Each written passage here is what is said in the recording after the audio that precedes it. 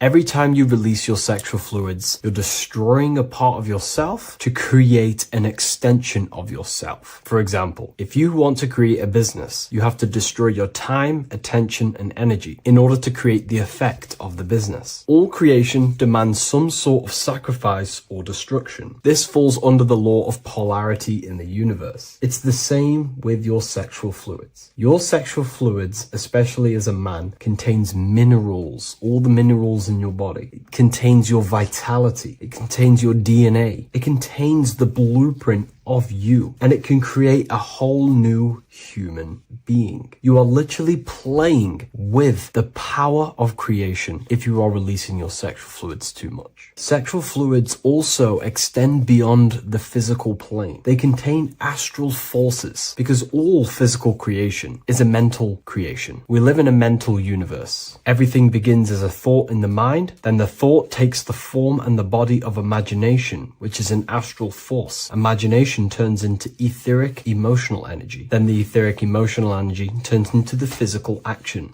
and the physical manifestation. We live in a mental universe. Therefore, these dimensions do not exist separately. They are permeating and mixing in with all. Your physical body has an astral body. Everything physical has astral forces behind it. Semen is known as the astral fluid of the soul. It feeds nerves, the channels of life force and consciousness within the body. And every time you release it, you're destroying a part of your vitality, your brain, your nerves, your energy levels, your creativity, and your DNA to create an extension of you. Therefore, it is a sacred fluid within your body and not something to be played with and to be released too much. Think about it. This is a very creative energy, your sexual fluids. It can create a whole new human being. This is how powerful it actually is. It is the power of creation, and the misuse of this power can destroy your own vitality and your life of your body. Because that life you are giving in order to create an extension or a child is the same life you could keep inside of you and not waste to recycle and regenerate the body. Sexual energy has been for thousands of years associated with regenerating the body, longevity of life, and maintaining youth. Not only that, every time you release your sexual energy, it floods the brain with dopamine. Dopamine is the brain's reward system, created within the middle of the brain. It releases every time you've achieved something. However, sex or an orgasm is the most powerful feeling you can feel. It's the most amazing, intense feeling and release of dopamine you can possibly feel as a human. Therefore, if you flood your brain with this high amount of dopamine every single day, you are getting the epitome of human feelings every single day. Therefore, you will become numb to everything else in reality. You won't be able to enjoy the small things in life. And I know this firsthand because I experienced this myself. As soon as I stopped, this is when I started to enjoy the little things in life, seeing family, and I actually gained more energy, more ideas. We'll get into this a bit later. It is a creative energy. It creates a whole new human being. Therefore, if we maintain this energy, we can maintain our creative power within us, because that's what we are. We are all creative beings, moving energy from higher dimensions of consciousness, the mind, into lower dimensions of consciousness, the physical world. You hold the power to create. You are not in a world. The world is working through you. You do not possess a life. Life is working through you. You are not in a universe. You are the universe. It's moving through you. There is no past, present, and future. The present moment is you. When we release every single day or frequently throughout the week, like I said, we're triggering the brain's reward system, dopamine, which makes you feel as if you have already achieved something. And if your brain is telling you you have already achieved something by overusing your sexual fluids, then you will not have the motivation to achieve other things in your life. I know this firsthand. I became very lazy. I didn't want to work. I didn't want to do anything because subconsciously my brain felt as if I've already achieved. If we look at the symbol of the Baphomet, we notice the Baphomet has horns and a goat head. Now we look at the word horny. When you become sexually aroused, it's known as horny, which is the horns, representing the lower mind. The lower mind is the mind we use for our animal instincts. We have two parts of our mind. A higher mind, which is contained of higher thought, which chases spiritual things such as love, wisdom, knowledge, and God. Then we have a lower mind, which chases the things of the material world closely associated with the ego, chases validation, material gain, status, and physical sensation, physical pleasures. It is these physical pleasures that can keep you in an endless loop, making you feeling empty inside, because nothing material can ever satisfy our internal world. Nothing. You can achieve millions of dollars. You can achieve your dream house, your dream car, your dream watch. And if that is the only thing you are chasing, you will feel empty inside when you achieve it, because nothing of this material plane can satisfy you. Nothing of the lower mind can ever satisfy you. This is why we must sacrifice the lower mind and overcome the lower mind and the lower instincts. One thing I found amazing when I mastered my sexual urges and my lust is that my mind became a lot more clear. The thoughts and the time and the attention that I used in my mind to go towards lust, sex, and chasing these things was taking up a lot of mental space, time, and energy. But as soon as I removed it and mastered it, my mind became an open vessel for higher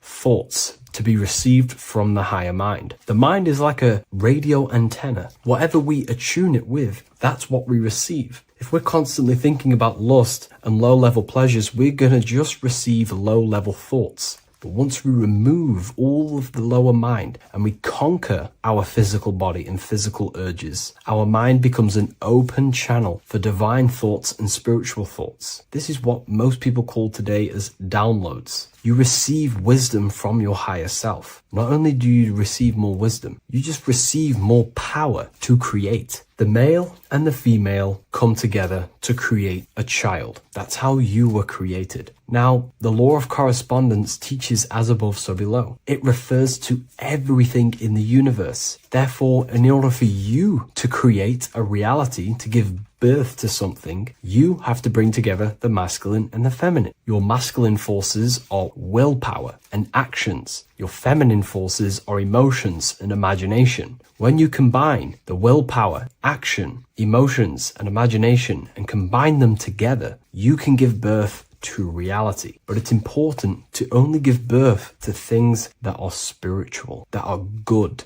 that are for the benefit of yourself and humanity, and not for the ego and the lower mind. Killing our lower mind is essential for spiritual ascension when we die. The thoughts that we give the most attention and energy to when we die are pretty much the same thoughts that we're going to think when we die. When you die, your physical body and external world is stripped and you're left with your internal world of consciousness, more than likely be resonating within the lower astral plane before you move on to any higher dimensions of the astral. It's important that we kill any addictions such as sex, food, attachments, emotional attachments to people, any desire for material things before we physically die. The Hindus taught this, Buddhism taught this, the ancient Egyptians taught this. We have to remove the desires in our heart for material and things before we physically die, because when we die, we cannot fulfill physical pleasure. Therefore, we will create our own suffering within the astral dimension. So sex is the biggest part of this. We have to remove the desire for sex or releasing any of our sexual fluids before we physically die to master ourselves. And not only that, it's going to benefit the way you feel, the way you think, the way you act towards people once you have mastered this. Porn psychologically damages you. You are quite literally the person in the corner of a room watching two other people give pleasure to each other. Psychologically, that is not good. And what happens in darkness is always revealed in light. What you do in your alone times will show in your confidence, in your eye contact, in your presence, in your aura, your energy. You cannot hide things that you do in the dark. because they always reveal themselves in a subconscious way, whether physically or through an energetic spiritual way. Sex can be known as sacred energy exchange. You are exchanging energy, bioelectrical energy. It's a scientific fact that when you hold hands with another person, your brain waves of each individual become synced. Your emotions sync. And you exchange electromagnetic energy because you are an electromagnetic being. When you have sex with someone, you are literally exchanging emotional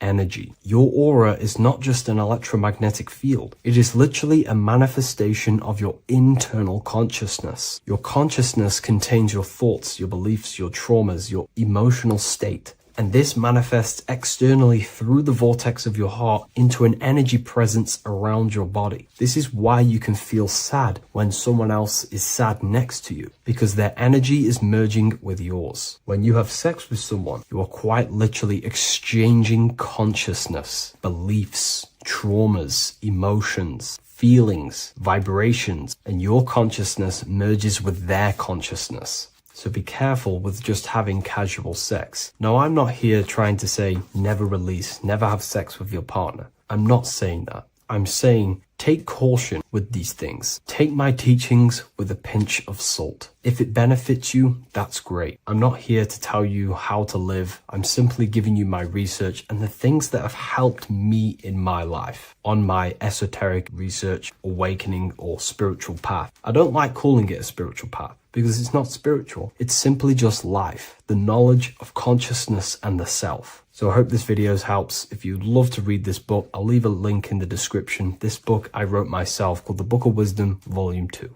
What if I told you that the pentagram can unlock the secrets of creation and make you manifest any reality you want? Hence why the pentagram is used heavily in magic and witchcraft. We have to understand that the pentagram has been heavily demonized. Religions, churches claim that this symbol is associated with Satanism and witchcraft. I personally believe this was intentionally done so that people do not gain their personal power over reality and their life. The pentagram reveals so much about you, and it is one of the most important symbols to understand inside the occult studies. It is one of the most common symbols that you will see across all occult esoteric orders and different occult traditions, such as Freemasonry, Kabbalah, Rosicrucianism, alchemy. You will see this symbol everywhere. And in fact, you even see this symbol, the pentagram, on old church buildings, statues of Jesus next to church buildings.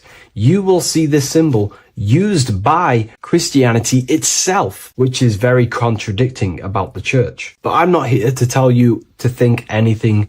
You can simply take this information with a pinch of salt and see if it benefits you. The pentagram used by the early Christians was said to symbolize the 5 wounds of Jesus on the cross. But this goes much deeper in an esoteric explanation. The pentagram ultimately represents the 5 elements of creation. All creation falls within these 5 elements. We have spirit on the very top, then you have air, water, earth, fire. This is the correct placement and order of the elements. Air is always on the left, water is always on the top right, earth very bottom left, fire bottom right, and spirit placed on the tip point of the pentagram. It's a 5-pointed star drawn with one continuous line. But this actually reveals much deeper things, and we're going to be going into how to use this symbol for magic and creating your reality towards the end of this video.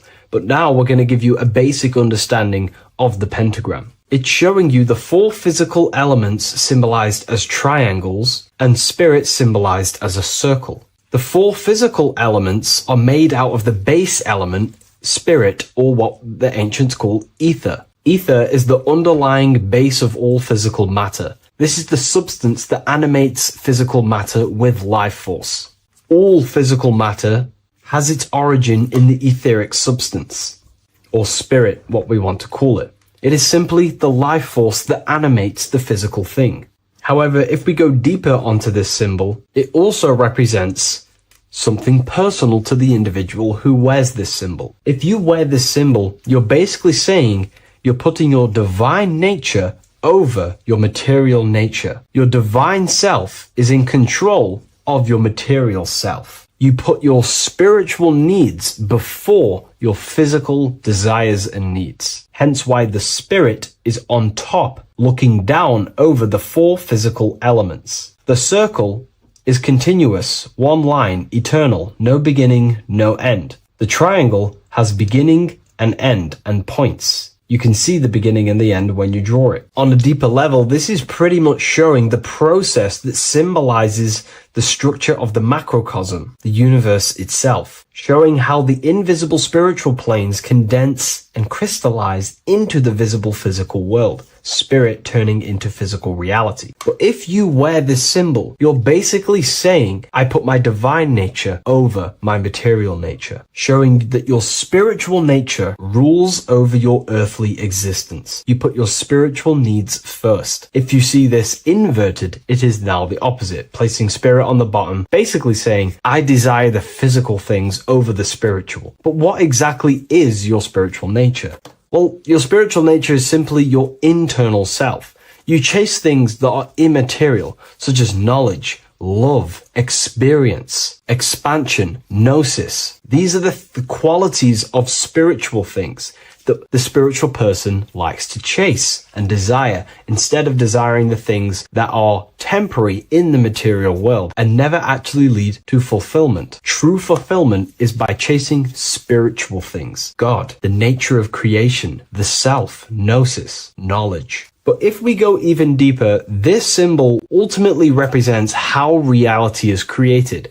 Hence why this symbol is heavily used in Kabbalistic magic and so-called witchcraft. We are all magicians. Each one of us are creating reality. There are just certain ways you can actually create reality by becoming conscious of them. By becoming conscious of the elements and the qualities of the self that actually create your experience in your life in the present moment. If we look at the pentagram, we see that when you draw a pentagram, it is one continuous line. It is one expressed in 5. The order of the elements are very important. Spirit at the bottom, fire at the bottom right, and so on and so on. Because this is showing you the descent of the spiritual into the material, the invisible crystallizing into a material reality. As you can see when you start to draw the pentagram, you see spirit at the very top. You're descending down to fire. Fire is the closest element to spirit. Hence why in magic and witchcraft, people like to use candles. So you're descending first into fire, then into air, then into water, then into earth, then back into spirit. Because of course, the cycle of creation unfolds itself. When you die, you return back to spirit, and then you reincarnate yourself back into physical reality if you wish and desire to. Everything is under this process of matter spiritual. In the daytime you wake up, you're in your material body. When you go to sleep, you enter your astral spiritual body. Everything's in this continual process, renewing itself in spiritual, then material. But the reason why this is associated with magic so heavily is because each one of these elements corresponds to a different body of consciousness, a different vehicle of consciousness. Consciousness has many different vehicles it uses to create the tangible self, the physical reality. For example, consciousness has a spiritual nature. The spirit element in this case symbolizes the emanation, the descent of the one power, the one force that we are all using. Each one of us is using this one power, the power of the source consciousness, unfolding its creation in the present moment. This represents the source, the emanation, the descent of this continuous flow of energy through us that we are tapped into, like a live stream in the present moment. This descends first, the force descends into fire. Fire symbolizes the willpower, will. In this aspect or vehicle of consciousness, the will is the being that directs intention, initiates action, shapes reality through focus, determination. It sets direction, holds intention, projects a desire into form, and aligns your inner world with the outer creation. The will comes out of the force, spirit. Then the will goes with intention to air. Air symbolizes the mental vehicle of consciousness, the mind, the psychic man. The psychic aspect of your consciousness is thinking, imagination, mental images, logic, using the thought or the mental vehicle body of consciousness. Then that thought has an emotion, which is then water. So it goes from the force to the will to the intellect to the water, the emotional body of consciousness. The emotional vehicle of consciousness amplifies the thought into an emotional desire that you want to take action on. No one takes random actions, and if we do, we say we're very bored and we don't care. The water is the energy, the emotion you have to fulfill something. And that emotion then descends into earth, which is the physical body to take the physical action in the present moment, to fulfill that desire, to fulfill that will, that thought, that desire. And that is how reality is created all the time. Now, there is much more that you can go into with the pentagram, because true magic is about changing consciousness at will, not casting random spells. It's the ability to change the direction of consciousness using the power of the will to direct these forces to create change in the internal world so it can project outwardly in the external world. Because consciousness creates the external reality. What happens within us, we see change outside of us. So true magic is about manipulating the forces and the vehicles of consciousness that exist within our own mind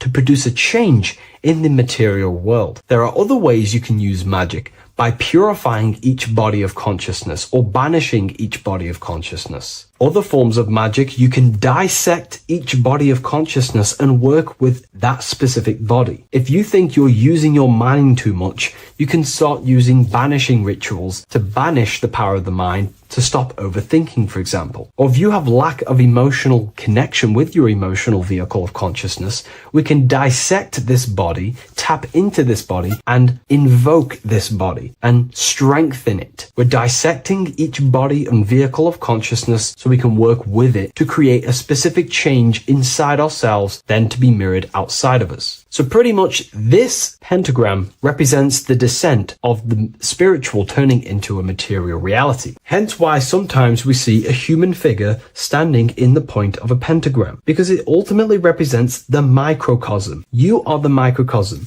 You represent the entire process of spirit into matter, the invisible into the visible, the formless into form. The pentagram, drawn in one unbroken motion, captures this divine act of creation, showing how consciousness flows downward through the elements or the vehicles of consciousness to bring forth the material reality. The Book of Symbolism will teach you all about this. It was released November 17th. A lot of people have taken advantage of this. You also gain a free ebook with this copy. Every order comes with a free ebook. And if you wish to get your copy of the brand new Book of Symbolism, you can find it in the description or revivalofwisdom.com. Thank you, everyone. I'll see you in the next video.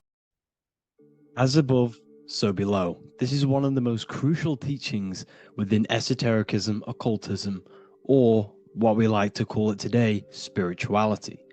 I don't like calling it spirituality because it's not spirituality. I teach human consciousness. I teach the science of you and your consciousness alone and your being. And in order to fully understand you and this world around you, you must understand this number one principle of as above, so below. There is many misconceptions of this, and there is many simple teachings of this. But I'm going to break it down today from the most simplest to the most complex, and you will see the connections between all things. This is the most important lesson you could ever learn, and I'm going to teach it you today.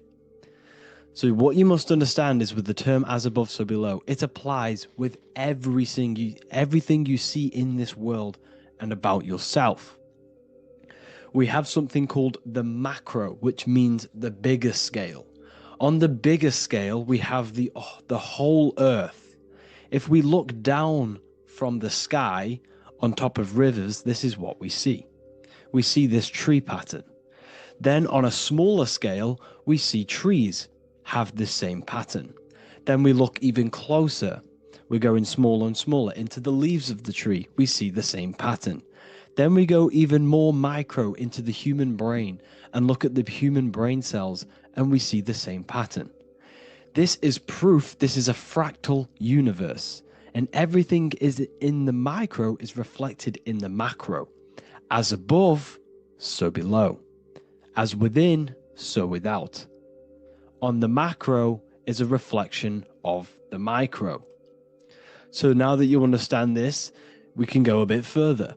A yearly cycle of spring, summer, fall, winter is a macro. A micro is a daily cycle. So a day is a mini year. The summer is the midday. Autumn is the evening. Night is the winter. And spring is the morning. This is a macro, a reflection. We have a miniature cycle of the zodiac every single day. And this cycle is also reflecting the cycle of life and death. We live, we are born, which is the spring. We live, which is the summer. We then age, which is the autumn. And then we die, which is the winter. And then we are reborn again. This is the cycle of life and death. And you do this every single day. You see, death is a macrocosm of sleep. This is why we say sleep is the cousin of death. Because you die every single night. You do this process of life and death every single day. As above, so below. What's in the micro is in the macro. So when you go to sleep, you are essentially dying. And then in the morning when you wake up, you are then born again. This is a fractal cycle that we live in. Everything in this whole world is fractal. Everything applies to as above, so below. We have the sun, we have the moon, we have the day, we have the night. We have the life, we have the death. We have the conscious, we have sleep. As above, so below. We have the conscious mind, because now we're diving into as within, so without. As above, so below more refers to the external world. As within, so without is referring to your inner world and the outer world. What you must understand is about yourself. You exist in two realms. You're an individual. The dual nature of you. You exist in two realms at once. You have an inner world of your thought, emotion. This is the inner world that no one else can see but yourself. And you have an outer world with a physical body which everyone can see. So you exist in two worlds. You have the inner voice, you have the outer physical voice, which I'm speaking to you with now. But I also have an inner voice, which no one can hear, only but me. So you exist in the light and you exist in the darkness. The sun represents your external self, your physical, conscious mind. The moon represents your shadow self, the inner self, the psyche self, the spirit self. There is an as above, so below. The sun is within you. The moon is within you. Everything is within you. Now that you understand as above, so below, what is your body? Your body is a miniature earth. Let me repeat, your body is an earth. Your body is the earth. Okay? Because like I say many times in all of my videos, you are not in the world. The world is you. You are the universe. Your brain is a computer creating this reality. What you see with your eyes is produced in the back of the brain called the visual cortex. You don't look into the world, the brain produces the world. The body produces the world. When you touch something, you're not actually touching something. This is the electrical nervous system. When you touch something, what you feel is actually electrical signals on your nervous system reporting back to your brain. Therefore, when this body dies, you leave the earth because this body is the earth. Okay? As above, so below. You have the mental plane, the astral plane, the etheric plane, and the physical plane. This is essential for understanding reality and the teaching of as above, so below. Everything in this material plane began in the thinking mind. For example, the microphone I'm speaking into, the phone you're watching this video off, or the laptop or iPad. Where did this begin? It didn't begin in the factory. The first ever place this item begun was in the mind of an individual. The invisible realms of mind is where all physical things and physical items begun. Essentially, this physical plane is the effect of the thinking mind. This world is the world of effect. It's the world of outcomes. When you see something, it is already manifest. It is already being manifested. It is an effect. And in the effect of the cause, which is the thinking mind. Therefore, the mind creates thoughts, which is the mental plane.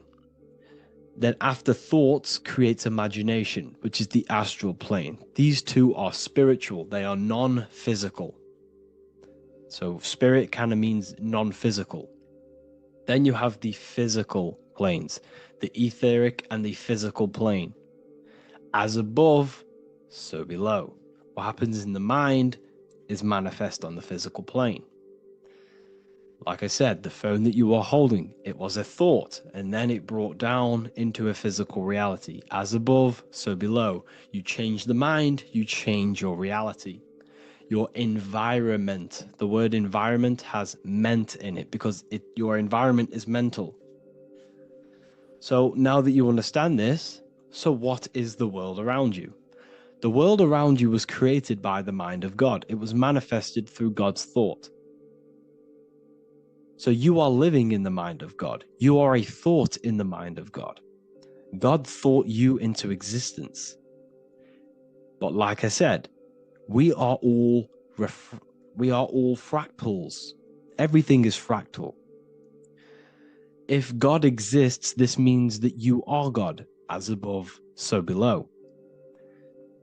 God created you through the thinking mind, and he gave you a thinking mind.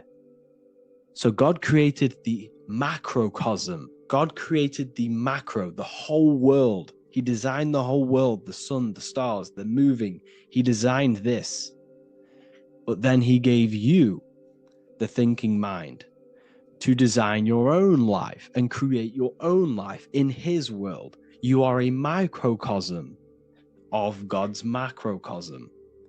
Just like God thought you into existence and the whole world into existence, you are a microcosm thinking your world, your reality into existence. You see this now? Everything is a reflection. Everything is a mirror. Everything is fractal. So in order for you to change your reality, you must change these higher planes. Your thought and imagination are the two key aspects of creating physical reality. Every object you see around you was begun in these higher planes of the non-physical, and they were brought out of spirit into physical matter through the thinking mind and physical action. So now we're going to get a bit deeper. The brain is not the mind. Now that you understand, we have spirit and matter. As above, so below. You have a non-physical side of reality and a physical side of reality. The mind is the spiritual brain. The brain is a physical manifestation, a physical effect of the mind. The mind uses the brain to operate in the physical world, and it's the same with the heart. The soul manifests itself physically through the heart. The heart is a physical manifestation of the soul, of the emotion, thought and emotion, the mind and the soul, the brain and the heart, heaven and earth. So you have the inner world and the outer world, the spiritual, non-physical, and the physical. So we are all on this process of awakening and expansion. an expansion of our minds into new fields of thought, into new fields of awakening ourselves. Because essentially we are born into this world, but you are born many, many times. You can be born physically and you can be born spiritually. Like I said, everything is fractal. So just like when the baby finds out that there is a world outside of its mother, what does the baby do? The baby seeks a way out of its mother, and then the baby is now born into a new world, a world outside of its mother's womb. It's the same with you and your spiritual process. As your mind becomes aware that there are other realities beyond your physical body, it then seeks a way out. And this is why you are probably watching my YouTube, because you are now on the path. Something within you has guided you to this path of knowledge, truth, enlightenment, and expanding your consciousness. And it is your soul who brought you here. Your soul speaks through emotion, a guidance. Emotion is the language of the soul. When you feel very bad, this is your soul telling you you're not in the right place. You're doing the wrong things. Because the soul is always unfolding its purpose, which is expansion and learning. That is it. The mastery of the self and the learning of the mind is the only thing that counts in the end after this life. So you are on a journey of expansion, of learning, creating, and spiritual rebirth. As above, so below. What does this body tell you? When I see someone overweight, I don't see the overweight. I don't see the body. I see the mind. I see an undisciplined mind. I see a mind that lacks self-control. I see a mind that seeks external validation. That's what I see when I see an overweight person. I don't see his body. I see the result of his mind. Because what does the Bible tell you? You shall know them by their fruits. It's the same saying as above, so below. You shall know them by their fruit. The fruit is their manifestation. Your body is a direct correlation and manifestation of your mind. Your inner world projects your outer world. As within, so without. As above, so below. Now, what do you see when you see this man's body? I see discipline. I see strength, mental strength, not physical strength. I see mental resilience of pain. Because all of this man's mental energy has been manifested physically within his muscle. This body is a direct manifestation of this man's mind's pain and suffering. And it shows discipline. This is why people instantly respect you if you are in shape. You walk into a room and you are in shape, people will instantly give you respect because they know that you are mentally disciplined. The body is a reflection of your inner world, and it's the same with your friends, your family, your connections with people. If you think about yourself very negatively all the time, and you don't have a good connection with yourself, you don't have a connection with your true self, this will manifest into every single relationship you have in your life. If you don't have a good relationship with your inner self, you don't have a good relationship with the people and the friends around you. Because as within, so without. If you think negative about yourself, you will only pick up the negative in other people. If I think very highly of myself and I think very happy and good things about myself, I will then see the good things in other people. Because it's as above, so below. As the inner world is, so is the outer world. It's the same with your life circumstances.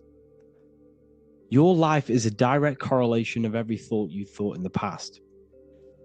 If you possess millions of pounds, millions of dollars, this is because you have thought this into physical reality.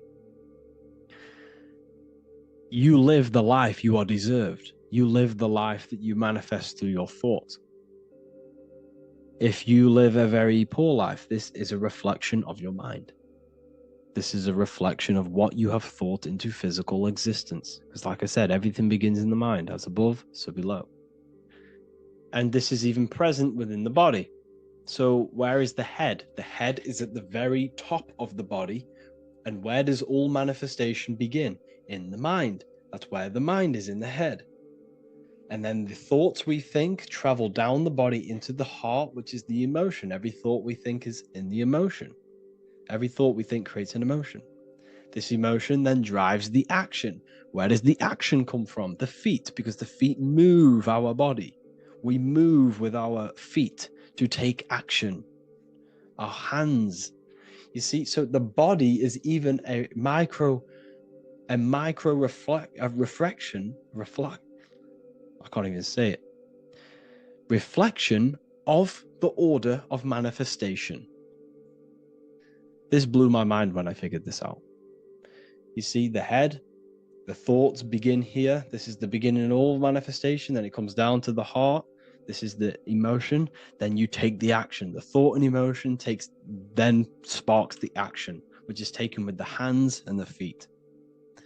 And where's the lowest point on the body? The feet, and that's touching the physical earth. So the head is where the thought is, the non-physical, and the lowest point on the body, which is touching the physical earth. So the head represents spirit, the feet represent matter, spirit and matter. Your room, if I walk into your room and I see a messy room, I don't see the room, I see a messy mind. The room is a reflection of the mind. If you have a messy room, this is your mind. It's an externalization of your unsorted mind, undisciplined mind. So like I said, we are all God, and we must find the God self within us. And I teach all of this inside the Book of Wisdom, Volume 2. This is not just a book, this is a revolution.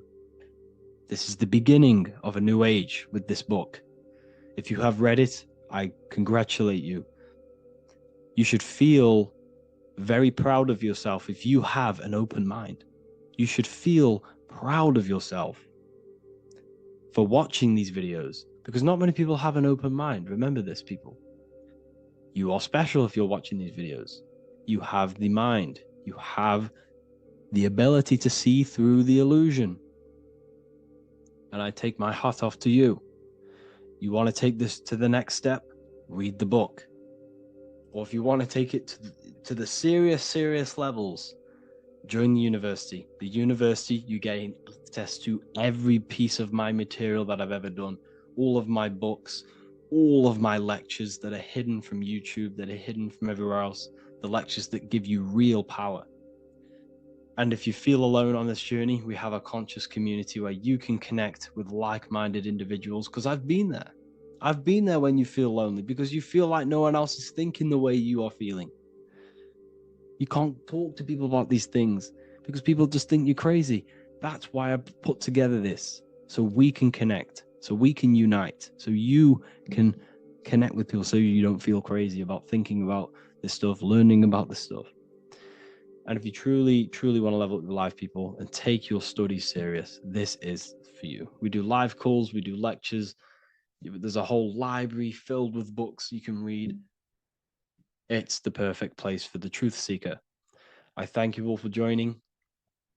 Please leave a like, a comment, a subscribe. Let me know any future videos you want me to make in the comments. Thank you all. Have an amazing day.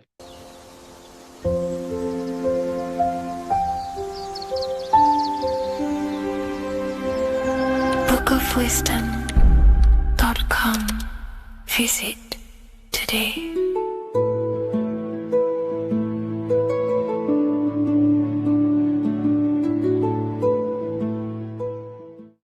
Watching pornography makes you see people as objects. It does a lot of psychological damage to the human mind. And if you truly want to progress in life, your spiritual journey, mastery, whatever it is. Mastering your sexual urges is essential to become powerful, successful, and become the best version of yourself. And there are some occult practices that I used to help master this urge. They're not really techniques, they're more mindsets, which will definitely help you overcome your urges. So if you want to quit pornography today, this is the way forward that I used to create this version of myself. Before we go into the tactics, we must understand that whatever we do in darkness comes into light some way or another. If you watch pornography, you know you have a problem, you keep this to yourself. We all naturally do. These things are private, and what we do in our private time molds our subconscious mind, and we keep it away from people. But whatever we do in darkness always comes to light. If you're doing things you don't want others to see, such as watching pornography, it will come out through a subconscious force. It will come out in your eye contact. You won't really be able to make eye contact with the person you're attracted to. It comes out in your energy, your aura, your presence, your confidence. All of this plays a role in molding your consciousness. And especially women can pick this up so easily. Females are more subconscious, males are more conscious. Females speak indirectly, males should speak directly. If a woman is hungry, they will say, "I'm hungry." "Are you hungry?" But a male will say, "Let's go get some food." You have to see the underlying subconscious messages in women because they speak in more of a subconscious language. Men speak in a direct language. And maybe even men will pick this up. If you want to be taken seriously in the business world or your career, whatever it is, this is essential for your body language and your personal power. So you must master your sexual urges. Releasing your sexual energy, your sexual fluids, removes the life in your eyes.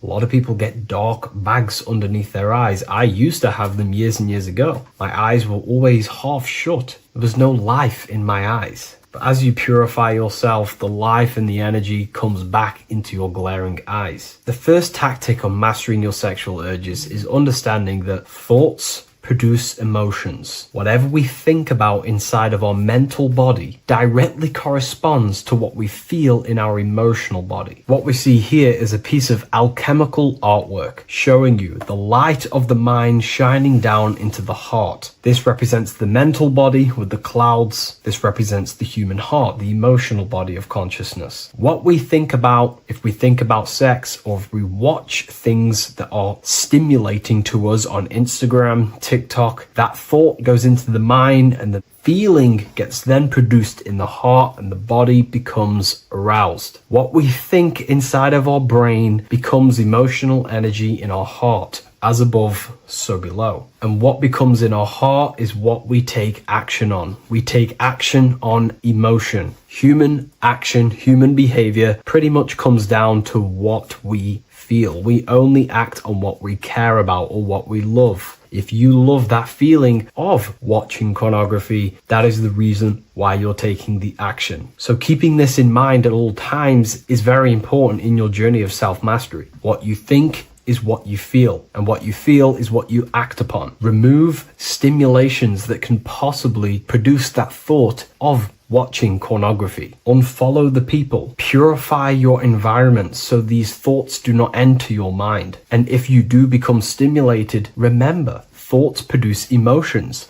Change your thoughts. Think about something else instantly. The more you think about it, the more you feel, and the easier it is to take action upon it. And the second tactic that I say to myself is that it's all mental. World, the universe, life is all mental. For example, unfortunately, my brother passed away recently. I've never gone through something like this in my life. It's tough. It's horrible. It's not nice losing a loved one. However, if I sit around and focus just on the negative side of that, yes, of course, I'm going to have my moments. But if I just sit there and focus on the negative, it will destroy my life. It will pull me down. The only thing that I can do to benefit from this situation is to become a better family person out of this. Become more loving. Spend more time with the people who mean a lot to you. You can always change and transmute the mindset of every situation in your reality. There's a famous saying I like to say, if you can change it, change it. But if you cannot change it, change the mental attitude towards it. Never just sit there focusing on the negative side of reality. This helped me with mastering myself watching pornography. It's all mental. You hold the power over the mind. And the next tactic is probably the best one ever. And I still use this today in everything in my life. Before I make any decision in life, I always say to myself, what is the effect of this cause? Is that effect going to push me towards who I want to be? Or is that effect going to pull me away of who I want to be and become and where I want to go in life? If the effect is not pushing me towards who I want to be, I will not take the action which is the cause. Consciousness cannot escape the law of cause and effect. It is an immutable,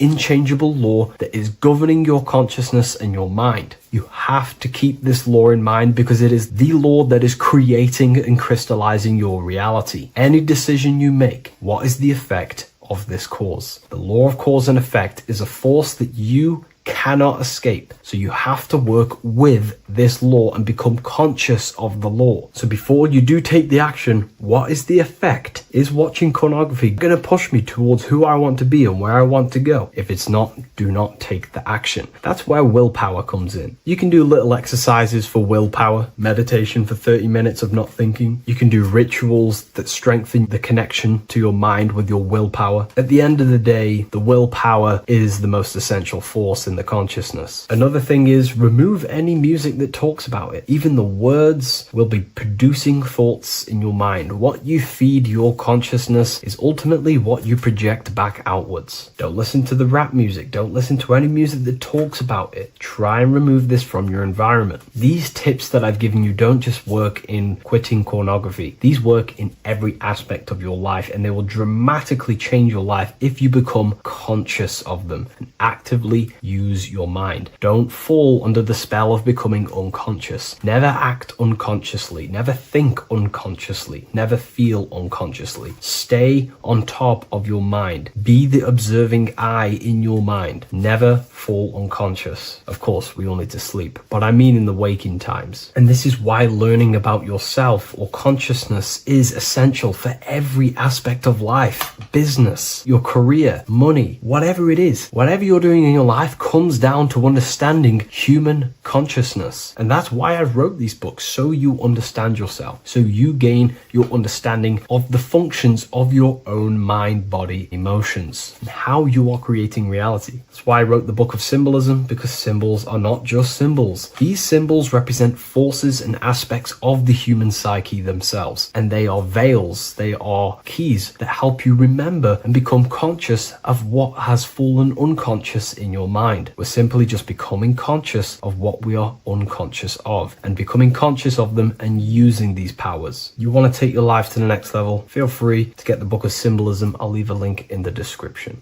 Take care, everyone.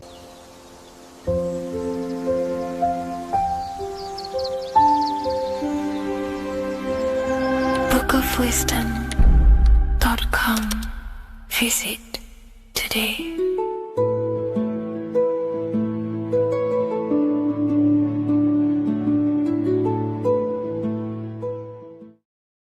Before you call the Baphomet evil, make sure that you watch this video until the end so you gain a full understanding on what the Baphomet truly is.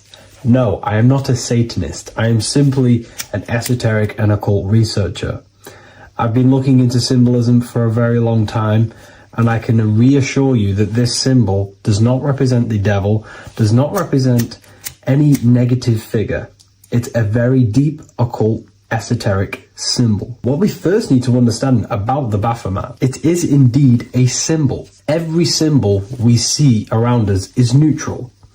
The pentagram, the Baphomet, is neutral. It depends how you use it, whether it is used in a good or bad way. Everything is neutral. It's your mind's perception that gives it a positive or a negative charge. First of all, let's break down the Baphomet symbol. Let's look very closely at the Baphomet. We have clearly the four physical elements corresponding to the Baphomet. Here we clearly have the fire element. The wings represents the air, the flapping in the air. The fish scales, which is the water. And this dome figure representing the earth. The soul is incarnated into 4 bodies. We have a mental body of consciousness, intellect. We have an emotional body of consciousness, which is all to do with intuition and energy.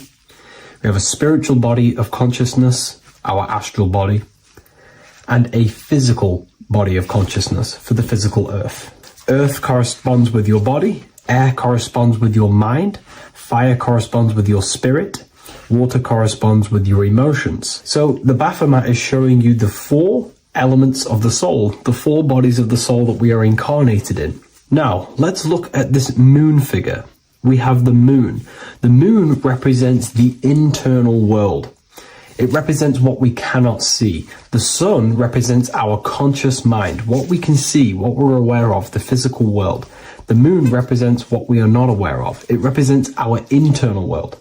Remember, we have 2 worlds. You're an individual. You have a dual nature. Individual.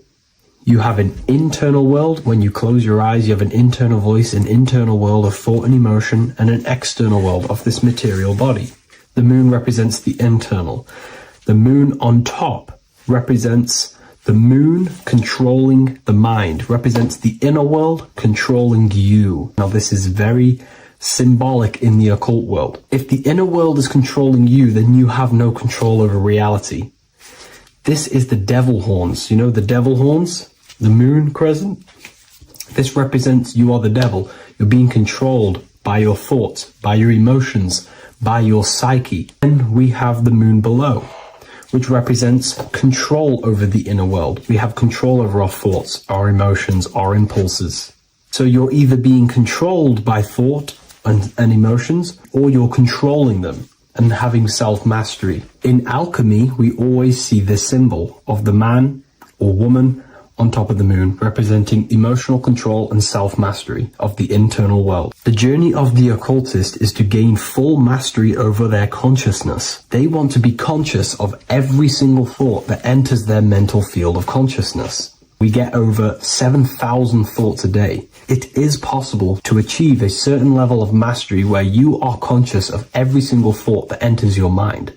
This is one of the end goals of self-mastery and occultism, as this gains your personal power. When one achieves this, they are then able to direct the mind in one place and one place only, becoming more effective in manifestation and creation, because we are microcosms of the divine. We are creators. This is the gesture of as above, so below. The inner world and the outer world are mirrors of each other. The inner produces the outer. Your physical life circumstances are a result of every thought you thought in the past. The inner projects the outer.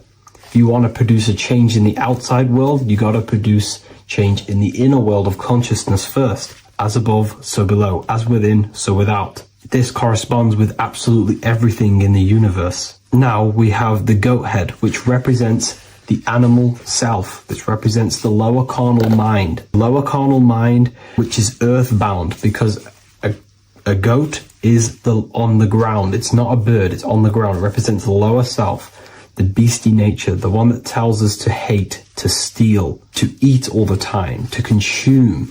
It's the beast within us, the beastie side of our consciousness. It has a human body resembling this, the human in the beastie nature, or we have the spiritual nature, the higher self. In essence, this symbol of the Baphomet represents the higher and the lower self of human consciousness. It represents the higher and the lower. To conclude all of this, the Baphomet is a symbol that represents the 2 paths that one can take. We can take the beastie path and become an instinctual animal, our body, or we can take the divine path of reaching our higher self. It is a symbol that represents the higher and lower self and the 4 different bodies of consciousness. In essence, this does not represent Satan or the devil. The devil represents the lower aspect of our human psyche. The war between Jesus and Satan is symbolic and allegorical for the war that happens within our mental field of consciousness. The internal war between good thoughts and bad thoughts, positive emotions and negative emotions. It is the constant war inside the battlefield of your own mind. Jesus, Satan are symbols, characters that are symbolic of aspects of your own consciousness, because the universe is mental. The only thing that truly exists is your mind. Therefore, all of these ancient spiritual texts like the Bible, the Bhagavad Gita, the Quran are all symbolic of what's happening inside of our mental body. It is the inner chaos that can destroy our life, or when we create structure and restructure our inner world, we can live a peaceful life. If you are struggling from the internal world and you want to gain mastery of yourself while learning the occult secrets, join Ethereal University, a community of like-minded individuals who are all striving for the best versions of themselves. We host live calls and we have an abundance of lectures that you can watch. Or check out the Book of Wisdom. This is volume 2. I'll leave all the links in the description. Have an amazing day. So depression doesn't actually exist, and in this video I'm going to show you how depression is actually a choice. And I'm going to give you some solutions on how to deal with it. And this is probably going to change your life forever just by doing this alone. Okay, so the first thing you need to understand about depression is that it exists in your conscious mind. It exists in your thinking mind. So what is inside your thinking mind? You have your body, your name, your reputation, your trauma, your memories, your family, your worries, your interests, your bills, your passion, dislikes, goals, right? Most people identify their lives with this. They identify their lives with their thinking mind. They think they're their name, their job, their reputation, their memories. But this is not who you actually are. Who you actually are is the observer of that. What happens if you stop thinking? What is left? You're left with unconditioned consciousness. You're left with the self, which is what we refer to as I. We are the consciousness, not the thinking consciousness. You are not these labels. You are not your thoughts. You are not your job, your name, your reputation. Okay? And the reason why I'm telling you this is because it's very important, is that we are something beyond this body, beyond this name, beyond our thoughts. We are the consciousness. So depression exists inside of the thinking mind, the conscious mind. Okay? So if you want to get rid of depression, you must learn how to escape the thinking mind. And not only just escape, but that's step 1. In meditation, you do meditations, right? We sit still and we have to learn how to control the mind and turn off the thoughts. And when we turn off the thoughts, depression goes out the window because there's no thought present in your mental field of consciousness to be depressed. Okay? You must understand, who is the one suffering from the negative thoughts? Who is the one suffering? Your mind is not suffering because the mind is producing the thoughts. Your body's not suffering from the negative thoughts. You are suffering. And who is you? You are a soul. You are that feeling. You are that person beyond the thoughts, beyond the feelings, beyond that. You are the one experiencing. You are that. Meditation gives us the ability to turn off the thinking mind. This allows us to escape our thoughts. Okay? And it gives us, over a long period of time after meditation, you'll be able to turn this switch. And this switch will be able to turn off your thoughts. And by doing this, we will be able to control our conscious mind directly by the hand. So when you notice yourself gaining them negative thoughts, we can then turn off the switch of turning off the conscious mind and rising to our authentic self and knowing the thoughts are just illusions. Now, let me tell you something that's very powerful. Most of your thoughts are coming from beliefs. Most of your feelings are coming from beliefs. So if you have a feeling of lack, this is coming from a belief that you don't have much. If you are feeling alone, this is coming from a belief that you are alone. So what we must do is restructure ourselves. We must restructure the subconscious mind, and we do this in many different ways. We can do this with meditation. We can do this with visualization, visualizing our desired reality as if we are living it. We can do this with affirmation. Now, a lot of people think, oh, I'm trying to speak something into existence with affirmation. No, you're not using vibration to try and change reality with what a lot of these new age people will teach you. Vibration, your words will not have much an impact on reality. That's the truth. But what they do have an impact on is reprogramming and recrafting and refining your mind. If you repeat, I am wealthy all day long, your subconscious mind, that word will be lingering inside your subconscious, and you will start to mold that into your conscious. You'll start to be consciously thinking about this. Most of your thoughts are coming from your subconscious. So if you want to get rid of depression, you got to figure out the trigger. What are you depressed about? What are you feeling? What are the beliefs that are making you feeling and thinking this way? And that's what you must restructure. You must restructure your subconscious mind through visualization, meditation, and affirmation. You do these all the time. You do these every single day, and you will slowly, if not surely, restructure your subconscious mind. While by doing the practice of meditation, you'll gain the off switch as well. Sometimes depression comes from not living in your authentic self. You're not doing the things that your soul is telling you to do. We all know what we should be doing at all times. I don't care what you have on. We all know we should be doing something. We all know that we have there's a higher aspect of our mind that tells us, oh, we need to be doing this, but I'm actually sat here on my phone. Oh, I shouldn't be eating this, but I'm doing it anyway. There's always that higher voice. And that is the voice that has to be connected to.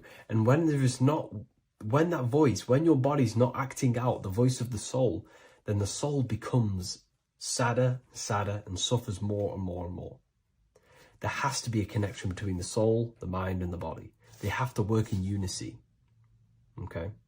So I hope this video helps with depression, with whatever you're going through mentally.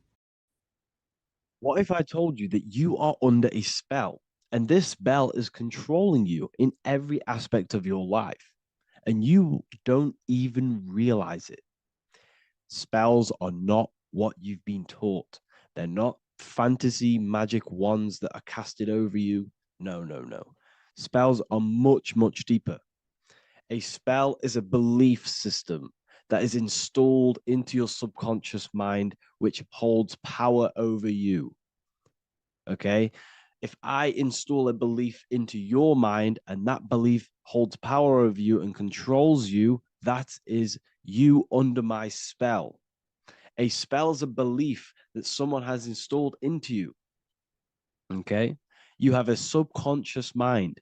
The subconscious holds power over 90% of your daily basis behavior, thought patterns, and overall emotional state. Because the subconscious is the back end of our mind, the mind that we don't really have access to. It's the shadow self, where all of our programs, all of our memories, all of our traumas, all of our everything that we've ever experienced is recorded and kept in this vast database called the subconscious. Now, the subconscious is the 90% of our mind. We are only aware of 10% of our mind, which is the conscious mind, which is what you're using now, what you're consciously aware of. But there is a subconscious mind that holds power over your conscious decisions, and you don't even realize it. For example, as a child, you had a very, very traumatic event happen. Let's say as a child, you were not loved enough by your parents. And this feeling of you not being enough for your parents and feeling alone as a child implanted this seed. And this seed was planted by your emotions, a strong emotion. And over time, as you grew older into an adult, this seed grew and grew and grew.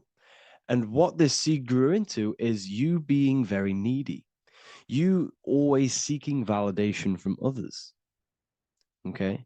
But you taking this conscious decision 10 years down the line actually stems from this hidden cause within your subconscious mind, within this little feeling, this seed inside your subconscious where you don't feel like you are worthy. So this results in a conscious decision of you seeking validation from others, being very needy from others. Okay. This is what the subconscious is. The subconscious holds power over us. For example, posting on social media. Why are you actually posting on social media? If you take a selfie with your new watch, new car, and you go and post that onto your social media, why are you actually doing that? On the deepest root cause, it's not because you just want to post a picture. No, it's much deeper. It comes from a subconscious belief or a subconscious emotion of you seeking external validation, whether you believe that or not. But that's what it is. If you're posting on social media, you're seeking attention, you're seeking validation from others on a deep level, on a subconscious level. You may not even realize this because it's subconscious. Now, this is what a spell is. Money is a type of spell. Remember, money doesn't actually exist. Money does not exist. Money is a physical object inside of the material plane. But the physical object has a belief in the mental plane. See, the mind is the highest plane. This is the root cause of reality, the mental plane. Okay. So our belief in our mind has given this piece of paper value and a meaning. But in reality, it's just a piece of paper with a belief behind it. But this subconscious belief behind this piece of paper is controlling your daily basis behavior, is controlling your emotional state and controlling your life without you even realizing it. Without you even realizing that it's all an illusion. Money does not exist. It's the belief that gives the piece of paper a power. And the way we break the spell is by realizing that the money doesn't actually exist. The whole world is under the spell of money and it's controlling all of us. But the spell is the belief. Once we all wake up and realize money has no value, it doesn't actually exist, it's only a belief. There is no actual money. That's how we break the spell. The spell is broken when we figure out that we are under the spell, under the belief, under the illusion of this piece of paper having value, and it's controlling our lives. That's why the word money has mon within it. Mon is moon, and the moon represents our hidden aspect of our mind, our subconscious, and the sun represents our conscious mind. So you have two versions of yourself. You have the self that you show to everyone, the conscious mind, and you have a shadow self called the subconscious, which is the hidden aspect of you. For example, do you really love your partner who you're with, or are you just with them for, is there a subconscious fear of being alone? Do you really want to be with this person, or is it stemming from, are you staying with them because it's stemming from this fear of being alone, of being lonely? Or are you just with them because you have a subconscious sexual addiction? And all of your conscious decisions are actually coming from this little seed of wanting sex or not being alone. You have two versions of yourself, the conscious mind and the subconscious, the shadow self and the self that you show to everyone else. Okay. And the subconscious is what's holding power over you. When you drive your car, you don't consciously have to think about changing gear. You've done it that many times. It's on autopilot. That's the subconscious doing it. You can be walking down the street. Your conscious mind can be thinking about what you're going to cook for tea later, but your subconscious mind is controlling your body and walking your body. You don't have to think about moving the body. You just do it because you've done it that many times. It's a program. It's a belief in the subconscious that's giving this movement power. You see, the subconscious holds a lot of power over you. Our beliefs hold power over our daily basis behaviors and actions.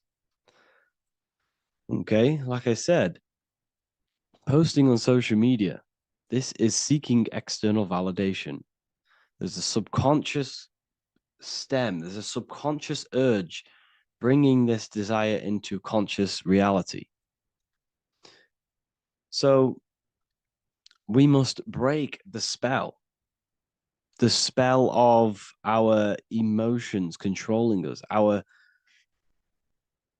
traumas from a child controlling us. For example, another example of this, let's say you were in a car crash years ago, and this car crash led you to having a very traumatic event, very traumatic emotion you felt in that car crash. You felt a lot of pain. That was impressed into your subconscious.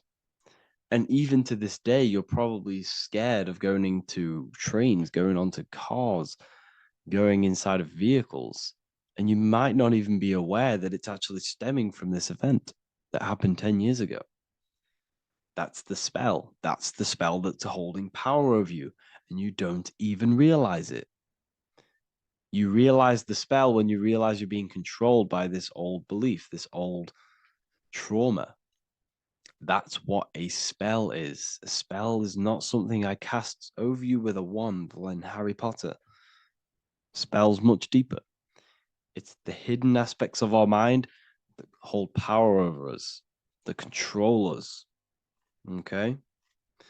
So how do we get rid of the spell? How do we break the spell?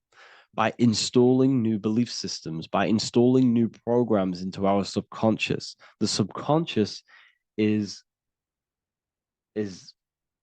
impressed by repetition and emotion. Everything you do on repeat, for example, tying your shoelaces, you can be looking up into the sky, closing your eyes, thinking about what you're going to create for tea while doing your shoelaces. You've done it that many times, you don't have to think about it. That's the subconscious taking over. Okay. That's the repetition aspect of the subconscious. For example, you could probably run down your stairs. You know exactly how to run down the stairs. If I tried to run down your stairs, every staircase is different. I'd probably fall over. But you've done it that many times, you know exactly how to do it. It's what we call ritual. When you have an evening ritual, when you tidy the house, you do your skincare routine, you wash your teeth, that's a ritual. This is what the ancients called ritual. When we do rituals, we're trying to implant something into our subconscious to either remove an old program, an old seed that is controlling us, for a new one that's going to grow into new light, into a new reality. So you can implant messages, implant new programs into our subconscious, which will then grow into a new reality. Okay? Because if I tell you something over and over and over again every single day, for example, if I say, you do what I say every single day I repeat this statement into your ears, about a month or 2 months in, you're going to start to believe in that statement and you're going to start to be under my spell. You're going to start to do everything that I say. So this is what spells are. Spells are subconscious beliefs that hold power over you, and you don't even realize it. So we need to remove these old programs we have that are controlling us for new programs. And we do that through ritual, affirmation, and imagination. Repetition and emotion is key to impressing the subconscious. They are the two ways that spells are created, that programs are created. The subconscious only knows the now, and it only knows you. So every word you say is a spell. So when you call someone else a name, you're calling yourself a name, because your subconscious takes everything you say as truth, because it only knows you. It doesn't know anyone else. So every night we can do affirmation. We affirm the reality we want. This is what we call a ritual. We sit down or we stand up, whatever it is, you affirm the reality you are, I am statements. And then you imagine that reality. And you do this over and over again, every day, twice a day, 3 times a day, however many times. And this will cause repetition. This will install a new belief system into your subconscious, which will then start to show in your external reality. It will start to put you under a spell of the new program. For example, if I install into my subconscious that I believe that I am rich, every single night I affirmate that I am rich, I am wealthy, I am free. And then I do a ritual. I start to imagine this reality. Every single night, I do these two things on repetition, and I start to feel the reality and imagine the reality. Over time, I'm going to start to believe that I am rich, that I am free, and I am wealthy without having the physical reality. And what this will do is that it'll implant a message deep within your subconscious mind. It will plant the seed of this belief. And this belief over time will grow into 90% of my thoughts, 90% of my actions, 90% of my words. My words, my thinking will change due to this new belief. I may not even realize it, but I'm looking for more opportunities to make money. I'm speaking to more people because of this belief that I've installed. This belief has triggered new ways of thinking. My mind, my conscious mind is now only operating to fulfill this belief. And my conscious mind might not even be aware of it. You won't even realize that you're manifesting this belief of being rich. And that's how it happens. You implant the belief within your subconscious. You implant the spell into your subconscious, which will then gain control over you. So we need to make sure we're removing the negative spells, the negative programs that are controlling us for new regenerated ones, for new ones that are going to create new realities, a better life. Okay? You don't want negative traumas, negative seeds controlling you and growing into your life. If you don't cut them off, they will continue to grow and grow and grow. Your anxiety will get bigger and bigger and bigger. Your depression will get bigger and bigger and bigger. But it's all actually stemming from one belief system or one trauma. Okay? So this is important. Everything in this physical plane is an effect of the higher planes. It's a shadow of the mind. Everything we think, all physical objects began as a thought, then an imagination, then energy, then a physical reality. So we must change the mental plane. We must plant seeds into our mind to change down into our physical material life. It's about manipulating this higher plane so we can create change and effect in the physical external material plane. That's what magic is. This is what spellcasting is. This is all what it is. It's not fantasy. This is the manipulation of the higher planes of consciousness, which your mind has access to. You have access to these higher planes. Okay? This is exactly what I teach in my university. I teach different rituals. I teach specific rituals to get rid of certain things, certain belief systems. I teach all different rituals, all different ways for you to create your own reality and live the best reality you want. We also have all of these different courses. We have activating the inner eye. This will teach you exactly how to lucid dream and activate your inner vision of imagination. We have the sexual alchemy course. This will give you the power of transmuting your sexual energy into creativity. We have electromagnetism studies. We have esoteric exchange, an exclusive live call that we do every single week. And I connect with all of the students. They can ask me questions, can speak with me one-on-one inside of these live calls. We have the real numerology section. We have the health section. We have a lecture section. Look at all of these lectures we have on occultism, symbolism. All of these lectures are designed to gain you power, to give your personal power back to you, to make you realize things about you. We have a meditation section. We have a library section where you can download all of our library, all of our books, different books on occultism, symbolism, Freemasonry, astral projection. And of course, we have the Manifestation Mastery course, which teaches you exactly how to create reality so you can live that desired reality that you want. This is the last chance to lock in the price of $55 a month. This is less than $2 a day. You can really level up your life, because the price is going to increase as the value of the university increases, because there's a new symbolism course coming out. And if you join now, you'll get this course for free, because obviously when this course releases, the price will go up. The symbolism course will teach you the language of esoteric and occult symbolism. I'll leave the links in the description. Make sure to leave a like, comment, subscribe to the channel if you want to see more content. Thank you all, people. Have an amazing day.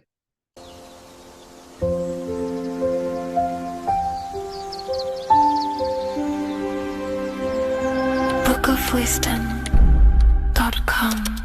Visit today.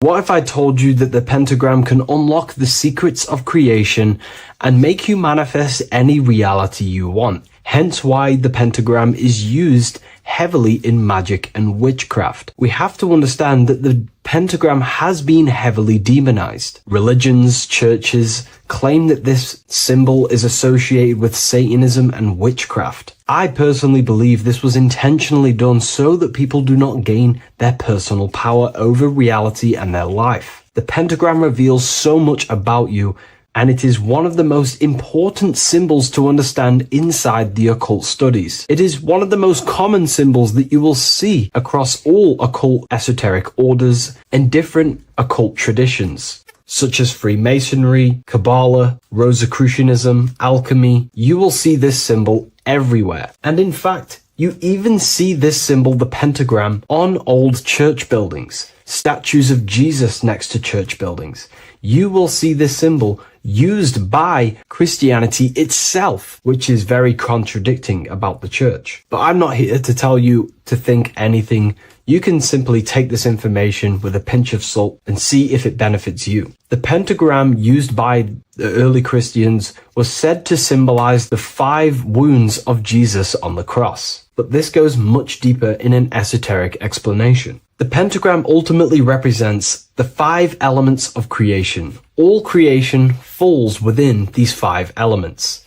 We have spirit on the very top, then you have air, water, earth, fire. This is the correct placement and order of the elements. Air is always on the left, water is always on the top right, earth very bottom left, fire bottom right, and spirit placed on the tip point of the pentagram. It's a 5-pointed star drawn with one continuous line. But this actually reveals much deeper things, and we're going to be going into how to use this symbol for magic and creating your reality towards the end of this video.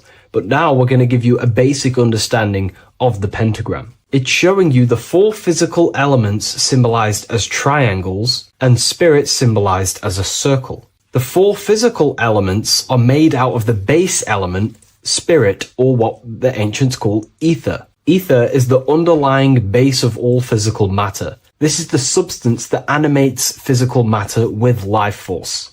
All physical matter has its origin in the etheric substance, or spirit, what we want to call it. It is simply the life force that animates the physical thing. However, if we go deeper onto this symbol, it also represents something personal to the individual who wears this symbol. If you wear this symbol, you're basically saying you're putting your divine nature over your material nature. Your divine self is in control of your material self. You put your spiritual needs before your physical desires and needs. Hence why the spirit is on top, looking down over the 4 physical elements. The circle is continuous, one line, eternal, no beginning, no end. The triangle has beginning and end and points. You can see the beginning and the end when you draw it. On a deeper level, this is pretty much showing the process that symbolizes the structure of the macrocosm, the universe itself, showing how the invisible spiritual planes condense and crystallize into the visible physical world, spirit turning into physical reality. But if you wear this symbol, you're basically saying, I put my divine nature over my material nature, showing that your spiritual nature rules over your earthly existence. You put your spiritual needs first. If you see this inverted, it is now the opposite, placing spirit spirit on the bottom, basically saying, I desire the physical things over the spiritual. But what exactly is your spiritual nature? Well, your spiritual nature is simply your internal self. You chase things that are immaterial, such as knowledge, love, experience, expansion, gnosis. These are the qualities of spiritual things that the spiritual person likes to chase and desire, instead of desiring the things that are temporary in the material world and never actually lead to fulfillment. True fulfillment is by chasing spiritual things: God, the nature of creation, the self, gnosis, knowledge. But if we go even deeper, this symbol ultimately represents how reality is created. Hence why this symbol is heavily used in Kabbalistic magic and so-called witchcraft. We are all magicians. Each one of us are creating reality. There are just certain ways you can actually create reality: by becoming conscious of them, by becoming conscious of the elements and the qualities of the self that actually create your experience in your life in the present moment. If we look at the pentagram, we see that when you draw a pentagram, it is one continuous line. It is one expressed in 5. The order of the elements are very important. Spirit at the bottom, fire at the bottom right, and so on and so on. Because this is showing you the descent of the spiritual into the material, the invisible crystallizing into a material reality. As you can see, when you start to draw the pentagram, you see spirit at the very top. You're descending down to fire. Fire is the closest element to spirit. Hence why in magic and witchcraft,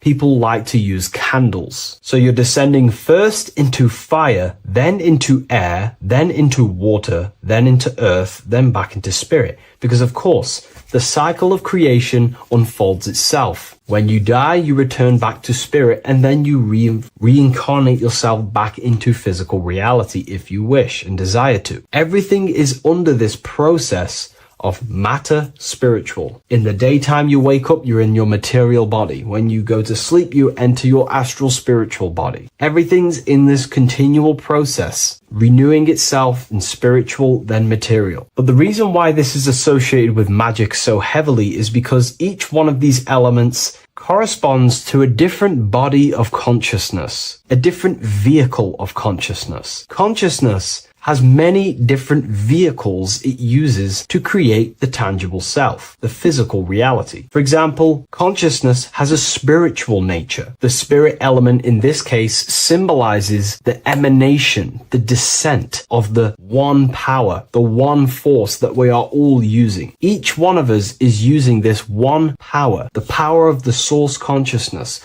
unfolding its creation in the present moment. This represents the source, the emanation, the descent of this continuous flow of energy through us that we are tapped into, like a live stream in the present moment. This descends first, the force descends into fire. Fire symbolizes the willpower, will. In this aspect or vehicle of consciousness, the will is the being that directs intention, initiates action, shapes reality through focus, determination. It sets direction, holds intention, projects a desire into form, and aligns your inner world with the outer creation. The will comes out of the force, spirit. Then the will goes with intention to air. Air symbolizes the mental vehicle of consciousness, the mind, the psychic man. The psychic aspects of your consciousness is thinking, imagination, mental images, logic, using the thought or the mental vehicle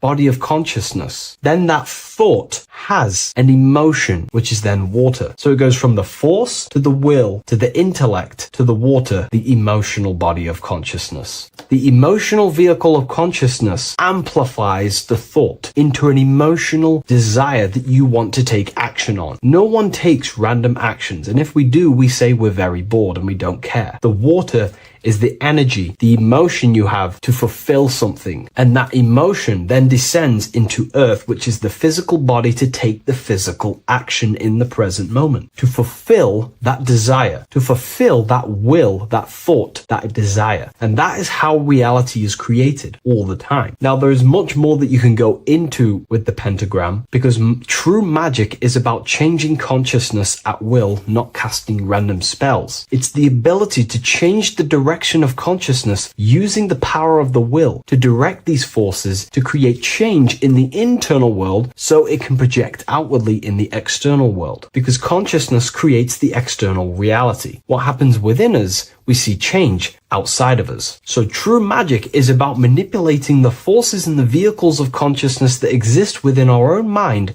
to produce a change in the material world. There are other ways you can use magic, by purifying each body of consciousness or banishing each body of consciousness. Other forms of magic, you can dissect each body of consciousness and work with that specific body. If you think you're using your mind too much, you can start using banishing rituals to banish the power of the mind, to stop overthinking, for example. Or if you have lack of emotional connection with your emotional vehicle of consciousness, we can dissect this body, tap into this body, and invoke this body and strengthen it. We're dissecting each body and vehicle of consciousness so we can work with it to create a specific change inside ourselves, then to be mirrored outside of us. So pretty much this pentagram represents the descent of the spiritual turning into a material reality. Hence why sometimes we see a human figure standing in the point of a pentagram, because it ultimately represents the microcosm. You are the microcosm. You represent the entire process of spirit into matter, the invisible into the visible, the formless into form. The pentagram, drawn in one unbroken motion, captures this divine act of creation, showing how consciousness flows downward through the elements or the vehicles of consciousness to bring forth the material reality. The Book of Symbolism will teach you all about this. It was released November 17th. A lot of people have taken advantage of this. You also gain a free ebook with this copy. Every order comes with a free ebook. And if you wish to get your copy of the brand new Book of Symbolism, you can find it in the description or revivalofwisdom.com. Thank you, everyone. I'll see you in the next video.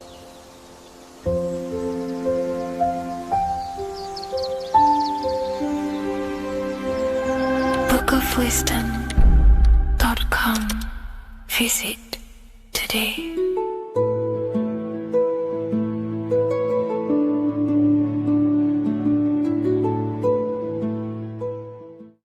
Welcome to Revival of Wisdom.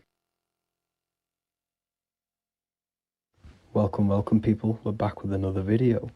In this video, we're talking about how Jesus Christ and Christianity is all sun worship.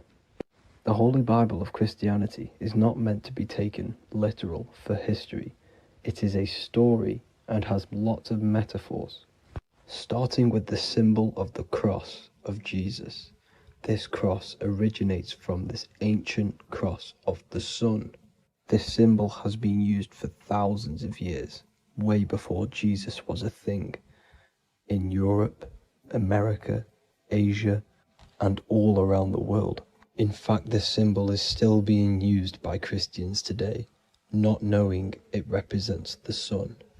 This is a 4,500-year-old artifact, a golden plate with an equal-armed cross found in England.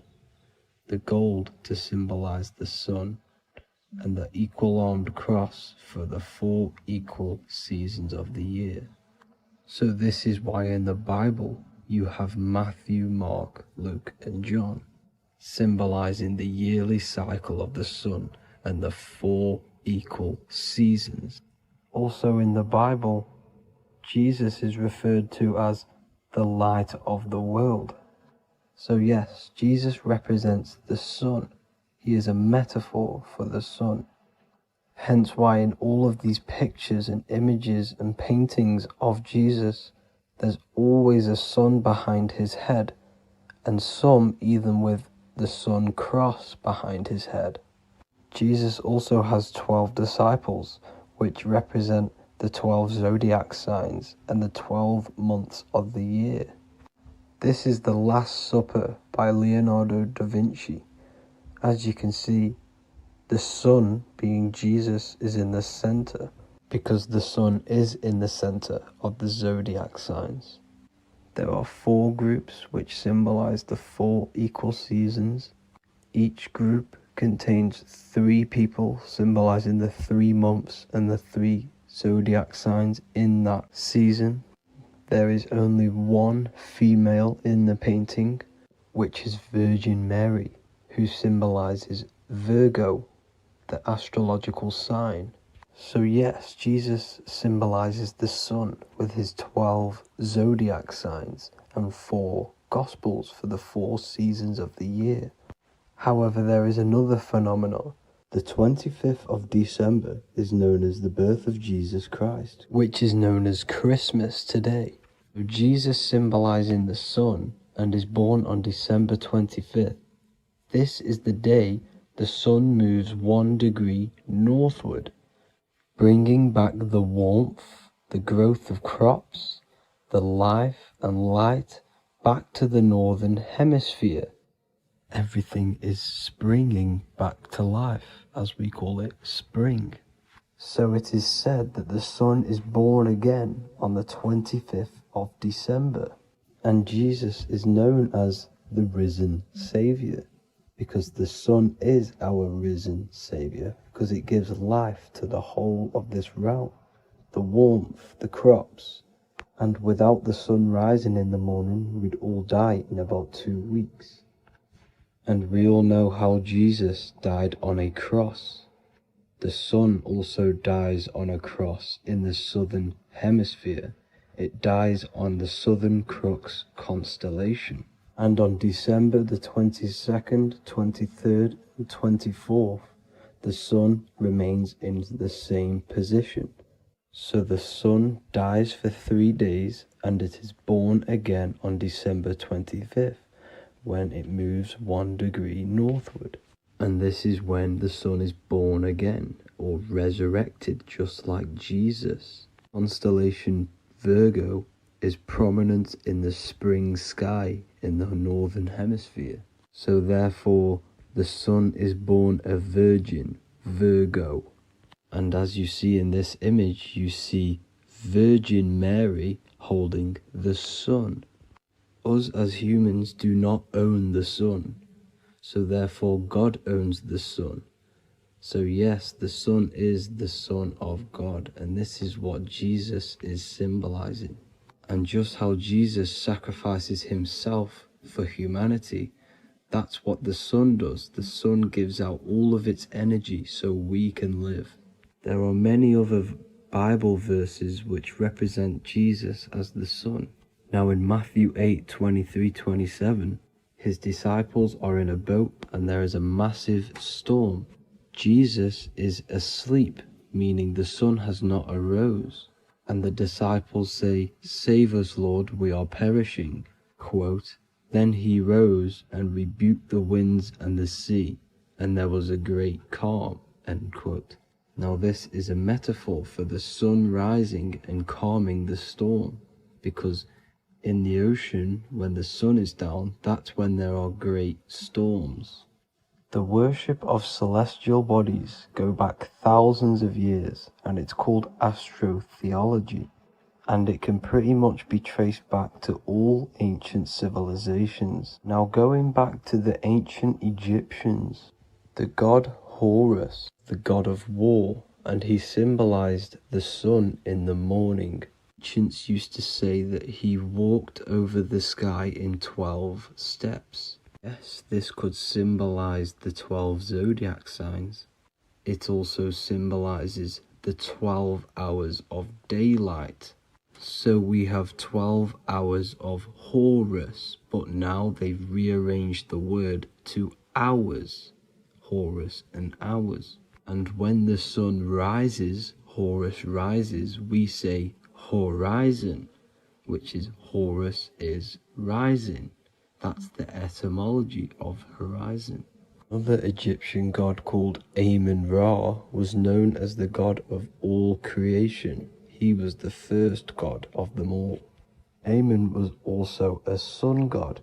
Therefore, after every Christian's prayer, they say Amen, sending their prayer through the sun to God. So this all goes back to the worshipping of the sun. Sun worship was around way before the Romans. However, in the Roman times, their sun god was called Mithra. Mithraism was the main religion before Christianity came into play. Mithra was the son of God. He died on a cross, and he was dead for 3 days and resurrected, just like Jesus. So the Catholic Church was not made in heaven. It was made by the Roman Empire.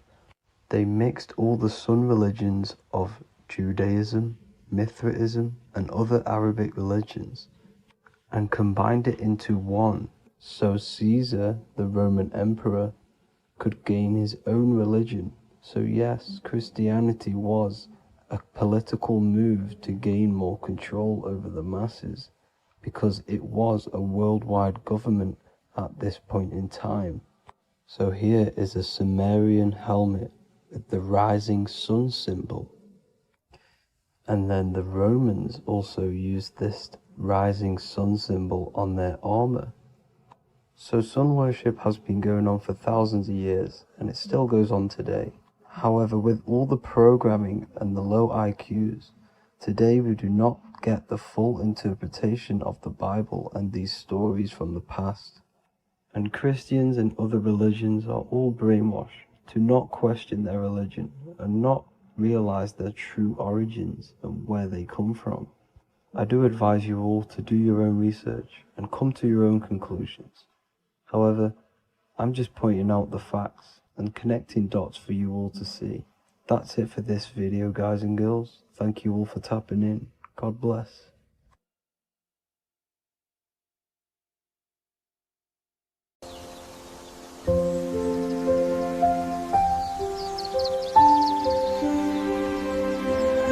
bookofwisdom.com. Visit today.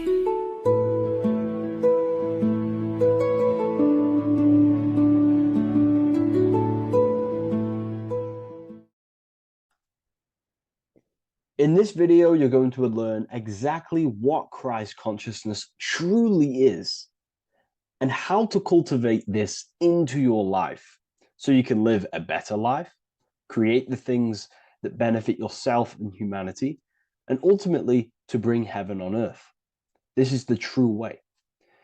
If you're familiar with my work, you know that, I'm pretty much obsessed with symbolism. Symbolism is such a massive topic, and it unlocks profound ancient wisdom that is hidden behind these layers of symbolism of the ancient paintings, symbols, and texts. So I was going through some Christian artwork and I came across this painting. It's a well-known painting called The Sacred Heart of Jesus. And it just blew my mind what this is revealing about human consciousness and Christ consciousness, which is what Jesus represents. If you're not familiar with Christ consciousness, you should definitely do a bit of research on that. But I'm going to explain it today in detail. So when we look at this painting, we are looking at symbolism. We're looking at consciousness, a state of being, a state of living, a way of thinking, a way of feeling, and a way of acting in the world. As I've said this many times, we're all creators. We all create and generate reality. And you don't just have your personal reality, you have a collective reality. Your reality is affected by the collective consciousness. Depending on the collective consciousness's understanding of reality will also affect your life. We have a collective life and a collective experience. So Jesus in this depiction here is in a way showing us instructions to reach Christ consciousness, whether you see it yet or not. But I'm going to decode this for you. And your mind might be blown after watching this. Okay, so, so what is the meaning of Christ consciousness? What's the whole purpose of this? Very simple. Like I mentioned before, we have a collective experience on this world. And Christ consciousness is the natural consciousness that we all need to be functioning on to generate peace, love, and unity on the earth in this experience we call life. That's what Christ consciousness truly is. It's a state of being that we need to cultivate within our own self, within myself, others, and everyone in this life and experience, so that we can all live in peace and heaven on earth, what they like to call it, so that we can generate the best experience possible together on this thing we call earth, on this material world, this material dimension. The material dimension is simply just a physical dimension of thought. It's a physical outcome of thought, but that's a whole of a lecture. So please leave a like, leave a comment if you have any topics to talk about that you wish for me to cover, and definitely leave a subscribe if you like my content and channel. So to go deeper into this, right, we've explained what Christ consciousness is and what it actually, will do to the earth and what it will do to reality in our collective experience. And it's also representing a profound understanding of self, a deep understanding of the true nature of self, the true source of self, what the self is, pure consciousness, pure God. We are all Jesus. Jesus is you, a physical manifestation of the divine made manifested physically. A physical manifestation of consciousness, okay, of spirit descended into matter. However, Jesus is a symbol that should not be worshipped, but something that we need to cultivate, maybe look up to, and cultivate within our own mind and hearts and actions. So he is someone that we should embody into our own very own being. We need to reach a level of intellect, the mind, a level of emotional understanding, and ultimately this creates Christ consciousness. Okay, and now I know that was very, very vague what I just said, but I'm going to explain it a bit more. I don't want to give it fully away yet because you need some more information, more keys. So let's observe the top end of this painting. Jesus with this circular light emanating around his head is symbolic of the mind, of the our thinking aspects of consciousness, the way we generate thoughts, ideas. The mind is also good at also ruling communication.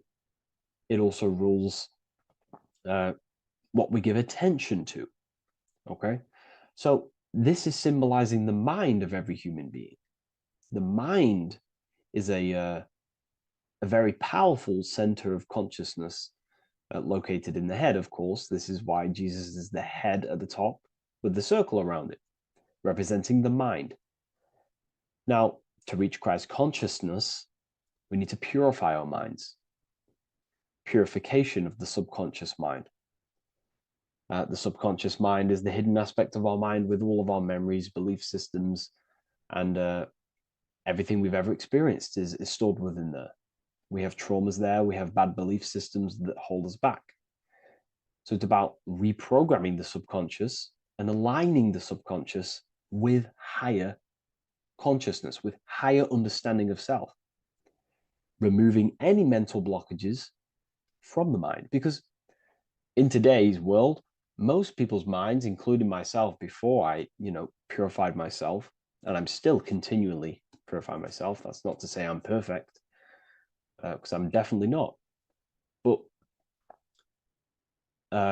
what I was saying was purifying the mind so we can have a powerful mind. Because like I was saying, most people's minds are not their own friend.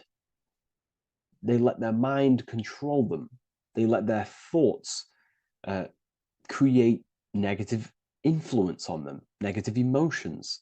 They let their mind destroy their confidence, destroy themselves. We do not want a mind like this. We need a mind that is our best friend, that receives powerful thoughts, that gives someone power. We do not want our mind taking away our power. Okay, so in this specific image here of Jesus, this represents a light mind, a powerful mind, enlightenment. The word enlightenment means light and ment coming from mental or mind, light in the ment. This means a powerful mind. Light is also symbolic of knowledge, information. When someone's very intelligent, you call them a bright person. It's a bright mind. It's knowledge of self.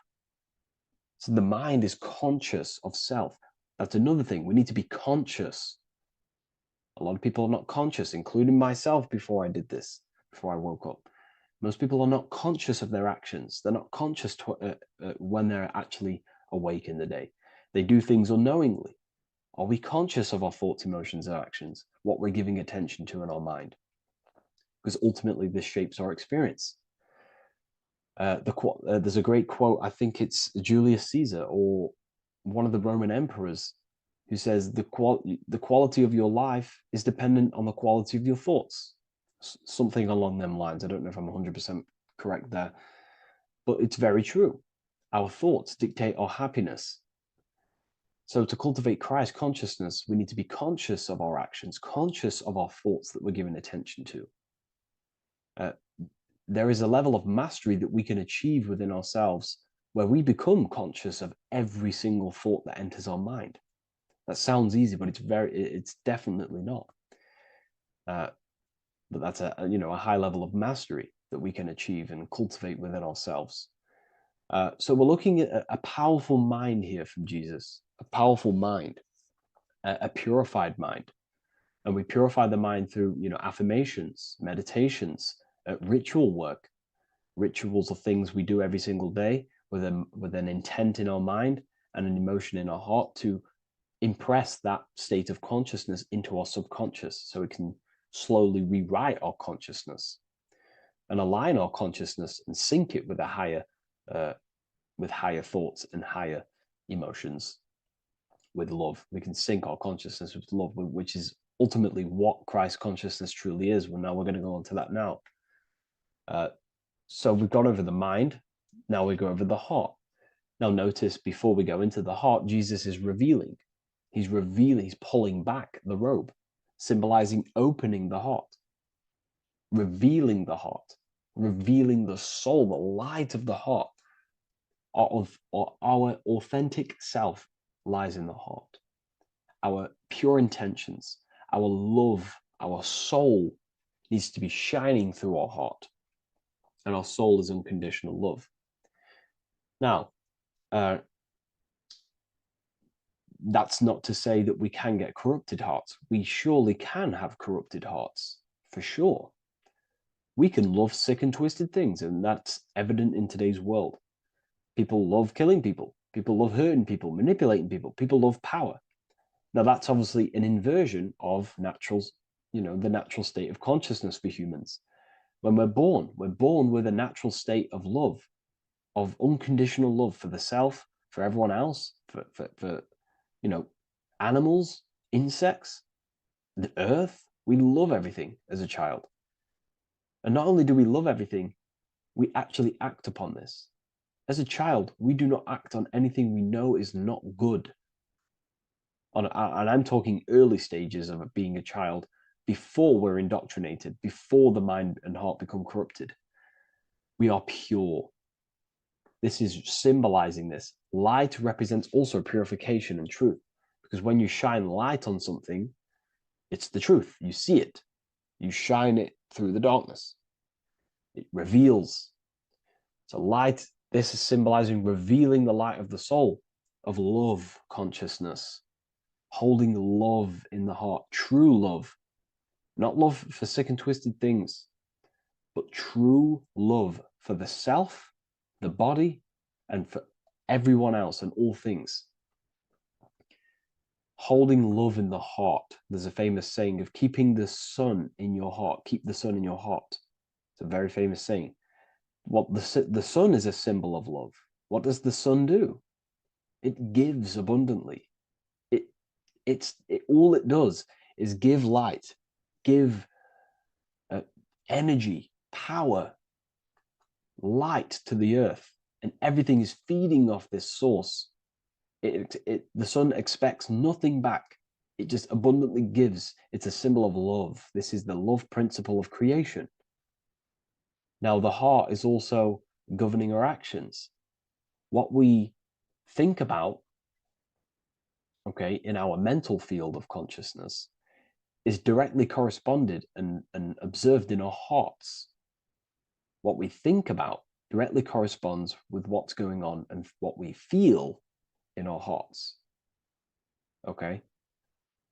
Thoughts produce emotions. So if we give attention to negative thoughts, there's no wonder we're having negative emotions in our hearts. So purification of the mind is also having an effect in purification on the heart. Because when we purify our thoughts and only give attention to powerful thoughts and positive thoughts that uplift yourself and humanity, then we're going to also see this change in the heart, see this emotional change in our consciousness.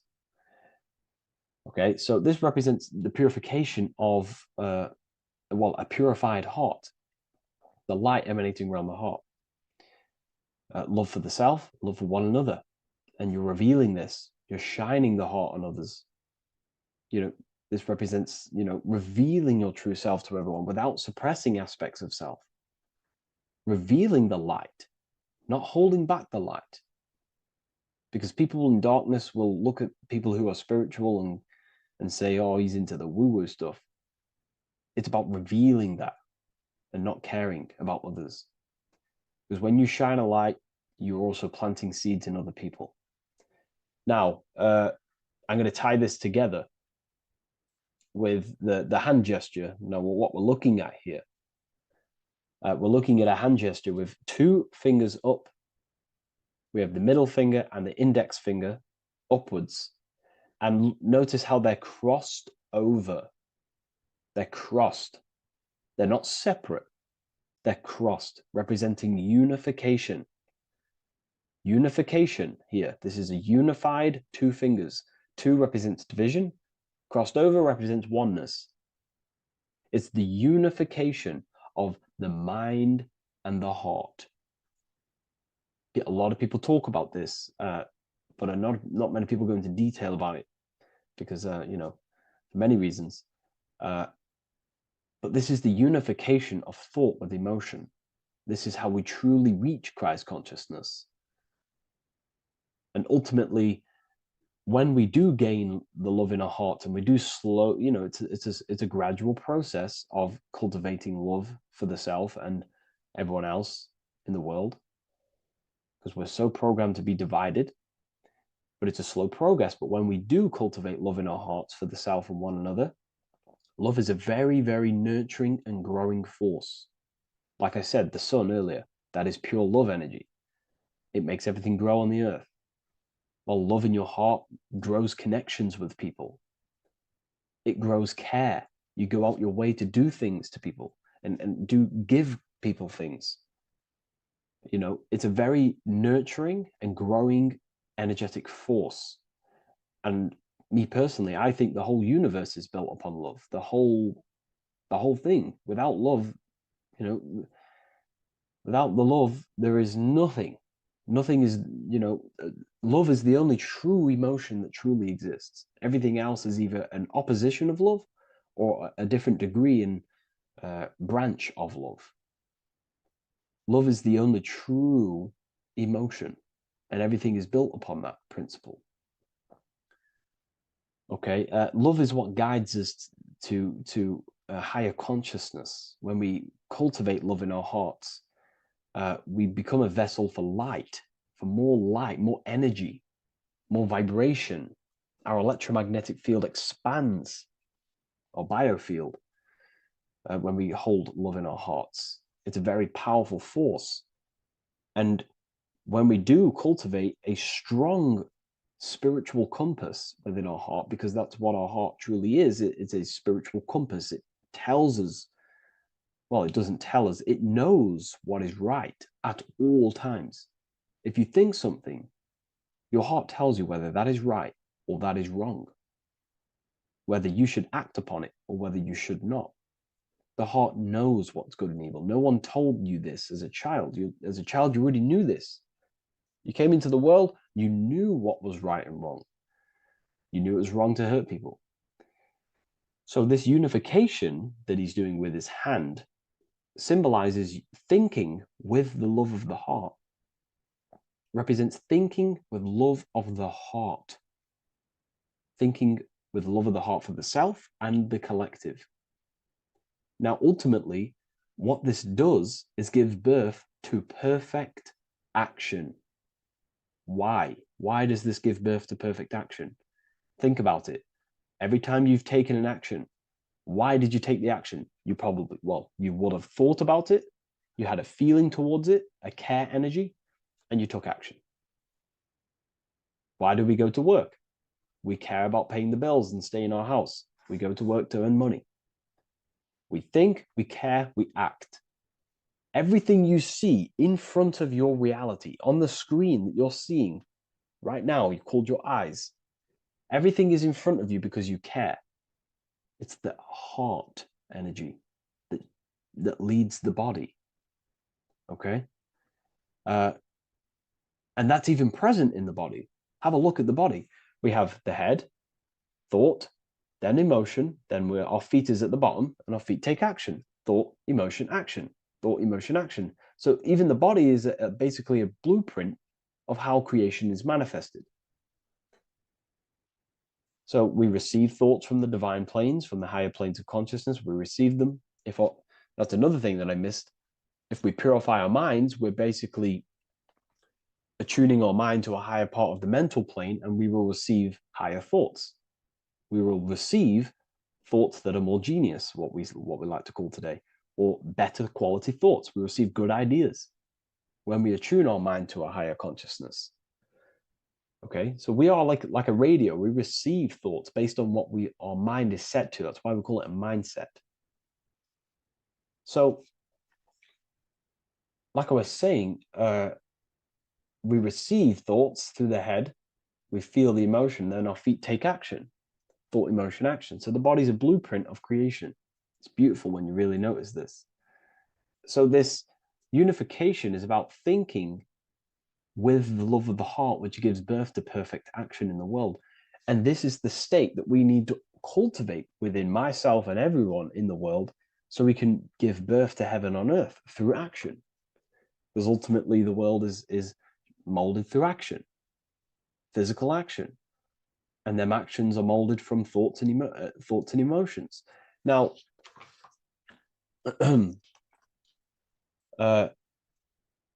just to have a little announcement, I am now opening 10 more spaces inside my symbolism masterclass.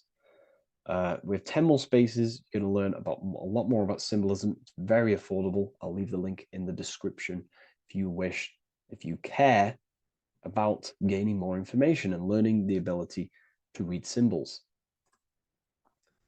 So what is the inversion of this? What is the inversion of this consciousness? Well, that's what we call satanic consciousness. Satanism. Satanism on its true level is the opposite, the opposing the natural state of consciousness that we are born into. It's about thinking with no emotion, thinking and acting. This is what the Skull and Bones represents here. So the Skull and Bones Secret Society, this is their main logo. Again, we have the skull, which represents thought, and the bones, which represent action. The bones take action in the physical body. We're looking at thought and action with no emotion, no empathy, no love for one another, only love for the self, the inverted love. Okay? We're looking at gray. Gray is a symbol of dullness, death. There's no emotion in gray because colors provoke emotion. When we look at a color, it invokes an emotion. Gray has no emotion. So we're looking at dullness of the emotions. I'm not going to go too deep on this subject. I'm going to create a whole new lecture for that. In fact, I think we have a great lecture inside Ethereal University on Satanism. We're going very into depth of what Satanism is and what Satanism consciousness truly is. And again, it's just the cross inverted. Satanism is just it's the invertation of, I don't know if that's a word, but it's the inverse of natural law, natural consciousness, of love consciousness that we are born into. Okay, so ultimately the message in this video was to create love in our minds, love in our hearts, think with the love of the heart, think with the care for one another, and that gives birth to perfect action. And when we align, when we do truly act out what our heart is telling us, and I know this from first-hand experience. This is what happened to me. I woke up, I started to follow my inner guidance. I always took action on it. I was saying yes to it every single time. And it led me, this is, I'm getting goosebumps actually saying this. It led me to where I am. Like that action, me saying yes to my heart, to that knowingness of goodness within me, was like a domino effect. And that domino effect, every time I did it, it was just opening more and more doors, not physically, but mentally. I was receiving more information. I was receiving more opportunity physically. My work started to explode on social media. Like, when you follow your heart and truly take action on what you know is good, it's like a domino effect that leads you step by step to where you're meant to be. And it's so profound and it's so, beautiful. And I'm telling you this from firsthand experience. This is ultimately how you kind of unlock your purpose in this physical world as well. So not only is it going to create a better world, it's also unlocking your true soul form and soul purpose while you're here. It's very beautiful. So I thank you, everyone. Please leave a like, comment, and share, and subscribe to the channel. And I'll see you all inside Ethereal University if you decide to take your studies to the next level. Take care.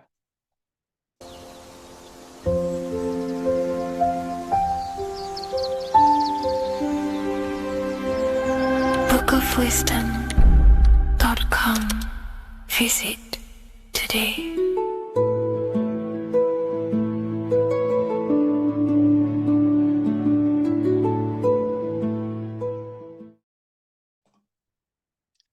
So this is known as the bag of the gods. This symbolism is widely known, but no one knows what it truly symbolizes. We see this in ancient Sumerian artwork. We see this in the Mayans' artwork. We always see this bag with the gods. What does this actually represent?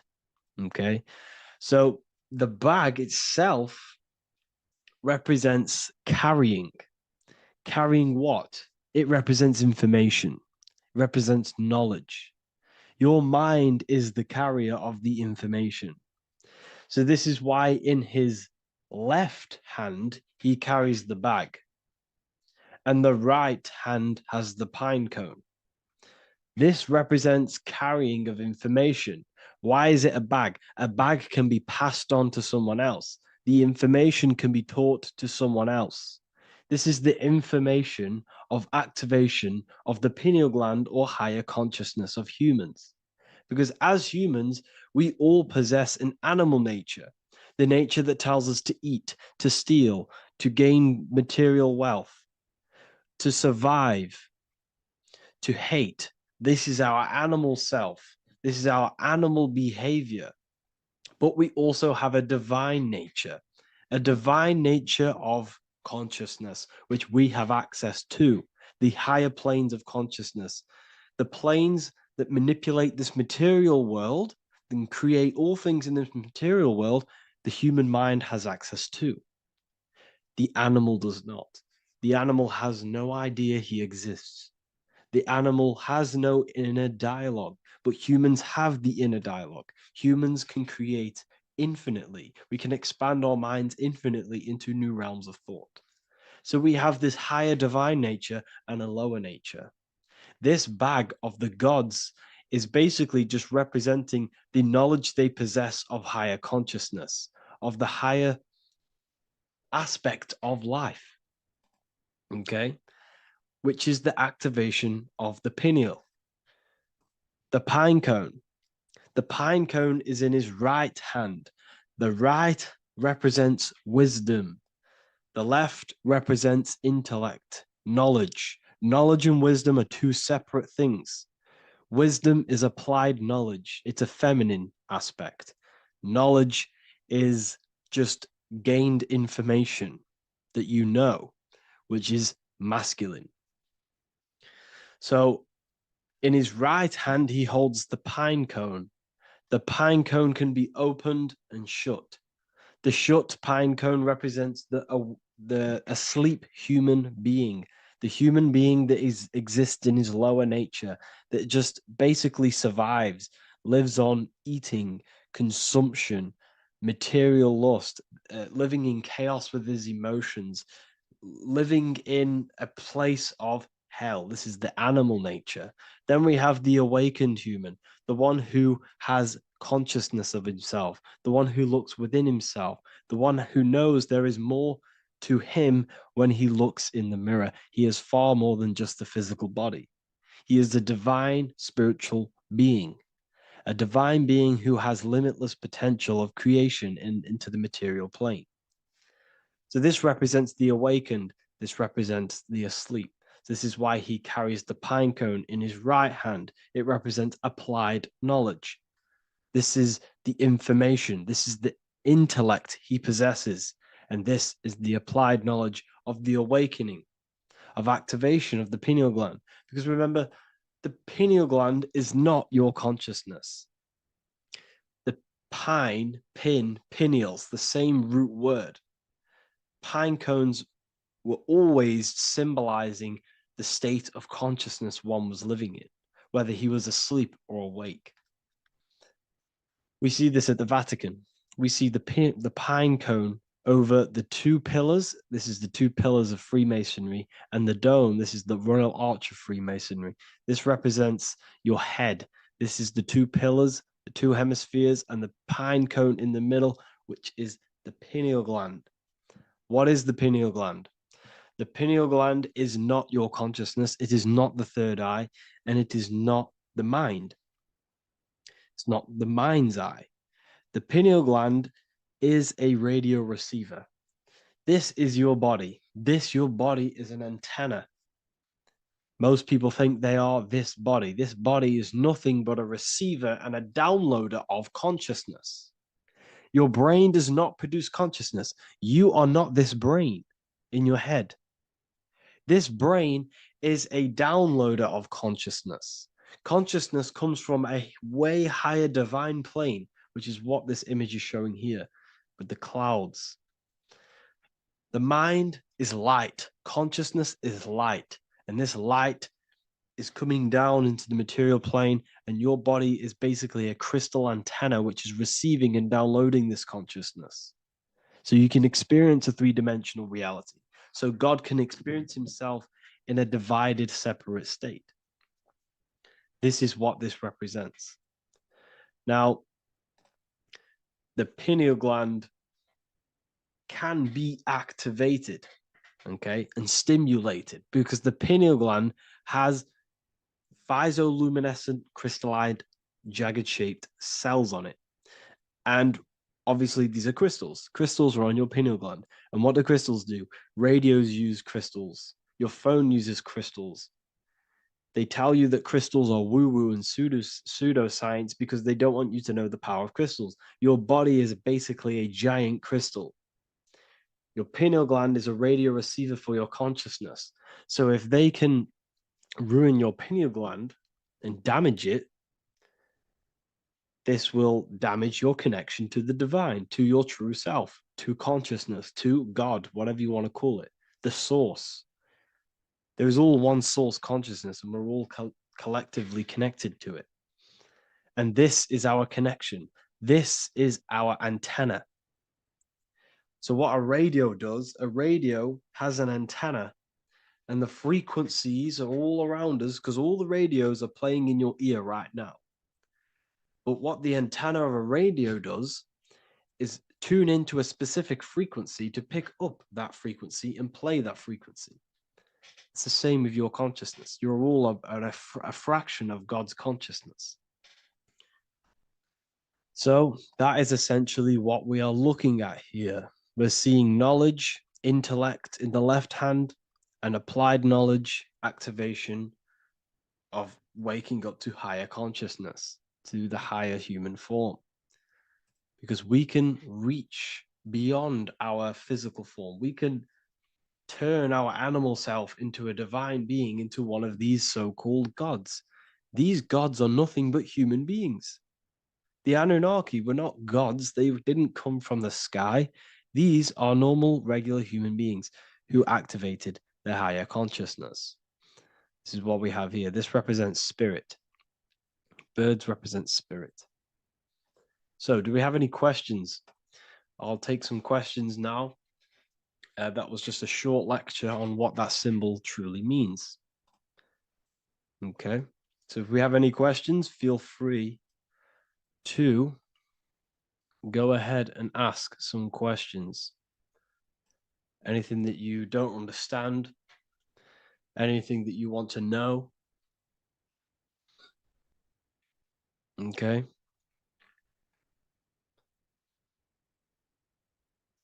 So base reality would be where source resides. Yes, the base reality is your consciousness. Are these lectures available in the university? There's a whole section, basically inside the university, there's a whole section with like over 30 long form lectures like this. So the base reality is where the source resides. Yes, the base reality is your inner world, your consciousness. That is the only thing that exists. Your outer world is just an effect of your consciousness. Your consciousness, everything that has gone on within the mind and emotion is pushed outwards into your reality. You have thought and felt your way into your external circumstances. Your life is a direct correlation of every thought you thought in the past. Therefore, your inner world of consciousness is creating and molding your outer world.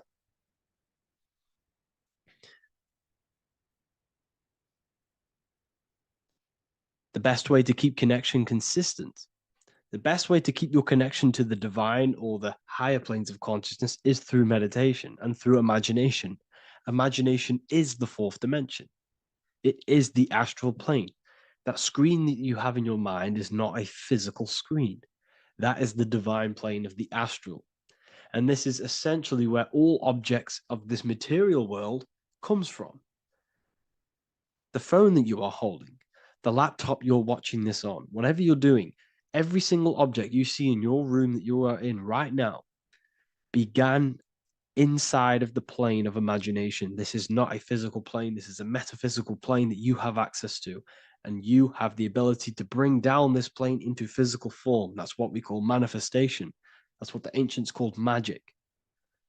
This is what we now call in science metaphysics. It's all the same thing. So yes, you all have access to the divine planes.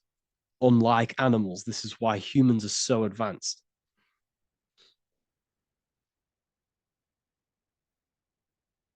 Okay. Is the pineal able to constantly activated, or is it just a temporary experience? I don't fully understand that question, unfortunately. Maybe you could word it in a different way. The real meditations on the university, legit, y'all, yes.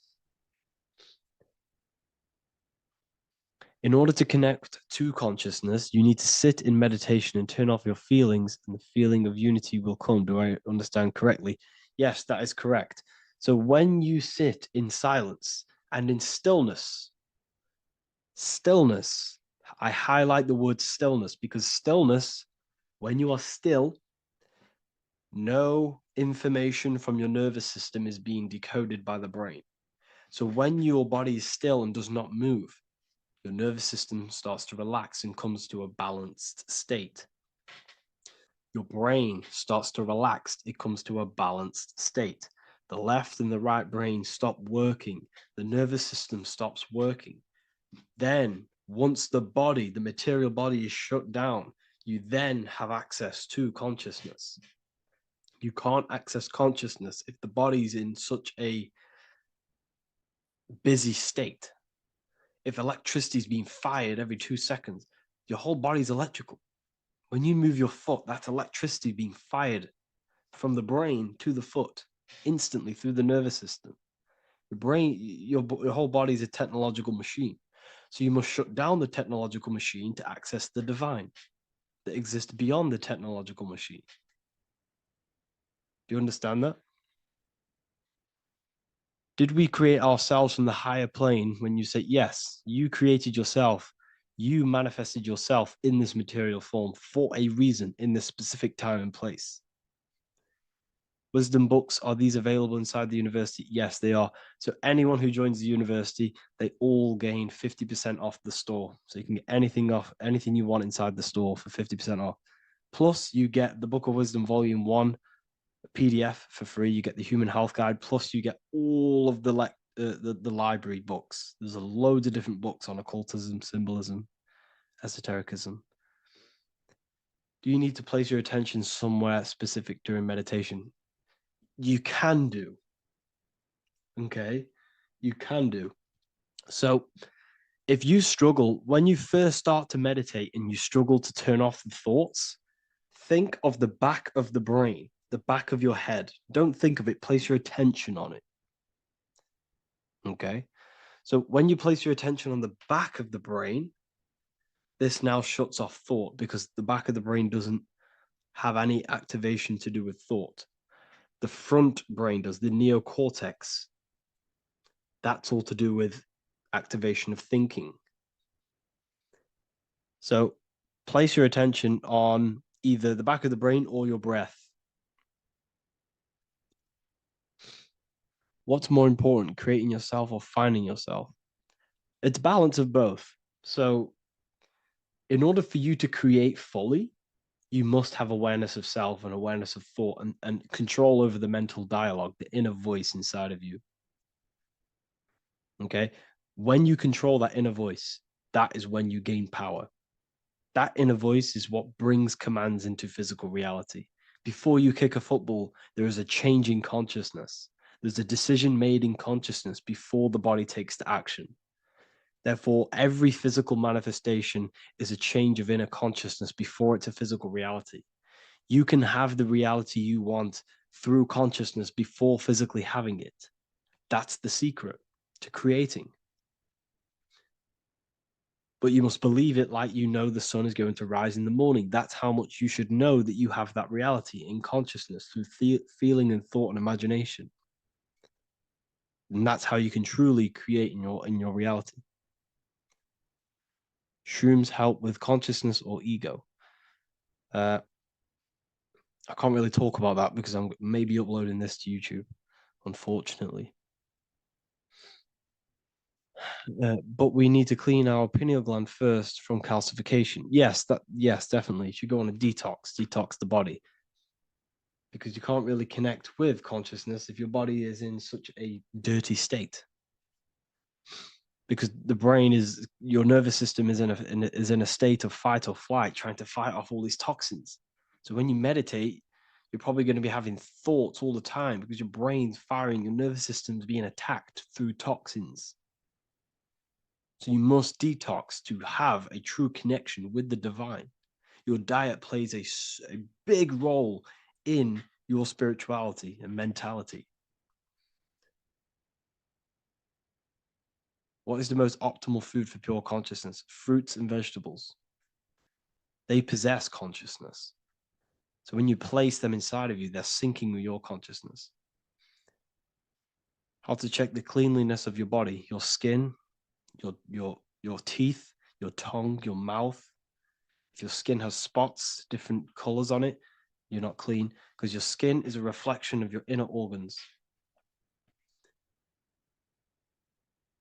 Coffee's not the best for you. Coffee gives you fake energy. Okay. So what coffee does, that buzz you get off coffee is actually the toxic effect of the chemicals reacting with your body. If I'm inside the university and wanted to buy your book, you said it would be 50% off because we are your student. Is that automatic or we need to have a code? You will have a code. Yes, I'm going to releasing a code for all the students after this. Caffeine equals neurotoxin. Yes, it fries your brain, it fries your nervous system, it fries your dopamine receptors. Will the Q&A last week about money symbolism be posted? Oh, I didn't post that. That's my bad. I totally forgot. I will post that after this. Thank you for reminding me. How to detox the body. The best way to detox the body is going through a week cleanse of fruit. So only consume fruit, sea moss, and cayenne pepper, and lots of freshly pressed juice. Do that for a week or 2 weeks, depending on how you feel, and then start to fast. You will lose weight, but you're not losing weight, you're losing impurities. It's good to do this every couple months, to just go on a raw fruit diet, cleanse the body, push everything out, and then start to fast while, consuming sea moss and having lots of freshly squeezed juices. What is an alternative for coffee? Something with high energy levels. Okay. We're not taught the most simplest thing about the human body. It is an electromagnetic machine. It's electrical. It runs off electricity. The only energy you need is electricity, and that is found in fruits, vegetables. If you want energy, drink pure, fresh, pressed juice. That will give you more energy, more electricity than coffee. Can we cleanse ourselves through oil pulling? Do you recommend it? I do oil pulling every day with coconut oil in my mouth. Celery juice is a good one, very good one. Yeah, celery juice.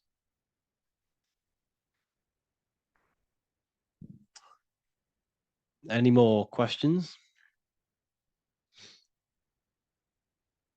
What kind of music do you listen to when lifting? For me, rap, hip hop push me work harder, but I know it's terrible for my subconscious. Yes, very.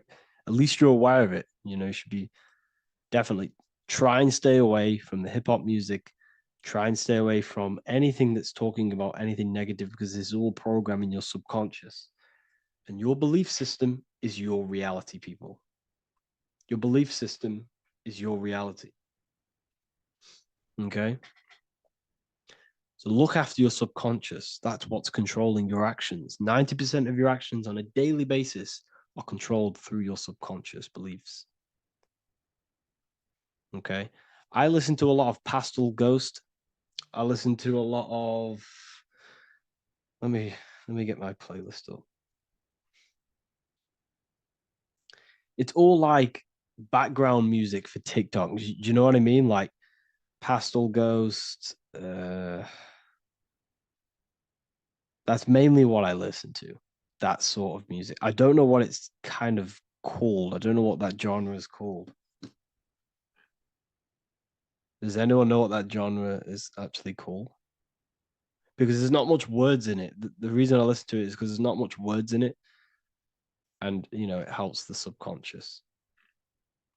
And I just love that music.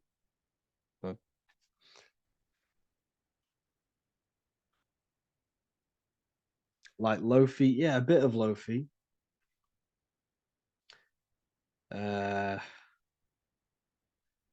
Most people won't even know this type of music.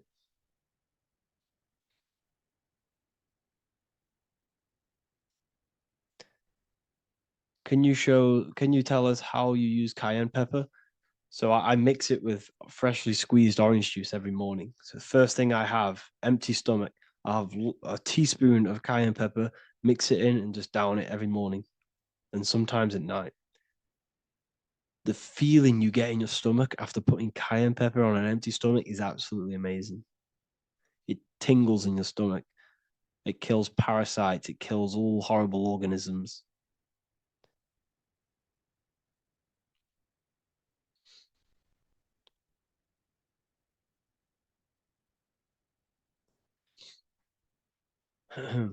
Mix it with hot water. Yes, hot water and key lime water. That I bet that's powerful. If you mixed warm water with key lime with cayenne pepper in first thing in the morning, I can imagine how powerful that is. I've never done that, but I'm going to try that. Do you use sea salt? I don't know what to think about sea salt, to be honest. I try and stay away from it. I don't know whether it's good, don't know whether it's bad. I'm kind of mixed on it. Mixed information. I've heard people have benefits. I've heard other people say stay away from it. So I don't know. I just stay away from it. I'm not too sure on it.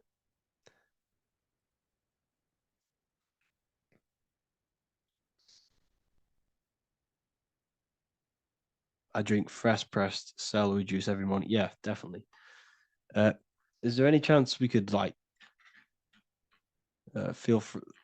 move to esoteric occult questions? The only reason I say that is because I might be posting this to YouTube, so it's I don't want them. I don't want them thinking I'm giving health advice, because I'm not. This is what I do. I'm not giving anyone medical advice. This is what I would do to myself. Because I can probably get in trouble for that. So the subconscious is the all-knowing. It is the all-seeing eye. The subconscious knows everything. Your conscious mind does not. Your subconscious knows every single cell in your body. Your subconscious is making your heart beat. It's talking to your heart. It's talking to every organ, every cell in your body is being connected and spoken to by your subconscious mind. It is the all-knowing.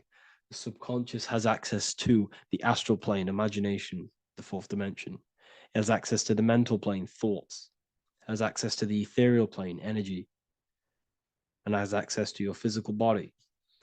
It's the door. It's the portal. The subconscious is the portal to the divine. You must go through the subconscious in order to access the divine. Any coupon codes for book 2? Yes, inside the university, there will be a 50% off coupon code. Speaking of ancient civilizations, why did they use symbols to give us true knowledge? This is a very, very good question. Very good question indeed. The reason they use symbols is because symbols are their keys.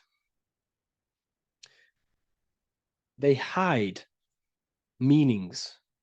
They hide things. For example, if it was written down, if all of this sacred knowledge that I'm speaking now was written down, it can be easily taken. It can be easily misused. Someone can take it, read it, and steal it and misuse it and abuse the world and create horrible things. The reason they use symbols is because they're hidden. They hide the teachings. Only the ones who possess the key, that possess the knowledge, can read the symbol. So the symbols act as a guard towards this higher wisdom, this higher knowledge, which gives you power. All of the knowledge I teach you gives you power. And you can misuse it. You can misuse your imagination. You have no clue, unless you've put this into action, how powerful your inner consciousness is. You can become a Okay, listen. If you hate your job, it's not the job that you hate. Think about it. It's not the job that you hate.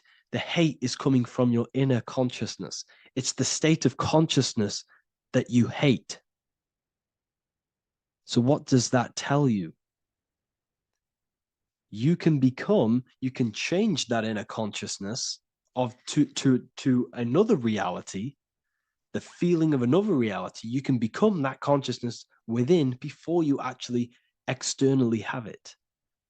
And by becoming and knowing that reality, that's what produces effect on shaping your outer world. When you really, truly know that reality inside of you, of being free, of being wealthy, of having abundance, your outer world has no other choice but to rearrange itself to your new inner state of consciousness. That's what magic is. It's manipulating your inner state of consciousness. It's convincing yourself that you already have it, not believing it, knowing it. Okay? Knowing is different than believing. Believing is a lie. You should know thyself. Okay? So we can say that human overpopulation is intentional. There is no human overpopulation. We're all cramped in these cities. We're all cramped into one little place. We're not supposed to live like that. We're not supposed to live so cramped. This is why there's so many weirdos out in public. So many weird people doing weird things. This is when things start to go weird, and we shouldn't be living in this state, in this condensed state. We should be spread out. Okay. There is no overpopulation. It's just an illusion because we all lived in such. Have you ever been on a plane? Have you seen how much land there is? It's crazy. There's no overpopulation. And how many people do they say there's in the world? There's not that many people in the world that they say. I think it's like 8 billion. I think they say there's 8 billion people. There's not 8 billion people.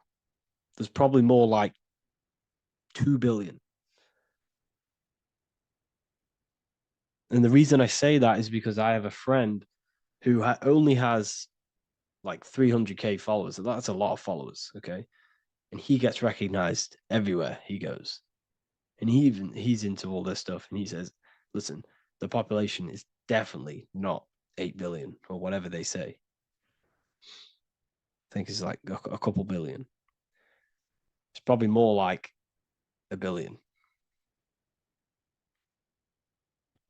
How to properly manifest intentions.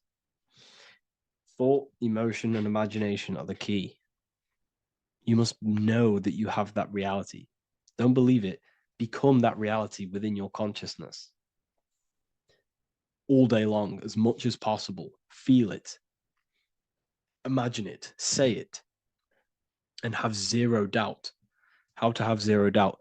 You can't, well, okay, so the doubt, that little voice that will seep into your mind saying, you can't do that.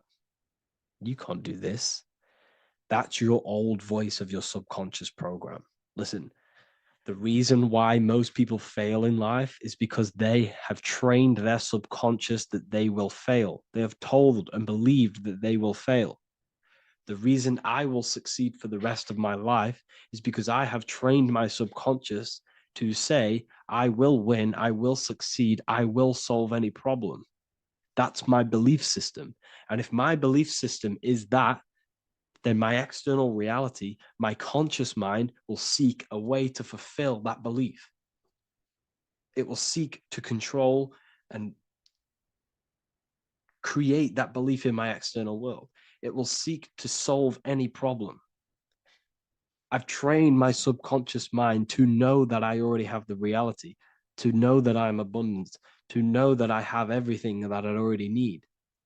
Therefore, if any problem comes, I can sort it straight away. But most people have a different belief. It's not your fault. We've been kind of manipulated and told this, that they will fail, that they can't do anything, that it's too hard. And that basically casts a spell on the conscious mind, where your conscious mind is just like, no, I can't do that, because of this subconscious belief that you hold. So you must reprogram your subconscious that you can do it, that you will solve any problem, and that you are abundant. That's the reason why successful people succeed. It's because they have a complete different mind state, a complete different belief system in their subconscious.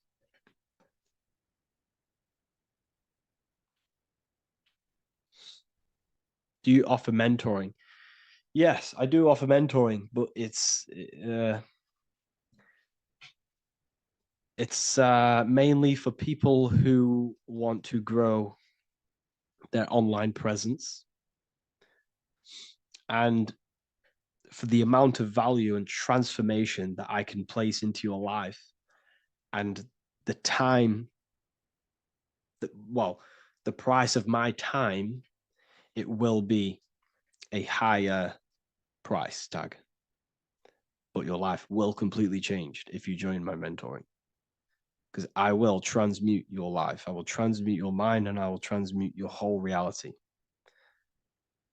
because I could tell you exactly what you need to do. How to have super genius power pulling information from the source. Okay, so you can do this. I talked about this in Book of Wisdom, Volume 2, if you've read it. This is a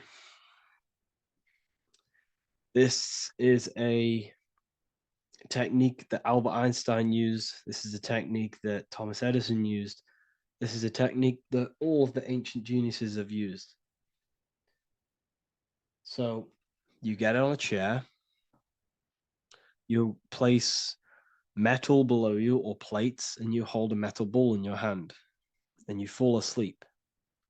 And every time you fall asleep on the chair, you're going to drop the ball because your body will become unconscious, and you will basically drop the ball and it will wake you up because it's going to hit and make a loud bang on the plate. And every time you go to sleep, basically what this is actually doing is shifting your consciousness from conscious into the subconscious. So from physical into the astral.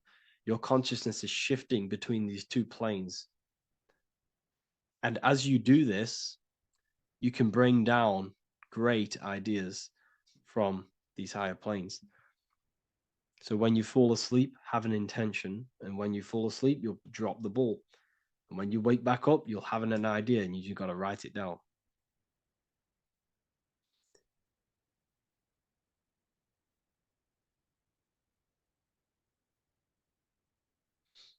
How to balance chakras. Don't focus on balancing your chakras. Focus on the mind.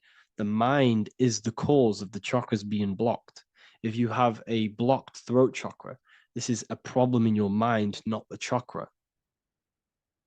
You see, the chakras are a result of the mind. You transmute the mind, you can transmute the chakras and cleanse them.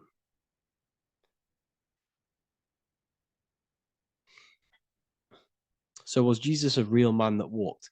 Okay, so I'm going to tell you something. Like, some of the things that I say in my reels, they are to catch attention.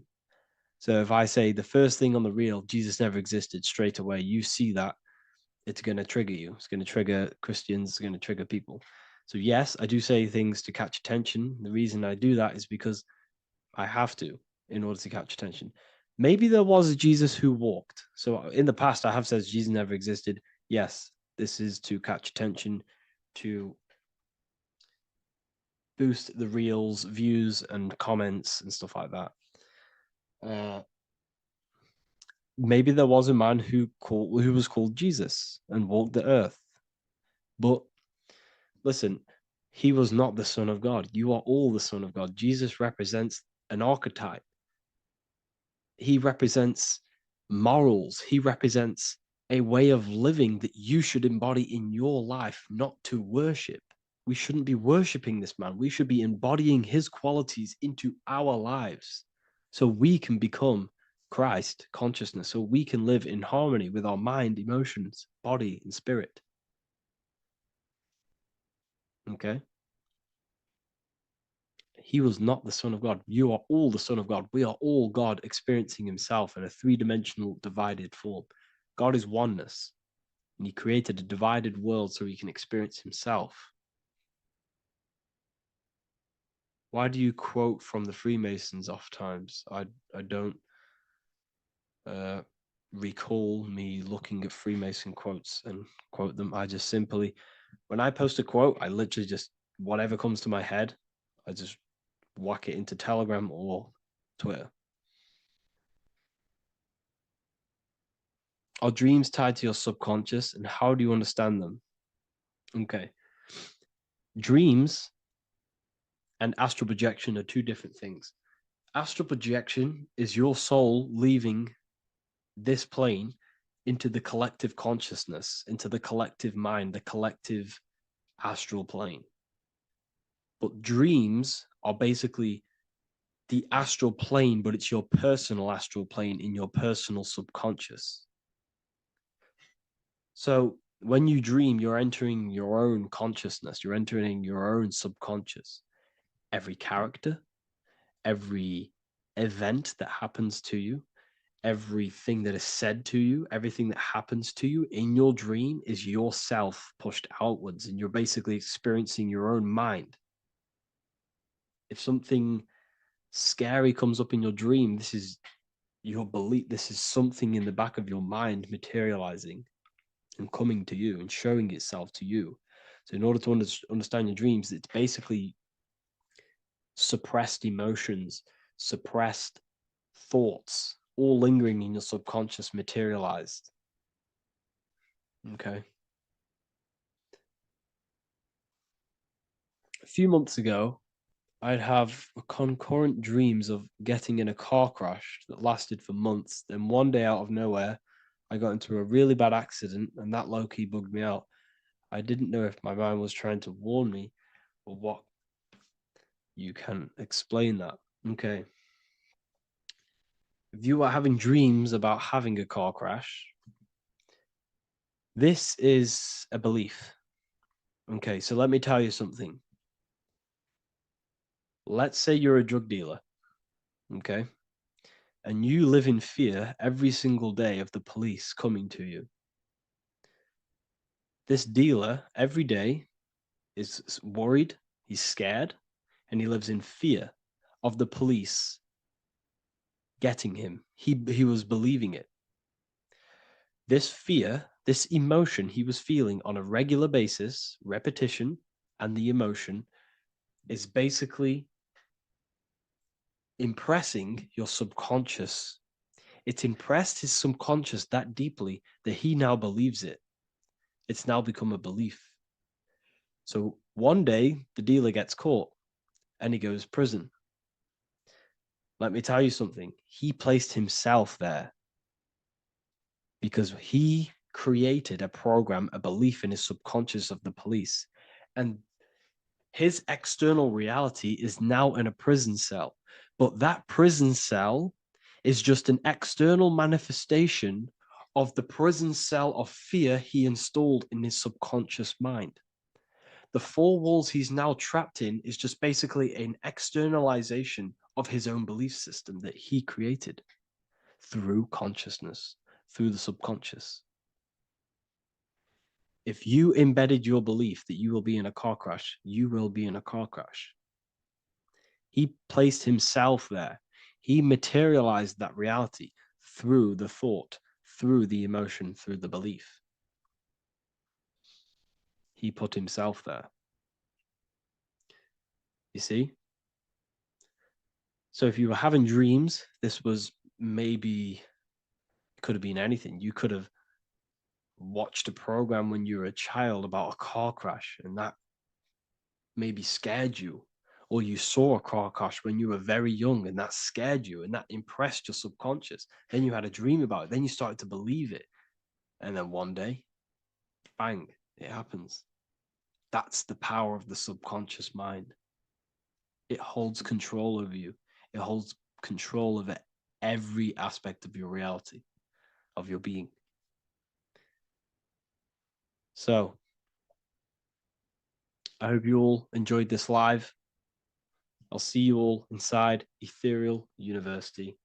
I'll be posting another lecture this week. And yeah, let me hold on.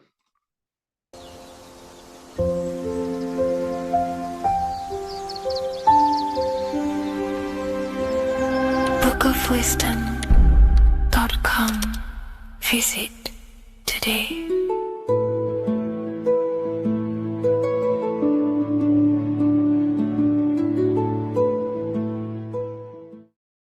Hey people, how are you all doing? It's Revival of Wisdom, and today we're going to be talking about your birth certificates and how we are slaves to a system and how they have trapped us into this system. Okay, so the first thing you need to understand about this system is there are two types of laws. You have the law of water, which is admiralty law, and the law of the land. So the admiralty law is the law of water, and this is what money is. Money is water. This is why we say liquidity, currency, the current. A current is water, something moving through something. Cash flow. And this is why banks are called banks, because a river bank is on either side of the water and it directs the currency. You see? So money is water. And as you can see here, Ripple, the cryptocurrency, Ripple, water Ripple, and they're building a bridge over water, overseas, international banking with cryptocurrency.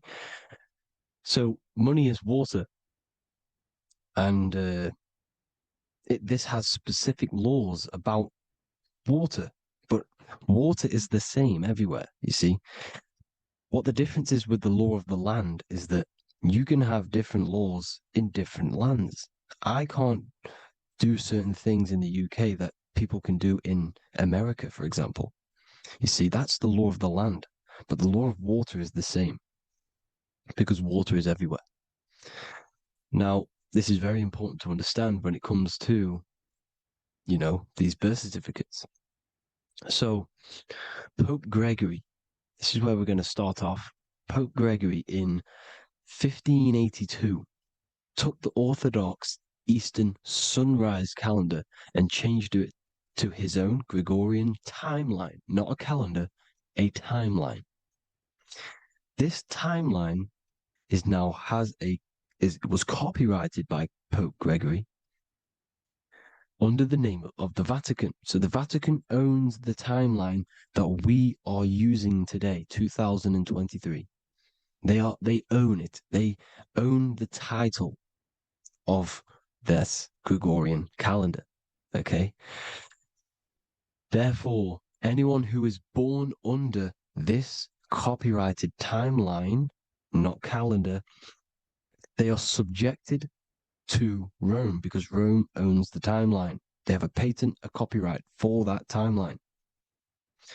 What is on our birth certificates? That timeline. We are born underneath, we are subjected to the Vatican. This is why all birth certificates go to the Vatican. They own every single birth certificate. Okay? So when we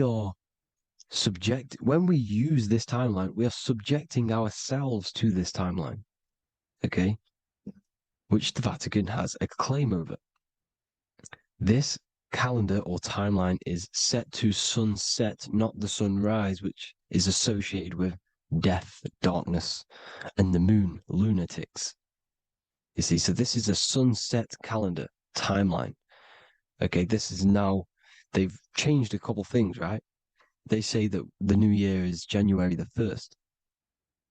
Okay, when we know this is in winter. January is winter, which is associated with darkness, death, the death of nature. So this is a death cult, people. These people are evil. They're so evil. The Vatican. And this is why we use April Fool's Day, because April is in Aries, and Aries is always the start of the zodiac. This is why Aries rules the head region. 12 zodiacs, 12 systems of the body. Each zodiac is associated with each part of the body, and this is why Aries is the head, cerebrum. But we're not going to talk about it in this video. But yes, that is what April Fool's Day is. They're putting it in your face. April Fool's Day is the real start of the year, when the sun starts to rise again, when the risen Savior is resurrected, when it's born again. This is when the Jews celebrate the Passover. This is when the Christians celebrate the resurrection of Jesus, and they eat lamb. The Jews eat lamb because we're in Aries, the new year. The sun is now born again, our risen Savior, the light of the world. So yes, this is what April Fool's Day is. It's the first day of the year, which they changed. Pope Gregory changed. So you need to understand is that you are in the womb. You are inside of a ship, because every ship, literally a ship, every ship is female. This is why they say she delivers the product, because she does deliver the product, you, the baby. Same thing with a ship, they deliver products. They are a she.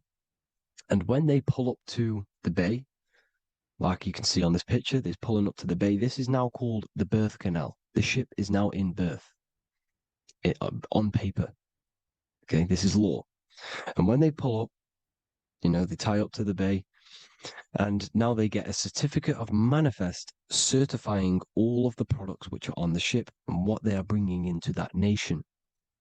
Okay, so you're bringing in this many of that, everything's on the certificate of manifest. And this certificate as manifest is also your birth certificate, because you are traveling through water when you are in the birth canal of your mother, because you are in water when you are in the womb, and you travel through the birth canal. And when you arrive, you get a certificate of manifest with the name, how many, the quantity, that's your birth certificate. Okay. And this is what it is. We are a we're not a corporation, but we represent a corporation, which is your name in full capital letters. That is your corporation. You cannot physically tax a body, but you can tax a corporation. This is why we get charged. This is why we get taxed, because it all goes down to the corporation which our name represents, which we are subjecting ourselves to. We are my name. I am subjecting myself to this name, and that name has a corporation which I represent, which I subject myself to. You see, this is how we are attached to this straw man, this character that they have built on paper. So it's a character which is on paper. This is what we represent. So when the woman gives birth, she delivers the baby, and then she has another substance. Now I'm going to break down how they attach this name to us, how they do it. Okay.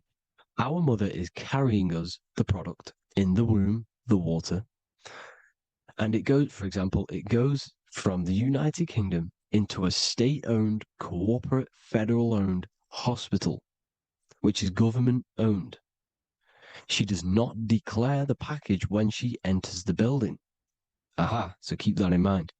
When she delivers the package in the federal territory, she does not declare the package either when she leaves. Therefore, there is no evidence that we exist when we arrive. On paper. On paper, there is no evidence that we came into the building or left the building. We have not been declared. So we do not exist on paper at this point. When the woman gives birth, she delivers the baby, and then she has another substance, which is called the afterbirth material. Okay? This afterbirth material has the same DNA as our physical body, with the body, mind, and spirit. Okay? This is how they get this corporation. Hold on. The afterbirth material does not get claimed by the mother nor anyone. Therefore, they salvage that substance, because we are under the Vatican. Every state is all Catholic. Your birth certificate is Catholic. No matter what religion you think you are, every single birth certificate is Catholic, because we are subjected to Rome. All roads lead to Rome. Rome runs all of this. Okay? We're still under the Roman Empire. Okay, so Rome are Catholic and they believe in salvation. This is how religion comes into this. This is how they use religion to get this. So they salvage the afterbirth material and they claim it, and they salvage it and give it and charge it to Rome. and they give it a name. Here's the legal term, born alive. Here's what it says.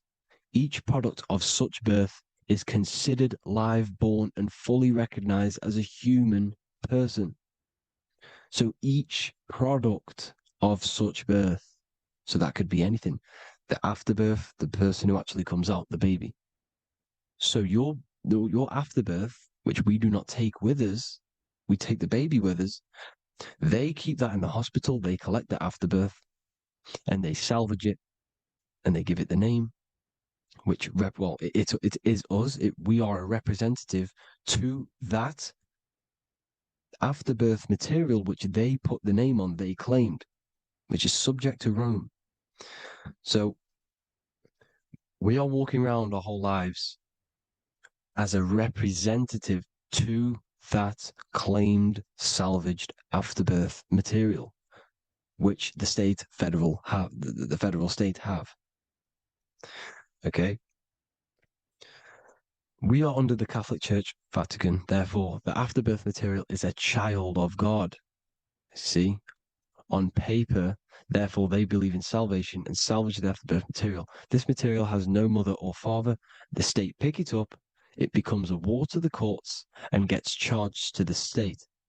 So we are a representative to that character they salvage because it is the exact same DNA as you. Subject is the name or the title, and the matter is the physical aspect left behind in the hospital, which represents us. You see? So now we're moving on to Unum Sanctum. Unum Sanctum was in 1302, a very, very important year. Very important year. Unum Sanctum says this is basically how they claim everyone in the world. So the Vatican had all this power, all this gold, all these people under them. They need to get a claim for them so then they can rule over them and make them slaves. So what they did, they created Unum Sanctum. Pope Boniface VIII did this. And it says, the spiritual man judges of all things, and he himself is judged by no man. The spiritual man, keep that in mind, unless he invent like Manichaeus, two beginnings, which is false and judged by heretical, since according to the testimony of Moses, it is not in the beginnings, but in the beginning that God created heaven and earth. Furthermore, we declare, we proclaim, we define that it is absolutely necessary for salvation that every human creature to be subjected to the Roman pontiff.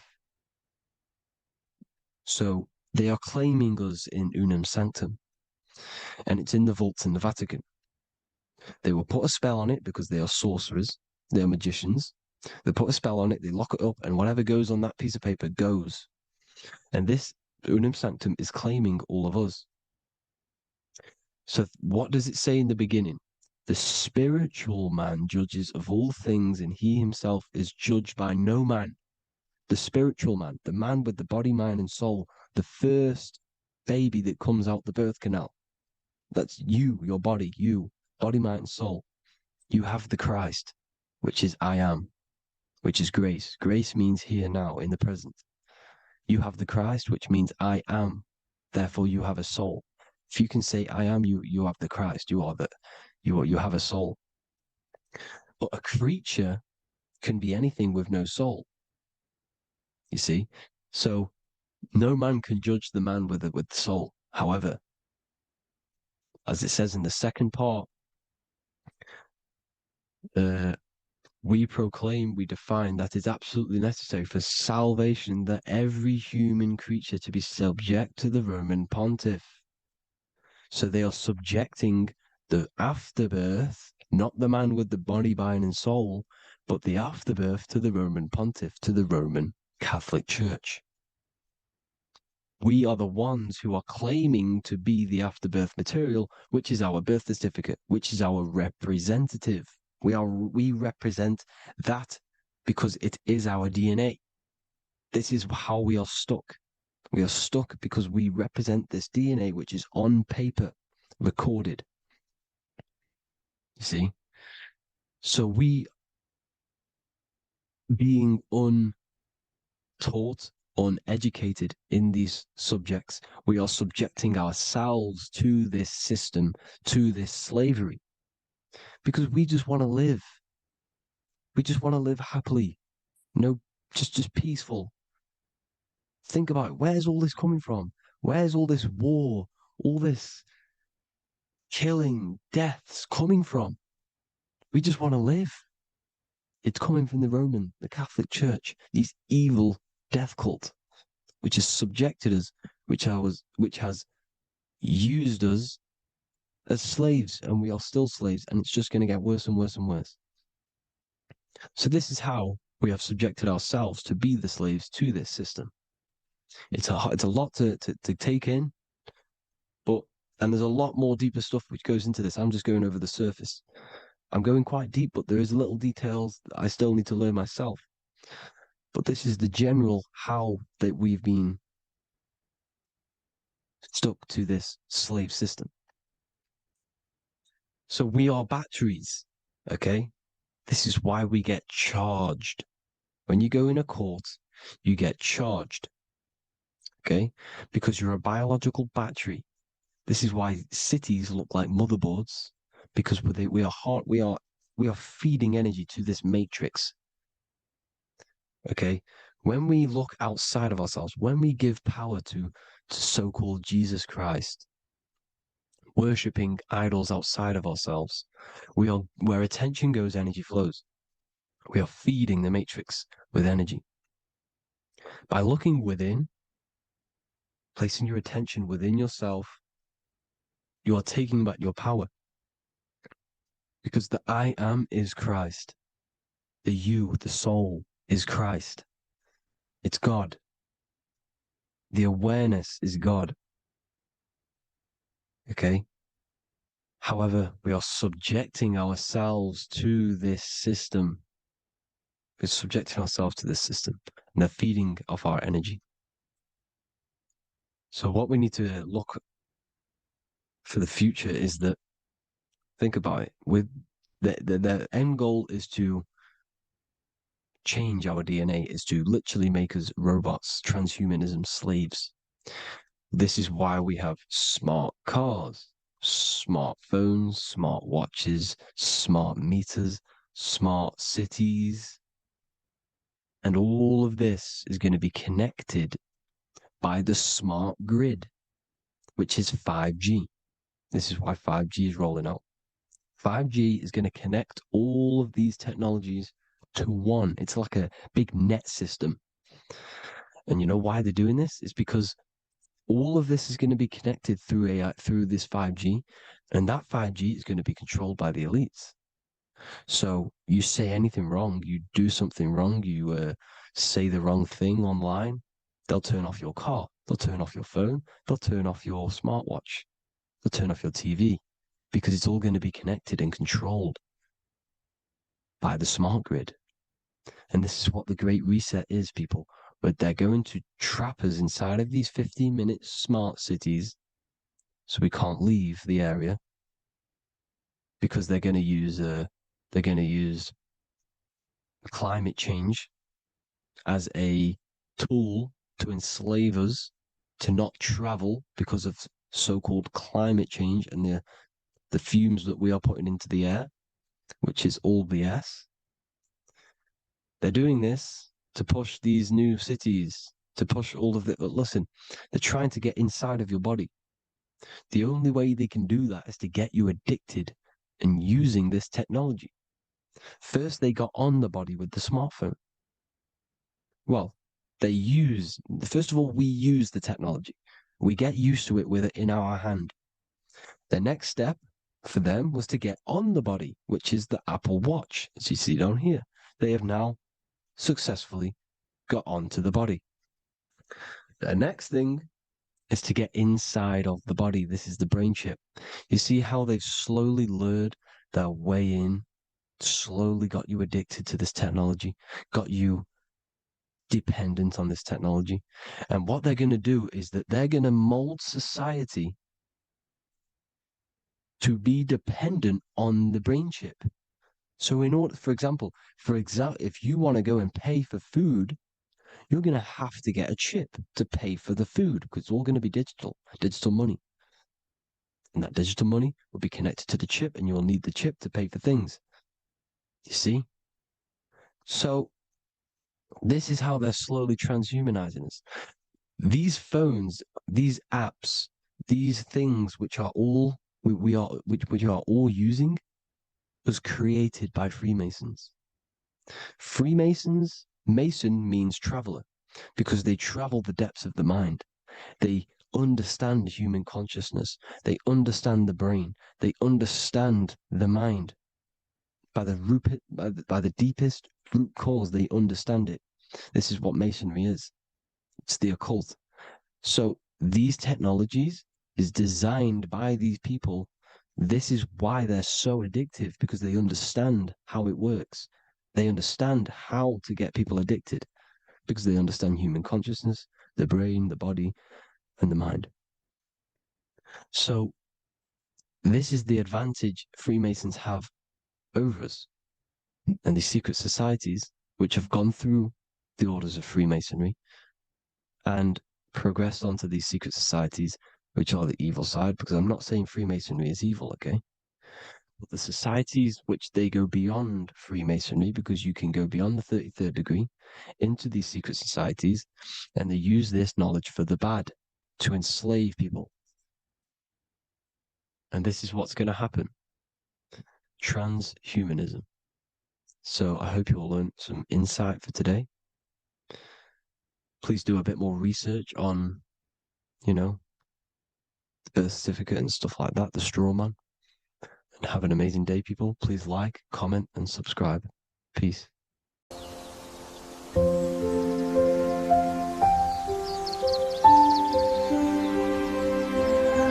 bookofwisdom.com. Visit today.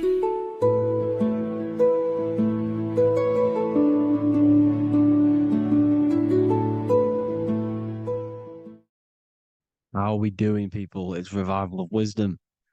We're back today talking about sun worship. Okay? And please enjoy. Sit back and enjoy the video. First thing we need to understand is that the sun is the risen savior. It's the light of the world. Without the sun, we have nothing. Now, the sun is the Son of God. We didn't make the sun. No one owns the sun. But who created the sun? Obviously, the Creator created the sun. Therefore, it is the Son of God. And that is what Jesus is symbolizing in the Bible. The Bible is a metaphorical story. That's why it's called the greatest story ever told, because it is a story about the sun, the zodiac. It's about you, the systems in the body. It's about everything that is sacred in this creation. Now you can see the suns behind Jesus' head in all of the ancient portraits, even the ones that are more modern. You still see a sun on the back of his head because he is the sun. He's the light of the world, our risen savior. And this is what Christians are lost because they don't realize it's a symbolic story and they think Jesus was a historical person. He's not a historical person. Okay, this is what we need to get out of our mind. This wasn't a historical person. It's the Son, our risen Savior. The Son is the soul. It's the soul of this creation. Because what is a soul? A soul is pure life force, pure energy. Whatever a soul inhabits, it gives life to. Like our soul feeds our body. The sun feeds the earth because the sun is a soul, and that's why the ancients called it Sol. Because it's the soul and it's in you and it's the light of the world. It's the light of everything. It gives life to all things. Here's Jesus and his 12 disciples. The 12 disciples symbolize the 12 zodiac signs. Aries, it rules the head region because the 12 zodiac constellations rule specific regions of your body. Aries, the ram, you have a cerebrum in your head. This is Aries on the head of the table. His Gemini rules the arms and the lungs. The two twins, Gemini. He's holding up two hands for the two hands and arms. the twins. Cancer has a knife in his hand. It's not so clear, but he has a knife in his hand. Cancer is the crab. Crabs have claws. And he's pointing at Virgo's Adam's apple, saying there's no Adam's apple there. It's a woman.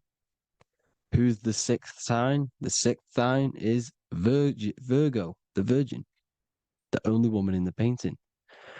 Now, notice how there are 3 people in 4 groups for the 4 seasons and for the 3 months and 3 zodiac signs in each season: spring, summer, fall, winter.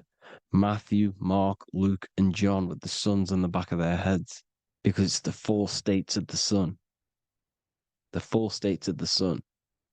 Now, 6th sign, Virgo, the Virgin, the only woman in the painting with no Adam's apple. Then we have the sun, Jesus, red and blue, red shift, blue shift, electromagnetism. The ancients knew this. He's got one hand open, one hand down, because the sun gives and retrieves. The sun rises and it falls. It gives, then pulls away. That's what the sun does, and that's what he's doing. His arms are out, symbolizing the rays of the sun, casting down onto the earth, giving and then receiving. Libra, his 2 hands are equal, he's holding his arms out equally, because Libra is the 2 balanced scales. Libra is when the sun is balanced between the summer and the winter. It's being judged. The sun isn't balanced. That's what Libra is, the 2 scales. Capricorn is the goat. Goats have 2 horns, and you can see the 2 horns on his head here. See? So this is astrology. This what Leonardo da Vinci is depicting here. It's astrology. And he knew the story of the Bible is all astrology. It's all based on astrology. The Son of God, the real sun.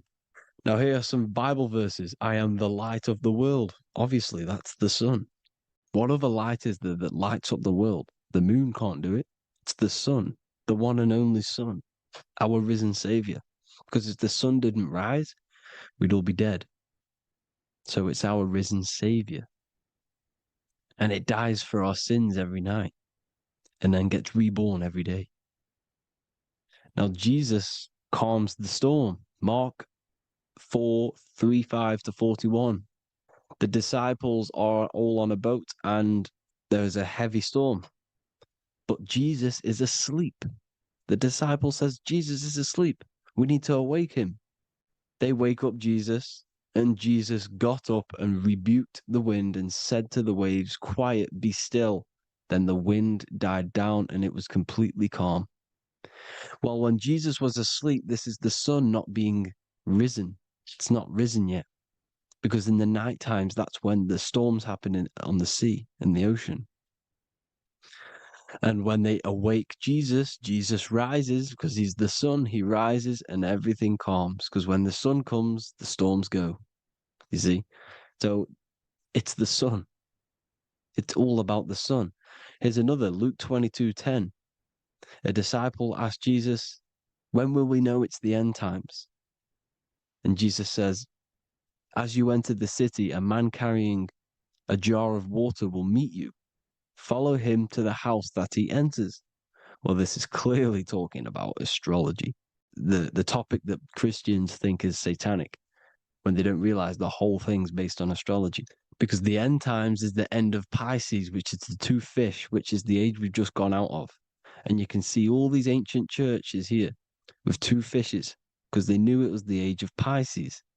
There's an ancient photo, ancient artwork with the 2 fish, Pisces. And the end times, as it talks about in the Bible, when Christians think the world's going to end or something. But no, it's just the end of Pisces. As you enter the city, a man carrying a jar will meet you. Follow him to the house. The house is the zodiac sign that he enters. And the zodiac sign is Aquarius, because that's what it is, a man carrying the water. We know this is astrology because a woman, that is a woman's job in the ancient times. In the ancient times, the woman used to get the water. You would never see a man collecting water back then. That was the woman's job, whilst the man builds the houses, for example. You see, so we know it's talking about astrology because astrology is the man holding the bucket of water. It's the end of Pisces. Now we are in Aquarius. And of course, Luke 24:36, the risen Savior, the Son. Now, the Son is also born on the 25th of December, a virgin, just like Horus, Mithra, Buddha, Krishna, Hermes, and thousands of other gods, all born on the 25th of December. Well, it's because the sun moves 1 degree northward on the 25th of December. And on the 22nd to the 24th, it stays in the same degree because it's moving south. But then on the 22nd, it stays in the same degree on the Southern Crux constellation. And the ancients called this the sun dies on a cross because the cross is the Crux constellation, the Southern Cross. And it stays on that same degree for 3 days on the cross. The sun dies on a cross, and then on the 25th, moves 1 degree northward, bringing back the summer, the light, the warmth, the growth of crops. And this is the sun being reborn again, a virgin, because it's pure. And here's Mithra, another sun god before Jesus was around, before Christianity. It was Mithraism, and Mithra, Ra is Ra, the sun god, Egypt. It's all about Ra, the sun. You can see the crown of thorns on Jesus' head, symbolizing the rays of the sun. And here are the rays of the sun on the back of Mithra's head. Krishna, the sun. Buddha, the sun. Horus, horizon. All born virgins, all did miracles, all resurrected. Dead for 3 days. Well, here he is, dead for 3 days on the cross. And resurrected. Because it's the most ancient religion ever been on the face of the earth. The worship of the sun. And we should worship the sun, because without the sun we are nothing. The sun feeds us, feeds the earth, feeds everything. Without the sun we are nothing. It's been reversed, and now we're worshipping man. When we're worshipping a man called Jesus, was never real. It's all about the sun, the most high, the most powerful, potent, celestial body in the sky, the orb that feeds us every day. It dies for our sins and rises every day. It's the sun. Now on the Holy Communion Day, it's the worship of the sun. They give out many suns. Here's Jesus holding a sun. And they raise the sun on Sunday because they go to worship their sun god on Sunday. Not Saturn Day, not Moon Day, Monday, but on Sunday when the sun is exalting. And they hold suns up above their heads because the sun rises. They're symbolizing the sun rising above their heads as Savior. It's the sun. It's the Holy Communion Day. And here's Jesus giving a piece of himself to the children. It's the sun, the light. Judas was known as a backbiter, a backstabber, because he stabbed Jesus in the back. He betrayed Jesus. Well, this is just another astrological story about the constellation Scorpio, because the Scorpio is the J, looks like a J. J for Judas, the scorpion, the backbiter. Scorpions backbite, they bite with their back. And what does Judas do? He betrays Jesus by kissing him to let the warriors know who they need to get. So he kisses Jesus, and Jesus gets stabbed in the back. Well, when you get stung or bit by a scorpion, they leave like a kiss. So Judas kisses him and gets betrayed. Well, this is because the sun, when it hits Libra, it's balanced. The sun is balanced because it comes through summer. Now the sun's starting to die. The sun's starting to die. It hits Libra. And then as soon as it hits the Scorpio, it gets betrayed because now the sun has to fall to winter. And Saturn is there waiting to take over the darkness of the winter. So he gets stabbed in the back by Scorpio, Judas, the scorpion, the backstabber. You see, it's an astrological story. Here's Mary. Mary means marry, which means pure. The sun is pure. No one gave birth to the sun but the God. And it's born every day. It's born every day on every year. It's born pure. There was no controversy. There was no activity for the sun to be born. It's pure. Now, the 7 metals come from the 7 planets. The sun gives you gold, and this is why the sun is golden. It looks gold. And this is why the banks are backed by gold, because gold is the most valuable metal, because it's the sun, the most valuable celestial orb in the sky, in the heavens. Well, here's Jesus, another ancient symbol of him being crucified on the cross with the big sun, the Southern Cross constellation. The sun dies on the cross constellation. And if you go to the old etymology dictionaries, you will see sun and son is the same word. They come from the same etymology roots. You can use them for no matter what, but they've been confused today. But if you go back to the old dictionaries of etymology, they are interchangeable. You can use them. Son, sun, sol, it's all the same thing. The 12 disciples, 12 brothers of Joseph, 12 tribes of Israel, 12 breastplates on the stones. Because it's all the 12 astrological signs. They could have used any other number, but there's 12. Because 12 is the mind, which is God. 7 is the number of matter, which is man. 7 energy centers in the body. 12 cranial nerves in the brain, because it's the mind. 12 is the 12ness. The zodiac is literally the mind of God, the signs of God. Now here we see here, Job 38, 31 to 33. Can you lead forth a constellation in the season? He's asking you, can you read the sky? Can you read the heavens? Canst thou bring forth the Mazzaroth in its season? Mazzaroth means 12 signs, the zodiac. Why did they translated every single Hebrew word in the Bible into English, but they decided to leave out Mazzaroth? Why? It's because if that said zodiac, Christians would have a different view on the Bible, but they leave that out. But Mazzaroth actually means the 12 signs, the zodiac, and the stars means sign. The word stars means sign because the stars are signs, things to come, which is off in Hebrew, which means sign, things to come.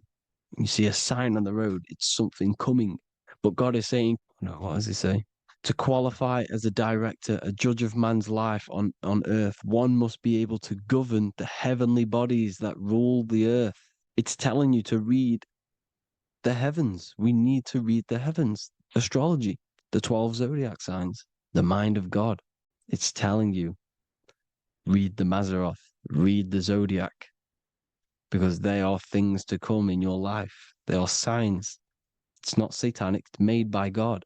God said, let there be lights in the firmament of the heavens to divide the day from the night, and let them be for signs. Signs are things to come. The 12 zodiac signs. It's all about astrology. Here's Mary holding the sun. His son, her son. It's the sun in the sky. The one and only, the most high. The soul, the solo because it's on its own. The most powerful, Ra, radiance.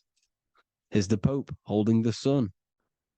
All 3 popes holding the sun because they're sun worshippers and they know the true meaning and origins behind Christianity. Sun worship. Here's the Vatican is a sundial. Yes, this is literally a clock. Your clock, your watch is a sundial. It's got 12 sections on it for the 12 zodiac signs. 12 hours, 12 Horuses. Now here you see Jesus walking on water. Well, it's the sun. And here's the beard of the sun. Here's the pyramid of the sun, the illuminated one, the all-seeing eye, the sun. Here's the Ankh. The sun creates these symbols. The ancients knew this. Now, when you see these headdresses, these are actually the days of precession of the sun. Aries, Cancer, Libra. It's all about the sun. Here's some more sun worship going back to Egypt. Ra, Horus, Osiris, and Set. Jesus and Satan is Horus and Set. The sun and Saturn. Saturn rules the winter, Satan. Jesus, the sun, the light of the world, rules the summer, rules the day. Satan's the night. Saturn's the night, the sun is the day. The evil brother, Satan. Well, Horus comes, well, this is where we get the word hours from. There are 12 Horuses. The sun moves in 12 Horuses, 12 hours. Where's Horus? What hour is it? Where's Horus? His Ra, 12 noon, Ra, radiates, powerful, the most high sun. That's why he has a sun on the top of his head. These are the four states of the sun.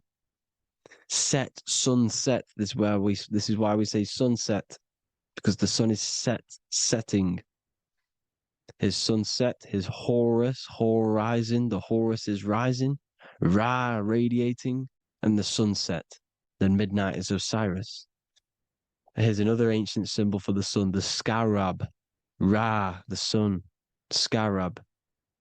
It's got the word Ra in it because it's the sun. And here's the sun on top of the scarab with the wings. Because scarabs roll dung up hills and then they'll let it fall down the hill to gain more matter, to gain more bigger, like a snowball effect. And this is, the ancients saw this as a process of the sun, because the sun climbs up the hill and then it falls. So they used the scarab to symbolize the process of the sun. The sun climbs and falls. Here's an ancient Egyptian cat cutting off the head of the serpent. Well, the cat is cutting off the head of the serpent, symbolizes the sun cutting off the nighttime.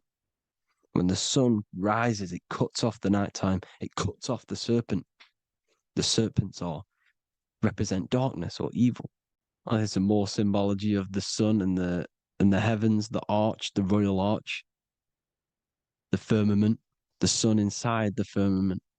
These are all ancient churches, and they all depict the firmament, but the sun inside is the ancient cosmology. You see, because it's all about the sun. Everything's about the sun, because the sun is our orb made for us to sustain life in this, inside of this creation, inside of this firmament, the royal arch of heaven. Here's the Freemasons depicting it. Here's the Masonic royal arch, but you can even see the zodiac signs. Here's Cancer, the checkered board. It's the royal arch of the firmament. Obviously, they don't want to tell you that. You live in space, apparently. Some more sun worship. Here's the beard of the sun on the water. They all have this long beard.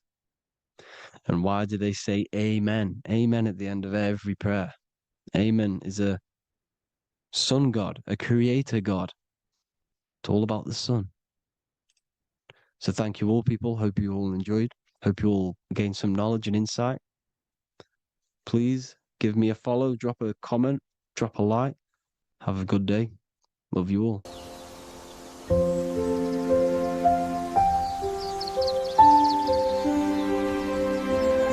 bookofwisdom.com. Visit today.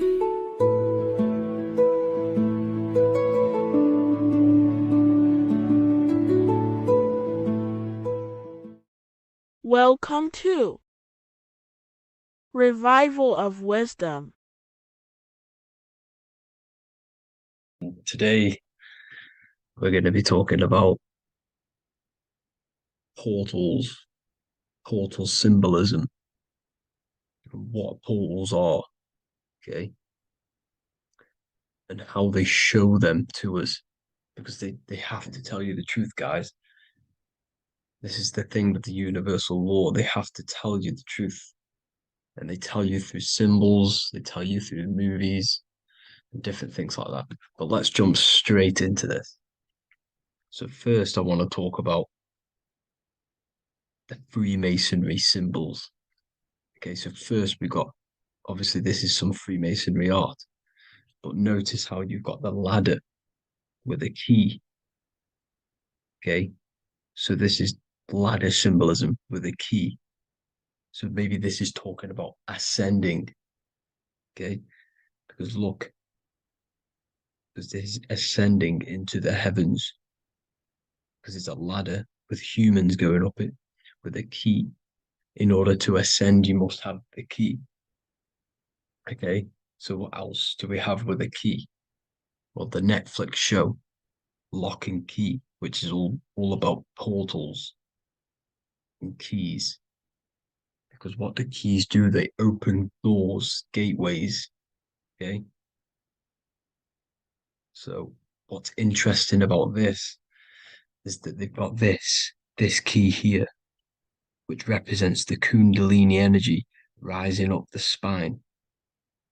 Okay, but we'll come back to this. But it's that same portal key symbolism. We've also got the Vatican.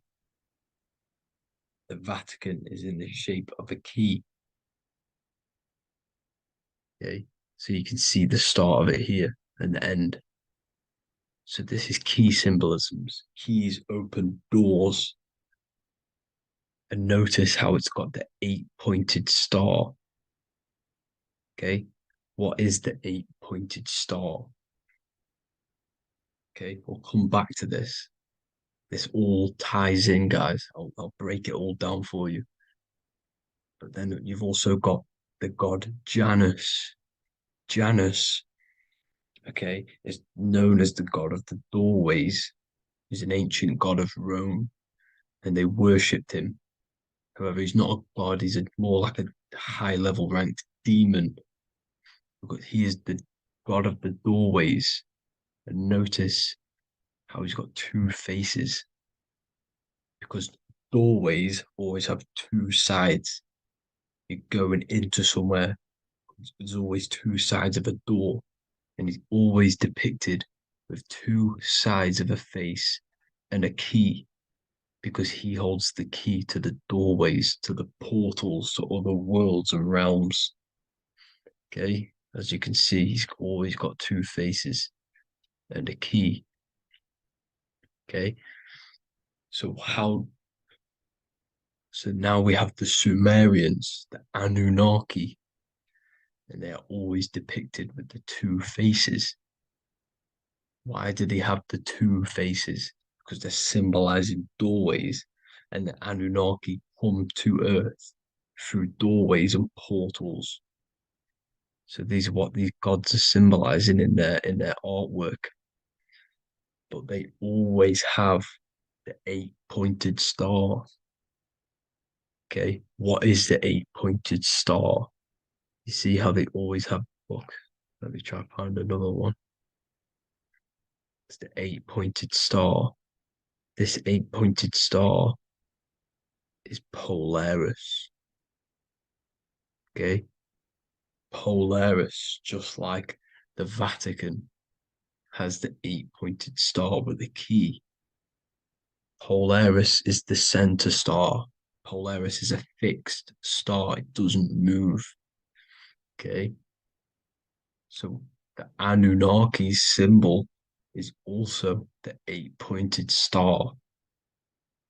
So this is symbolizing the portals and doorways that they come through in order to get to the earth.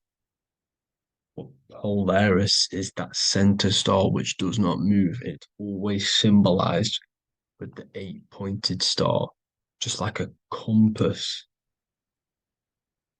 Why is a compass the 8-pointed star? Because at the center of our realm is where the most electromagnetic energy is stored. As you can see, we have an aura field, an electromagnetic aura field. So does the earth. And in the center, so like our heart, for example, is where the most energy is stored. And like the center of the earth, this is why all compasses point to the center, because this is where the most electromagnetic energy is stored. It's at the center of our realm. Okay. So like I was saying with the lock and key series, see this here? The Kundalini energy rising up the spine, just like your Kundalini energy rising up the spine. Let me try. I can't zoom in. But you know what I'm trying to say here. Let's go back to Polaris. because at the center is where pole. Can you see the pole of electromagnetic energy? Polaris, the North Pole. It's symbolized. The truth is in the words. It's like a pole of electromagnetic energy. And this is where the aurora borealis comes from. Notice how it's got the word aura in it, because it's the Earth's aura, electromagnetic field. Just like you have an aura, also known as the northern lights, because it's coming out of this center hole in the center of our realm, where the black sun is. And this is where the electromagnetic energy is coming up from. And this is what the aurora borealis is, or the northern lights. It's just electromagnetic energy. And it's symbolized through our symbols, the original O, okay? Because it's like a pole through the middle, Polaris. So this Polaris is the sky vault. It's the portal into this realm, because this is what the Anunnaki are always talking about, always symbolize it with the 8-pointed star. And just like a compass is the 8-pointed star pointed to the center, to Polaris. Okay. See here on the Sumerian tablets with the 8-pointed star again. And how we know it's talking about portals with this 8-pointed star is because CERN 666 are opening up portals to the underworld, letting in demonic entities into this realm. How do we know it's a portal? Because their Hydra Collider has 8 points, just like the 8-pointed star. So they are creating synthetic portals to the underworld to let these demonic entities into our realm. But what is the key? Because if we're talking about ascending through Polaris, notice how here on the masonry art, this luminary here, so this is the sun, that's the moon. This is Polaris because it's a luminary with what? 1, 2, 3, 4, 5, 6, 7, 8 beams coming off the luminary, just like the 8-pointed star. So you see the ladder with the key going up to Polaris. It's symbolizing ascending out of Earth. So what is this key that they're keeping from us? Because it's a human holding a key going up the ladder to Polaris. Well, chakras. We have 7 chakras. Okay, so this is what they are telling us in the lock and key symbolism. The Kundalini energy rising up the spine. Okay, just like they have 33 vertebrae on the back of your spine. Okay, this represents the Kundalini energy going up your 33 vertebrae, just like in masonry has 33rd degrees. Okay, so what is the key? Your chakras. Your chakras have to be unlocked. Okay, you have to unlock your chakras, and you can't unlock this one without going through this one. You have to go through them all. It's like a ladder, just like Jacob's ladder. You can't go from the bottom to the top. You have to unlock each one.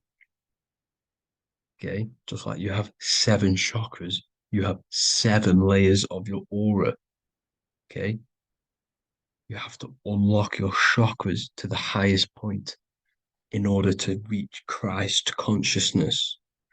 And this is the key that they're talking about. They're symbolizing the organic portal within each and every one of us to ascend out of this realm.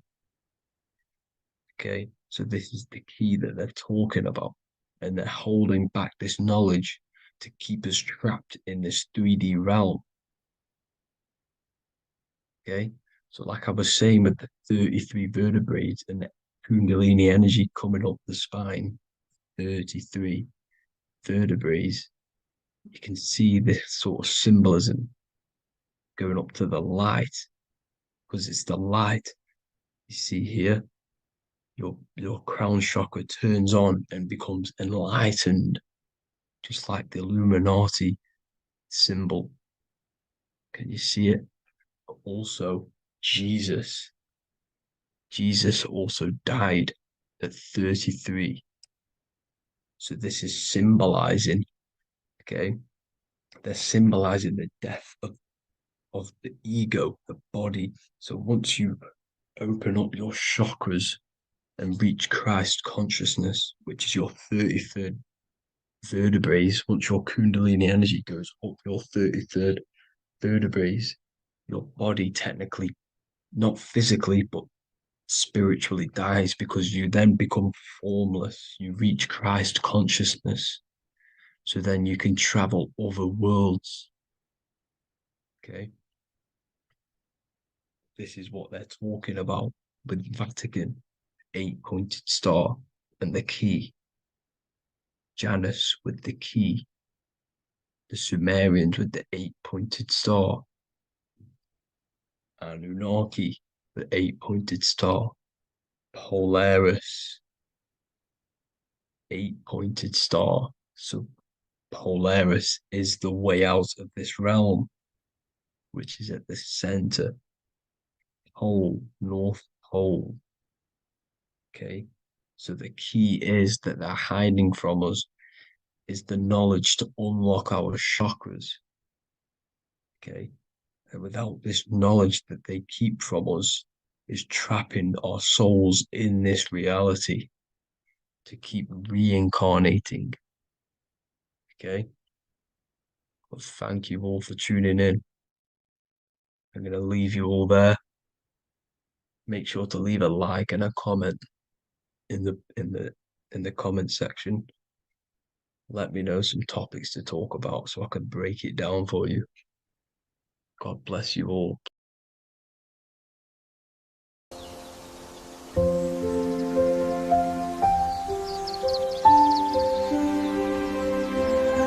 bookofwisdom.com. Visit today.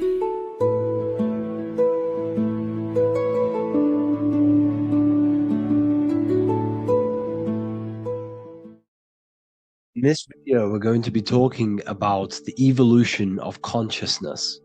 You are born human, however, you possess consciousness, which is the awareness behind your being, the awareness behind your thoughts, the experiencer behind your 5 senses, the experiencer, the observer behind your thought, emotions, and senses.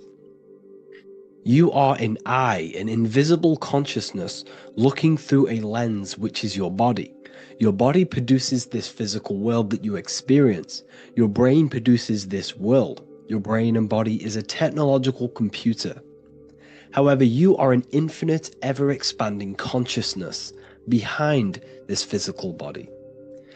And there is an evolution of consciousness, a cosmic journey of expansion.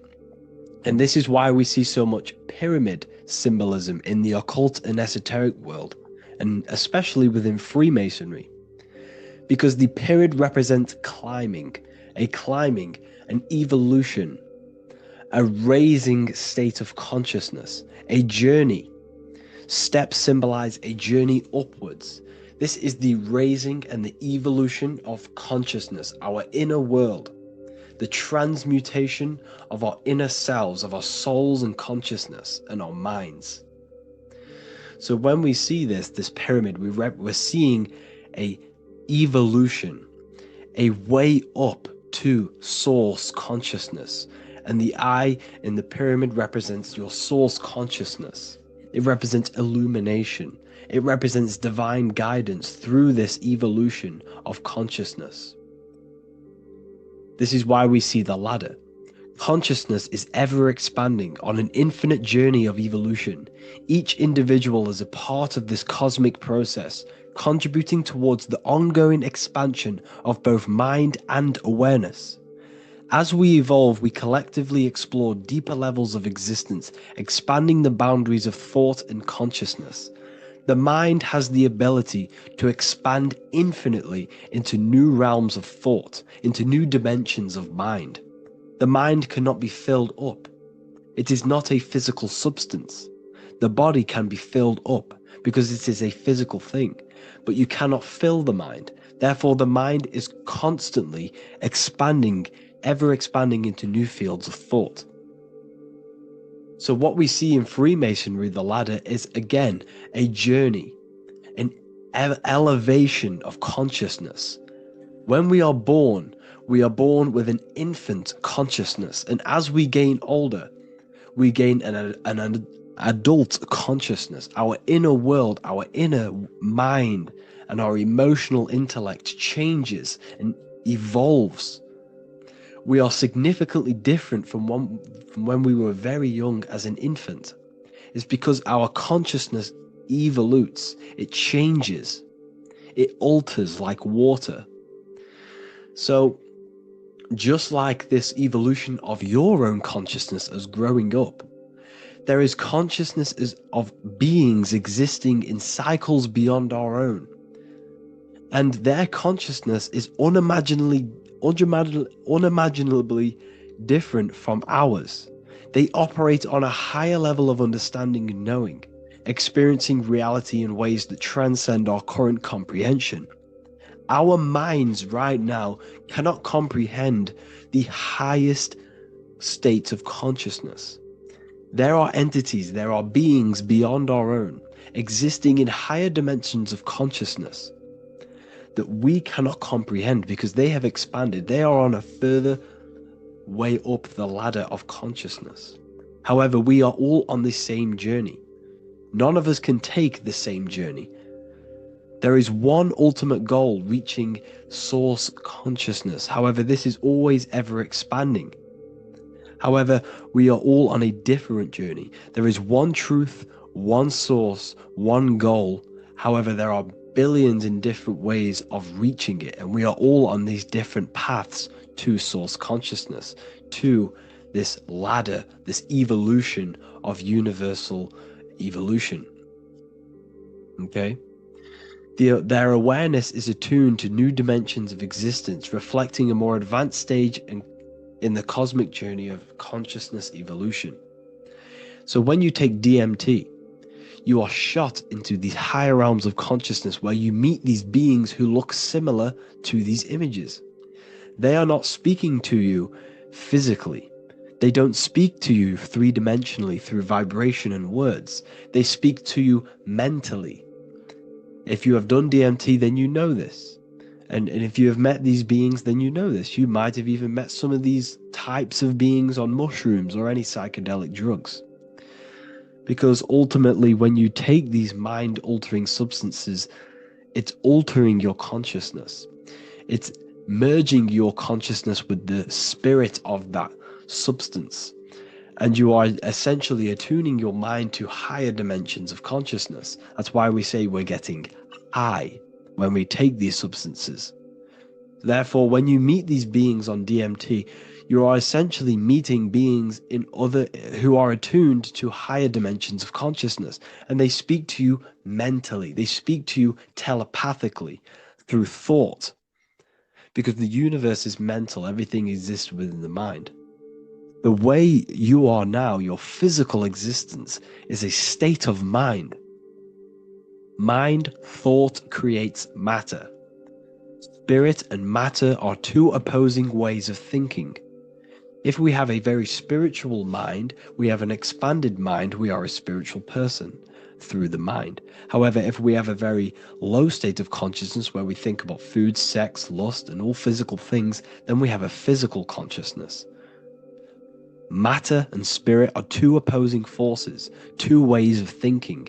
The mind attunes itself to different levels of understanding in different dimensions. So, essentially, this is what we're looking at. The body is a vessel for the fluidic, formless consciousness, a temple that houses the essence of our awareness. While the five senses are limited to perceiving only the physical plane, the mind transcends these limitations, capable of perceiving the full scope of reality. It is through the mind that we access deeper truths beyond the material, tapping into boundless nature of existence. Physical existence is a thin band, a thin layer of reality. It's like 0.001% of reality. And your five senses are only tuned into this layer of reality. But the five senses are, by design, only allowed to perceive physicality. But the mind has the power to expand beyond this physical five sense state. The mind has the power to expand and evolute. It is a conscious decision whether you want to take this path or not. You can stay in a three-dimensional way of thinking, or you can expand your consciousness from within. It's not an external journey. There is no God going to save you. You must save yourself. Therefore, behind every single one of these eyes is the same source consciousness. However, we are all different cells in a different journey. The organs in your body, the cells in your body are all alive. They all possess same consciousness, universal consciousness. However, we are all on a different journey of evolution. As above, so below. As the baby is in the mother's womb, when the baby becomes conscious, there is a world outside of its mother. What does it do? It presses and seeks a way out to be born in the other world outside of its mother. It is the same with your consciousness, your mind. When your mind becomes aware that there is realities beyond the immediate surroundings, it seeks a way out. And this is exactly what I'm doing to you now. I am now expanding your mind and telling you there is other ways of reality. There is other dimensions of consciousness which you can access through inner transmutation, through different ways of thinking, spiritualism, and meditating and connecting with yourself and detaching from external things. We can upgrade our consciousness. Your body is a womb. Why Jesus says you must be born again to see the kingdom of God, because you are born physically and then you must be born again spiritually, awakening your inner consciousness. So like I said, as the baby is in the womb, it's the same principle. As above, so below. You were a baby, you were in your mother's womb, and you figured out there is a world outside of your mother, so you seek to weigh out your mother to be born in another world. It's the same now. You must do this now. This is your spiritual evolution. This is the evolution of consciousness. It's ever expanding. When you die, this is a transition. You must learn to not fear death. This is another part of your spiritual journey. You must master death. Therefore, like I said before, the mind has limitless capacity to expand into new realms of thought, continuously exploring uncharted ideas and concepts without boundaries. The mind can ever expand. It can never be filled. It can never ever know everything. There is infinite fields of knowledge, infinite fields of thought. Your current state is just one stage on an infinite pathway. You won't remain human forever. The human experience is a crucial phase where we learn to balance polarities, master the fundamental laws of the cosmos. It is a period of growth and transformation, preparing us for the next stages in our cosmic evolution. The goal is to strive for perfection, yet the true perfection is unattainable. It's like a tunnel, and there is a light at the end of the tunnel. And as you walk through this tunnel, the light is ever moving backwards. You should forever seek to meet that light, but you will never meet that light because consciousness is ever expanding. You should strive for perfection, yet knowing that perfection is forever unattainable.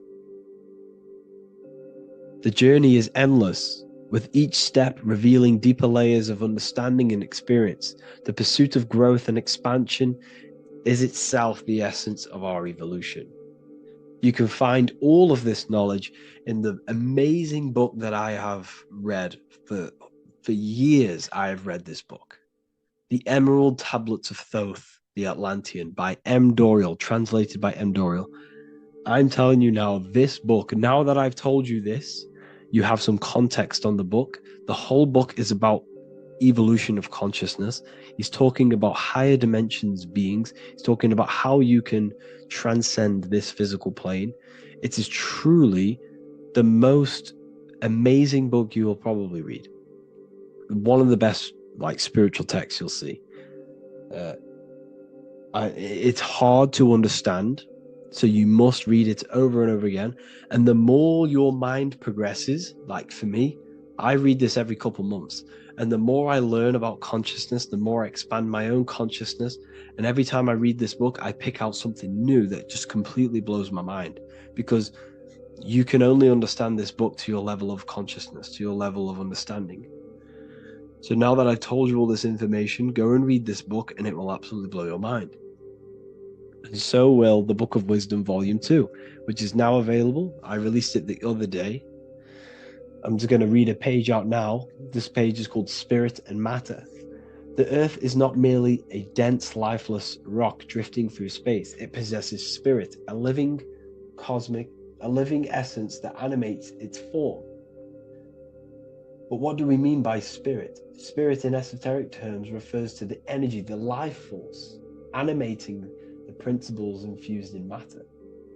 So essentially, what this page is talking about is how everything has spirit, consciousness within it. You are the middle, you are spirit and matter. You have the ability to expand your mind to the God self and raise above our animal instinct, our material self, and know the divine and expand. Animals cannot do this. Animals are not self-aware. Humans possess self-awareness. We can observe our consciousness. We can say, why do I exist? We can look in the mirror and know that we need growth. And this is what Anunnaki means. Anu means above. Anu was the supreme god of the sky, which is a metaphor. He represents spirit above, heaven. Anu came down to earth and married Ki, the goddess of the earth, which represents matter. It's a myth, it's an allegory. Anu married Ki and gave birth to the Anunnaki. Spirit came down and infused with matter and gave birth to the human, which is you. You are spirit infused in matter, Anu and Ki, Anunnaki. You are the Anunnaki. And this is just one of the teachings in my book. Honestly, this book is absolutely amazing. If you truly, truly want to expand your consciousness, give this book a read. And obviously, if you're inside the university, I give you this book for free. A paperback version. If you join the university, follow the steps inside of the general chat. You'll be able to download this book. Not download it. Order a paperback for free. All you have to do is pay for the shipping. You'll also gain amazing knowledge inside of my library, where your mind will just be overblown with the amount of esoteric books. There's over 45 rare occult books. Plus you get a PDF of the Volume 1 and Human Health Guide. You get reoccurring updates where I expand on symbolism, occultism, where you will just feel absolutely amazing once you understand esotericism in yourself. You'll also learn how to create the dream reality that you want with the Manifestation Mastery course, where I teach you how your consciousness creates reality. You'll have a real lectures where I post lectures on symbolism, occultism, esotericism. There's a conscious community and live calls and Q&A where you can ask me questions and I'll answer your questions. I just want to say thank you to everyone who has joined the university. Thank you for even liking and watching this video. Any support I just appreciate every single one of you. Please, if you can, leave a comment and a like on this video and let me know any videos you want me to make in the future. And I will start uploading a lot more to the YouTube. So yeah, thank you all for tuning in today. Have an amazing day.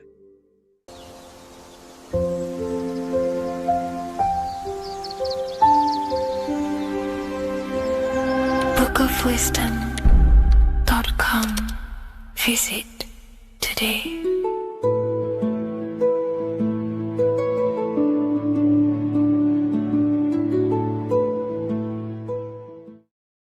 The earth has become a realm in order to trap souls within so that they can harness our electricity, our energy. Even the Bible is talking about how this realm is controlled by the wicked one in John 5:19. We know that we are the children of God and that the whole world is under the control of the evil one. Ephesians 6:12. For our struggle is not against flesh and blood, but against the rulers, against the authorities, against the powers of this dark world, and against the spiritual forces of evil in the heavenly realms. So the Bible is telling us that this is not the only world. There are other worlds, there are other realms that we can go to, considered as heaven. Heaven being a higher realm where there is no evil, no darkness. This is a midpoint realm where there is good and evil. Now, we're going to explain how the soul trap is how it's working and how your soul is being harnessed for its energy and how you are tricked to come back to this realm after death. What you need to understand is first is that you are the invisible intelligence behind the physical body. You are the mind and soul. The soul is the true you, the good you. It is pure love, pure bliss, eternal, never dies. The mind can be corrupted though. The mind is the intelligence of the soul. It is invisible. It has no true form. The intelligence inhabits the brain. The brain is the computer to control the electrical machine called the nervous system, which is choice, program, and action. You are the invisible intelligence behind the body, and this will prove it even more. You do not even see into the external world. You are seeing an image produced by the brain because the light is being sucked through the retinas of the eyes. The image is produced in the visual cortex at the back of the brain. What does this mean? This means that we are the consciousness in the center of the brain, in the pineal gland, that is experiencing the program being ran by the central nervous system in the brain. This is the sigil of Lucifer. Lucifer in Latin is Lucy. Lucy is light in Latin. Lucifer is known as the light bearer. This is how the eyes work, people. It's not a demon or a devil. The sigil for Lucifer is how the eyes work and how the left eye is controlled by the right brain. The right eye is controlled by the left brain. There is a crossover. It's the same with the body. The left side of the body is controlled by the right brain. The right side of the body is controlled by the left brain. There's a crossover with our hemispheres in the brain. Now, this empty chamber in the center of the brain is where this universal cosmic intelligence is held, known as the most holy place in the Bible, the throne of God. Okay? This is above the 33 vertebrae on the spine. As you can see here, you are the being in the center of this point. All of the nerves are being sent back to this one particular point, which is the seat of our invisible intelligence. You can see it's an empty chamber. Our consciousness, our intelligence is not a physical thing. This intelligence is the true voice inside of your head. This is why your head is heaven, your heart is earth, your heel is hell. Your head is heaven because this is the seat, the throne of God. God is in heaven because the consciousness, this divine intelligence that's controlling the body, is sat in the center of the brain. The brain is taking commands of this invisible intelligence. When you close your eyes, you can feel your awareness, your consciousness, your intelligence is all in the brain. Your awareness is not in the feet, the heart, the legs, the arms. It's all in the center of the brain.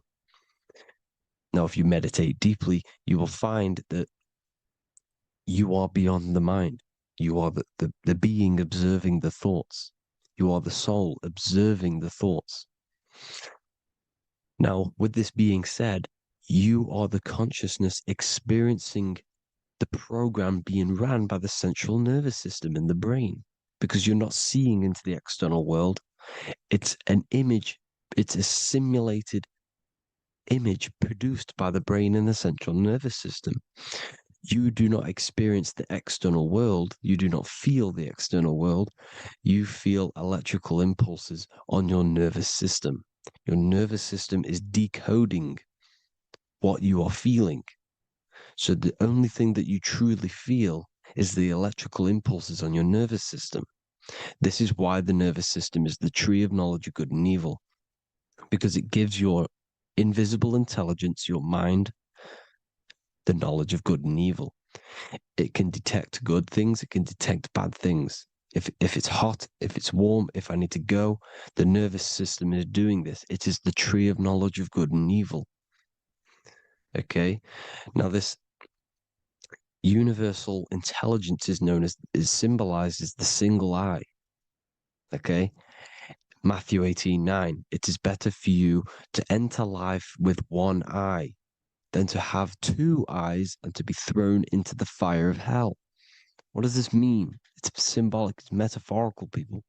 It is metaphoric. Your universal intelligence is the single eye, the one eye. It's the balance between the two poles, between the left and the right, the good and the evil. It knows the right thing to do all the time. This is our inner guide. The inner self is the inner guide. And when you are operating your life off duality, using your two eyes, you'll be thrown into the fire of hell, lower states of consciousness, because you're split. You need to live in oneness, even, balance. Matthew 6:22, the light of the body is the eye. The light of the whole body is the eye. You are a light being. Human. Hue means an attribute of a color. Man is the word manifested. We are light manifested into physical form. Depending on your vibration is depending on what color that you are vibrating on, which is a hue, a human. If therefore thine eye be single, thy whole body should be full of light. Again, it's talking about the single eye, oneness, completeness. When you balance the hemispheres of the brain, we'll go over that later. But anyways, the body is the earth. This is what we need to understand, people. The body is running the simulation, the program that our consciousness is experiencing.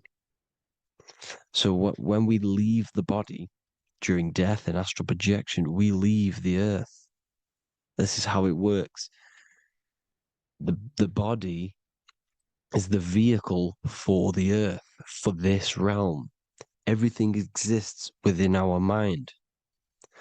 You have the soul, mind, and body. The soul is the observer, the watcher, the true being. This is why she has many different heads, because the soul inhabits different bodies. This is the serpent, which means knowledge, which is the mind, wisdom. And this is the body, soul, mind, and body, Brahma, Vishnu, Shiva. The mind is the bridge between the soul and the body. So what do I mean? When you astral project, you are using your mind to project your awareness, your observing consciousness outside of the physical body. The mind is the projector, projecting consciousness. By using your mind, you can project your consciousness outside of the body, which is known as the astral realms, which is known as walking on water. Jesus was never walking on physical water, people. It's metaphorical, believing the physical body. The water is the ether, which is the veil between the physical and the astral realm. It's a fluid substance. It's on either side. It's physical and astral. The ether is the fifth element that they hide from us. Why? Because they're trapping you in the physical. They are hiding all of these realms. Etheric, astral, and mental. People think their mind is their brain. It's two separate dimensions. These are completely different dimensions. The mind is way more intelligent. The mind is formless. There is no form to the mind. You can think anything you want. You can manifest anything you want within your mind. It is not a physical object. The physical realm is being controlled by the mind. Everything's being controlled by the mind. Everything exists within the mind. This is why the Egyptian says the universe is mental. So when we project our consciousness outside of the physical, we go to the astral. The ether is the water that Jesus is walking on. This is the veil between the physical and the astral world. The word together has ether within it because it joins the two worlds together, together, the astral and the physical. The word either is ether because the ether is on either side, physical and astral, physical and spiritual, physical and non-physical. In the astral realm, the mind can manifest anything we want. We incarnate to restrict our minds. This is why Saturn, if you go and watch my video on Saturn, how Saturn is this simulation, okay? Our minds can manifest anything we want in the astral plane in the click of a finger. However, when we incarnate in matter, we now have to labor for our manifestations. This is why Saturn's known as the great teacher in astrology, because he teaches you a lesson. When your mind incarnates into matter, it's teaching your mind a lesson, the knowledge of good and evil. This is why the Bible says, you shall be gods and know the knowledge of good and evil. When you incarnate here, you have to know the knowledge, you need to know the knowledge of good and evil to become a god. Okay? Now, the square is the physical plane, the triangle's the ethereal plane, the circle's the eternal plane. The circle has no beginning, no end, it's eternal. The physical plane is the square, it's limited. The square is limited. The cube is the geometric shape which gives rise to matter. Now, the term think outside the box has truth in plain sight. You have to think outside the box to project your consciousness, use your mind to project your consciousness outside of the box, the physical plane, into the astrals. The astral realm is the realm of the stars. Above us is the stars. Through the stars is the astral plane. This is why astral has the word star within it. The devil is the de-veil. When you sell your soul to the devil, quote unquote, it's metaphorical. The devil exists in the physical plane. It's the lowest state of consciousness. The de-veil, you de-veil yourself into the physical when you are the devil. The de-veil. The ethereal plane. Now, we all know what the famous symbol of the all-seeing eye, right? The all-seeing eye with the eye in the triangle. Look at the Masonic artwork showing you the triangle above in the sky. This is symbolizing the ethereal planes. The eye in the triangle symbolizes your invisible intelligence, your mind, which has the ability to see on either side. Because the triangle's the ethereal plane. The eye is your consciousness, your intelligence. And this intelligence has the ability to see in the physical plane and to see in the ethereal planes, in the astral planes. This is why it's above the earth. It's above the ground. Because it can see here, it can see in the heavenly realms. Now, the stars are, well, this is known as heaven. the realms of the astral planes. This is some quotes from the Emerald Tablets of Thoth. Out of the darkness ye must rise upwards, one with the light and one with the stars. Man is in process of changing to forms that are not of this world. Grows he in time to the formless, a plane on the cycle above. So there's other worlds. The Bible's telling you there's other worlds, there's other realms. Know ye must become formless before ye are one with the light, the astral light above, which shining through the stars. Not of the earth are ye, earthy, but a child of the infinite cosmic light. You are the invisible intelligence controlling the physical body. The body's not you. It's the vehicle that your soul lands in when your mind projects your consciousness into that realm. Free from the body, I flashed through the night. Unlocked at last for me was the star space. Wow, that's powerful. The star space, the astral planes. This is what it's talking about. We are all a star. We descended from the astrals, which is the star. We are all a star. Look at the ancient paintings of Jesus' birth. It's the star beaming his consciousness down into the physical plane. Here's another one. Here's some Freemasonic artwork showing you, again, the ether, that invisible intelligence, the I, manifesting itself inside of here, in the physical realm, where the people are. You see? It's the same here. This is Jesus. Here's the bird symbolizes the Holy Spirit, your invisible intelligence, descending into the waters, the ether, the ethereal, everything. The ether's the base of all physical matter. Here's Truth in Plain Sight. Mr. Bean, the famous TV program in England, in the UK. He begins the program like we all begin the program from falling from the stars. He falls down with a beam of light. And this is Truth in Plain Sight. This is false. The aliens don't exist. They're a lie, alien. But this symbolizes the star beaming our consciousness. And when we die, this star will suck us back up.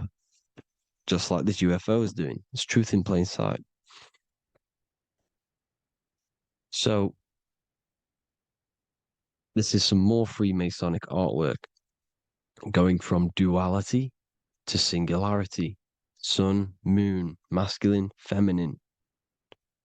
Right hemisphere, feminine, left hemisphere, masculine. The consciousness in the center, the balance point. Here's another more Freemasonic artwork.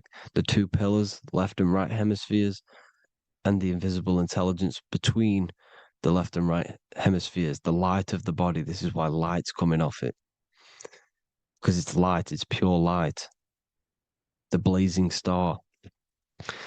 The stairs go from the checkered board, the duality, up to oneness, in between the sun and the moon, the masculine and the feminine. This is symbolizing going into oneness. What did the Emerald Tablet say? You've got to become one with the stars, one with the one with the self. Balancing the two hemispheres so that you can gain, because when the two hemispheres are balanced, you can gain a more deeper connection with your invisible intelligence. Same with the chakras.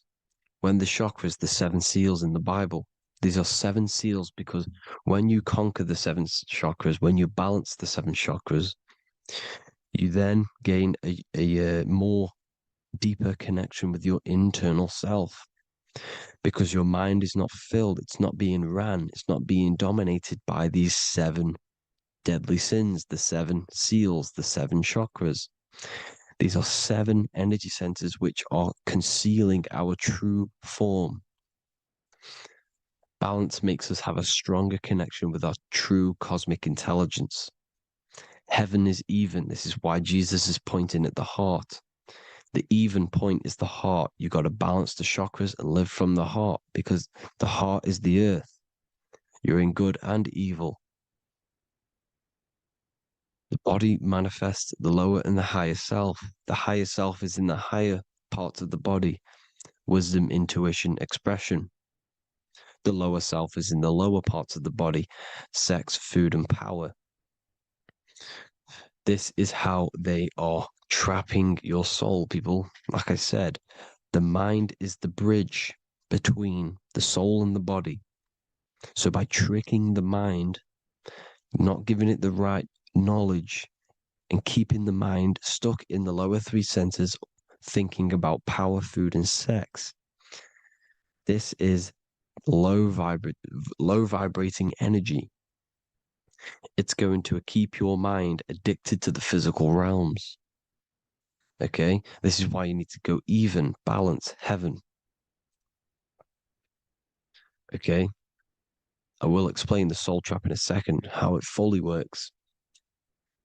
But I'm telling you all the science behind it so you can understand. When you are doomed, you are domed. This is the dome, the firmament, the firmament, the mind. Ment is mind, firm is firm. A firm ment is doomed under the firmament. You must have a loose mind, an open mind to expand your consciousness beyond the stars, beyond the ethereal barrier. You have to vibrate higher than this world. Your consciousness must be expanded more than the physical plane. You need to learn how to astral project. You need to learn how to leave the body, how to operate outside of the body, so that you, when you do leave the body, you will have recognition. You'll have knowledge. You'll have practice. But this is as above, so below. The woman's belly is the earth. It's as above, so below. It's a microcosm of the macrocosm. We are the children in the womb. We are the people in the earth being ready to be born into the heavenly realms. As above, so below. It's a microcosm, macrocosm. Everything is in everything on a bigger and a smaller and a larger scale. Now, when the baby figures out that there is a world beyond its mother, what happens? The baby starts to move around and tries to get out of the mother. Because once it starts to hear the external world, starts to hear people, it's going to wonder, what's outside of why am I in here? What's outside? So the baby will force its way out of the mother. It's the same with our minds, as above, so below. When our minds figure out that there are other realms beyond this world, we will seek a way out. This is the womb, the mother earth, mother nature. It's the mother. We're in the womb. We can be born out of this world, which is being born again in the Bible.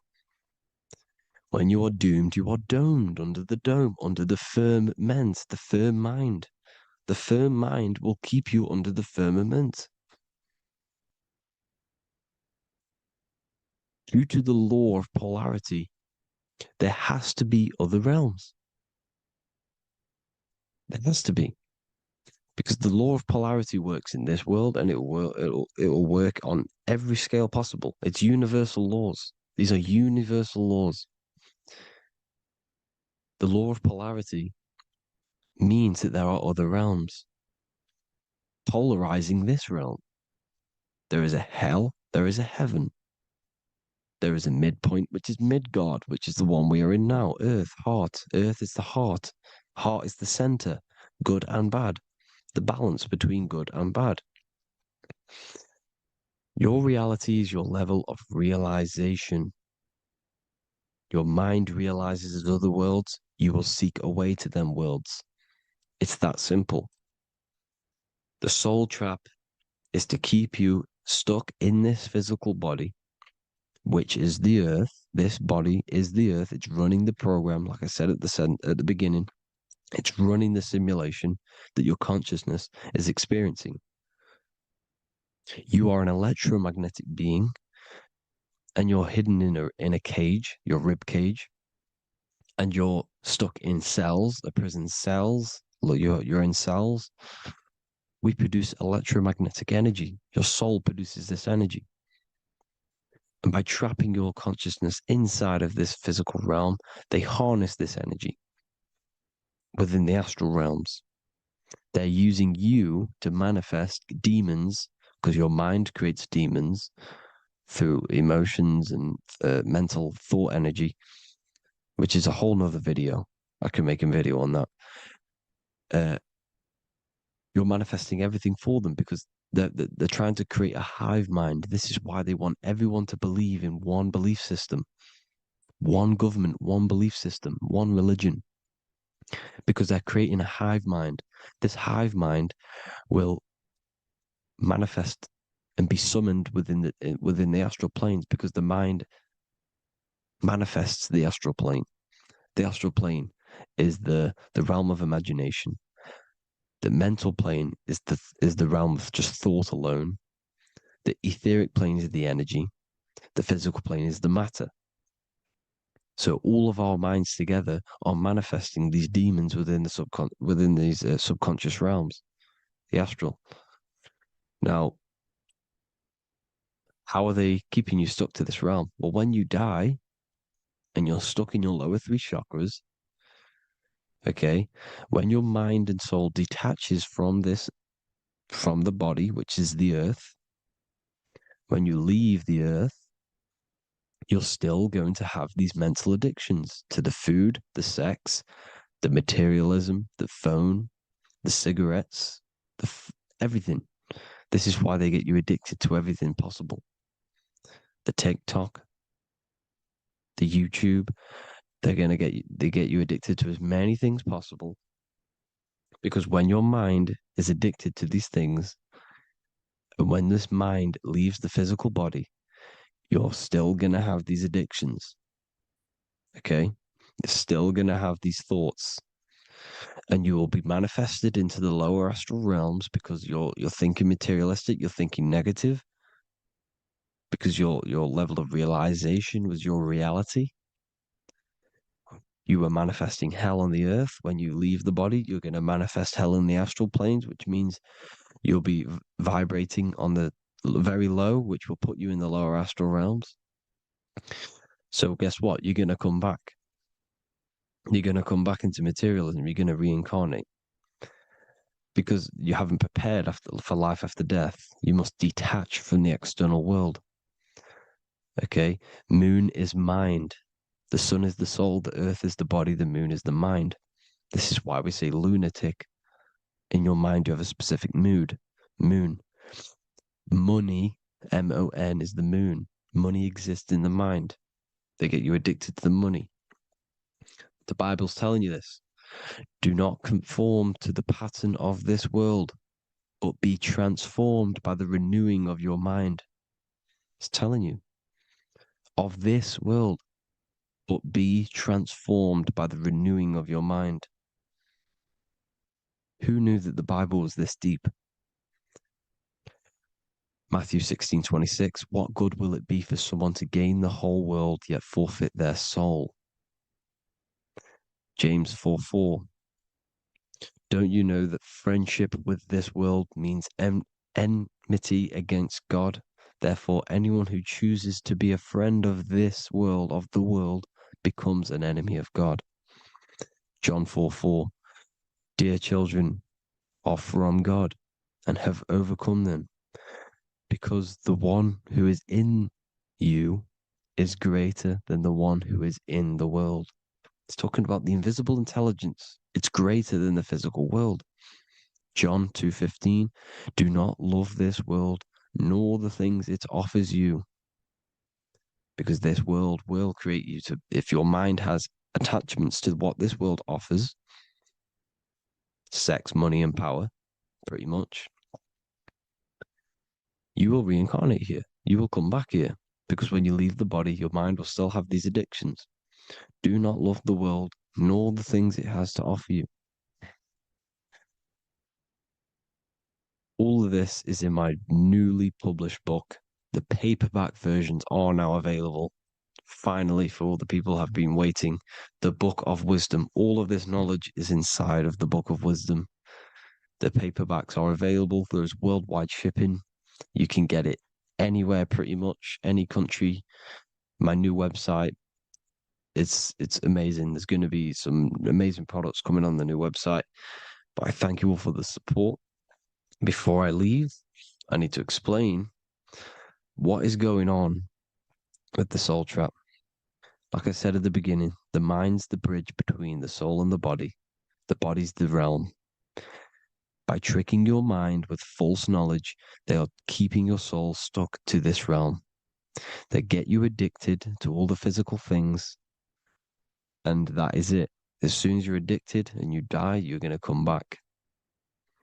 So by tricking your mind, which is the bridge between the realms, they keep your mind stuck within this body. They keep you in physicality. They deveil you, the devil, the deveil. Thank you all for the support, people. If you do want to join the Academy, all the links will be posted below this video for the book, The Academy. Thank you all for the support and have an amazing day.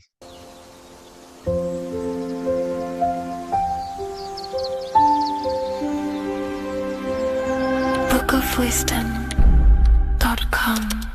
Visit today.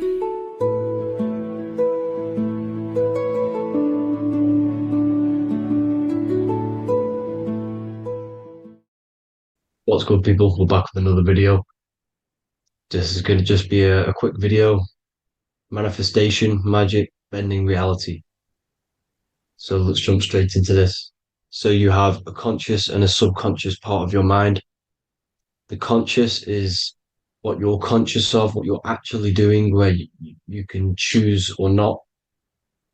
However, the subconscious is the part of your brain which is automatic.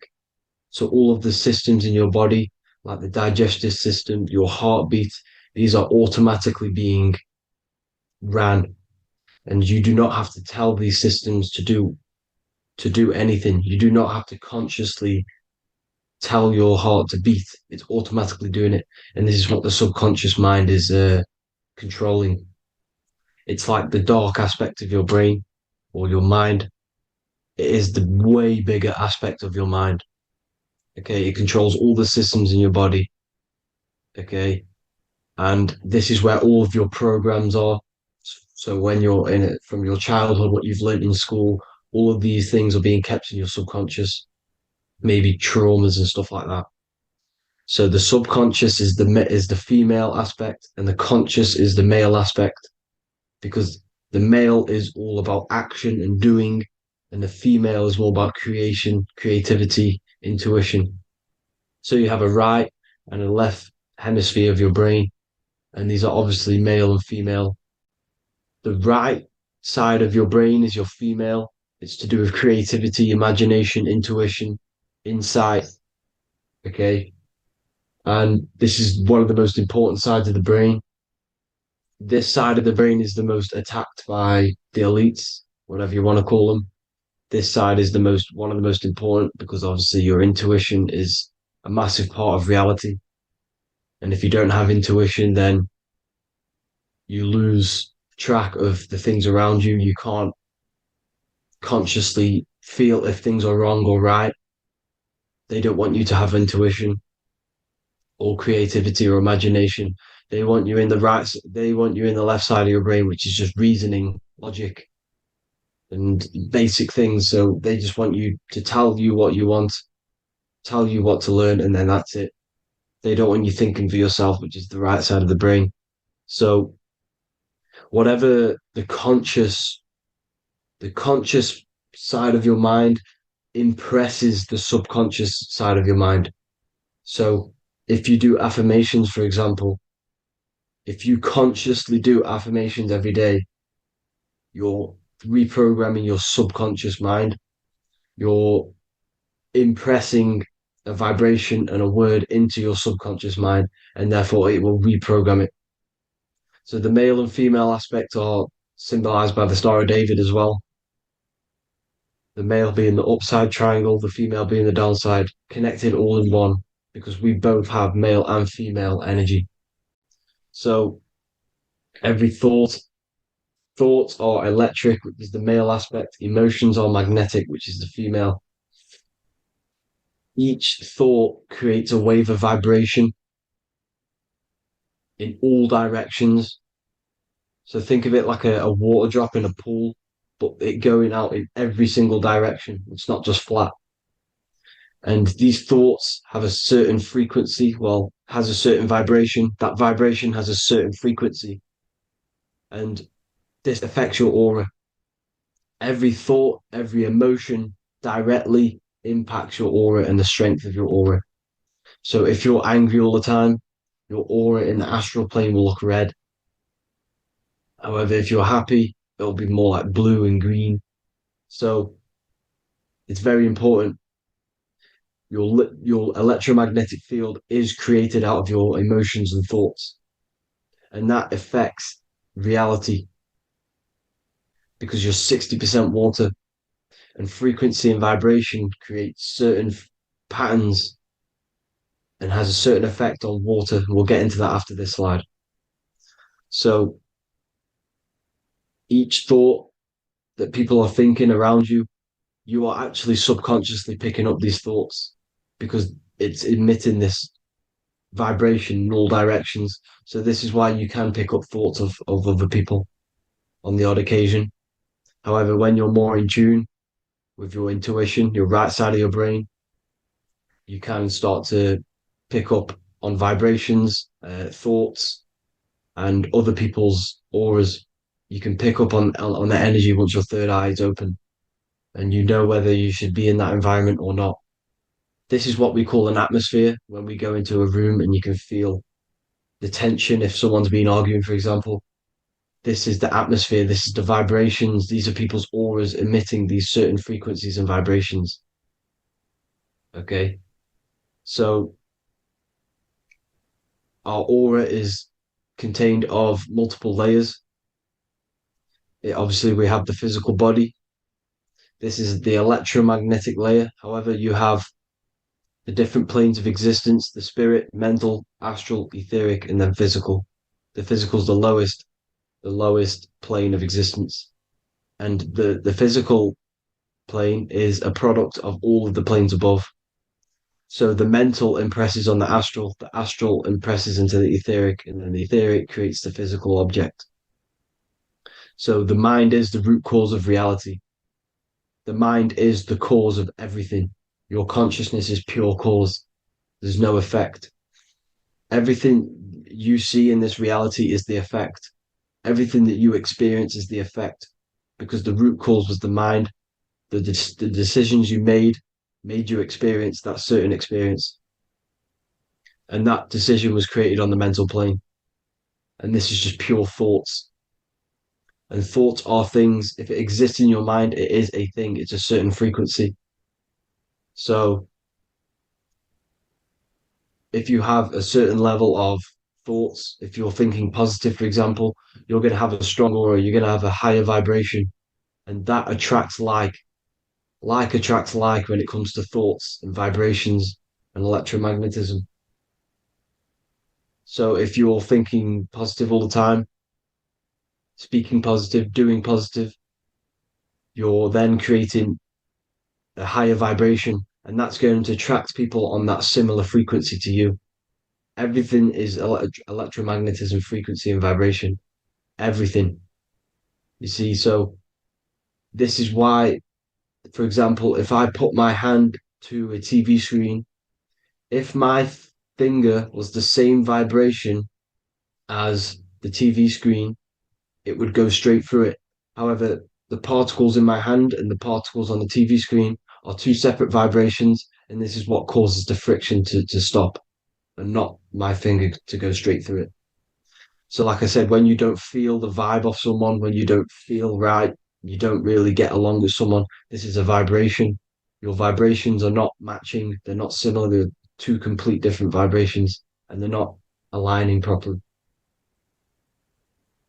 So music has a massive part on this. Music is a massive, massive tool for the elites because music is frequency. And in 1975, the musical instrument are all tuned to 440 hertz. So Spotify, Apple Music, most of the music on YouTube is all set to 440 hertz. And 440 hertz is not divisible by 3, 6, or 9. And when you can't divide a frequency by 3, 6, or 9, it's not a natural frequency. As you can see here, this is 432 hertz. This makes a nice geometric pattern. However, 440 hertz is a distorted pattern. So when you listen to this actually shuts off the whole right side of your brain. Like I said at the start, this is the most attacked side of your brain. It's to do with creativity, imagination, intuition. When you listen to 440 hertz, it shuts off the whole right side of your brain.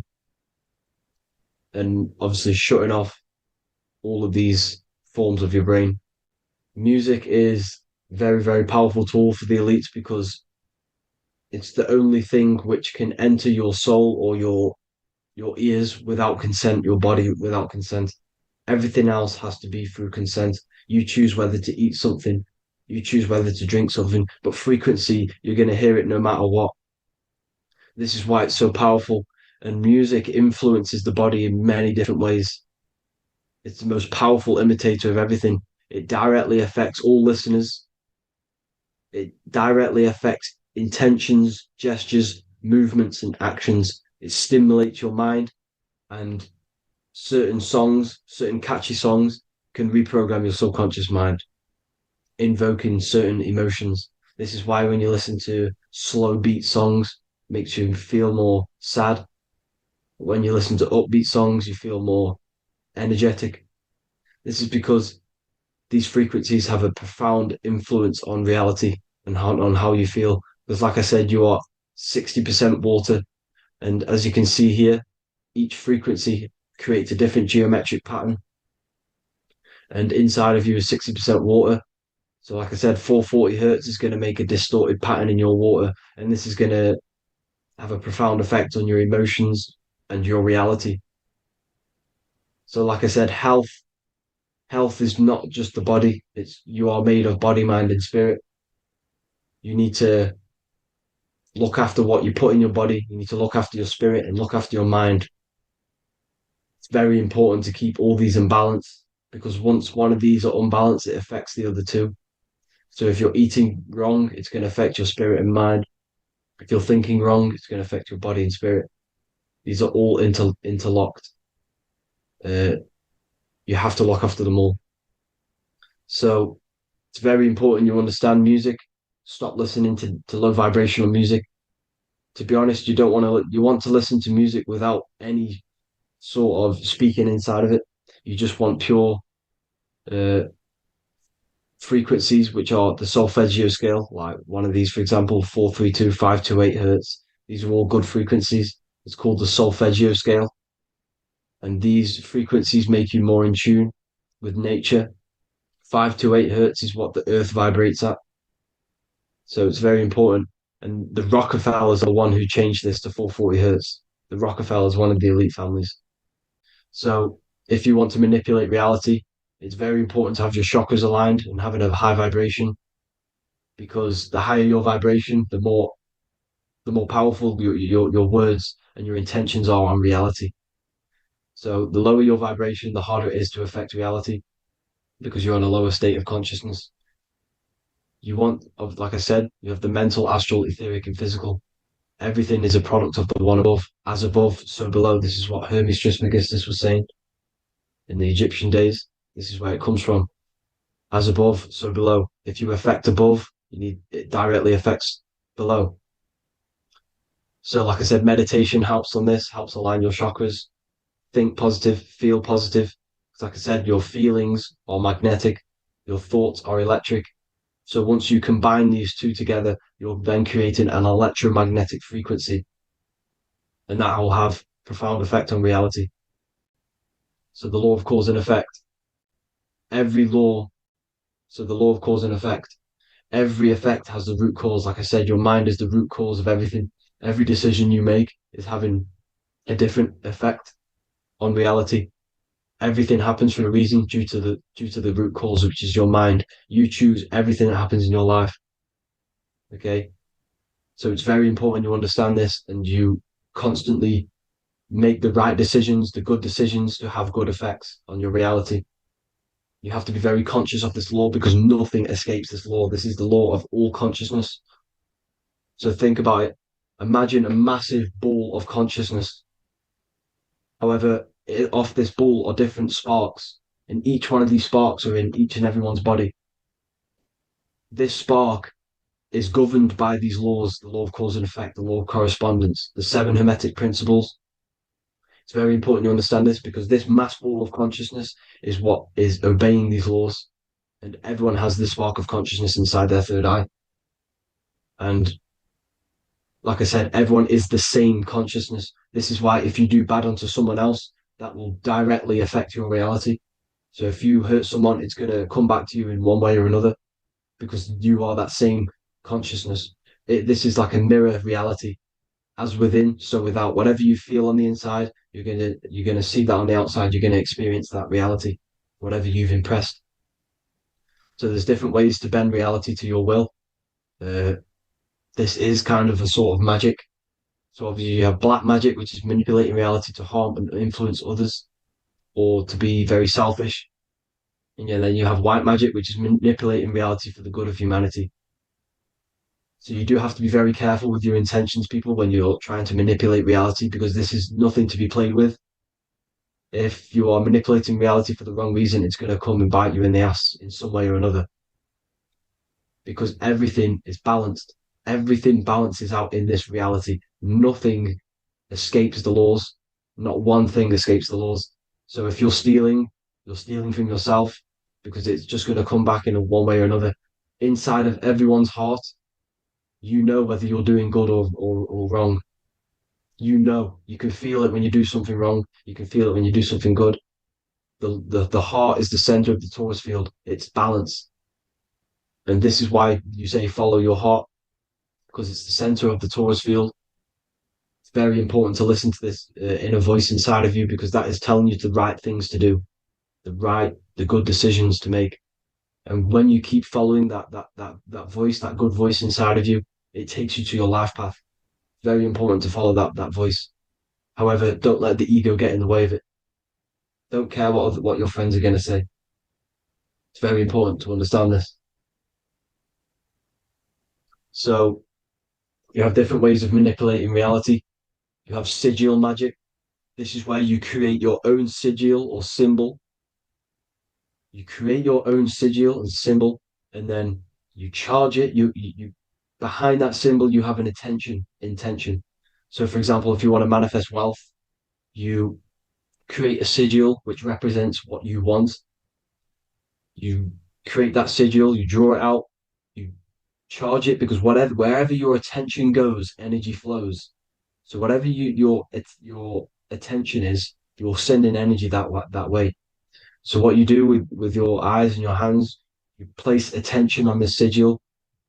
Imagine that it's glowing. Imagine that you're sending energy to the sigil, and then you burn the piece of paper once you've done this. And then after this, you meditate on that symbol. You constantly think about that symbol because that symbol is the frequency, is the thing that you want to manifest. So that's one way. Or you can just meditate on your reality. So imagine yourself having already what you have. This is what they call a mindset. You must set your mind to the frequency what you want to manifest. Okay. So if you want to manifest wealth, for example, imagine yourself being wealthy. What would it feel like? What would you be doing? Imagine a scene in your mind.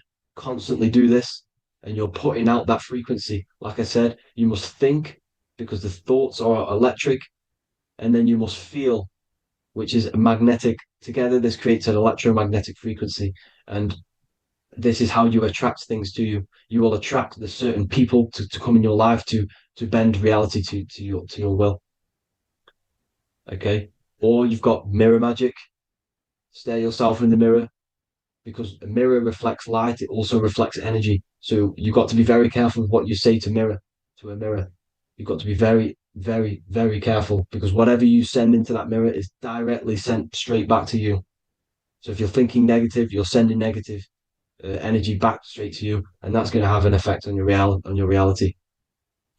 Affirmations are very important because your words are frequency. Your words are vibrations, and each word you say has a certain frequency. If it's positively charged, it's going to affect you positively. If it's negatively charged, because like I say, your brain and your mind is like the director of energy. That's what your brain is. And it directs energy into certain things. You can either positively charge it or negatively charge it.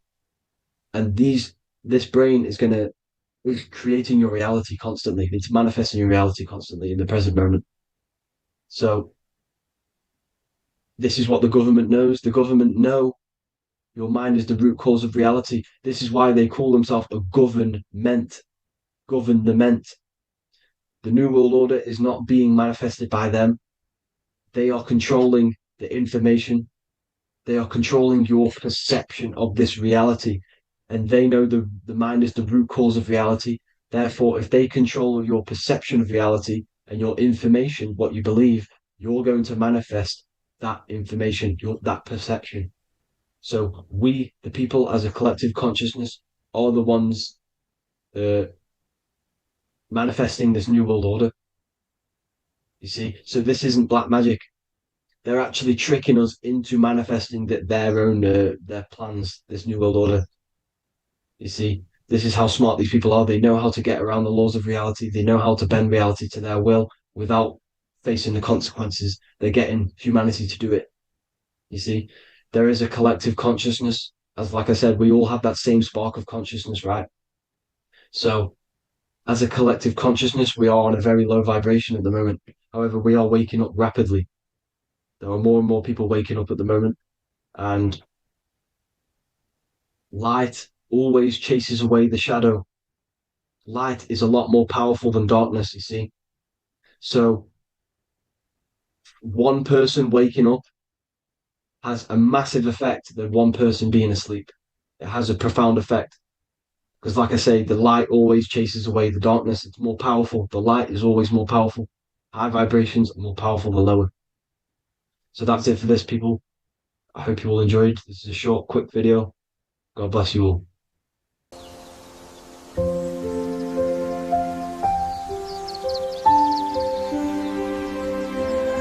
bookofwisdom.com.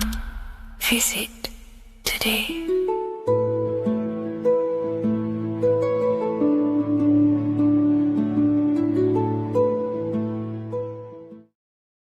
Welcome people, we're back with another video. I will now be keeping track of my YouTube and trying to upload every week. In this video, we'll be talking about the chakras. The chakras are the 7 attributes of God, and they are the 7 planets. These are literally vortex portals within us that connect us to these vices and characteristics of God.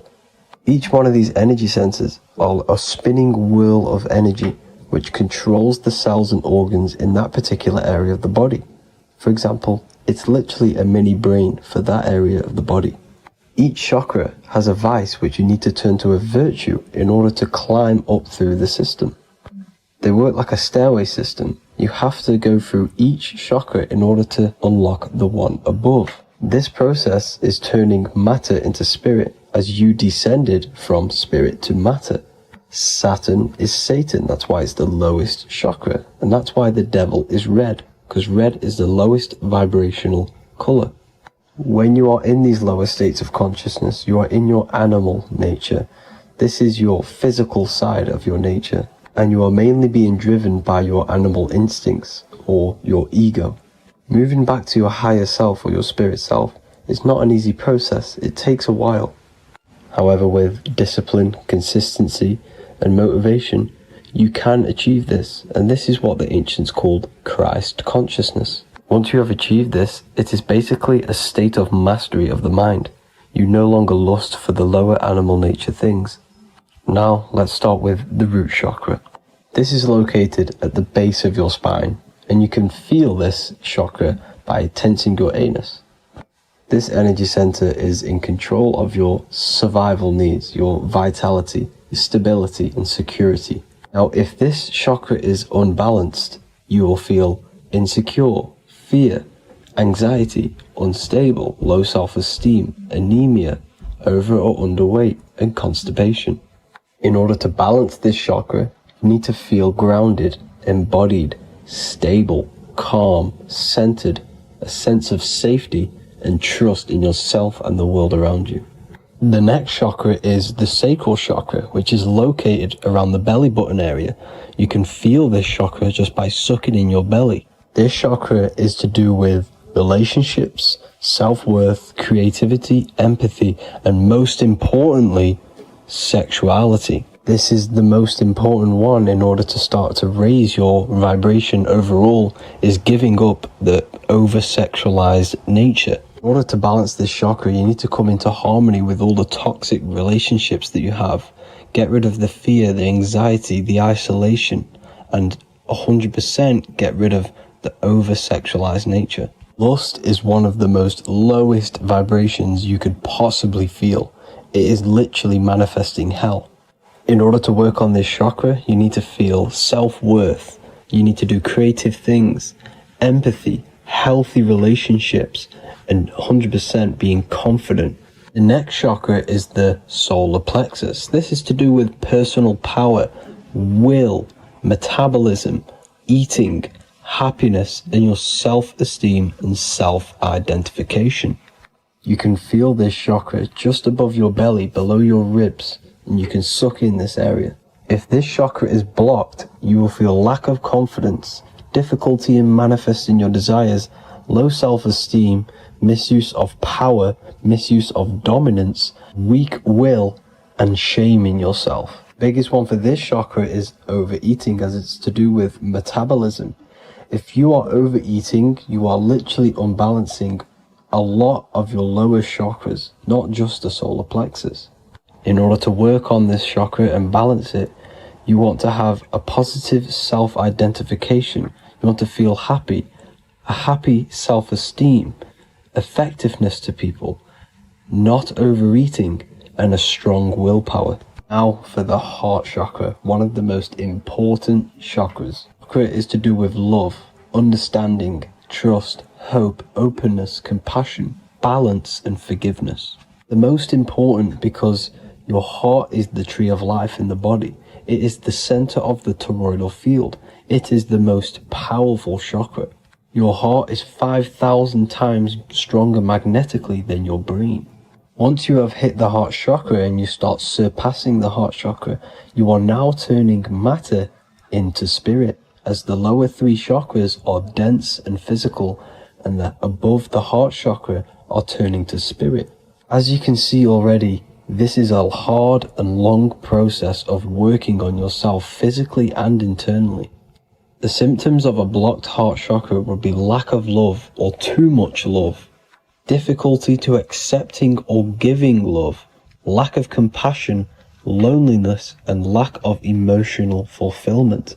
Finally, a lack of connection with a divine or to nature. In order to balance this chakra, the most important thing and the most powerful thing you can do is loving people, accepting and giving lots of love. Second most important thing to balance the heart chakra is balance. You need a balanced life. You need balance in all aspects of your life. Now for the throat chakra. This is a very important chakra as it's to do with communication. A symptom of this being unbalanced is a lack of self-expression and putting on a front all the time, acting with the ego. In order to balance this chakra, you need to constantly self-express yourself. You can't be putting on a front. That voice inside your head, you have to let it come outward. Don't just block it off with a wall. Self-expression will lead to you gaining friends who actually like you for being you, and not these fake friends that you have to put on an ego for. In order to balance this chakra, you need to express yourself, express the word that's within you. Don't be lying to people, don't deceive or be deceptive. The next chakra is the third eye chakra. This is starting to get very advanced and you are coming very close to spirit. Just before we head on, I want to announce the PDF is now available, containing all the presentations I've ever made, all into a condensed 38-page PDF. The link will be below this video for you to access. And if you want to learn how to create reality using your mind, how to attract your desires, how to get out of the situation you are in, the link will also be there for the Manifestation Mastery course. Now for the third eye chakra. The third eye chakra controls the pineal gland, which is your first eye. It's to do with your psychic abilities, channeling, telepathy, astral travel, visions, and connection to the higher self. You need all of the chakras aligned to get the full potential out of your third eye or pineal gland chakra.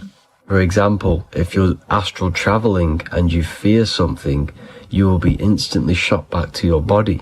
So you need to master all of the chakras before you go on and try and do these higher spiritual activities. Symptoms of the third eye chakra being blocked is lack of imagination, lack of vision, lack of concentration, blocked or clouded intuition, can't see the big picture, and especially overly reliant on logic and intellectual thinking. A good way to work on this chakra is imagining things, vision things.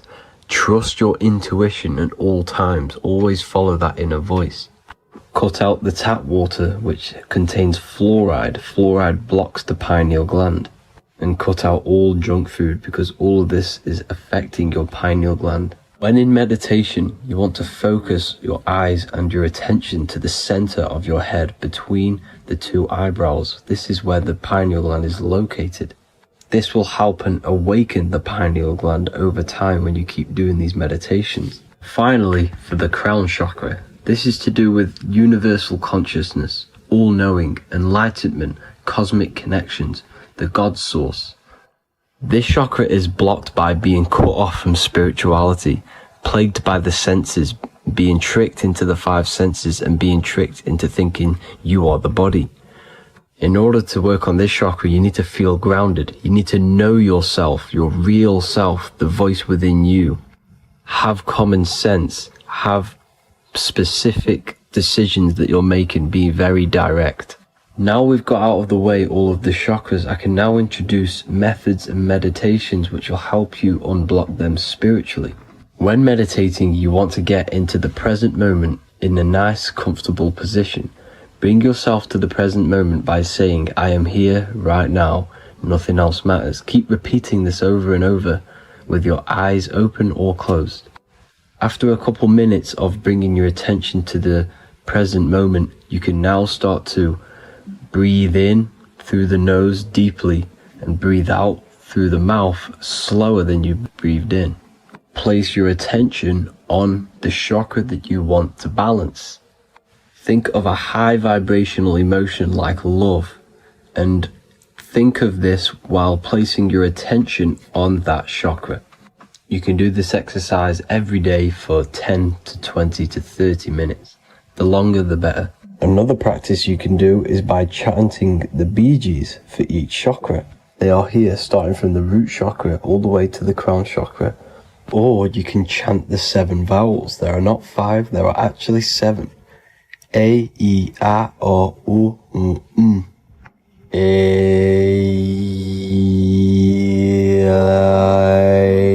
O.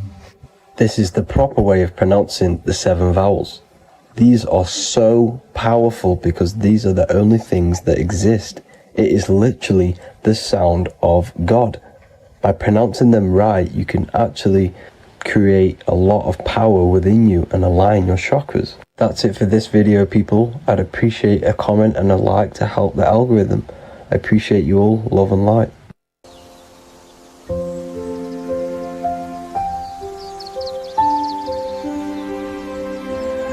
bookofwisdom.com. Visit today.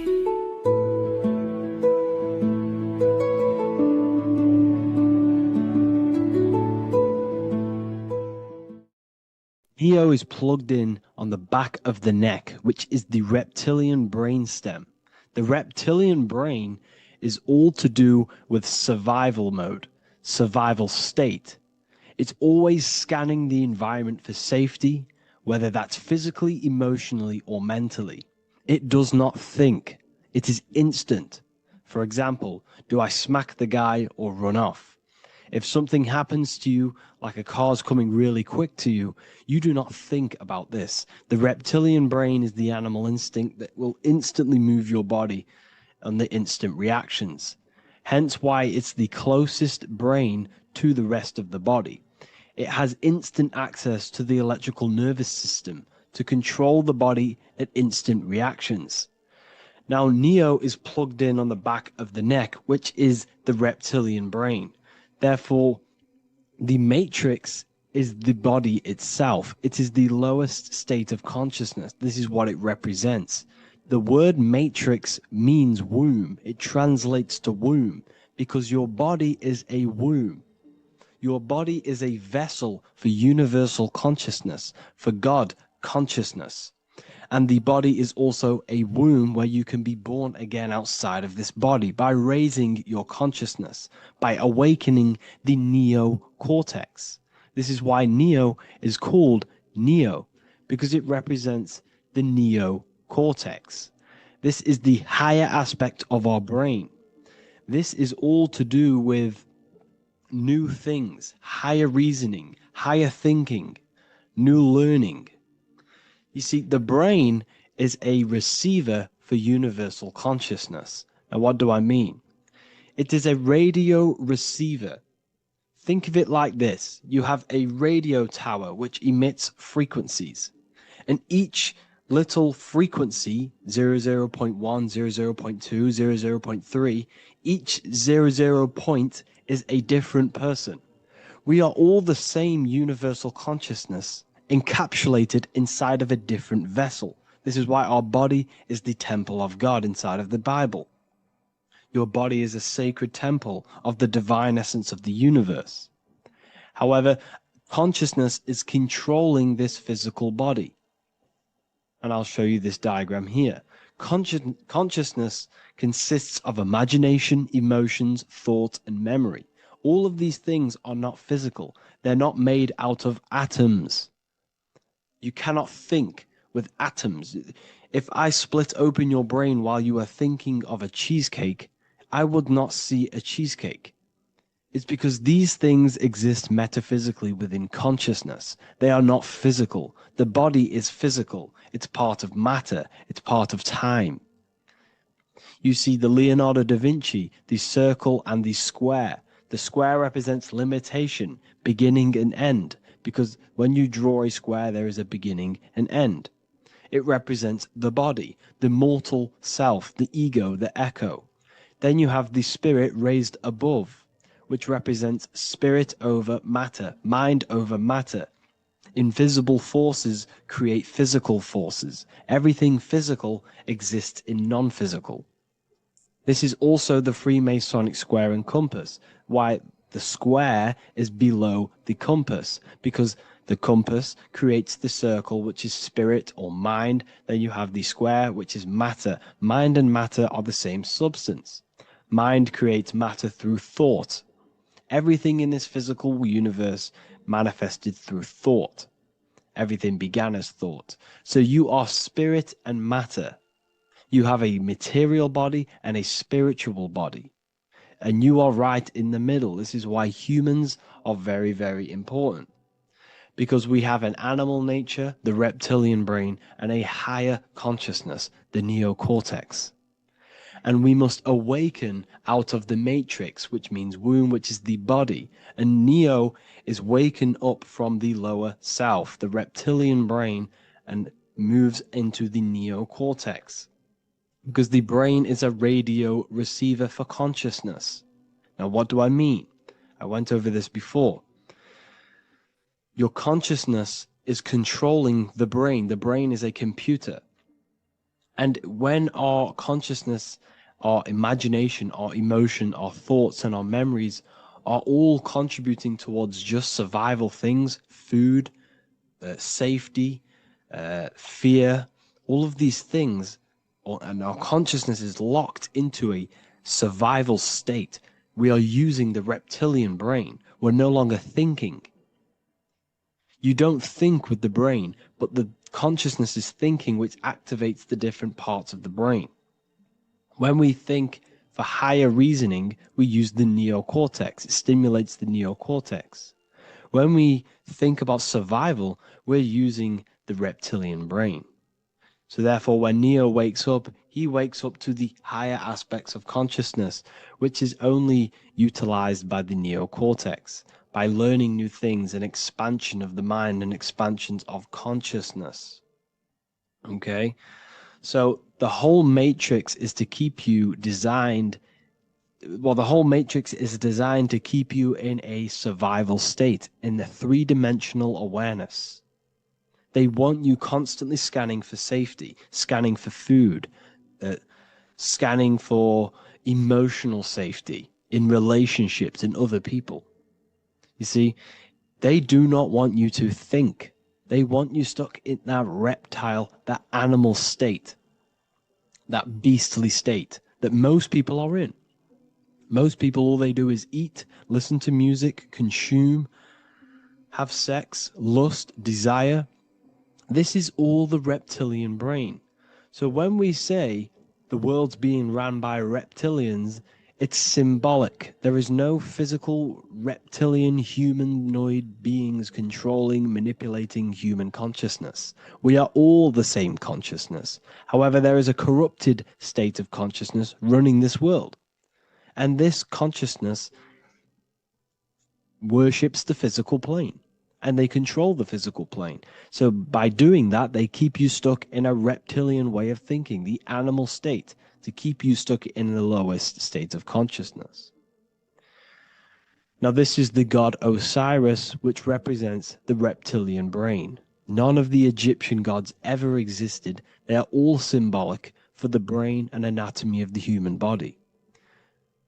Osiris represents the reptilian brain. As you can see, this anatomy compare to the brain stem and Osiris statue found in Egypt.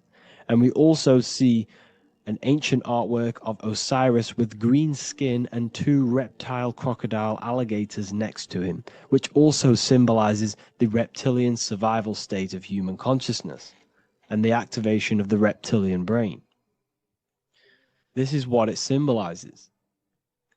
Now, this is what the Matrix is all talking about. It's talking about the awakening, the expansion of consciousness.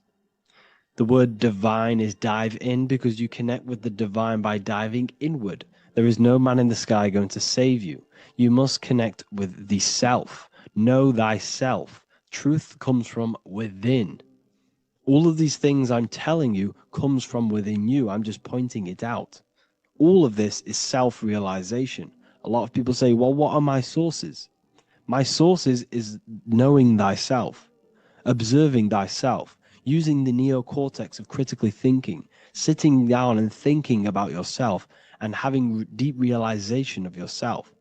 You can realize that your thoughts are not of this physical world. It's quite simple. The brain does not think. The brain does not imagine.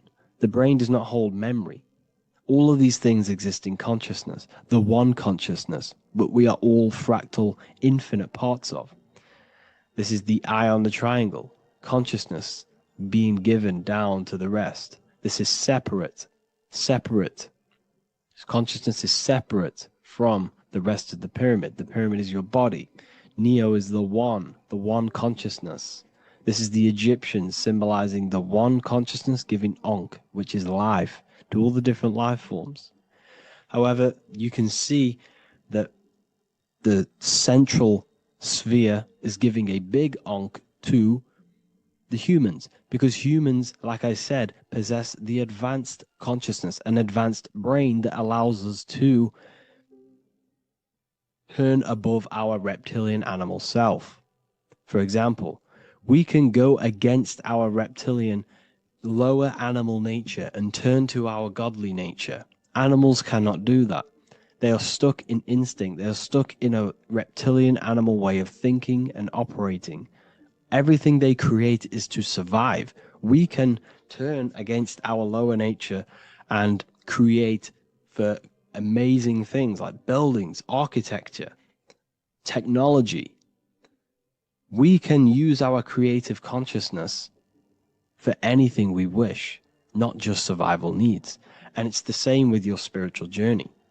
You can raise your consciousness beyond this animal state that they try to keep you in through fear, consumption, food, and the reptilian brain. We must awaken, start to think critically, and awaken to our divinity, because the mind, the consciousness within you has infinite potential to expand.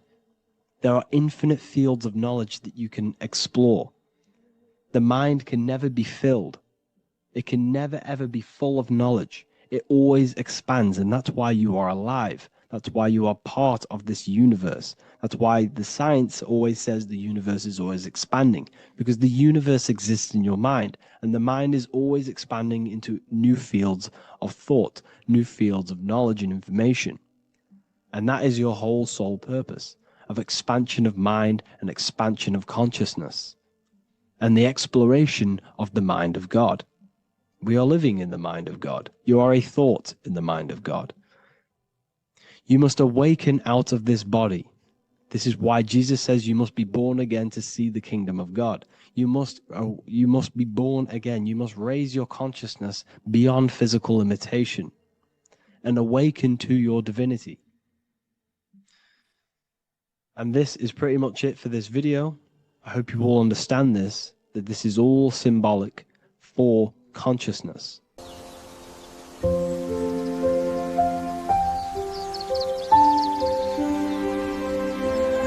bookofwisdom.com.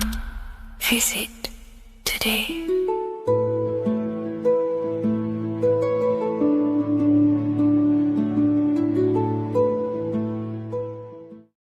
Do the elites actually worship Saturn? In this video, we're going to be discussing the occult and esoteric meaning of the 7 planets and the abuse of the Saturnic energy within today's world. This will help you gain a deeper understanding of reality, yourself, how you create reality, and what these 7 planetary energies actually truly are. In order to understand anything within the universe, we have to understand the law of correspondence, the law of as above, so below. There is one consciousness expressed in infinite forms. Me, you, the squirrel, everyone who possesses consciousness within this universe is an expression of the one divine consciousness, what we like to call Source, God, or the grand architect of the universe. We have to understand there is a large scale, but the large scale is mirrored in the small scale. If we look at lightning, this is a large scale. This is the macrocosm. Then we go a bit smaller to the trees. We see the same pattern. Then we look a little bit smaller into the human body. We see the same pattern of the nervous system. Then if we zoomed into the microcosm, brain cells, we still see the same pattern. This reveals the universe is a fractal universe. The large is reflected in the small. And this is the symbol of the Fibonacci sequence, which represents this as above, so below principle. The big spiral represents the macrocosm, but then this spirals into the tiny spiral. This symbol goes for eternity, never touching, never finishing. The large is mirrored in the small. With understanding this, we can realize that we are a microcosm of God. We are our own universe. We are our own world. Your body is the earth. Your mind is the mind of God, just in a smaller version. You are a drop in the ocean of the vast collective consciousness. With that being said, everything you see outside of you is inside of you. As above, so below. The 7 planetary energies on a macrocosmic scale are the 7 energies that form the physical world. The physical dimension is crystallized thought. Everything you see around you was thought made manifest. Thought imagined, then created in the physical reality. Therefore, these 7 planetary energies are 7 astral forces that create and weave the material existence. For example, if we look at a tree has 7 categories of consciousness, 7 creational forces that create the tree. This is the reason why we have 7 days of creation in the Bible. This is the reason why we have 7 days of the week for the 7 planetary energies. Monday is for the moon, Mars is for Tuesday, Mercury for Wednesday, Jupiter for Thursday, Thursday, which is Thor. Thor is Jupiter. Venus for Friday, Saturn day for Saturn, Sunday for the Sun. This is also the reason why we have 7 major energy centers within the body. The 7 life forces that flow through the body to give physical existence to the physical form. Man is a microcosm of the universe. With that being said, if we look at a tree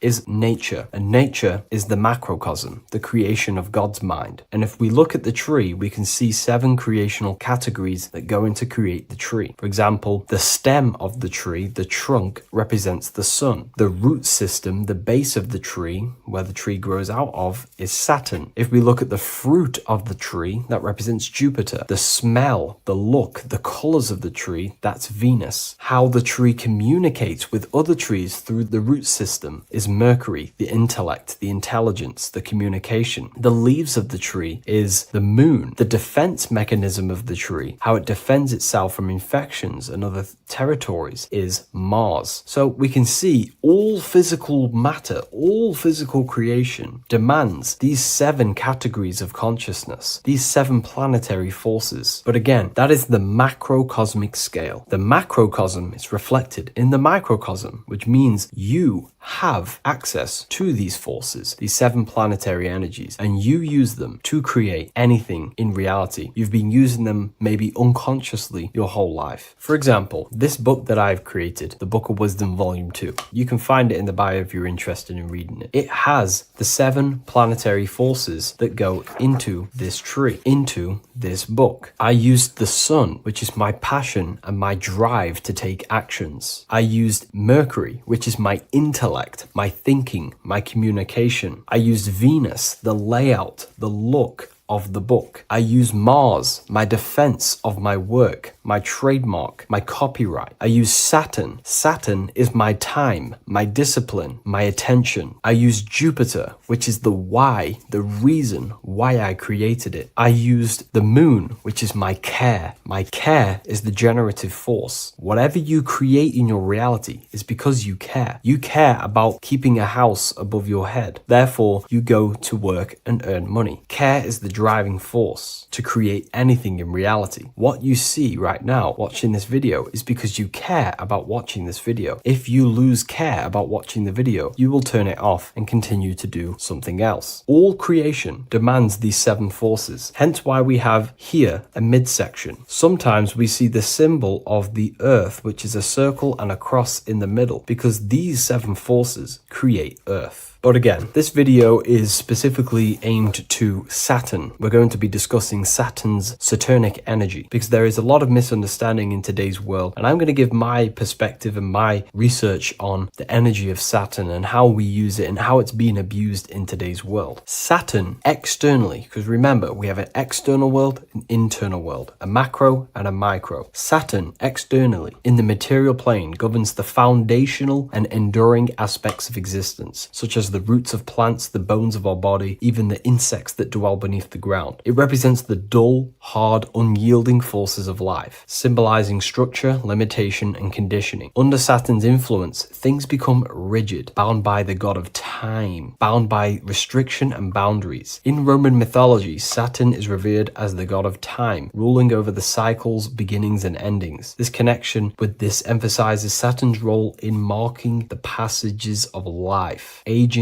and inevitable constraints we all face. Internally, inside yourself, the microcosm. Internally, Saturn embodies the conditioning within our own consciousness. When Saturnian aspects of consciousness dominates, we become overly rigid, fixated, restricted in our thinking and actions. For example, Saturn's influence is strongly felt in today's world, where many people's minds are confined to societal norms and conditioned responses. The pervasive control Saturnian energy can lead to the sense of limitation, as people become trapped within structure imposed by society and power structures. However, we have to remember that limitation, there is dark and light. Limitation is not bad. This is why Saturn is connected to the god Satan. They are the same being. It's something that restricts, holds back, and keeps you limited, conditions and limits consciousness to its lower power. Saturn is a great teacher, guiding us through difficult life lessons that ultimately lead to growth and expansion and power. Although Saturn's energy is harsh and often challenging, it helps us to develop resilience patience, discipline, and wisdom. Yet in modern age, this energy has overpowered the minds of the masses, fostering excessive rigidity and limitation. Instead of being ruled by Saturn's constraints, we should seek to embrace more freedom, love, joy, balancing Saturn's lessons with openness and fluidity in our life. So like I said, Saturn rules law. Anything that is limiting or holding back, something that is a restriction or a wall. This is why we see judges wear black robes. The color black is associated with Saturn because Saturn rules over the nighttime and the winter time. Capricorn, they wear black robes. A graduate also wears a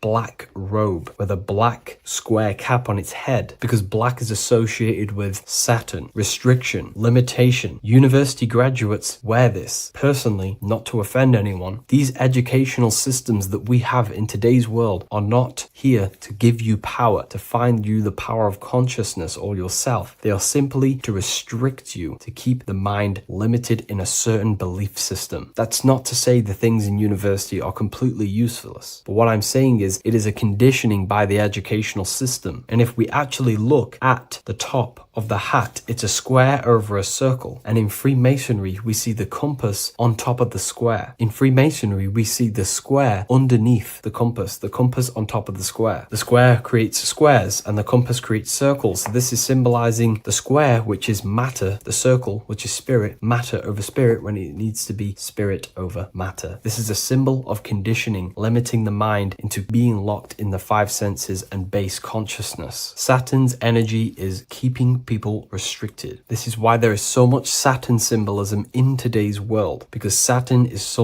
anything to do with limitation, restriction, and time. All of the systems in place are to limit our minds, to keep us on base consciousness, only thinking in a limited box, only thinking and aware of the five senses. In base consciousness, in animal nature, one only thinks according to their senses. When they have a sense, their mind thinks. This is an affect state of consciousness. They're living in the affect. We need to understand that in base consciousness, we have no true power to create. We're simply living in cycles of affect. Now, what do I mean? The physical world is the effect. It's already manifested and cannot be changed. Our consciousness needs to rise around and being lost in the effect to become a co-creator. And this is what the system does not want you to do. It does not want you to become a conscious creator. So they keep you in base consciousness, not giving you the awareness that you are literally a god creating a world right now. You are a world and you are shaping the world. Our consciousness needs to be mastered, controlled, and then we can become a conscious creator instead of running around in the world of illusion and effect. As above, so below. What happens in the mind happens in reality. We do not want to be matter over spirit, which means the external world over the internal world. We need the internal world to rule over the external. Saturn symbolism can be symbolized as a black cube. The cube symbolizes this physical world because everything has 6 sides. We can move forward, backward, left, right, up, and down. We are in this cube. This is why we say think outside the box. Thinking outside the box means to become a cause and not an effect. The mind needs to be a cause, an instruction center, and not just thoughts that are reinforcing the effect and lost in the effects of the material world. Instead of reacting, we need to become a commander. This is a symbol of conditioning and the physical plane. Black is dull, lifeless. The physical world is lifeless. It has no power to create. It has no power to do anything. It is simply a projection and an effect. You, the mind, consciousness, are the cause. You can create the effect. In today's system, Saturn's energy is heavily relied on, which is just simply man-made laws, restrictions, time wasting, and keeping people in base consciousness, only aware of the physical 5 senses. Let's get something straight about the elites. They do not worship Saturn. There is nothing to worship. They simply use the energy of Saturn to keep people limited. They're not using the planet Saturn, but they're limiting people in their belief systems and physically where they can go, restricting boundaries, countries, restricting people's minds through mass media, which is all symbolism of limitation and restriction of Saturn. They're not worshipping it, they're using it and abusing it. Saturn could be anything in your mind that keeps you limited. If you have a limited thought that does not allow you to take action on something, that is a Saturnic energy within your own mind. Anything that is indoctrination, anything that is boundaries on you, that is a Saturnic energy. Some people say that the Saturn and the moon are working together to trap our soul. This is highly symbolic. Saturn and the moon are not forming a matrix to trap your soul and keep you reincarnated. Again, this is symbolic, and in the esoteric version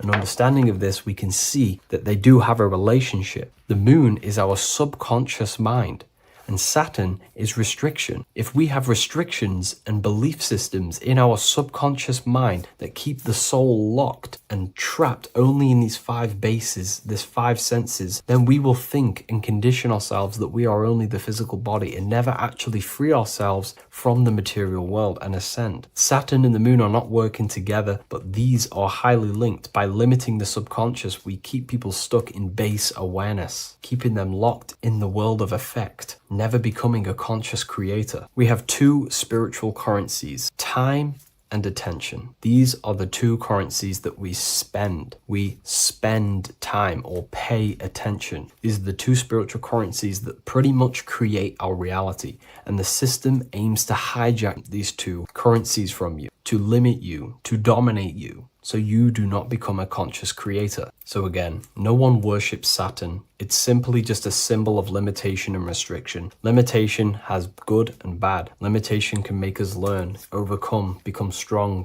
disciplined, but when it's abused, it can keep people locked in base consciousness and stuck in their lower nature, never figuring out how powerful they are. You hold the power to shape a world. That's how powerful you are, to turn thoughts into physical existence. I'll see you in the next video. Please leave a like, comment, and a subscribe.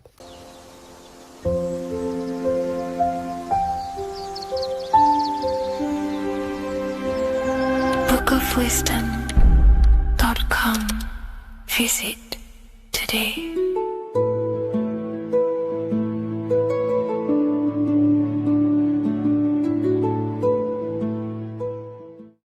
What is good, people? We're back with another video, and this is going to be talking about the connection between the micro and the macro. You know, you are the universe, everything is inside of you. So the first thing you need to understand is that the law of mentalism, we are a thought in the creator's mind, everything's being thought into existence. We have a spark of this mind, this same mind of the creator, and everything is a state of mind. Particles or atoms, whatever you want to call them, are a mental thing. They're a product of the mind. Everything's thought into existence. Thoughts influence everything. Thoughts are energetic effects which send out waves into the quantum field around you. And your consciousness is actually the universe experiencing itself, expressing itself, and viewing itself. So we are the creator, but viewing itself in separate bodies. And this is why they call the material world the world of illusions, because everything's separate here, but we all forget that we are all one. We've all been brainwashed to think we're all separate, but we're all one. We're all the same mind, the same consciousness, everything. So everything's created out of toroidal fields. God created the toroidal field. That's the only thing that exists because the atoms are toroidal fields, and it's the basis behind all creation. As you can see it in the owl's eyes, it creates the infinity symbol. And this was the apple. That apple is a toroidal field, and the toroidal field is made out of dielectricity, which is ether. Ether is black light, and this is counter space. This is another realm. This is what creates God to be omnipresent, to be everywhere at one place at all times. He is everywhere because ether is everywhere. And ether is infinite potential. It connects everything together, and that's what energy moves through. It moves through the ether, and that's black light. Everything is light, as it says in John 4:2. God is light. Everything's a vibrational state of light. So the torus field was made out of dielectricity, ether, black light, magnetism, which is white light, which is the center of the toroidal field. And magnetism radiates, it has no vibration. And then when white light splits, it turns into electricity, which is physical material, and that has a vibration. This is the Holy Trinity, the sun, the moon, Saturn. Saturn, the god of materialism. If you've watched my videos on Saturn, you know that Saturn is crystallizing everything into physical matter. And that's why his old name was El. The ancients called him El. And this is why we get L electricity. This is where L electricity comes from. Because L electricity is only a product of the physical world, which is redshift, blueshift, Adam and Eve. And this is what creates the redshift, blueshift is what is a product of magnetism. When magnetism, white light splits. And this gives us vibration. And this what creates the toroidal field, which is the basis of all physical creation. The sine wave is created out of the magnetic wave and the electric wave. The electric wave is the blue wave, and the magnetic wave is the straight wave, which is radiation. This is vibration frequency. So the magnetic wave is straight, and then you have longitude and amplitude, which is depth, which is dimension. You see how the electric wave has depth and dimension. This is why you get the cross. This is the cross of Earth. This is the symbol of Earth, of bondage, of physical matter, because it consists of magnetic wave and depth, which is electric wave. And this is where you get the sun cross or the earth cross, whatever you want to call it. It's the cross of physical matter, and the ancients knew this. This is why they used that symbol. Red shift, blue shift, which is the toroidal field, is the basis of all creation, physical creation. And this is why you have the police siren is red and blue. The Matrix movie, red pill, blue pill. You have red blood and blue blood in your body. The Democrat and Republic, the two parties, red and blue. Like your taps on your taps, you have a red and blue tap. One's generative and one's destruction. Fire, destruction, water, generative. So this is the basis of all things. And electric wave has dimension, like I've already said, depth, material, and it's measured in hertz. It's measured in hertz because it hurts you. It decays because the electric wave has a vibration, and vibration always has to go back to a standstill point. This wave cannot go forever, but the magnetic wave will go forever. It's radiation. Magnetic is radiation. It radiates forever. It pulses, but the electric wave will at some point come back to a standstill point, and that's why it hurts. It decays. That's why our physical body decays, because we contain of electricity. This body is an electric body, and it will return back to stillness like a guitar string. If you vibrate a guitar string, you pull it, it will vibrate, make a sound, and then go back to a standstill point. It's the exact same with every single toroidal field within the body. It will decay, and this is why our bodies decay, and everything in creation decays. So we're born into sin. The sin of Eve. The sin of Eve is us biting into the tree of knowledge of good and evil, which is the systems in the body. And the sin of Eve is biting into the sine wave. We bit into the sine wave. The sun moves in a sine wave. Our DNA is a sine wave. Time is a sine wave. Everything in this creation is a sine wave. This is why the dollar bill is a sine wave. Magnetism and electric waves in one. And this is the sun doing its sine wave, which creates, when you go bowling, it kind of creates that pin that you hit over. That's the pin of the sun. The zodiac sign is a sine wave because the zodiac sign is an expression of the toroidal field, because magnetism unfolds into 12ness. And that's why you have 12 zodiac signs, 12 systems in your body, 12 cranial nerves in your head, in your brain. So if you can imagine this, see where my pointer is, always starts with Aries. Aries is the head. It's the first thing that's created in the womb. And this is Aries, the ram. And this is why it's called a cerebrum in your brain, which is the first thing that creates when you're in the womb. And what's the element of Aries is fire. Fire is the first element. F-I-R, first, because it's the first thing on the wheel, the first expression of energy. As you can see here, my pointer, this is the center of the toroidal field. It would go Aries, Virgo, Capricorn, Pisces, Scorpio, Cancer. Then we go back to Libra. Libra would be center.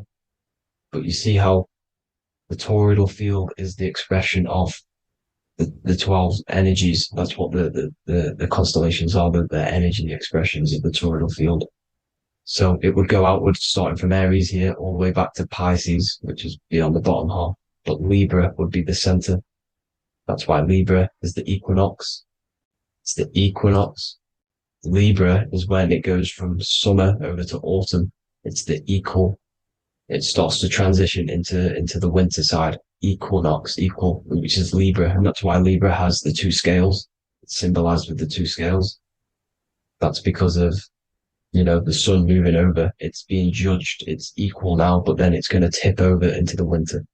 That's why Libra is here, the center of the sine wave. Like I said before, magnetic energy unfolds into 12ness. Magnesium is number 12 on the periodic table. It's the sacred number. And this is why the scientists are NASA is trying to bring in another constellation to destroy the holy science of astrology. So Aries rules the head, which is Mars. Taurus rules the neck, the lower head. Gemini, the two twins, which is your lungs, your two twins, your arms, two twins. Cancer, the breasts, or the chest area. Leo, the heart, which is the sun, which is fire, the center of the toroidal field. Virgo, the belly, which is the intestines. Libra, the kidneys, the two scales, the kidneys, balancing out everything. Scorpio, the sex organs. Sagittarius, hips and thighs. Capricorn, I've missed that out, which is the kneecaps. Capricorn, kneecap. Aries, which is the ram, which is the cerebrum in your brain. And then Aquarius, the calves and the ankles, and the Pisces, the two fish, the 2 feet. So everything corresponds, as you can see here. This is an ancient way of depicting it, of the folded human. And this is everything. Each constellation rules that part of the body, gives energy to that part of the body, makes you do certain things. So magnetic energy unfolds into 12ness, electricity unfolds into 7s. That's why when you get electric, the light spectrum that we see, it consists of 7 colors. Why we have 7 planets. The 7 planets give us our 7 metals and the 7 solfeggio scale frequencies.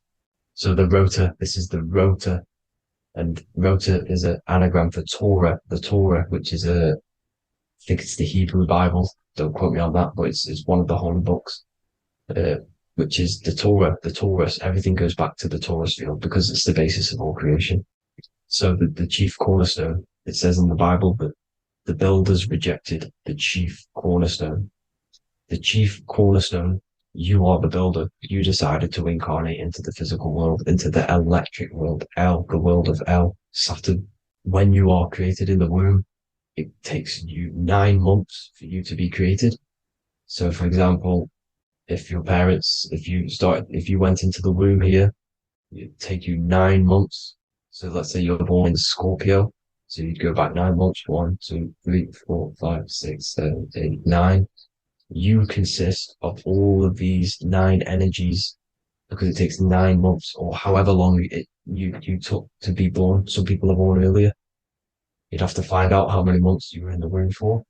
But you consist of these 9 energies, and each constellation has a cell salt associated with it. And these cell salts are vital for your health. And your cells and the optimal health of your body. So the chief cornerstone that you rejected is these 3 cell salts, these 3 constellations. So you're mineral deficient in these 3 constellations. For example, fluoride, magnesium, phosphate, and potassium sulfate. So that's the chief cornerstone. And a cornerstone, people always get it rejected with the cornerstone. The cornerstone is not, it doesn't say the cornerstone in the Bible, it says the chief cornerstone. The cornerstone is a cornerstone of a building, but a chief cornerstone is the top of the pyramid. This is where we get the pyramid of the wheel. So you're mineral deficient in whatever 3 zodiac signs you're not. You were not in the womb for. This is the chief cornerstone you rejected. So the human body is the micro. It is the universe in a physical form. It consists of everything in the universe. Just like your consciousness is the universe watching itself, experiencing itself. Your body is the whole universe. 12 systems in the body, 12 zodiac signs, 7 chakras are the 7 planets. The Holy Trinity of you is your Temple of Solomon, the soul and the mind, the sun and the moon. Everything is in you. You consist of everything, all the energies, everything.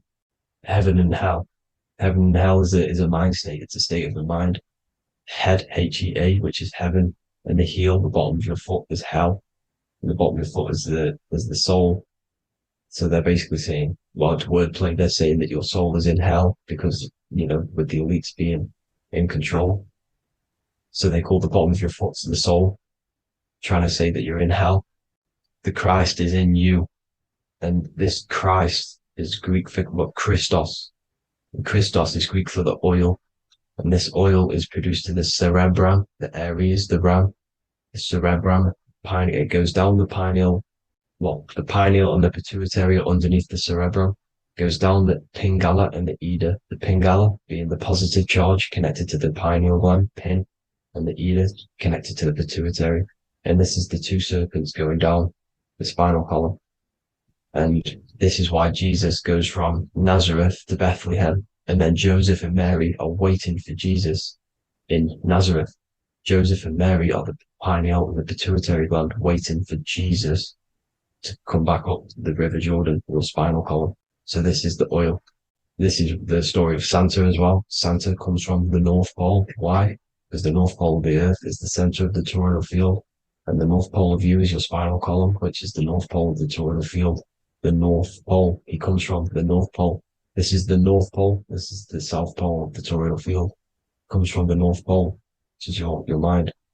And he goes down the chimney and then back up the chimney. This is the chimney. And he drops off the present, which is the Christos, the oil. And this is why Jesus is crucified at 33, because he crosses over the vagus nerve at the top of your spine. When this oil comes back up the 33 vertebrae, these are your vertebrae here. When it goes up to the 33 vertebrae, it gets crucified at 33 because it crosses the vagus nerve, and he's crucified on a cross at 33. This is the story behind Jesus and Santa. The Ark of the Covenant in the Bible is the two hemispheres which cover the vital parts of your mind, the brain side, which is the cerebrum, the pineal, the pituitary, etc. So the two hemispheres are the two angels, the Ark of the Covenant. This is the Ark of the Covenant covering the two vital parts of your brain. So these are the optic thalamus is another part, and it protects the Christ oil, which is inside at the center of the brain. See, the Bible is all a massive metaphor about yourself because you are the universe. You are a microcosm of the universe. Your consciousness is experiencing itself, and the universe experiencing, and your body is the whole universe. Your head's heaven. So Moses crosses the Red Sea. These are the two hemispheres of your brain. This is the corpus callosum, the Red Sea. So he's pretty much saying that he's uniting the two hemispheres of your brain, because most people in this generation are stuck in the left brain, which is just logic, reasoning, science and maths, writing. And this is what school teaches you to do. It keeps you stuck in your left brain. And you want to cross over to you want to cross the Red Sea, which is the corpus callosum, to the right brain, which is awareness, art awareness, creativity, imagination, intuition, insight, using the higher mind, creativity, imagination. If you don't have intuition, then you can't read energy, you can't pick up on bad things. This is what Moses is symbolizing by crossing the Red Sea. And it's also the upper room where Jesus met the 12 disciples. 12 disciples are the 12 cranial nerves in your brain. It doesn't just represent the 12 zodiac signs. The 12 disciples symbolizes many different things. It's like I said, energy the universe consists of 12ness. So you have 12 cranial nerves in your brain, and that's the 12 disciples as well. And they want you stuck in your left brain, which is the five senses, materialism. So they say in the Bible that Satan blinds the mind. Satan is Saturn. If you've watched my videos, Satan is Saturn. And you consist of the whole Trinity, which is the sun, moon, and earth, the soul, the moon, the soul being your sun, the solar, the moon being your mind, the earth, your physical body. And Satan blinds the mind. Why? Because we enter a soul system. This is a soul system, not a solar system. And Saturn is the Lord of the Rings, which is the outer ring. When your soul enters the soul system, your soul starts to materialize. It hits Saturn. Why? Because Saturn starts to materialize you. You take on the 7 virtues, which are the 7 planets, which are your 7 chakras. to get out of this soul system, you must get out of your lower nature, your animal nature, which is lust, desire, greed, the number of the beast 666, which is Saturn, Satan. So you enter the soul system, you take on the 7 energies, which you turn into physical matter. And this is your descension from heaven to, well, to say hell. And then you must raise back up from matter to spirit. They say Satan blinds the mind. Why? Because your mind gets materialized. Your soul and mind get materialized. And when you get materialized, it's an intense experience. You lose the divinity within you. You forget the divinity. So Satan, which is the first planet, the first energy you take on, the material body, he blinds the mind. He makes you forget everything, your divinity. Then you must remember, ascend up Jacob's ladder, the 33 vertebrae, to heaven. And this is a microcosm of the macro, because you will ascend back up to heaven if you do this, when you leave your physical body, when your body decays. So when it talks about in the Bible, completely destroy them, the Hittites, the Amorites, the Canaanites, all the ites, this is what God says to the Israelites. It says completely destroy them. It's basically symbolizing saying destroy your lower nature. The Canaanites, cannibals. We're under a Canaanite system now, which is cannibalism. And this is flesh eating, lust, greed, all the demonic stuff, all the lower vibrational stuff, the lower nature, eating, sex, and survival, the lower 3 chakras. You must get out of these lower 3 chakras and return back to spirit, which is heaven, which is spirit, love, being holy, being truthful, being passionate. Going back to Satan blinding the mind, all of the planets are made out of these 3 symbols. Satan blinds the mind, and that's why Satan's symbol, this is the symbol for Saturn, Satan, the symbol of Saturn is the cross, which is physical matter, the earth, over the moon. The moon is your mind. So the Saturn symbol saying matter over mind. He blinds the mind. Satan blinds the mind once you enter the soul system. And you must remember, in the Bible, it talks about the Genesis, which is Eve, the sin of Eve, which is biting of the tree of knowledge, with the serpent, which wraps around the tree. It says the serpent placed himself on the tree. Well, the serpent is the spinal column. It's the serpent telling you eat from the tree of knowledge of good and evil, which is your nervous system. And eating from the tree of knowledge of good and evil is doing bad things. For example, over-sexualized, overeating, eating the wrong food. That's eating from your nervous system. It's decaying you, and it's preventing you from achieving the God self, the God consciousness. This is the symbolism of, the tree on the serpent, telling you to eat from the left brain, with the left brain being the sinister. Sinister is Latin for left. That's sin. Sin is left.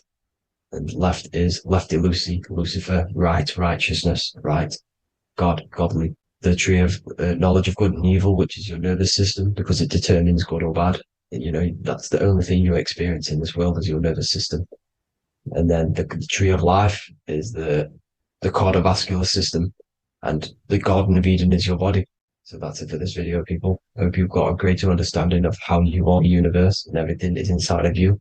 Just keep in mind you are the universe experiencing itself, and your body is a reflection of everything. The 12 constellations, the 7 planets, everything's inside of you. This world is an expression from the inside outwards. You can't affect the outside world to manipulate reality. Everything's inside of you. I hope you got a greater understanding of this. God bless.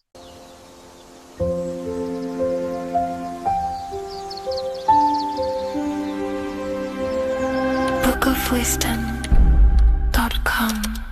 Visit today.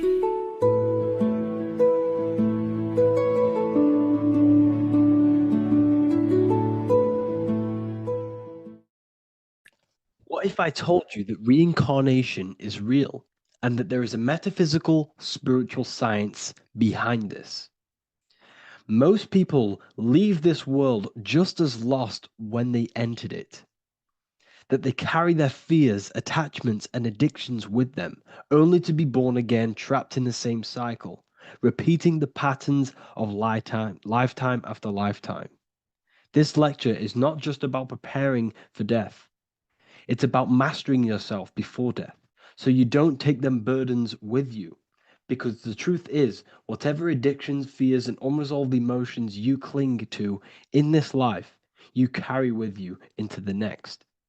Unless you break free now. You must master yourself before death. Death is not the end, it is the great passage.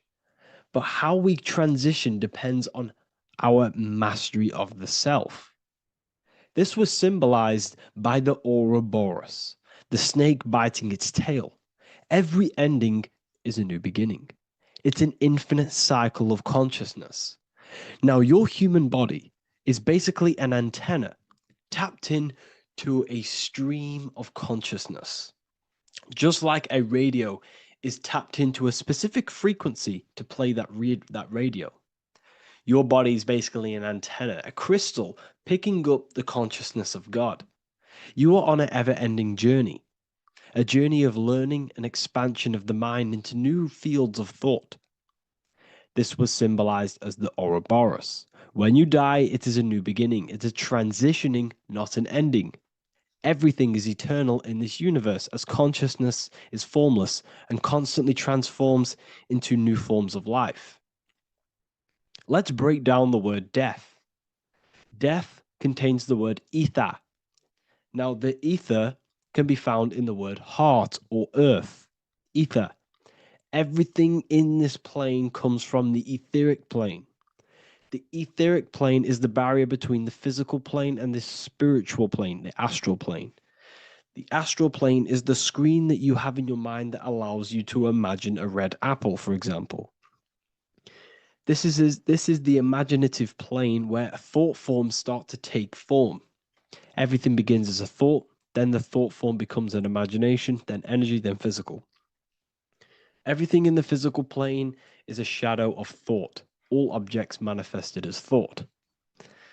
You came from the astral. You came from the stars. This is why we say reach for the stars. Or this is why you say you are a star.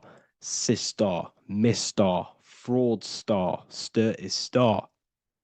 And when you become famous, you become a superstar and you gain a star on the Hollywood floor. You are a star. The ether. The ether is the infinite energy source which all things come out of and return back to. This is the cycle of life and death, summer and winter, day and night, sleep and awake. The ether is the infinite energy source which all things come from and will return back to. Okay, sorry about that little error. The ether is the boundless source of energy from which all things emerge, to which all things return to. We can see this in the cycle of the sun. The sun does this wave of creation. It rises and it falls. We have the day and the night. The daytime represents our conscious mind when we are alert. The nighttime represents our subconscious mind when we are inside the spiritual realms. The nighttime is spirit, the daytime is matter, spirit and matter. Awake and asleep, conscious and subconscious. We see this in the yearly cycle. Summer is life, winter is death.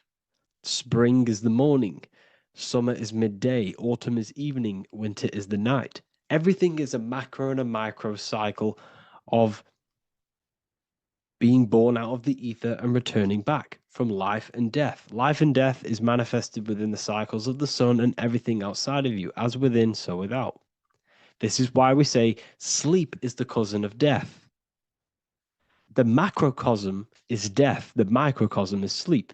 Every time you go to sleep, you are essentially it's a miniature death. You're entering into spirit and then returning back into matter in the morning when the sun rises. Everything is a reflection of the macrocosm cycles. Preparation for death.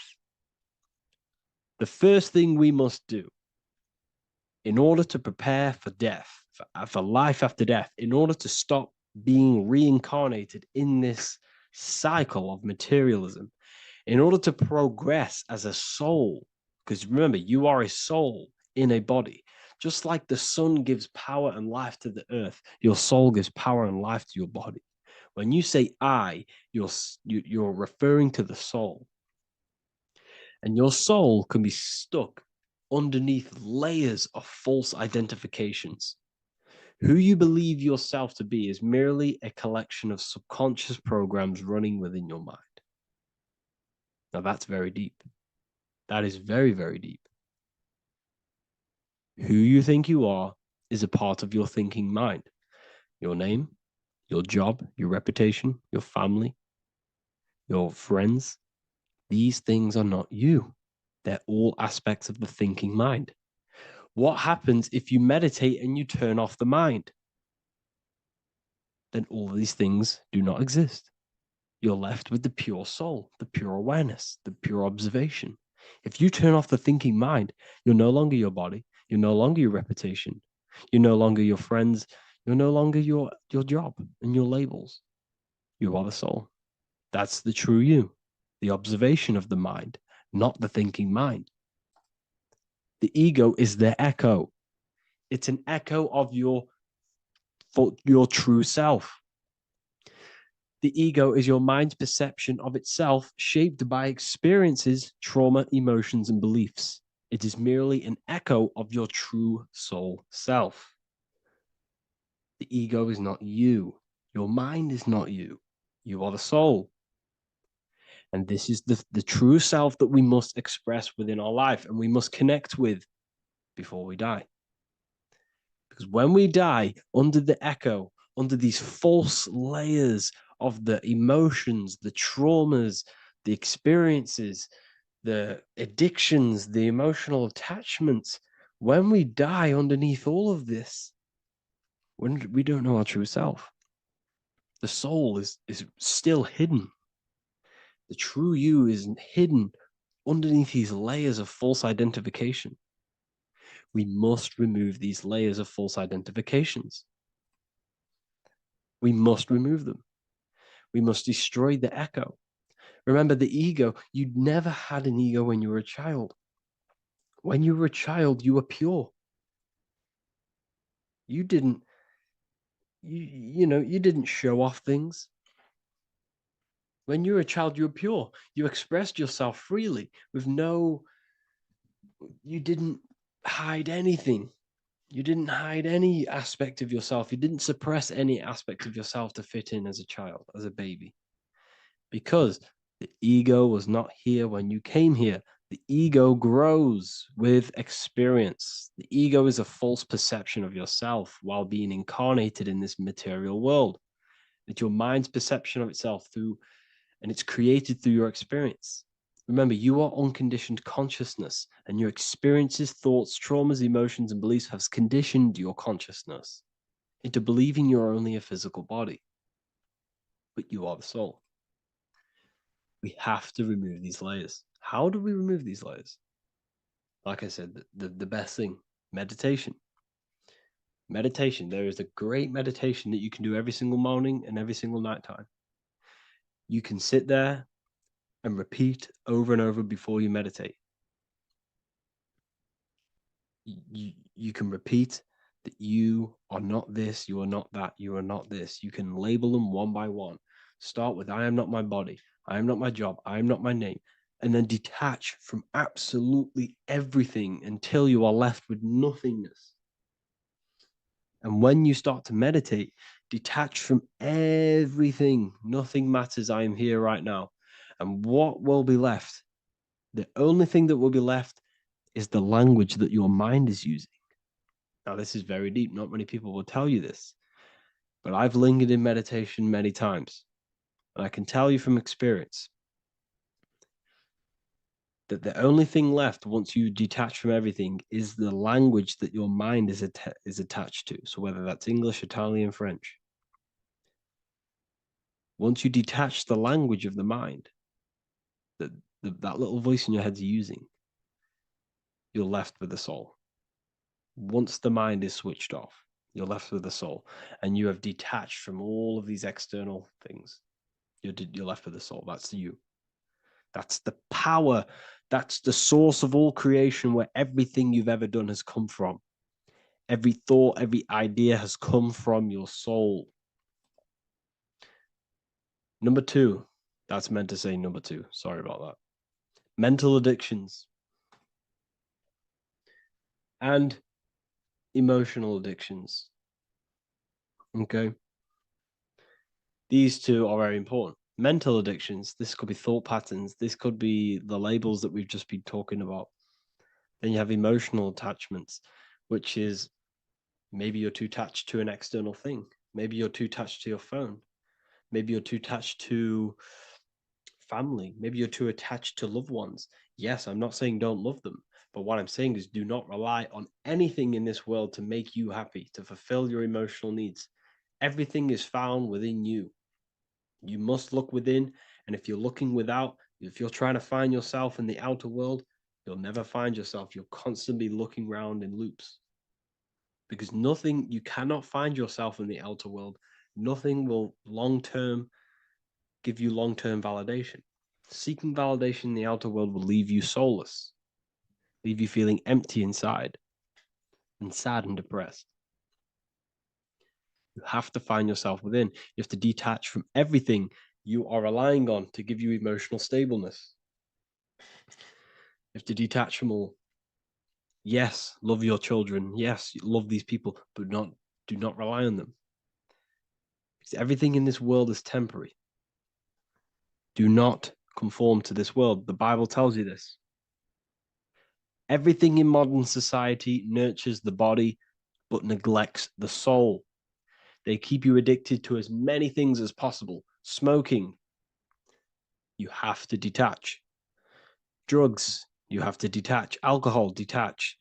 You cannot rely on anything. This is why this path is very, very difficult to walk. But I'm showing you the way. These are the things you must do before death. You have to detach from absolutely everything. If you die and your mind and soul is still addicted to these worldly things, then guess what? You're going to reincarnate. You're going to reincarnate because your mind is still thinking about these material earthly things. And if you are operating in that vibration, you're going to project that vibration and come back here. You have to detach. You have to master the soul and master the mind. Like I said, the matrix is designed to keep you addicted to as many things as possible. Your phone, food, smoking, drugs, alcohol, clubbing, all of these things. Everything in society is made to trap your soul and reincarnate in this world. That's why it's very, very, very difficult to walk this path. Very difficult. Matrix, matter, tricks. John 2:15 to 17. Do not love this world, nor the things it offers you. For when you love the world, you will lose God. Do not love this world, nor the things it offers you. Do not conform to the pattern of this world, but be transformed by the renewing of your mind. Great quote. Do not conform to the pattern of this world, but be transformed. Let this world transform you. Learn from this, expand from this, but do not be mentally and emotionally attached. Okay? What good will it be for someone to gain the whole world yet forfeit their soul? Like I said, everything in the Bible is telling you the truth. You just got to read it correctly. This is spirituality. This is spirituality. The Bible is spiritual. It's a spiritual text. We must disconnect from everything outside of us and connect with the true soul. Here we have the Egyptians showing you the soul leaving the body. Here we have the soul here. Here we have the Masons showing you the soul coming out. The soul is real. You are the soul. And when you leave this physical plane, you will go into the astral plane. That's where you came from. You came from the astral. You came from the stars. You incarnated into this physical body. Your consciousness fell into this material form to experience limitation, to experience a 3D world. So in order to ascend properly before we die, We have to let go of all the attachments. Every addiction you have, write them down, and one by one tackle them. Before you die, you have to, or else you will reincarnate. This is the teachings of Egyptians. This is the teachings of Masonry. All of these addictions contribute towards life after death. Everything must be controlled, and we must be attached to the soul. I'm not saying I'm perfect. I'm not saying I'm perfect, people. We're all not perfect. We're all under psychological operation by the government. We're all in a very difficult situation with this awakening. I'm simply pointing out what I know from my journey and what I've been learning through occultism and research and reading lots of books and many different things. I'm on this journey just as you are. Maybe I'm further. Maybe you're ahead of me. We don't know. But this is what I'm sharing with the world. This is what I'm sharing with my research. And this is what makes sense.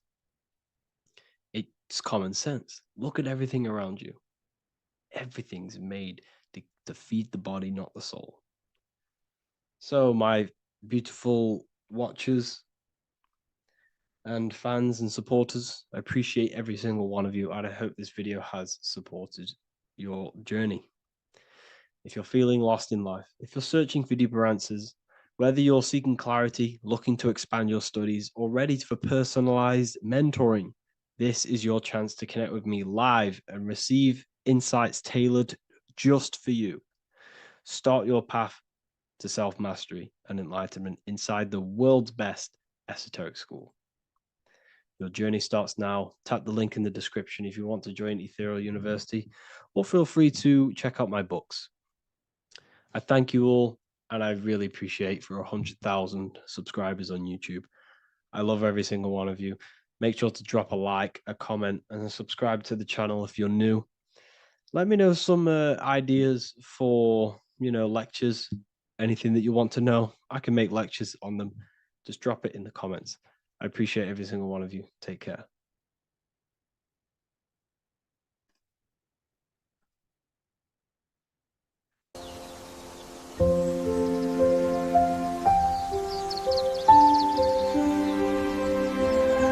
bookofwisdom.com. Visit today.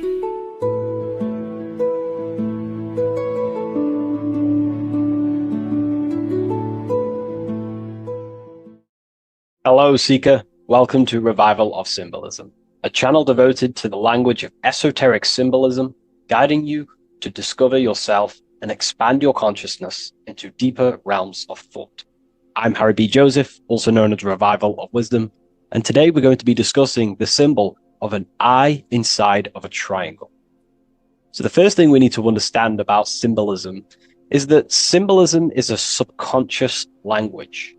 We don't just look at these symbols and get a basic understanding. Like a word, for example, if I wrote the word hello here, you look at this and you have an instant understanding of this word in your mind. It has no deeper meaning, or veil, what we like to call it. There's no deeper meaning of this beyond a veil. It's simply just a very logical thing to do and understand. But symbolism, on the other hand, goes deep within the subconscious mind. It forces the individual to go inward on themselves. This is why symbolism is so powerful. It makes you turn inward. When you look at this eye in a triangle, you're not just looking at a word, you're looking at a picture. And this forces you to go inward so you can start to try and figure out what this symbol means. You start to think critically. You also start to follow the chains of thought. This is very important inside the occult. Symbols have many layers and veils of meaning. They don't just have one layer or meaning. On the surface level, it has a surface level understanding. But then as you follow the deeper chains of thought, you start to unveil and unravel its deeper meaning. As you awaken in your journey, the deeper levels of consciousness you access, the higher levels of understanding you access, the deeper meanings of these symbols start to reveal themselves. So studying yourself and studying symbolism go hand in hand. So when you're studying symbolism, you're actually studying consciousness. This is what we need to understand, is that these symbols represent forces of consciousness and aspects of consciousness. So what we need to do is to follow the chain of thoughts. Now, what do I mean by the chain of thoughts? If I think of a triangle, it instantly in my mind, I get the number 3. Then if that number 3 leads to another thought, for example, father, mother, child, father, mother, and child. Father, mother, and child then leads to another thought, then another thought, then another thought. So this is the chain of thought that we have to follow. This is why symbols must be meditated upon. We meditate upon symbols to unravel the deeper meanings of these, so we can unlock deeper levels of awareness. Okay, so we're diving straight into the subconscious mind with the language of symbolism. That's why it's so powerful, because it forces the individual to go inward and actually use their mind. Symbols train you to think critically. They train you to think in a subconscious way, unlike words. So these symbols represent thought vibrations or thought forms within the individual's mind. So let's jump straight into this symbol of the eye in the triangle, and let's go, very surface level, and then towards the end, we'll go deeper into the deeper mysteries of this symbol. On this channel, I don't give spiritual fluff. I give very deep esoteric teachings. Okay, so it would be amazing if you could show some support. Simply just leave a like, comment, and a share on the video. Share this video to a friend. So, first of all, let's look at the number 3, because this triangle symbolizes the number 3, okay? 3. We have a father, we have a mother, and together they unify to create a child. So that's a triangle. So, what does this actually represent? Father, mother, child. In order for creation, it takes 3 steps. We are born, we grow, we die. So this is how creation unfolds in a 3-step process. In order for you to have a child, you must have 2 people and then give birth to another. Number 3. Then when you are given birth, you give birth, you grow, you die, then you return back to your original state. So the number 3 symbolizes this transformation or creation itself, how creation is a 3-fold. We see this in Brahma, Vishnu, and Shiva. Brahma, the creator, you have the creator god, the preserver god, and the destroyer god. This is symbolizing the number 3. And inside the Christian tradition, we have Father, Son, and Holy Spirit. We're going to dive deep into that as well. But it simply just represents the 3-fold of creation, how creation is a 3-fold process. Okay? So let's go a little bit deeper now. That's more exoteric. That's an external teaching. I've just taught you something that's very external. But what does this represent to the internal, to the esoteric? The number 3 is the 3 forces of the soul. The 3 forces of the soul. The soul thinks. It thinks. We have a mental field. We have a mind. All around us is a field of mind. We don't just have a mind. All around you is a field of thought and a field of mind. Okay, this is what we have to understand. A lot of people just think they have a mind. Your mind is attuned to the mental plane, and the mental plane is surrounding you. There are thought forms surrounding you. There are ideas. There are, all of these things in the mind that exist in an infinite field made of mental matter. Mental matter. So the soul thinks. The soul feels. It has feeling. We have emotion. And the soul takes actions. So the soul has 3 ways it expresses itself. Consciousness expresses itself through mentalism, through emotionalism, and through actions. This is how the soul is creating, through 3 different dimensions. Before you take a physical action, you don't just take the action. You first think, you feel, then you act. You only take action on what you feel, what you have a love towards, what you have a care towards. This is what the Freemasons call the generative principle. It's about, this is what generates your reality, your feeling. Because you can think infinite thoughts, but if you don't care about them, you don't take action on them. As soon as you have a care about a specific character of thought, your body then takes an action. Okay? So this is representing the 3 expressions of the soul. Now, the number 3 is actually the number 1. Because this is all one line, remember. This is all interconnected. And here we have the number 1. in the middle, one eye. We'll go deeper into that. So the number one is symbolized by the eye because there's one eye. So pretty much what this symbol is the number one and the number 1, 2, and 3. So it's 1 and 3. The one is expressed in 3 ways, which is the soul expressing itself and creating reality through 3 ways: thought, emotion, actions. Okay? These are all actually one force. These are all one force. When we think, we feel, we act. When we act, this gives birth to a new thought and feeling. They're all one. They're all interconnected. So if I take an action, that can lead to a different thought. Or if I think, if I start to feel something, I don't know, hate, that then gives birth to a different thought or a different action. So you can see how each body of consciousness is actually affecting each of them. If we have an unhealthy mind, this will affect having an unhealthy emotional state and an unhealthy body. Because what we think, the mind holds power over the body. Every single thought commands 50 trillion cells in your body. Think of that for a second. You are governing 50 trillion cells, and these cells religiously obey every single command you give. You are governing a whole universe. 50 trillion living conscious cells. Okay? Think of that for a second. 50 trillion cells, and you are commanding them, and they religiously obey you. This is what we mean by you are a microcosm of God. Your body is literally a whole universe. There is living beings in your body that you are commanding and controlling, and they religiously obey you. Very, very powerful. This is how powerful you are. So each thought you command to the body is either destroying the life of the body or uplifting the life of the body, good and evil. So you're either creating more life or destroying your life of the body, of the health, of the body, of the cells. It's a whole civilization inside of your body, and you're governing it. You're the government. You are the master. This is why in the occult they say, you are the master. Everyone is a master of their own being, their own microcosmic universe that they govern. You govern a whole reality, don't forget that. But we've lost this knowingness and understanding, and we're now giving our power to the external government, man-made government. Okay? So that's what the word government means. Government, governed mind, mind control. But you are the government. You control your own being. You control your own universe. You control your reality. So, you are the creator of your reality. This is the context behind the symbol here. You are the creator. What is an eye?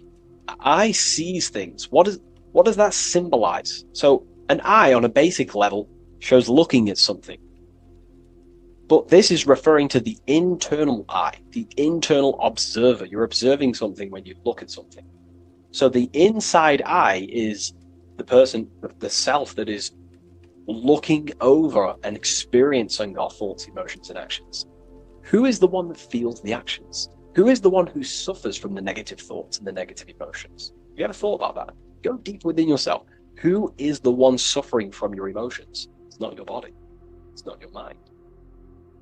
It's this soul. It's the soul observing through these different bodies of consciousness, through the mind, through the emotions, and through the body. This is the observer behind it all. So, this eye is not closed. It's not closed. Very, very important. Every detail in symbolism is very important. It's not closed. It's open. It's looking, and it's conscious. I'm just giving you the key of what the symbol means. It's about remaining conscious. Now, this will go over people's head. They may not even understand this. Most people are unconscious, and it's fine if you are unconscious. We're all on a different level of our journey. All on a different level. I'm not trying to offend you. I'm just stating these facts. Most people are unconscious. They only think, feel, and act out of, reaction. They're not even aware they exist because they're so caught up in the external world. They have no idea they exist. They've never deeped how they exist, why they exist, what life is, what this piece of technology they're inside of is.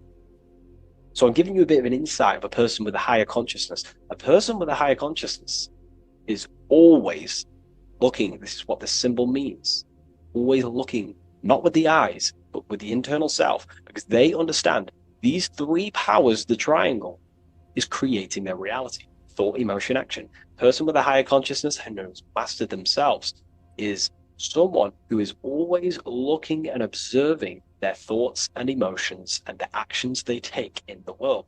I'll give you a bit of a key here. I'll give you a key. In my life, I like to govern myself, be my own master, through this way.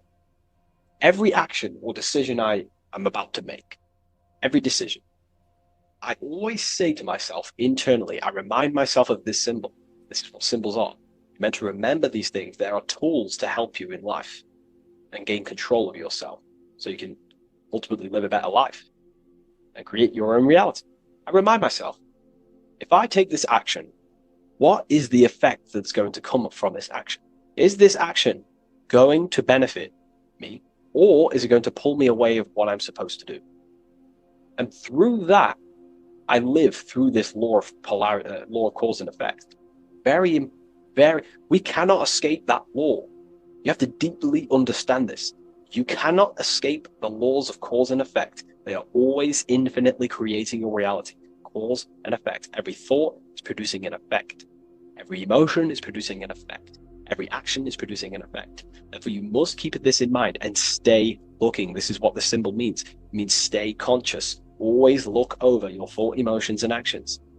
Always look over them. Because if you are not looking at your thoughts, emotions, and actions, and you're living, you're thinking, you're feeling, and acting unconsciously, subconsciously, without conscious awareness, you're unknowingly creating your reality. You can reach a level of mastery. There is a level of mastery. I'm not fully there yet. I'll openly admit that. But it's a goal in mind. There is a level of mastery that one can achieve where they are conscious of every single thought, every single action, every single emotion they feel throughout their day. Very, very difficult because we think around 7,000 thoughts a day,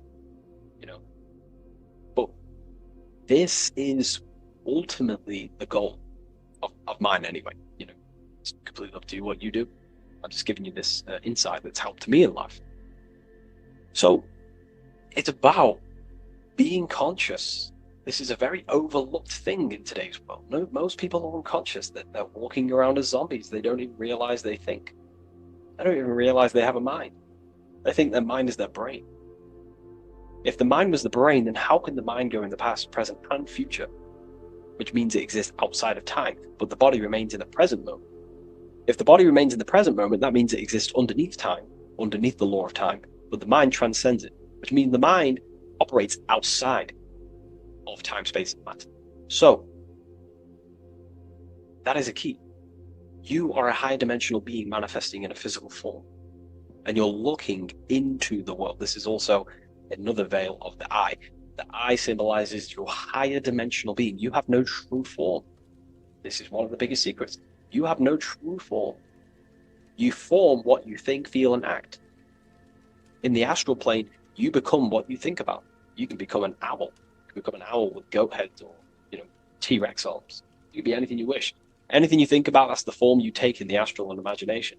But beyond the very causal plane, the higher dimensions, you are formless. You are nothingness. But that formless is connected to God. That is the unmanifest. That's the source of all creation. So you are something but nothing. Very difficult to get your head around, but essentially you emerge out of darkness. Emerge out of nothingness.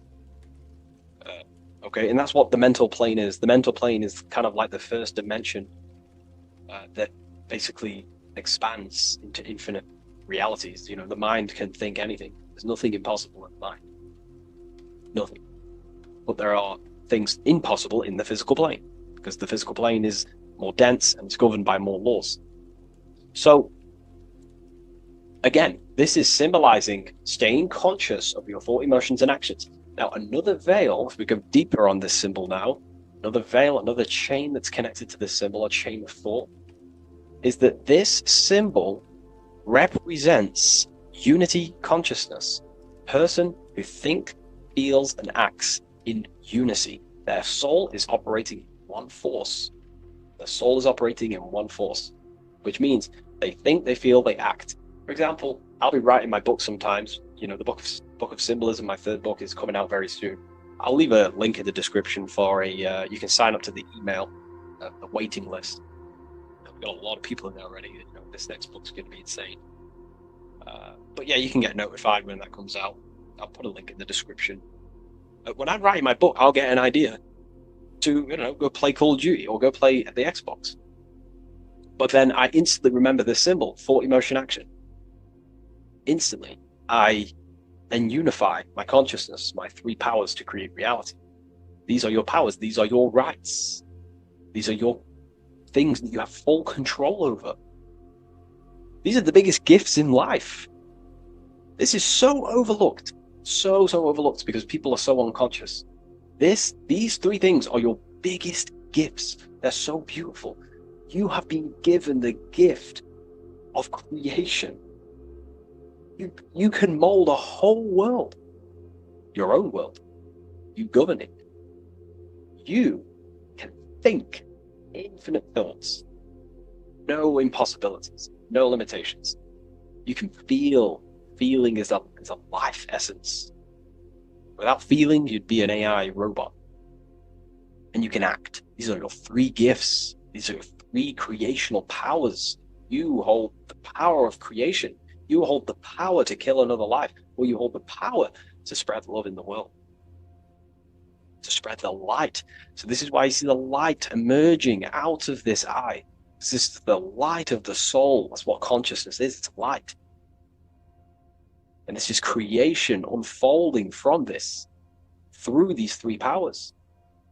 Light emerging and crystallizing your reality through thought, emotion, and action.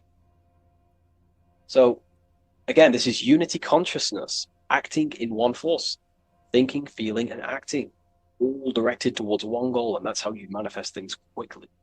Speed.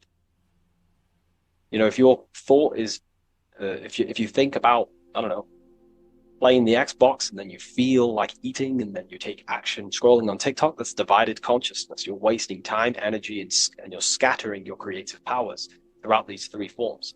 But once you unify them, which is the I, the number one, you unify thought, emotion, and action, you direct your thought, emotion, and action all towards one goal. You quickly create these goals. You know, so this ties in with time and attention. These are your two spiritual currencies. You spend time and you pay attention. These are your two spiritual currencies that pretty much create your reality, your experience. Thought, emotion, action. And this is what the Holy Trinity is on the deepest level. You know, this may trigger some people, but you know, if you believe in religion, then maybe this account to YouTube isn't for you. But religion is an esoteric. It's esoteric. It's not meant to be taken literally. The Bible is an encrypted allegorical text talking about human consciousness. Jesus is a person and a master of consciousness that we should achieve within ourselves. We should aim to become like Jesus, not worship Jesus, because we are all God. We're all governing the microcosm. So,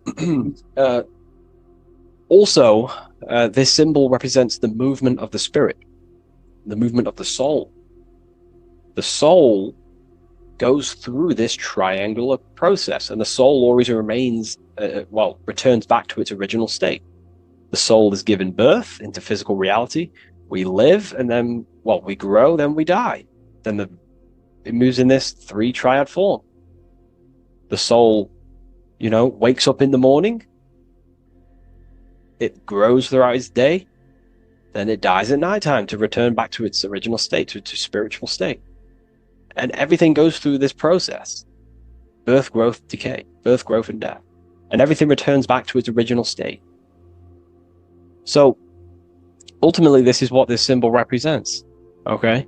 If you want to go deeper on this, we have an amazing community. We have hundreds of hours of lectures, practical lectures, where you can gain mastery of yourself. The occult goes deeper than you could possibly imagine. So I hope you gained some insight from this video. Please leave a like, comment, and subscribe to the channel if you're new. And let me know any symbols you want me to break down in the comments section, and I'll hopefully get them broken down for you so you can understand them, deeper, on a deeper level, and you can understand yourself on a deeper level. So yeah, all the links in the description for everything that I mentioned, the community, and the Book of Symbolism waiting list. And I'll see you in the next video. Take care of yourself, everyone.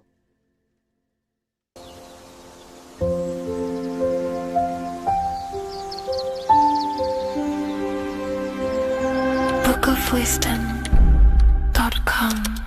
Visit today.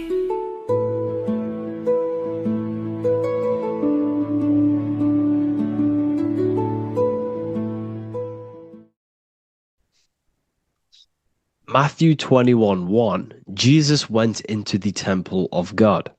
Corinthians 3:16, do you not know that you are the temple of God?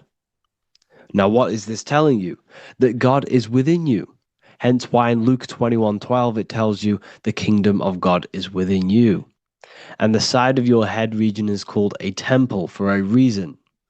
Because the brain encapsulates the mind. The brain is a physical manifestation of the mind. The heart is a physical manifestation of emotion. So we have these different layers of our consciousness. We have an intellectual, communicative aspect of our consciousness, which we would call the mind. We have an emotional aspect of our consciousness, which is the heart. And to communicate with the divine, it's all to do with the mind. Hence why the ancients always symbolize the mind being God. This is why Michelangelo always placed God inside of the brain on top of Sistine Chapel in the middle of the Vatican. He understood that God is in the brain. God is within you, not outside of you. The church tells you that God is in the sky because they are creating a externalization of the truth to create a business and a distraction so that you don't find the divinity within you, so that you don't find your power. Now you have Adam, the physical man, the physical body, the ego, the lower self. And he is resting. He's not trying to reach to God, but God is reaching because the higher consciousness within you is always trying to communicate with you. It's always trying to wake you up to your divinity. But the lower mind, the lower self, Adam, the physical self, is always in ignorance of truth, always in ignorance, and stays in a materialistic way of thinking, which is the lower animal self. And this is what we call a sleep or an NPC. This is the lower mind of man. But all you have to do is to move your finger to touch God. You have to look within yourself, within the brain, meditate, and you can find God. This is why in the Bible we see many references to the human body and anatomy to truly connect with God. Kings 6:8, the door to the middle chamber was in the right side of the house, which is the right hemisphere of the brain. The middle chamber is the pineal gland, where the seat of your consciousness is, where the seat of your higher consciousness is, the mind. And they went up the winding stairs, which is your spinal column, into the middle chamber, and out of the middle chamber into the third. So they went up the winding stairs. This represents raising your consciousness up the winding stairs. Your spinal column acts as a stairway of consciousness. Depending on what sort of consciousness you are operating in, depends on what part of the spinal column you are using. Because the spinal column ascends and descends consciousness. What do I mean? If you are in a reproductive way of thinking and you're always thinking about sex, you're jerking off all the time and you're always eating, all of your brain's power and your mind's power is being descended into the lower aspects of the spinal column, which represents hell, the physical state of man, Adam, the ignorant state. We're basically living off low-level pleasures like an animal. And the stairway to heaven is your spinal column. They went up the winding stairs into the middle chamber, which is your mind, your pineal gland, and out of the middle into the third stage of consciousness, physical, etheric, astral. When you meditate and you start to raise your consciousness during meditation, you enter the astral plane when you turn off thought. But this is the middle chamber inside of the brain. Here we see another painting inside of Sistine's chapel of God inside of the brain. This is the brainstem. This is the brain. This is the frontal lobe. This is the back lobe. This is the back lobe. This is the cerebellum. Here's the reptilian brainstem. Here's the claustrum. This is what we are seeing here. Anatomy. Here is another one in Sistine's chapel in the middle of the Vatican. This is depicting the brainstem. God's neck looks exactly like the brainstem.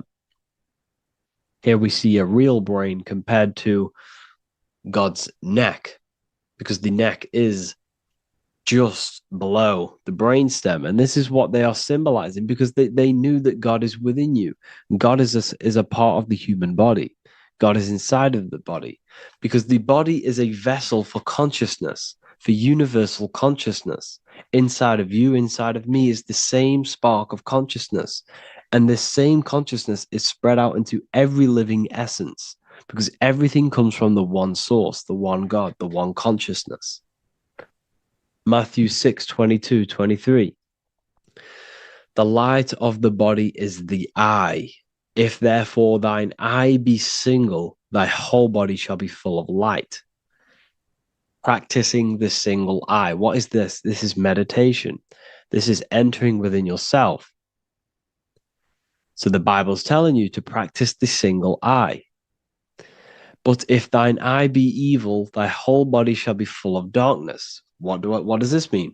If your consciousness is in an evil way of thinking, if your mind is filled with an evil, negative mind space, then your body shall be filled with darkness, with evil, with negativity. Because negative thoughts destruct the body. Positive thoughts heal and regenerate the body. So he tells you to be, the light of the body is the eye, your consciousness, the inner eye of consciousness, the eye that lets you see. And what do I mean? You look with your two physical eyes, but you see with the inner eye. What you see is perception. You look with the two eyes, and what you see is perception. You are seeing, you are understanding, and that's what consciousness, the mind, gives you. Consciousness, or the mind, is the force that allows you to be a human being, that allows you to understand things and interact with things and make decisions. It's an infinite intelligence. See, the mind is not the brain. This is a big confusion with people. Hence why the eye on top of the pyramid is separate from the bottom half of the pyramid, because the consciousness is separate from the body, the eye, the all-seeing eye. It represents the observer, the eye that sees into this body, into this world, into this. You are the perceiver. You are the invisible spirit within the body. Theologians 4:17. After that, we are still alive, and our left will be caught up together with them in the clouds to meet the Lord in the air. You don't meet the Lord in the physical air. Okay? This symbolism of the ancient Christian artwork is showing you this is symbolic. These things never happened. There's no man in the sky. Moses didn't go on a mountain to meet with God. The air represents the mind. This is why you say you're an airhead when someone's very stupid. Earth is your body. Water is your emotions. Fire is your spirit. Air is your mind, the invisible mind. So Anton Mengs, an ancient Christian art worker, is showing you anatomy of God in the clouds. But this is anatomy of the human body, raising yourself to the mind and turning the mind inwards on itself during meditation. And that's how you meet the Lord in the air. You meet the Lord in an elevated state of consciousness. The air represents an elevated state of consciousness because the air is up. You have to raise your consciousness to meet the Lord in the air. This is why Moses went on a mountain to meet with God. The mountain represents elevation. elevation of consciousness, raising the mind up the spinal column, taking all of the mind's attention away from the reproduction and the physical aspects of self and raising it to the brain and turning off the brain and going inward into the air. It's talking about raising consciousness. It's allegorical, it's a spiritual metaphorical text. The side of your head's called a temple because inside that where that temple is, right in the middle of where you call the temple, is the inner chamber, the open room, the holies of holies in the Bible, or the land flowing with milk and honey, or Mount Zion. There's so many different names for the brain, or the upper room where Jesus meets his 12 disciples, the 12 cranial nerves in your brain. This is the temple of God. Your body is a temple of consciousness. It encapsulates the consciousness. It encapsulates the mind and soul. John 10:30, Jesus states, I and the Father are one. Psalms 46:10, be still and know that I am God. He's talking about the I am within you, not within Jesus. Everyone refers to ourselves as I. I am God. When you say I, you're referring to the highest aspect of yourself. The aspect that is above all thought, above all emotion, and above all things. When you say I, you're referring to your pure awareness, your pure consciousness, the highest aspect of yourself. And anything after I is egotistical. I is God. The letter I is the Roman numerals for one, because there is one God, one consciousness. The letter I is one line, just like the number one. Matthew 6:3-4, take no thought. Therefore, take no thought. Take no thought. He says this 5 times because you must turn off the 5 senses and take no thought to connect with God. Be still. This is telling you to meditate and know that I am God. The I am within you. I and the Father are one. I and God are one. You, who you think you are, is completely wrong. The body is matter. Your name isn't you. Your job isn't you. Your reputation, your trauma, your memories, your friends, family, worries, bills, interests, dislikes, goals, passions. Anything to do with the thinking mind is not you. Who you think you are is a part of your thinking aspect of consciousness. But once you remove thought, you are no longer your name. You are no longer your body. You're no longer your reputation. You are the I. You are pure awareness, pure consciousness. Pure consciousness. And this pure consciousness has latched on to this name, this job, the body, and your traumas. Your pure consciousness has attached itself to this character who you're playing in the physical world. And this is essentially who you think you are, but you are not. You are the I, you are the self, you are pure awareness. So, in order for you to detach from these things, you must learn how to detach from your name, your job, your reputation. And you do this through meditation by turning off the thinking mind. Turning off the thinking mind allows other aspects of your consciousness to open up. What do I mean? Your whole life you've been thinking, and all of these thoughts has attached you to this physical body. You haven't allowed your consciousness to open up. And you can only do this by taking no thought. That's why Jesus tells you, take no thought. When you turn off the thinking mind, other aspects of your consciousness starts to open up. Other aspects of your being can open up. And this is how you astral project. This is how you do all these mystical things and things to do with consciousness. It's taking no thought. Imagination, emotions, thought, and memory are all to do with consciousness. These things are not physical. You can't touch thought. You can't touch emotions. You can't touch these things because they are not a physical thing. So you must turn off these things for other aspects of your consciousness to open up. Okay? So essentially, the Bible is a metaphorical, astrological, numerological, metaphysical, spiritual, encoded text that talks about human anatomy, spirituality, and the true nature of the human experience. Everything they teach you in school is to make you think that you are this body. Everything they teach you in church is the externalization of the true teachings of Jesus. Jesus was telling you to meditate. Jesus was telling you to practice the single eye. Jesus was telling you to look within yourself and find God. He wasn't telling you to pray to him.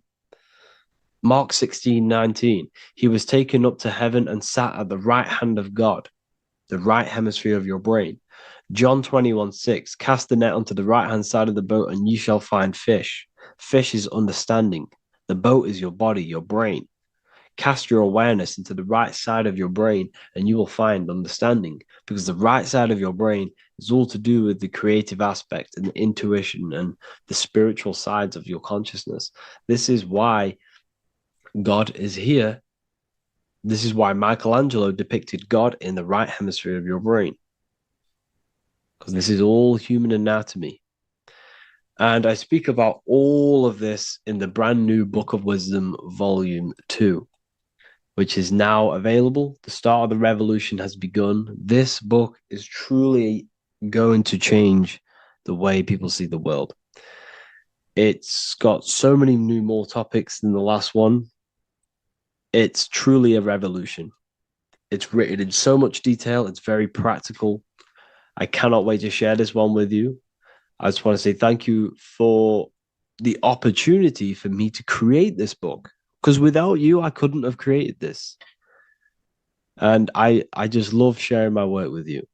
And I thank every single one of you for the support, the watch, like the views and the likes, everything, especially the people who have joined the university and stuff like that. And for people who have joined the university, you do get a free Book of Wisdom paperback if you just go to the general chat and follow the description, follow what the instructions that I gave you in the chat, and you'll be able to order a free Book of Wisdom if you are inside of the university. Plus, you get all of my other books, 2 books, and over 45 occult books on occult and esoteric things. You get lectures, live calls, a community, a manifestation mastery course, and a whole library and reoccurring updates every month, every week. So yeah, I hope you all enjoyed this video. Thank you all. Please leave a comment to help the algorithm, and leave a comment on what videos I should make. And yeah, I'll get to uploading on the YouTube a lot more now the second book is now released. I have a lot more time on my hands. No longer using my energy to create the book. I'm now going to redirect this mental energy into the YouTube. So there will be a lot more content coming. So I need some content ideas. So feel free to comment some ideas, some YouTube videos that I can create. Thank you all, people. Have an amazing day.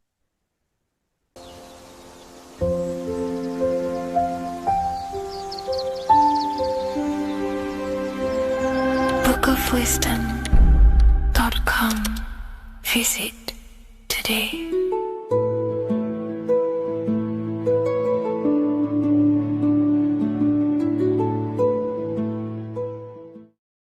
You're living in 4 planes of existence right now, but most people are only aware of one.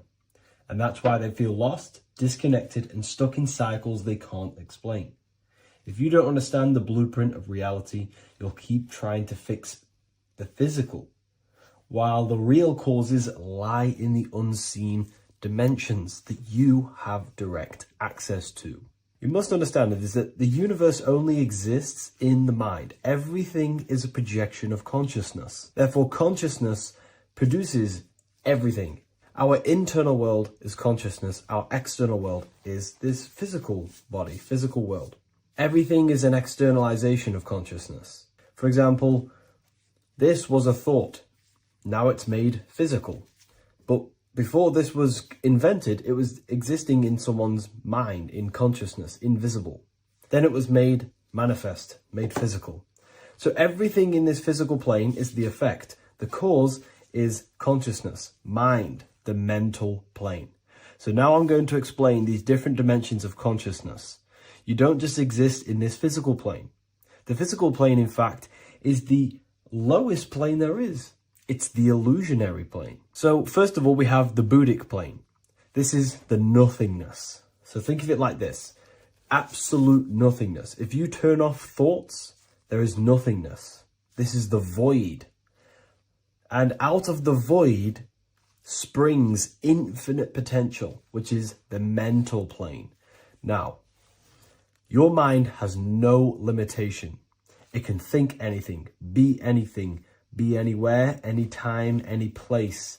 In the whole world, there is no limitation with the mind. This is the realm of infinite possibilities. This is the realm of thought. Thought is a dimension, information and thought. To go a little bit deeper on this, there are pockets of thoughts, what we call in the occult fields of thoughts. Your mind does not think thoughts, it receives them. Your mind is like a radio. Whatever the mind is tuning into, setting its mindset, setting your frequency or setting your mind, you will receive thoughts based on that set, whatever you set your mind to. So there are pockets of thoughts that we penetrate in the mental plane. The mind is the mental plane, the infinite possibilities. This is the spark of creation. This is where all things begin to manifest as an idea in the mind as a thought. So if you want to gain certain information, you need to meditate or do thought exercises where you are penetrating that dimension of thought, that pocket of thought. For example, if you want to find a way on how to make financial wealth, you would use your mind, set your mind on wealth and money and think, close your eyes and think about that specific topic and see where your mind takes you. And you will expand your mind into different pockets of thought and gain information. So this is the mental plane. This is how you can use the mental plane. You can use the mental plane to do this. Then we have the astral plane. We have higher, middle, and lower astral plane. The astral plane is the body for thought. So every dimension, physical, etheric, astral, mental, Buddhic, is a body for a dimension above. Each dimension below is a product of the dimension above. So for example, the astral plane is imagination. This is the lucidic realm of imagination. This is where thoughts begin to manifest into some sort of form. It's not a physical form because this is physical, but imagination is a lucidic form. It's not really physical, but it's there. It's a projection of light. It's astral matter condensed by the willpower of the mind. So depending on the vibration of that thought will depend whether it manifests in the higher astral plane, middle astral plane, and lower astral plane. If you think about more material things and visualize material things, this will manifest on the lower astral plane because material matter is low vibration. Now, that does not mean it's evil. That does not mean it's bad. Okay? It just means low vibration just means more material. But if you think and imagine more spiritual things, this manifests on the higher astral plane. So the astral plane is the screen in your mind that allows you to vision an apple, that allows you to vision anything. It's that mental projection that's inside of your mind. Now, this is what we call the third eye. It's an eye because the eye is the mind, and the mind can see into the astral plane. It perceives this spiritual world, this lucidic realm that we have access to. This is where also infinite potential takes place. This is the realm of spirits, demons, jinns, whatever you want to call them. Spiritual entities exist in this because this is where thought forms manifest into form. This is where thoughts create bodies. Think of it like this. The mental plane is a thought of a chair. The astral plane is the imagination of that chair and all of the different possible chairs that could possibly be. The etheric plane is the energy double of that chair. And the physical plane is the physical chair. So as you can see, the higher we go up, the more formless and lucidic it is. The lower we go down planes, the more dense it becomes. This is formless and this is form. Everything manifests through this process. This highlighter is down here in the physical plane, but the idea began in the mental plane. Everything begins in consciousness before it creates a physical body. It goes through this process. Therefore, if you want to start to mold and create your own reality and create things in your world, you can use these planes to your advantage. You can use your mind to do mental thinking exercises by closing your eyes and expanding your mind into a different pocket of thought to gain wisdom, gain information, gain downloads. The way you do that is simply get into a meditative state, close your eyes, pick a topic that you want to think about, and see where your mind takes you, but always remain centered on that topic. And you can do this for maybe an hour or two or half an hour, and your mind will take you places where you will unlock information. You can even use this to make decisions in your life. Think of the topic and see where your mind takes you. You'll gain information. This is how you use the mental plane for ideas. The astral plane is imagination. You have to reconnect with your imagination very vividly. Your imagination, your consciousness is infinite. It's not a three-dimensional plane. It's an infinite plane. You can think and make form anything in your consciousness, in your imagination. You can think anything and you can imagine anything in the most vast details. You just have to reconnect with your imagination. I have a free book on my website. I'll leave the link in the description. It's an ebook. It's called Activating the Inner Eye. This is going to help you reconnect with your imagination. It's a practical guide on how to imagine. So once you know how to use the mental plane and astral plane, thought and imagination, you pretty much need to use the physical plane to take physical action with this physical body that you have and start to manifest these desires you have in the higher planes. Now, it's very important that we master the mind, because the mind is the very fabric of reality. We become what we think about. Your life is a product of every thought you thought in the past. It is the mind that directs the flow of consciousness. And wherever this consciousness is flowing is what you will create in your life. Consciousness is the most potent force in the universe, and the mind is pretty much the universe in a microcosm form. It is infinite potential, and your mind will continue to expand into new realms of thought forever and ever and ever. You are eternal. You are not this physical body down here. You are consciousness, literally dreaming that you are in this physical body. So everything begins with the mind. We need to be conscious of the thoughts that enter our mental field of consciousness. There is a level of self-awareness that you can reach where you can become conscious of pretty much every single thought that enters your mental field. Now, we have over 7,000 thoughts a day. You can gain such mastery over your mind where you can become conscious of every thought you think. And that is when you gain superior power. Because when the mind is fully under control of self, you can direct the mind's potent force into a specific goal. Most people's minds are dualistic. They want something, but their mind is thinking something else. They have limiting belief systems. They have the little voice that comes in and says, you can't do this, you're a failure. That is a fractaled mind. The mind needs to be singular. It needs to be on your team and not an enemy. Do not let your own mind take away your power. Your mind should be on your team, giving you power, giving you the best possible thoughts and the best possible beliefs. When the mind is in this condition and on your team and not taking away your power through the destructive thoughts, it becomes a potent, powerful force used for manifestation to create anything. And the way we get the mind on your team is through constant meditation to learn how to control the mind and turn it on and off. Subconscious reprogramming through visualization, affirmations, cultivating emotions associated with your goal. All these three ways we can reprogram the mind slowly over time so that it becomes powerful and becomes on your team and doesn't give you negative contradicting thoughts. When the mind is fully aligned on one thing, it can create massive empires and things in your physical reality. So I hope this video helps, and I'll see you in the next one.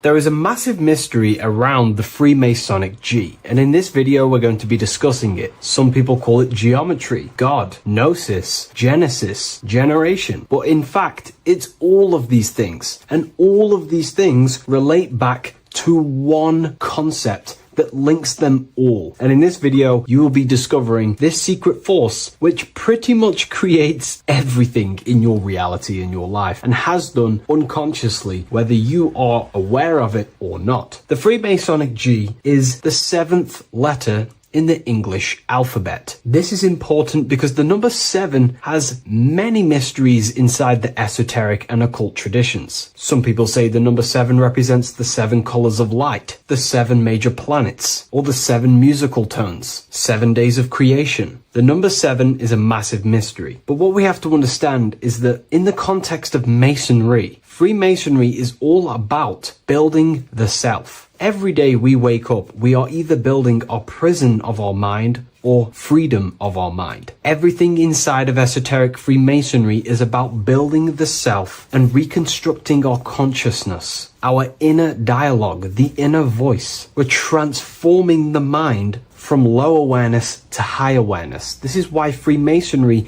uses the allegory of stonemasonry, stones, chipping away at stones. The stone is in fact you, and we are perfecting the stone, which is your very own mind. Because the universe is a mental construct. Life is happening to us inside our minds. We are all the universal mind expressed and clothed in a different body. Therefore, now we understand that everything is about the internal inside of Masonry. This G relates to something inside of you. Hence why you see the G inside of the square and the compass. It's something internal in you. G is the 7th letter of the English alphabet, and the number 7 symbolizes the 7 cognitions of the mind. In esoteric and initiatory traditions, the 7 psychological cognitions of the mind refer to the 7 distinct modes through which human consciousness perceives, interprets, and transforms reality. Different schools use different names, but across Hermetic, occult, Gnostic, and mystical systems, the same underlying pattern emerges. The mind has 7 functional powers, each representing a layer of awareness and a stage of inner development. Number 1 would be perception. The first cognition is the raw reception of sensory and subtle impressions. It is the gateway where the outer world enters the inner world of our minds. Perception involves learning to see without distortion, to notice the symbolic dimension behind ordinary appearances in an occult interpretation of perception. The second one is interpretation. After perception comes the act of making meaning. The mind organizes impressions into patterns, beliefs, and judgments. Esoterically, this cognition determines whether a person interprets life through the ego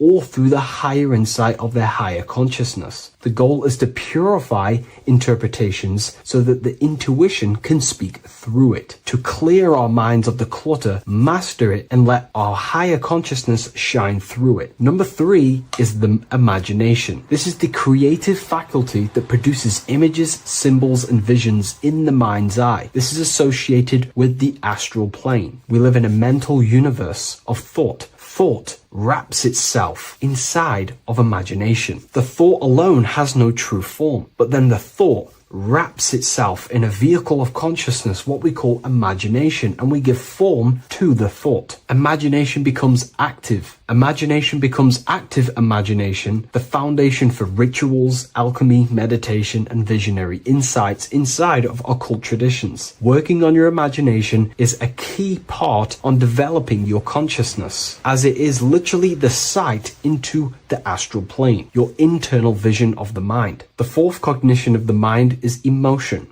Emotion is energetic response that gives intensity, direction, and magnetism to thoughts. Emotion fuels the magical will. Unrefined emotion binds us to lower impulses. Refined emotions become devotion, compassion, and the inner fire to transform thought into a tangible reality, to become a conscious creator. The fifth cognition is will, the faculty of intention, decision, and directed energy. Will is the power that aligns personality with the higher self. It is the driver of discipline, transformation, and the capacity to act consciously rather than react unconsciously. Most people walk through life as an unconscious zombie, living day to day, running off subconscious programmings, never actually using their conscious mind. We develop our will and try to align our will with the highest will possible so we can align our will with our higher mind. So the higher mind can manifest through us in the material plane. The sixth cognition of the mind is memory, the storehouse of experience, impressions, and archetypes. It shapes identity, determines how one repeats and transcends past patterns. Memory includes not only personal memory, but also a deep strata of the subconscious and the collective subconscious field, what we call the Akashic records. Memory is a massive quality that you must work on inside the Masonic system. You are required to remember certain rituals and certain things so that you can regurgitate them to pass on along the degrees. Based off my research, I myself personally am not a Mason. The seventh cognition of the mind is intuition, the highest cognition possible. It's direct knowing. It bypasses the linear reasoning and reveals truth as the inner illumination. Intuition is the voice of the soul. It is the guiding force, guiding our physical vehicle of consciousness through this physical experience, providing revelations, insights, and even sometimes gnosis and higher understandings.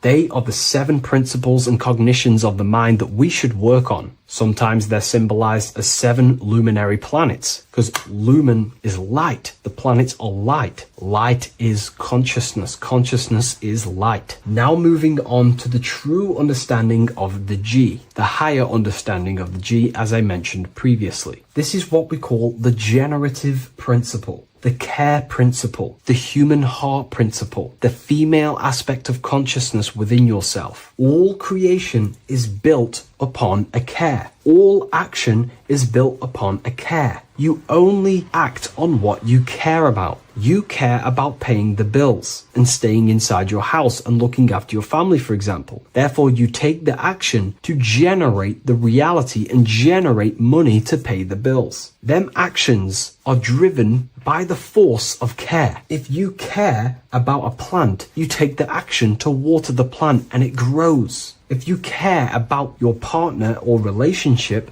you give them attention and care and love, and you grow the relationship. As soon as you stop providing care, watch the relationship crumble and the reality destroys itself. Care is the generative force of reality. This is the generative principle that generates your experience in this world. We are in a continual state of becoming. Each cause gives birth to an effect, and that effect gives birth to a new cause. The G is the generative principle that drives creation in the present moment. Reality is creating, unfolding in the present moment, and the G is the force inside of you that generates your experience. You're watching this YouTube video right now because you have a care in your heart for the information I have provided in the past, and you have a care about watching this video. As soon as you don't care, you take action to do something else with your time that you actually care about. The G is the generative force of the heart. It is the love energy. You only take action on what you love or care about. The whole world is built upon this principle. This is why we say money makes the world go round, because the whole world has a G or a care for money, and it's making everyone wake up in the morning, take actions, and make the world go round. It is the G, the care for that principle or money object to generate that reality. It is the force that drives you, hence why the G is sometimes surrounding with light rays, because it represents a force, emanation, something that is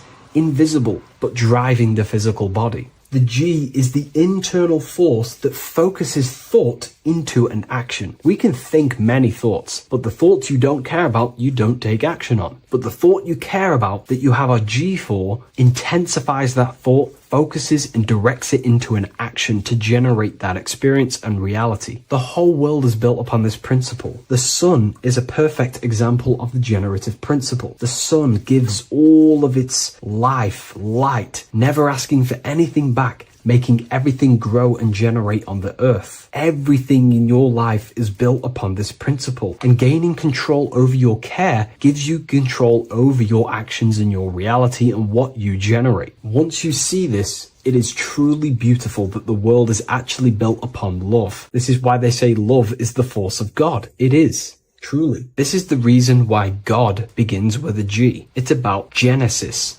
Genesis means creation. G, generation. Anything that generates and creates is all to do with a care or a love energy. But don't get me wrong, people can love sick and twisted things, and they act upon them sick and twisted things. This is why purification of ourself is important by understanding this principle, as it is a very powerful principle to understand. This is the reason why the word gift begins with a G. You're giving something. I care. I'm going to give you something, a gift. Or guidance. This is what guides you into becoming something, what you love. This is why also gnosis begins with a G. Gnosis is not actually knowledge. Gnosis is knowledge obtained, attained by direct experience or through direct experience. For example, you're not believing you're watching this video right now. You know you're watching this. Know, gnosis, same phonetic sound. It's about knowing. Gnosis is about gaining knowledge of the self. Self-knowledge through direct experience.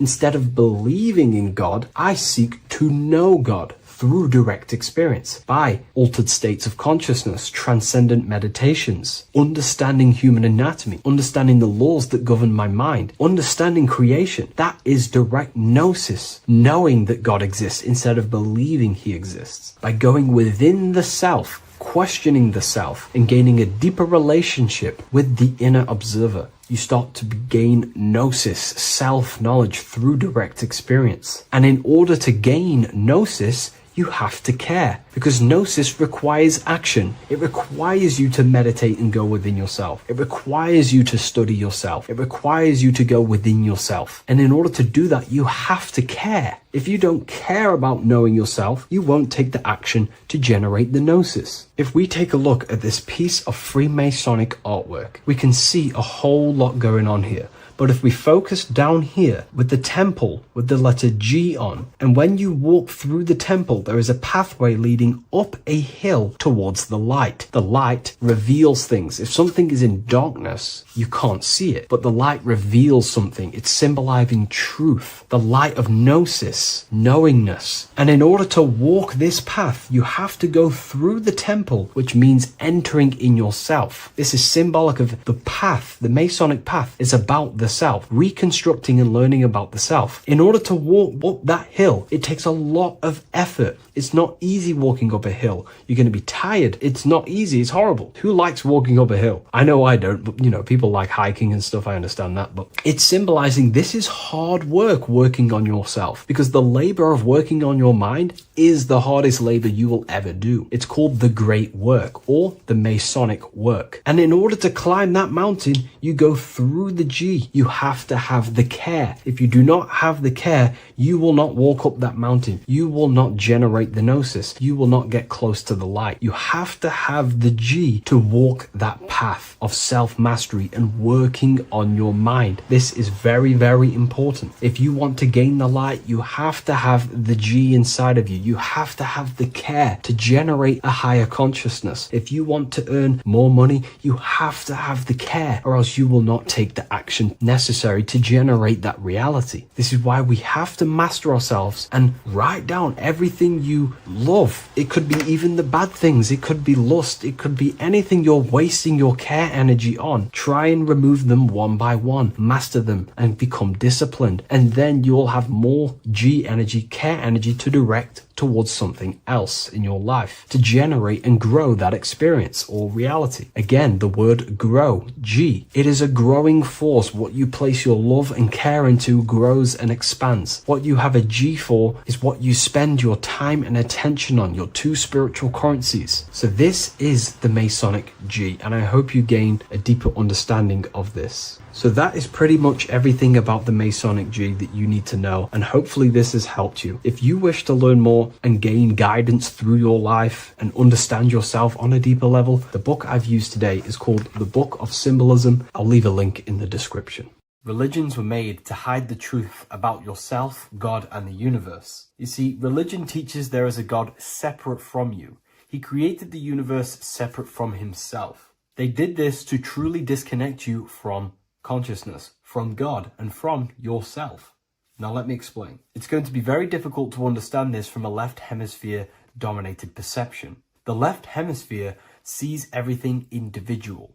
The right hemisphere sees the whole. For example, if you're walking through a woods, the left hemisphere sees individual trees, leaves, twigs, and branches. The right hemisphere sees the interconnectedness of the whole woods.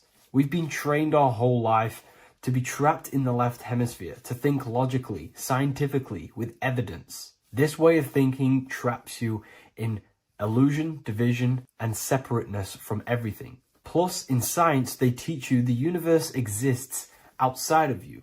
You exist in a universe, and the universe exists whether you exist or not. This is completely false. You are the universe experiencing itself. There is only one person in the universe. There is only one awareness in the universe, and that is God. That is your consciousness. Not your name, your job, your reputation, your thoughts, your beliefs. That is not God. God is the infinite awareness that you are, the alertness, the essence of life. You are an individual. You have a dual nature, an inner world, consciousness, and an outer world, this physical body. The inner world is the immortal, consciousness, awareness. This physical reality is for the immortal within us to experience and enjoy. And the immortal consciousness, the immortal self, the individualized expression of the only thing that is truly real, which is God, consciousness, is seeking a way to understand itself through infinite vantage points. The same consciousness inside of you, inside of the dog, the squirrel, the plants, the stars, the same awareness is in absolutely everything. Only the right hemisphere can see this connection. The universe is one mind separated into the infinite bodies and life forms. This is why scientists tell you that the universe is forever expanding. It's truth in plain sight, because the universe is the mind, and the mind is always seeking more vantage points to understand itself. And the mind is always expanding into new realms of thought. The mind cannot be filled up. It does not exist in space. However, human awareness, human consciousness is very sacred. And the reason why I say that is because humans possess a two-way consciousness, unlike a dog, an animal, or a squirrel, for example. The dog looks in the mirror. It is not aware of itself. It doesn't look in the mirror and see that it needs to improve something. However, humans, we can look in the mirror and say, who am I? Where do I come from? And I need to change this aspect of me. I'm lacking in this area. Dogs do not have this awareness. They function only on their immediate surroundings, on survival and instinct. Human awareness is special because we have the ability to reflect on the self. We can question our consciousness. We can question, who am I? Where do I come from? And where am I going after this? The human mind has no limitation. We can surpass our animal nature and rise to a godly nature. This is the whole purpose of reaching Christ consciousness, which is just an ideal consciousness where we have control over self and we know who we truly are. Humans have been given the tools to awaken. Our five senses are locked only to perceive the physical world, but the mind holds the gateway to understand the unseen aspects of reality. The mind holds the secrets to the universe and consciousness. We just have to study ourselves to understand God. We are all individualized aspects of consciousness. There is only one pure consciousness in the universe, but we're fractaled into infinite life forms, experiencing this consciousness in a different form, molding this consciousness into individual egos and individualized consciousness. Me and you are made of the same fabric. However, I have thought different things, believed different things, experienced different things, which has conditioned my consciousness to be my own individualized aspect of God. And that's what makes me, me, and you, you. God is the creative power within us to turn thoughts into physical reality, to create things. We are a creator. Each one of us is a miniature earth, creating and building in this physical 3D reality. Our consciousness holds power over the 3D reality. We can mold it and create anything we wish. However, we have been conditioned to live like an animal, living in our animal nature, eating, surviving, lusting, and these low-level desires keep us trapped from figuring out our creative power. This is why the ancients always depicted God inside of the brain. Even in ancient Christian artwork, William Blake, Anton Raphael, all depict God inside of the brain. Why is this? Because God is our creative power.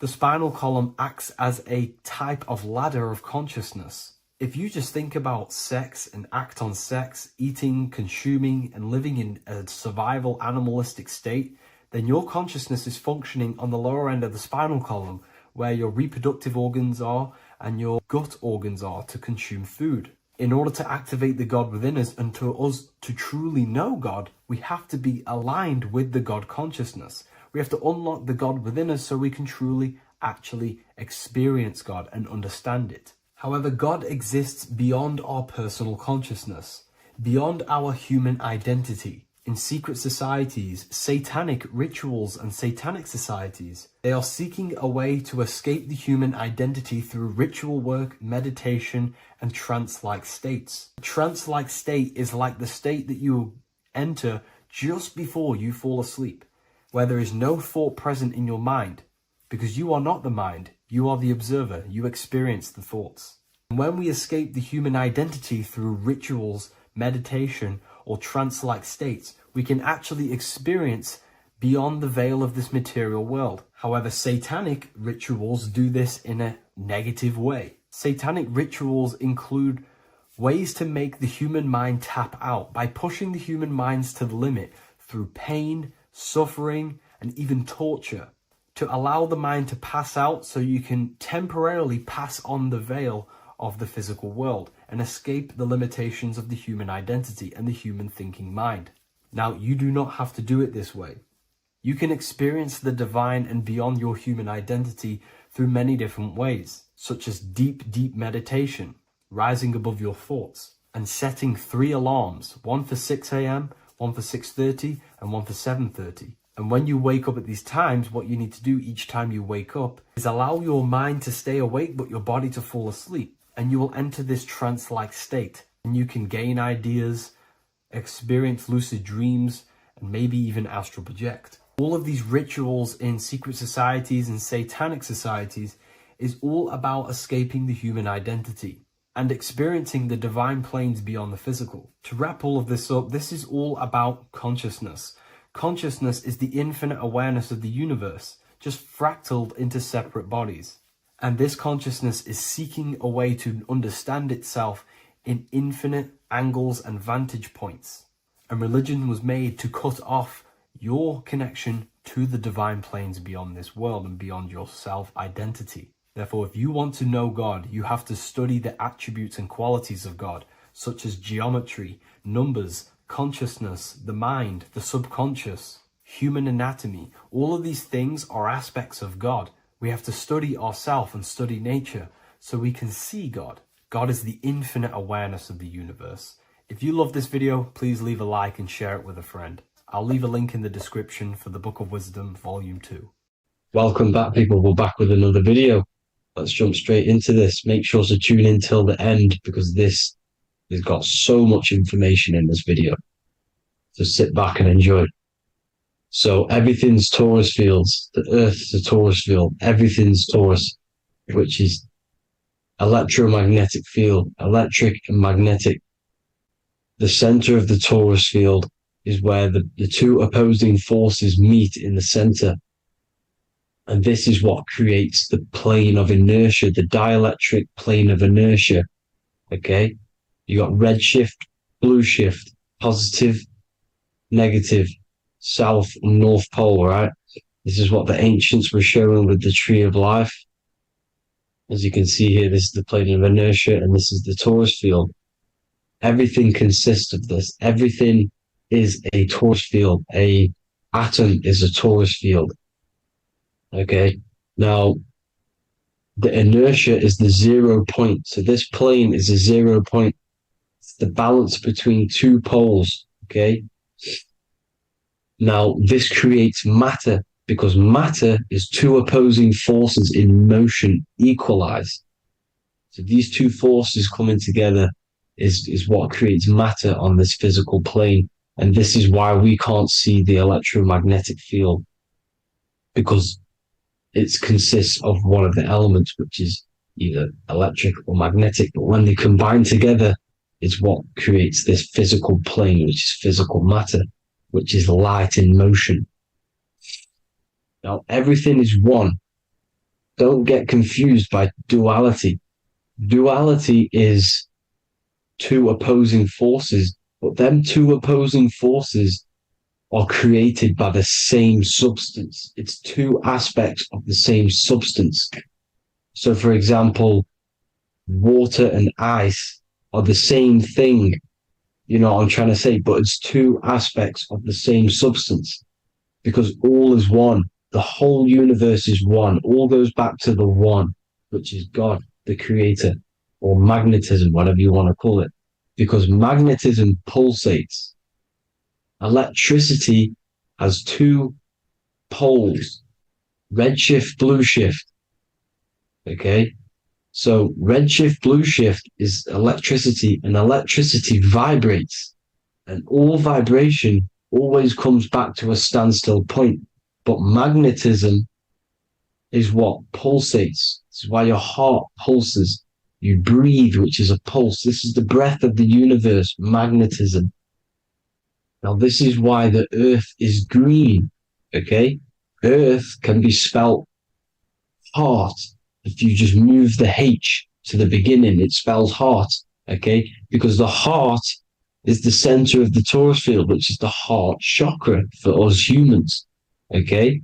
We consist of the same field, as you already know. Heart being the center, which is green, which is the center of the seven colors.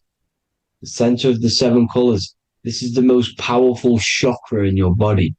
People think it's the crown chakra, but it's the heart chakra because it's the center of the torus field. You must align them all and combine them all into one, which is the heart chakra. Now, earth is green. Nature's green. Okay, this is because we live on heart chakra, the plane of inertia. It's the center of the torus field. Okay, and this is what the Egyptians called Isis, which is nature. Nature is balanced, and nature is female, Mother Nature, because it looks after us with the fruit it grows with abundance, and the water. It's a female energy, Mother Nature, and this is the symbolism of an equal, balanced arms. This is the scales, it's balanced. Mother Nature is balanced. This is why the sky is blue, because what comes after the heart chakra? Blue. Sky is blue. We live in Midgard. This is what the ancients called Midgard. You don't have to take this tree literally. It's a metaphor. We live in Midgard, where both positive and negative duality here. Now, Mount Meru. Mount Meru was known as the center of the earth, okay, or known as Hyperborea. And this is the North Pole, the electromagnetic North Pole. But when I say Mount Meru, it's not an actual mountain. They weren't saying there was a real mountain in the center of the earth, a magnetic rock. No. The plane of inertia, okay, there's something called a hyperboloid. That's what it's called, a hyperboloid. And this is the center of the torus field. And this hyperboloid is what is in the shape of a mountain, you see? So if I go to this next one, they say Hyperborea on this map. Why do they call it Hyperborea? Because this is the hyperboloid in the center of the torus field. And this is the electromagnetic mountain, a metaphor, mountain, what they're metaphorically saying, this is the electromagnetic mountain at the center, the double vortex, the center of the torus field, which is the North Pole, pole of electromagnetic energy. So this is why they call it Hyperborea. It comes from the word hyperboloid. And the center of the earth is so sacred. And they symbolize this with, obviously, the North Star, which is Polaris. And this is where the swastika comes from, because it's the 4 seasons moving around the North Star. This is the Big Dipper constellation moving around the North Star, which is Polaris. There's that pole again. Pole. Magnetic pole of the torus field. And this is where the green, emerald green, aurora borealis comes from. It comes from this center hyperboloid at the center of the earth, where the most electromagnetic energy is stored. The center of the plane of inertia, the center of the plane of inertia. This is the all-seeing eye as well. As you can see, they've got the sun, the moon, this is the Masonic cosmos, the sun, the moon, and the all-seeing eye, because the eye is Polaris, the eye of the stars. It's all a big eye. Now, the eye means a lot more as well. It's not just that. There's different ways you can interpret symbols. Now, this is the emerald tablets. Deep in Earth's heart lies the flower, the source of the spirit that binds all in its form. Okay? The flower of life is thine own place of thine spirit, and stream through the earth as thine flows through thy form, giving off life to the earth and its children, renewing the spirit from form unto form. This is the North Pole. This is what he's talking about. He's talking about the aurora borealis. Aurora borealis. It's the earth's aura. Emerald green. Heart chakra. Plane of inertia. Green. Earth. Heart. You see? All related. Now, there's many symbolism of this. So much symbolism of the ancients. The 7 layers of heaven. 7 layers of heaven, which are the 7 planets. Okay? These planets are the solar system. It's the solar system because we are the soul. We are the sun, the soul. And we're inside of a solar system, which is the 7 planets. That's why there's 7 layers of heaven. Okay? The rings of Saturn, the rings of the planets are moving around us. Okay? So this is what the ancients were depicting in their cosmology. Now this is the Hebrew cosmology of the earth. This is the Mayan cosmology of the earth. You see, it's all an enclosed system. We live inside of a giant torus field. All is atum. It's what the ancients said, the ancient Egyptians said. All is atum. Atoms are torus fields. Don't be tricked by the modern science today with the current model of an atom. It's completely wrong. They're hiding the torus field. They're hiding the electromagnetic field, which is in everything. Absolutely everything is in motion, and motion comes from this field. And you see, this is upside down, but this is the I think it's pretty sure it's candles, but the 7 candles, the 7 planets, the 7 Elohim. You see? It all goes back to the stars and the heavens. Now, this is how the earth really works, with the stars on the outside of the cosmic egg, and then the torus field spinning around the sun and the moon, the positive and the negative charge. The sun gives you energy, the moon takes your energy. The moon controls monthly cycles. Moon is mon. This is etymology. Mon, month, money, demon, monster. Stir is star, moon star. We are all stars. Youngster, minister, superstar, Hollywood star. We're all stars. We come from the stars, which is heaven. Our soul comes from the stars. You see? We are the universe, the image of man is made in the universe. We are a microcosm of the universe. The universe is a macro. We are micro. We consist of everything. The body, mind, and spirit. The sun, the soul. Moon, the mind. Earth, the body. Body, mind, and spirit. We have 12 systems in the body, which are governed by the 12 zodiac signs. Starting at the Aries, which is the ram of God, all the way down to Pisces.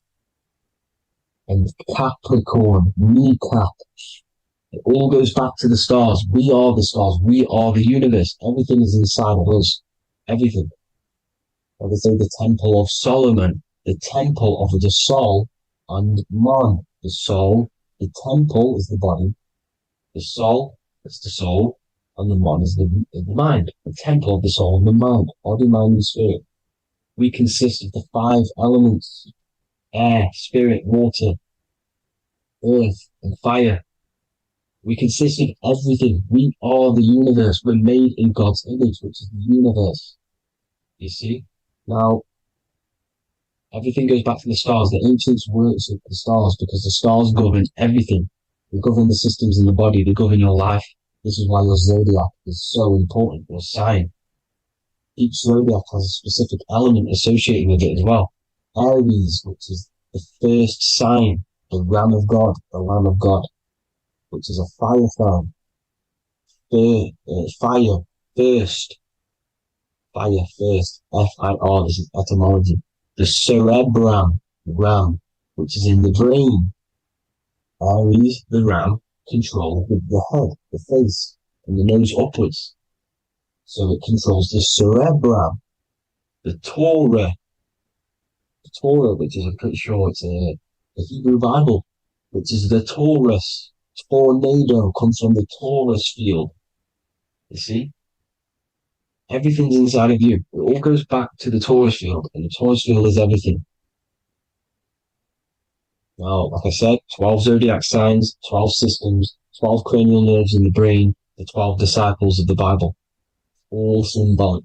Have to read the Bible properly. Now, this center, at the center of the earth, right? This is what's stirring the ether. And the ether consists of the 4 elements. Because there's 5 elements. Spirit can be called ether. People call it spirit or ether. Ether is pure potential, pure energy. It's what connects the astral to the physical. It's the dimension between the physical realm, which we're on, and the astral. So it has pure potential. It's pure energy. This is why we say either. I either want to go there or there. It's connecting 2 scenarios. That's what the ether is. It's connecting the 2 worlds, the astral and the physical. The center is like the cosmic womb. There's a black hole in the center. This is the center of the Taurus field.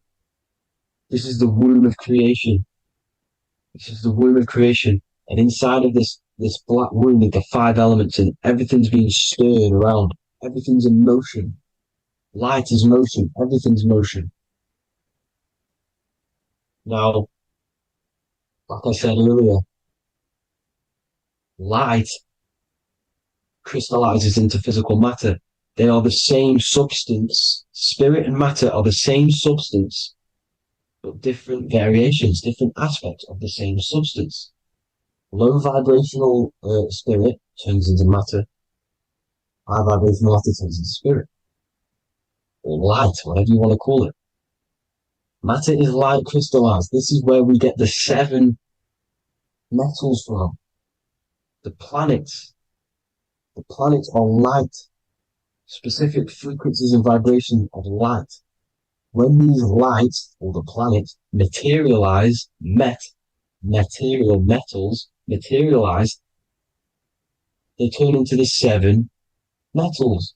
Saturn turns into lead. That's why lead is red. Saturn is red. The sun turns into gold. That's why the gold is yellow and the sun is yellow. You see, Saturn is the time god. What happens in autumn? The leaves turn red and they die. This is why Satan, time god, the reaper, everything is crystallized till it's death and then reborn again. You see, rust. When things rust, it turns to red.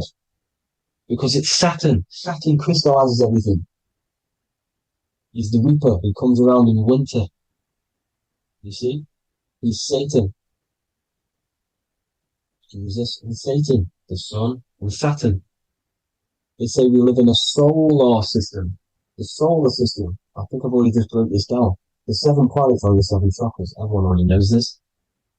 but I'm going through it anyway. But this is where we get the 7 planets from and the 7 metals. You see, all the ancients knew it was an enclosed electromagnetic system. It's not a spinning ball in the middle of space, people. They want you to believe this so you get stuck in this material world. Because if you believe that everything's material, you can never affect this plane effectively. You can never create your life effectively if you don't understand the planes of existence. Because the mental plane is a higher plane. And it breaks down and it controls the planes below it. The mental plane, hold on, I've got it here for you. The mental, the astral, etheric, and physical. Etheric connects the physical to the astral, but the mental is what's above them all. You see? Now, it's important to understand this. It's important. However, the ancients always talked about the enclosed system. Only NASA, which is introduced around the Roman times, not NASA, but the globe Earth was introduced around the Roman times. Okay? By these Masons. These Masons introduced this because they wanted to take over the minds of the masses and control them. These people worship the physical realm. They know how it works. They know the ins and outs of it. They know how to do the magic. They know how to do it all. They understand it all. That's why Masonry have to take the oath. The oath of not speaking. You're not allowed to speak about anything you learn about in Masonry because they're discovering the truth about your mind and how it creates reality and stuff like that. So this is the Masonic cosmology, the 5-pointed star, the 5 elements, the checkerboard for duality, positive and negative, the 2 aspects of every substance. This is another ancient painting depicting the firmament, the stars inside the firmament, the sun. You see, the ancients worshipped the sun because it's so important for sustaining our life. It's the only reason we're alive is because of the sun. But then people think it gives you cancer today. They brainwash you to think the sun gives you cancer when it's the #1 source of all life. They want you to believe it's a big, spinning, dangerous ball in space. It's not. It's here to give us life. It's God's son. That's why Jesus is known as God's son. It is the Son of God. God created that to sustain us. You see? So it's important you understand the true cosmology of where you are, because if you don't know where you are depleted of all of your morals. You're depleted. You're demoralized. You're lost. You don't know where you are. You don't know where you exist. Okay? Once you accept the globe model, the heliocentric model, you will subconsciously think that you come from nothing. This is why they implemented the evolution theory just after the globe model was introduced by Charles Darwin. Charles Darwin came in after the globe model. He's a Mason. He was another Freemason, and implemented evolution where we came from monkeys because they want you thinking less of yourself so they can manipulate your mind. You see? They want to manipulate your mind, and they have done since you got here. Since you came through that portal, you were manipulated from that day to believe this, believe that. The true cosmology, the truth will set you free. You will understand things better. You will feel better in yourself when you know the sun is here for you. You'll feel better in yourself that you know that you didn't come from a monkey. You were created as a human, a manifester, a creator. You're so intelligent. Your mind is amazing. You can manipulate matter, mind over matter. See? Thank you all people for tuning in. Tap in with yourself. Love yourself. Find the truth. Spread the truth. Nothing dies. Nothing in this creation dies. Everything's energy. Everything's light. Light can never die. You're a light being. That's why it says Hu. Hu man. Hu is light in Hebrew. Or Latin. Either one of the two. You are light. You're a light being. You never die. Ever, ever, ever die. Ever. Stop thinking you're going to die. This body will die because it contains electricity, and electricity always goes back to a standstill point because of vibration. Electricity vibrates. You are pure light. You will never ever die. Thank you all, people. God bless. Make sure to like, subscribe, and share.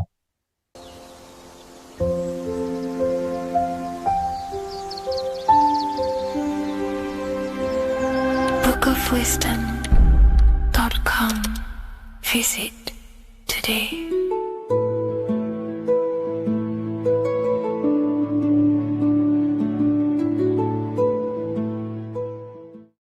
Neo is plugged into the matrix on the back of his neck. And if we look at the human brain, the back of the neck is the reptilian brain stem. And when one operates their life out of the reptilian brain stem, they are unaware, unconscious. They are consciously dead because the reptilian brain does not really critically think. It acts on instinct, fight or flight mode. This is considered in the occult spiritually dead. When one is taking actions without intention, simply very reactive to life. They're not living, they're simply experiencing. When you're walking down the street and you see someone, and in your mind you think me versus them versus me. That is an animalistic way of thinking. I used to be trapped in this way of thinking, always thinking of fight or flight, always judging people, always reacting to the world, never consciously creating and commanding with intention in the world. This could be considered the matrix when one lives unconsciously, simply surviving in the world. Another symptom of living in the reptilian brain could be obsession, a constant need to assert your power over others to feel safe or superior. Views relationships as power hierarchies, not as mutual connections. It could be a conquest for sex, lust, seeking validation through sexual activity. Sex becomes a tool for dominance, escape, and self-worth. Intimacy is avoided. Pleasure is pursued without emotional depth. Seeking pleasure all the time. This is all to do with the reptilian brain. Seeking safety. It could be compulsive eating or food hoarding driven by craving and not actual hunger. Eats to soothe fear or emotional discomfort, often unconsciously. This is the unconscious. Fear-based decision making. Every choice is shaped by perceived threat or insecurity or fear within the subconscious mind. Long-term vision is sacrificed for immediate safety and gratification. All the reptilian brain. Territorial behavior overacts when personal space, possessions, or status is threatened. Acts as though survival depends on ownership or status. Addiction repeats patterns to feel safe, even if they are harmful. Avoids anything unfamiliar or unpredictable. Low empathy. No empathy or emotional care for one another and for fellow beings in the world. Sees people as threats, tools, or competitors. This is all to do with the reptilian brain. Intense jealousy or possessiveness. Sees others as rivals or objects to control. Cannot tolerate perceived threats to loyalty or status. Quick to be angry. Slow to reflect. Reacts with rage, withdrawal when challenged. Lacks emotional regulation or deep self-awareness. So this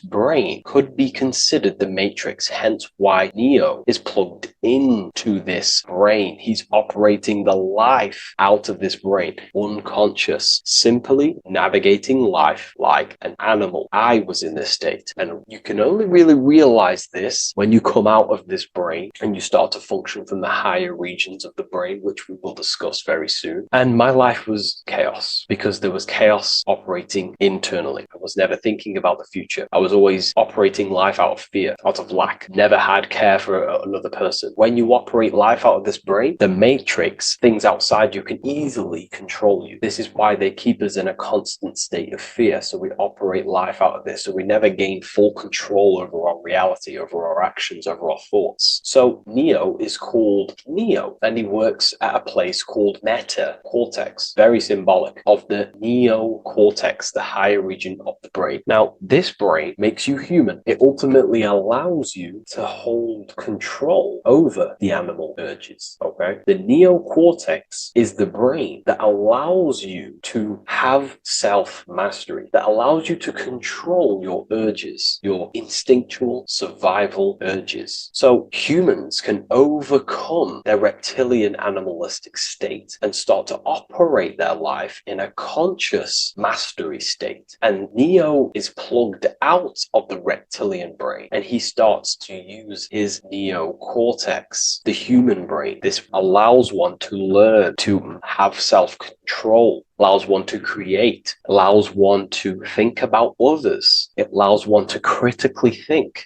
deeply. It allows one to be self-aware. Who am I? Where did I come from? And where am I going? This is ultimately the brain that has shaped the world. We look at humans. We built technology. We built all of these amazing things. They all come from the neocortex. This is the higher region of the brain that allows consciousness to function on a higher degree. It allows you to truly become a creator and have self-control instead of living in a reactive animal state. You see, animals are only aware of their five senses. They're only aware of surviving. If you notice, look at animals, they're always looking around. Even in their home, they're always looking around, sniffing around. That's because they operate in an animalistic brain. Humans have the neocortex. This is a higher region of the brain, which if you wish to master yourself, this is the brain that you will be using. This allows you to operate life on a higher degree. We see this reptilian brain symbolized everywhere. See it as reptiles. Reptiles are symbols of this brain. We see the Egyptian god Osiris with the green skin representing a reptile, a crocodile. Sometimes we see Osiris depicted in Egyptian artwork with crocodiles or reptiles, if you do a little bit of research on that. And also, if we look at the overall symbolism of Osiris and his story, we notice that he is the god of the dead or the underworld. This is not literal, but the dead or the god of the death,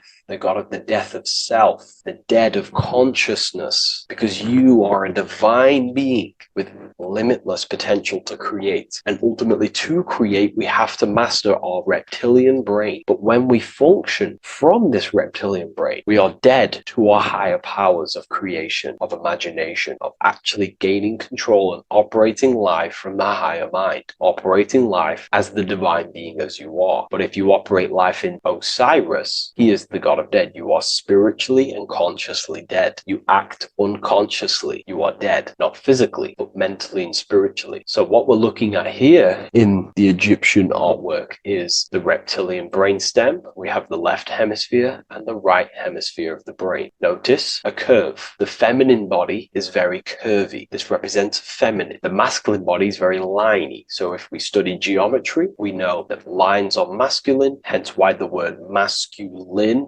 line, and the feminine body is, in geometry, feminine is represented as curves. So this is the left masculine brain on the left side, and this is the right feminine brain on the right side, with Osiris, the reptilian brainstem, in the middle. So we're going to go deeper into some Mesopotamian artwork now. Now let's have a look at this. We're looking at the reptile on the very bottom. We see the left brain and the right brain, the Eye of Ra and the Eye of Horus on the left and right. In Freemasonry, we still see the symbolism of the two pillars, Yakin and Boaz in Freemasonry, with the two pillars symbolizing masculine, feminine forces of consciousness, also representing the masculine left brain and the feminine right brain, with the reptile down here. But if we have a little look here, right, we have a little look at these reptiles. This person is standing on top of the reptiles. When you are on top of something, you have power over the below. You are standing atop of something. You have mastery over it. You have control over it, symbolizing gaining control over the reptilian brain, the reactive actions, the sexual urges, the addictions, the territorial behavior, the fear-based decisions, constant internal tension, never being able to focus. It's symbolizing gaining control control over these internal qualities that happen within us in our mind, because the universe is mental. And if we do not gain control over this brain, it will dominate our mind, which will ultimately dominate our actions and destroy our life and live in an unconscious state. So this is basically instructions in this ancient Mesopotamian artwork of becoming self-mastery, to operate on a God consciousness level. So we have a person symbolizing your awareness, the internal you, having mastery over the reptilian urges, the reptilian brain, the reptile thinking. We have a person, a face in between, and it's standing in between these pillars, symbolizing balance of the brain hemispheres. Because the face, we see the eyes in the middle, we see the person is you, your consciousness, standing in the middle pillar. So representing seeing reality as neutral. Everything in the world is neutral. It's the mind's perception that gives it a positive or negative charge. When we adapt this mindset, this view of reality, this knowingness of reality, we see the world for what it truly is. And if you see things as neutral, it allows one to transform the situations in your life accordingly, instead of simply choosing a side.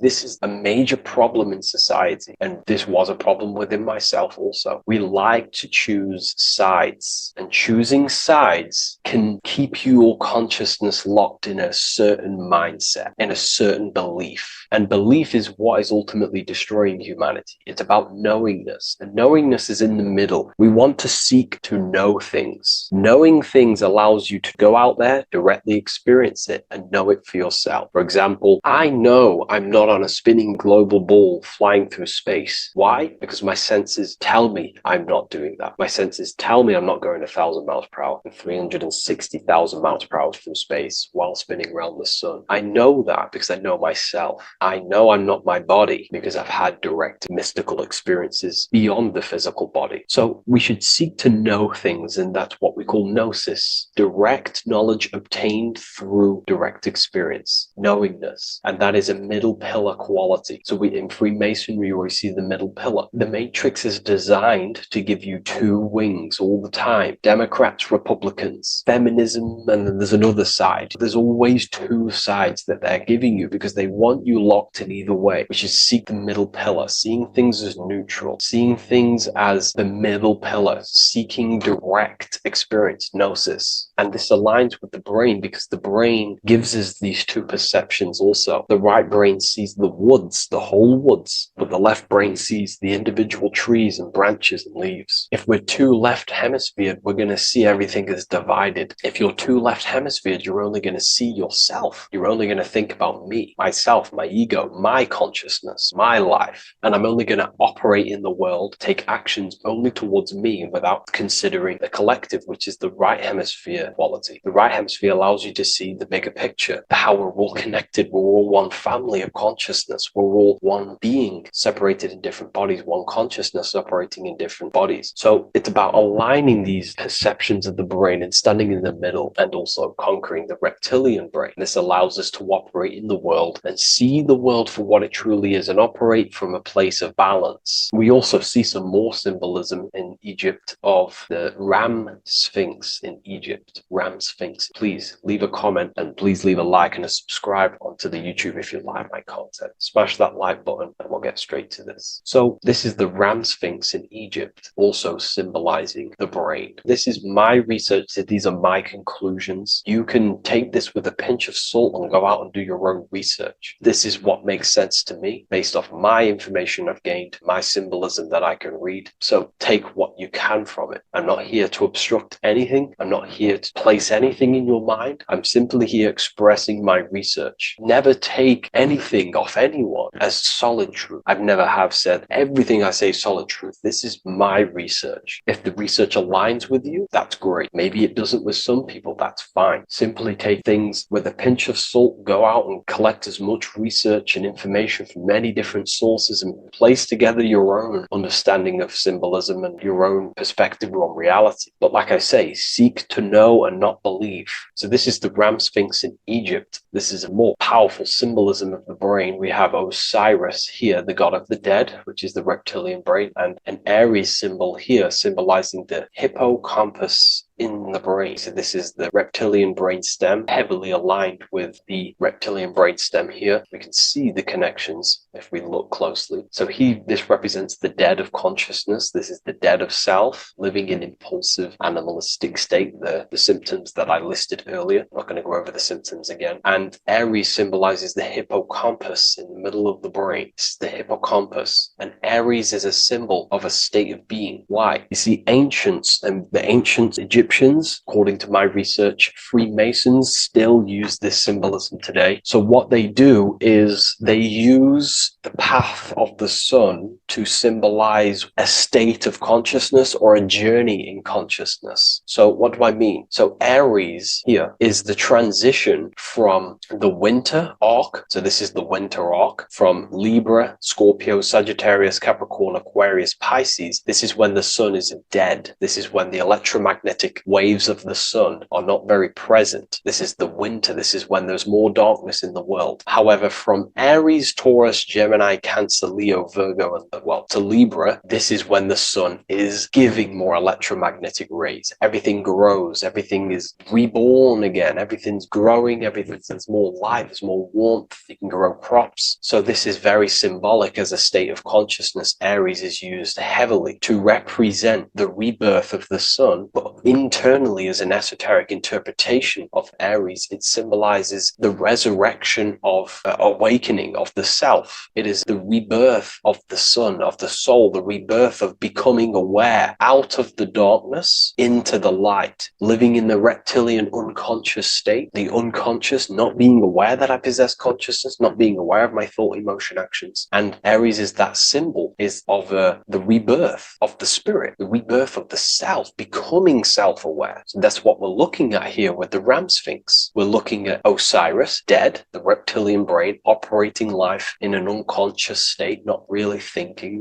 not self-aware of thought, emotion, actions, not aware of the soul, not aware of good and evil, not aware of the laws that are in the heart of love, not aware that there's always an intelligence in the heart telling us what's the right thing to do at all times, not aware of anything, just simply reacting to the world. But then we have a symbol of Aries above, which is the resurrection of self. So again, this is symbolizing by the Egyptians to me and my research going from darkness to light. This is the resurrection of consciousness when we start to deepen our self-awareness, which is ultimately what I'm doing to you in these videos. Hopefully I can awaken some people's minds and make people think deeper. And that process of internally what's happening within you that's what Aries represents when you're starting to say, wow, my mind's going deeper and deeper into the self, and I'm realizing more. That is what Aries symbolizes. When the sun returns, it's also a symbol of a sacrifice, because obviously when the sun returns back to Aries, we're sacrificing the winter, when we're transitioning, and all transitions require sacrifice. So in Aries, the Jews celebrate the Passover. It's the Passover of the sun, and what do?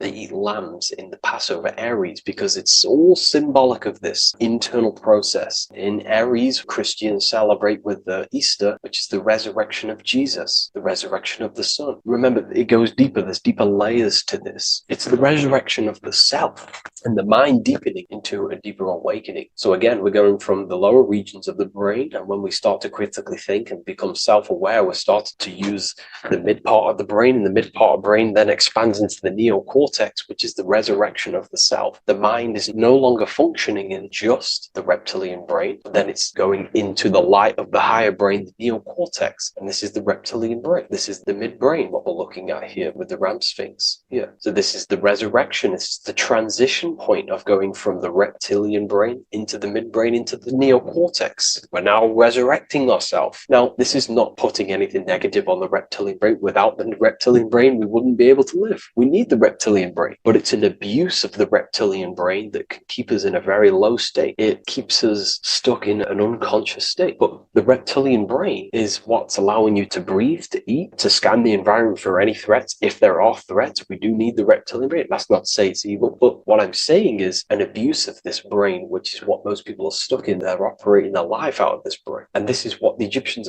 I think, are symbolizing, trying to tell us to resurrect ourselves, to become self-mastered, to become the highest version of yourself, to actively create in the world. Because when we are only operating from this brain, we're unconscious, well, then other people can use you as a vessel to create their reality. This is how the world is at the moment. The ones who know how to use the mind are controlling the other ones who do not know how to control the mind. So I hope this makes sense to you. Let me know if you have any video recommendations, and I'll see you inside Ethereal University. If you wish to take your research to the next level, I have things inside of there that are very powerful. We happily invite you. I'll see you inside of Join. If not, I'll see you in the next YouTube video.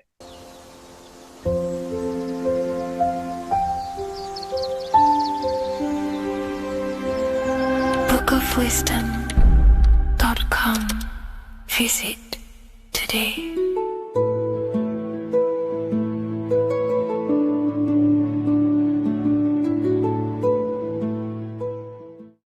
Your ultimate goal is to be famous, then you're gonna do a lot to get there, like sign your name in blood in a contract with the devil. That's how I got introduced to the music industry. I swear I wanted to be like the Amy Grant of music. Yeah. But it didn't work out, and so I sold my soul to the devil. Well, needless to say, sold my soul. Alright, y'all. I'm finna sell my soul. I'ma hit y'all when I'm through. I'm gonna be rich as hell, alright?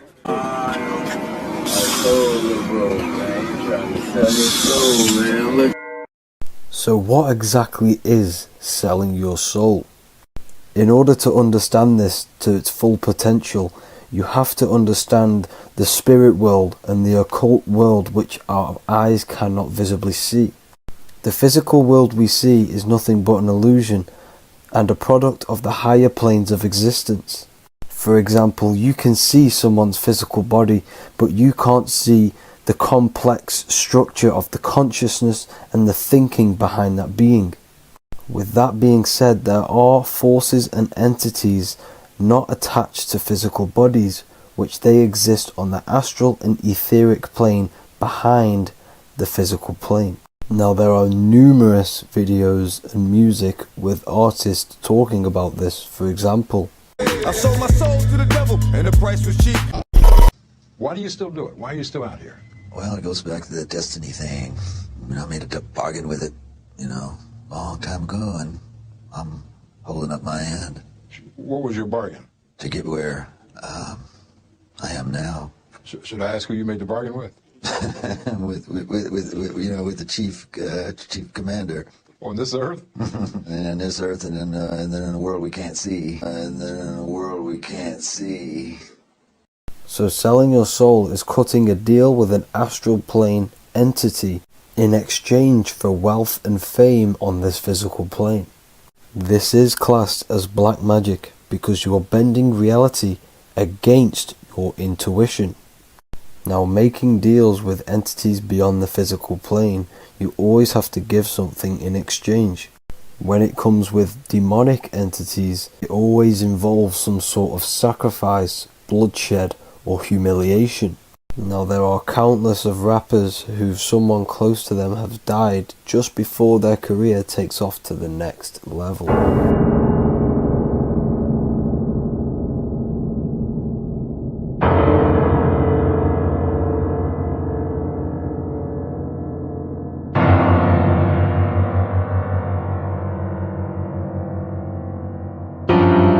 My mama was sacrificed.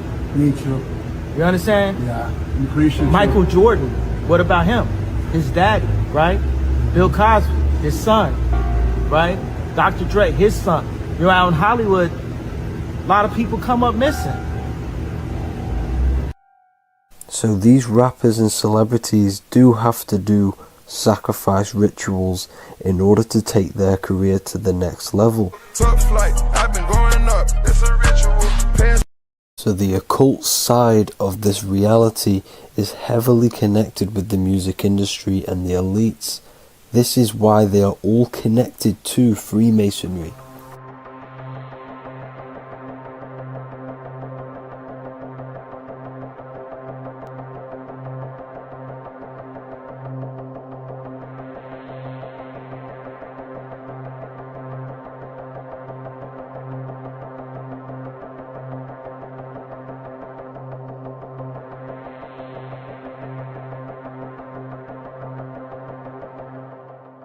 Now this is why the music industry is one of the most important industries for the elites to stay in control and keeping the masses on low states of consciousness. Frequency is one of the most powerful things in reality because it's the only thing which can enter your soul and body without consent. The frequency on Spotify and all major platforms are all tuned to 440 Hz, which was set by the Rockefellers. 440 Hz turns off the whole right side of your brain, and the right side of your brain is to do with critical thinking, imagination, and your intuition. Music has the ability to influence your intent, your emotions, your thoughts, and your actions just by frequency itself. By controlling the music the celebrities put out and the things they talk about, they're actually molding society because of the celebrities' huge amount of influence over the younger generation and cultures within society. This is why the music industry is mainly talking about sex, guns, violence, and hating other people. These are all very low vibrational acts and things to do, which destroys humanity and societies, keeping us all conquered and divided in order for them to stay in power. Music can actually reprogram your subconscious mind, and it is a form of MK Ultra, which is mind control. It's in my brain. Do you know that? It's living rent free. I can't get it out. You did that. Yeah, it's hypnosis. Yeah, it's hypnosis. You're so awesome and dope. You do need to be very careful with what you're listening to and what frequency it's playing at, because all of this has an effect on your electromagnetic field and your state of consciousness. Now let's go back to selling your soul. When these rappers and celebrities sell their soul, they now gain eternal life on this physical plane. When you do sell your soul, you are allowed to live forever. And these people that are called youngins, rookies, new booties, like I was, had no idea that these people still live. They will prey, haunt, kidnap, anything to stay on top. This is their world. They have nothing but time, is what they believe. Now this explains why there's so much Saturn worship, because Saturn is the father time. He's the god of time and crystallization in the physical realm. If you want more information on that, go to my previous video. Now here is A$AP Rocky standing inside of a pentagram, but notice the way he's standing, it's an inverted pentagram. The pentagram is associated with magic, however the upright pentagram is the 5 elements with spirit on the top. It's either called spirit or ether. It's at the top because it rules the other 4 elements, because it's the baseline of reality, which is spirit and matter. Spirit is behind the physical reality. However, when it comes to black magic, they invert the pentagram, so spirit is at the bottom because they worship the physical world. This is why the Baphomet is the inverted pentagram. These people are operating off their animal instincts. They do not want anything to do with spirit. These are antichrist. All of these celebrities know full well the effect that what they're doing on the rest of the world. They have sold themselves out, and the elites use them as puppets to push this new world order and mold society in the way they want it. This is why all the celebrities are linked to Freemasonry, because in Freemasonry you have to take the oath of silence, where you can't speak on anything that they learn inside of Freemasonry. This is the symbol of silence.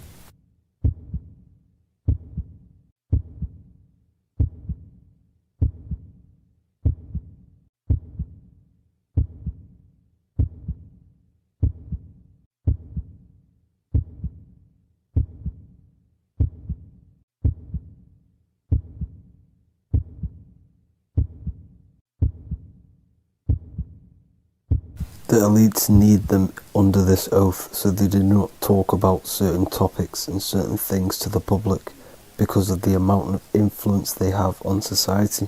Now, even the name Hollywood is an occult term, because back in the ancient days when they used to create wands, they used to create them out of holly wood, out of the holly tree, because each wood has certain attributes and virtues when it comes to magic. And the holly tree was known as the holy wood, and they used to create the wands out of it to cast spells. And Hollywood are still casting magic to this day through the films and through the music to the masses. That's it for this video, people. Hope you enjoyed. Please like and comment and subscribe. Peace and much love.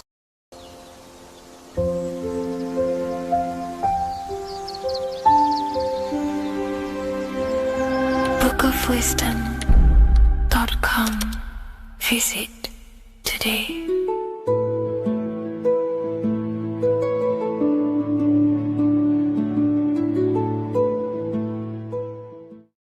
Welcome to Revival of Wisdom. Welcome people. We're back with another video. Please make sure to hit that like button, subscribe, and turn on notifications to never miss a video. The Earth is a giant torus field consisting of a positive and a negative pole. The Sun being the cathode with a positive charge and the Moon being the anode with a negative charge.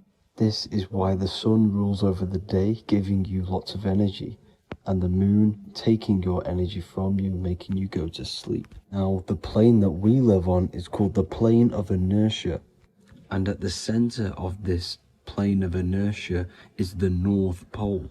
This is where the two electromagnetical energies meet.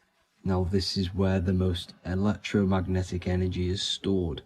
This is why all compasses will point north, because it's the most magnetic place in this reality.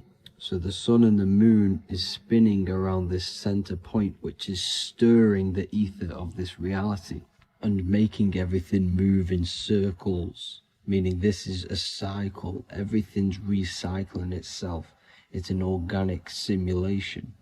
The ancients also knew about this sacred land at the center of this reality, known as the North Pole. As you can see on this map from the 1500s of the North Pole, you can see 4 islands around this center black rock. Ancient civilizations like the Mayans, the Buddhists, and ancient Chinese also depict these 4 islands. The endless symbology of these sacred lands at the center has been going on for thousands of years. These sort of secrets are now kept by the elites, but as always they have to show the truth in plain sight, and this is what they are doing with the Windows symbol and also the Wizard of Oz. Now in the Wizard of Oz, as you can see, there's something called Munchkin Land. Munchkins are these unusually short people. Then on the ancient 1500s map it says Pygmy, and then the Pygmy people in mythology are also these unusually short people. Just like Santa and his elves, they come from the North Pole, and elves are these unusually short people. These stories that we are told about Santa and Munchkins are putting truth in plain sight about this sacred land. This sacred land at the center of the earth is where the aurora borealis comes from and is being emitted from this black hole in the center, also known as the black sun. The aurora borealis is the earth's aura, hence why it has the word aura inside of it. It is the life-giving essence to all life within this realm. As this dualistic reality we live in consists of both physical and spiritual, the black sun is like our sun for the spirit. It's our spiritual umbilical cord, connecting us to the spirit realm. And the rising sun is the opposite. It's our sun for our physical 666 carbon suits, known as our human body, our physical aspect. As it states in the 40,000-year-old emerald tablets, deep in Earth's heart lies the flower, the source of the spirit. The flower of life is as thine own place of spirit, and streams through the earth as thine flows through thy form, giving off life to the earth and its children. So the North Pole is the core of this spiritual reality, and the closer you get to it, the more spiritual and lucid it becomes. So the elites have covered this up in order for us to forget the true nature of this reality. And they did this cover up by introducing the globe model. Nicholas Copernicus was around in the 1400s, and he introduced the globe model. As you can see, he is a Freemason. He depicts himself with a globe and a Masonic compass in all of his paintings and portraits.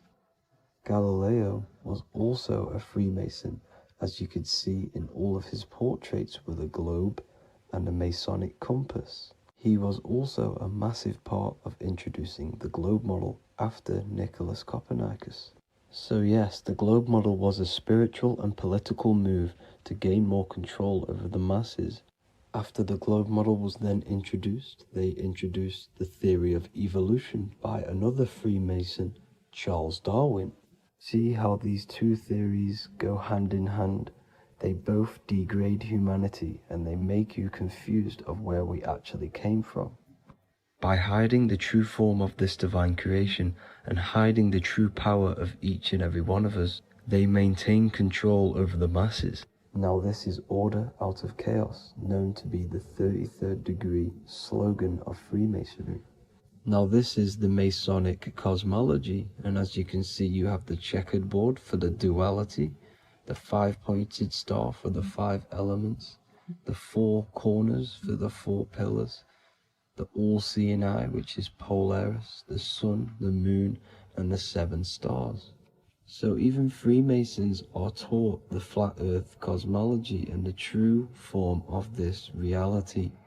Now the true nature of the sun, the moon, and the earth is shown and reflected through the Masonic compass. The Masonic compass is the sun, the moon, Polaris at the top, and the black sun at the bottom. It makes sense why all the scientists who introduced the globe model all used the compass and the globe together, because it's truth in plain sight. As I explained in my other video, all Freemasons have to take the oath, so it goes to show, why are we all learning these theories from Freemasons who can't talk about certain topics that they learn about? Why should we believe their theories when they're holding back the real truth about this reality? Now going on to NASA. NASA means to deceive in Hebrew, and they are also funded by the government. They are not a private company. The old owner of NASA, Werner von Braun, on his grave has the Bible verse Psalms 19:1. The heavens declare the glory of God, and the firmament showeth his handiwork. Now why would the owner of NASA put this on his grave? Seems a bit suspicious to me, alongside with the NASA astronauts are all Freemasons. And not to mention the countless mistakes they've made on their live videos in space stations, the moon landing, and the CGI footage of the Earth, which is obviously photoshopped. Just by tricking the masses that they live on a spinning ball, the elites gain the perception of the masses. Not only does it hide the divine creation we're inside of, it hides the divine spark within you. It hides the creator, the source. And by believing in space and we live on a spinning ball, it makes people come to the interpretation of that we are a coincidence and we do not have any purpose. And of course this is false. When you come to realization that we are all a divine creation and we can create our own divine life in this reality, life becomes more sacred and you start to enjoy little things. The elites want you to believe everything exists only in the 5 senses. They want you constantly looking outside of yourself because they know that will keep you on lower states of consciousness. Now this brings me to our next point. By tricking the masses into the heliocentric model, the elites started to advertise aliens in the movies, in cartoons and magazines in the late 1940s. Now this is subconsciously programming us about aliens and extraterrestrial threats, which then they can use to their advantage. And this is something called Project Bluebeam. They are more than likely going to fake an alien invasion to push this 2040 agenda, which is for one government and one ruling currency. That's it for this video, guys and girls. Hope you all enjoyed. Please make sure to leave a like and a comment. God bless you all.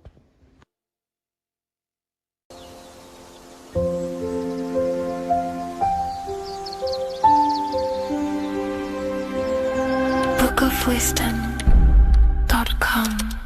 Visit today.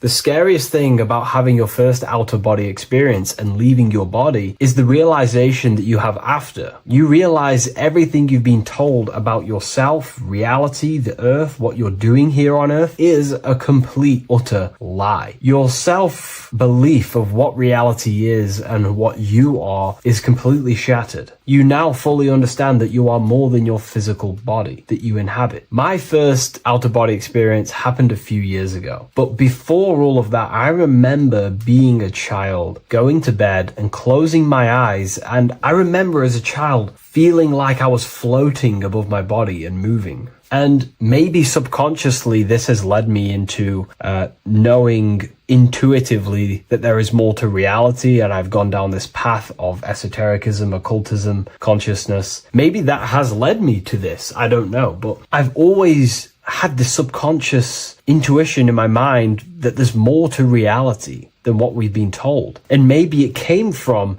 having these experiences as a child. And I'm pretty sure some people in the comments will also have that experience, feeling like you're floating when you close your eyes in bed as a child. I remember this very vividly. But a few years ago, I had my first out-of-body experience, and it completely shattered everything. And it confirmed to me that I am eternal, and there is so much more to the self, to consciousness. I then realized after my first out-of-body experience that our self is not just here in the physical dimension, it's existing in every dimension there is in the universe. However, our mind is focused primarily on this physical time space. When your mind is totally giving its attention and time to this particular time space, it locks in the mind or consciousness into that particular body of consciousness, such as the physical body, right? But for example, let's say you have a daydream and your full focus isn't in the present moment and your environment that you're in physically. Your mind kind of wanders off into a daydream, what we like to call it. That again is shifting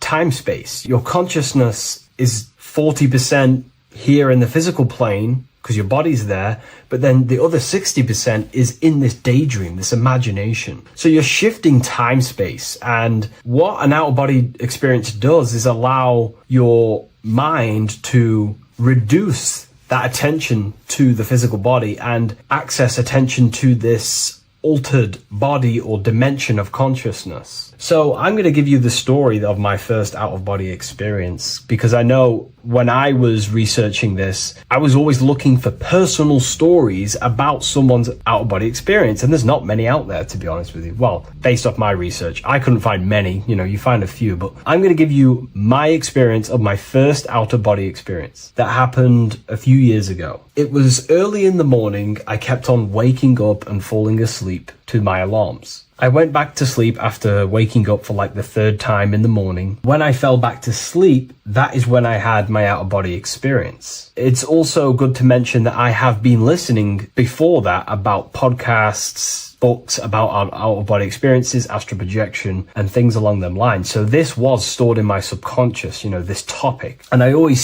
I had a desire in my heart to actually experience this for myself. Long story short, I went back to sleep early in the morning because I kept on waking up, and it began with this tingling sensation, a high energy sensation. It was like bursting, intense, high frequency energy. My attention was no longer in the time space of my body, but my attention shifted into this energy body, which I now understand. I didn't understand at the time properly, but I now understand that as my consciousness started to feel like it was being pulled upwards, right now, our time space, our attention is in our body, and you feel all the data of the senses, right? And that's what I'm feeling right now. That's what you're feeling right now. But imagine that was completely stripped. My attention was no longer feeling the sensations of my body, because my body kind of just dissolved as I fell back to sleep. So this was a natural out-of-body experience. I didn't force it. I didn't meditate. I didn't do anything. This was just a natural out-of-body experience that I had. And a lot of people get these that I've read about. So my attention started to feel like I was being pulled upwards, and I no longer felt my body, but I felt this intense energy, frequency,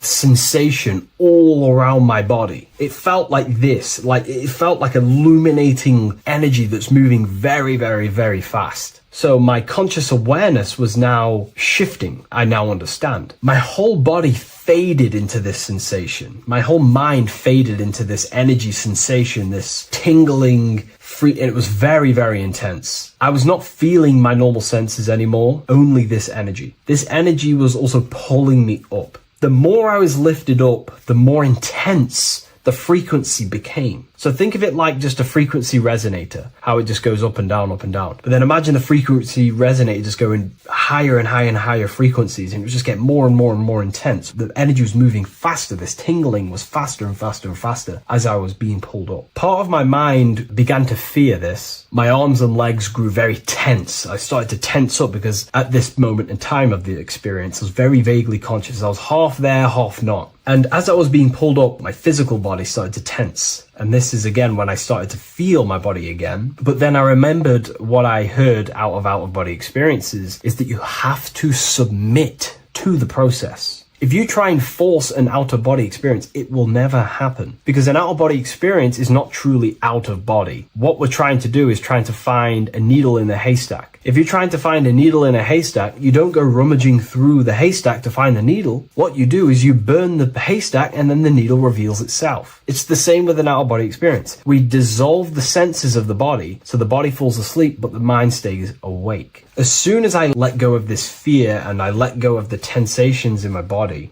I started perceiving through another state in this energy body, but I didn't see my body. It was just like perceiving and seeing, but no body, like a camera. When you look at a camera view, you don't see what the camera looks like. You're just seeing through the camera. It's the same as that. I had no form, but I was just seeing. I was just like a floating eyeball, seeing into this altered state of consciousness. I was just seeing. I first saw my street outside my house with lots and lots of people walking on the street, but I could not see the people directly. Everything was black and green. The background was black, but I couldn't see the people. I could just see a glow of light around the people, like an egg shape. They were just walking on either side of the road, other directions. I could just see more and more people moving faster and faster and faster. I didn't realize then, but then I did start to realize later on in my journey that that was more than likely the etheric plane that I saw. The etheric plane is the plane of life force and vitality and electromagnetic auras. So that was my awareness shifting from physical into then the etheric plane, the plane of life force and energy. Now, the etheric plane is very, very, very difficult to actually access consciously. The etheric plane acts as a bridge between the physical body and the astral body. To actually access the etheric plane alone is very, very, very difficult, and only certain trained individuals can do that. The etheric plane is not really a conscious plane where you can stay there and be conscious. It acts as a bridge between the physical and the astral plane. I could see the glowing auras around people moving along the pavement. The people moved faster and faster until the scene started to just dissolve as these people were just moving faster and faster. It was not very clear at first, but I subconsciously knew that I was having an out-of-body experience. This is when I really started to realize that I'm being shot out my body. When I realized this, I submitted even more. I started to just let go. The more and more I let go, I kind of like split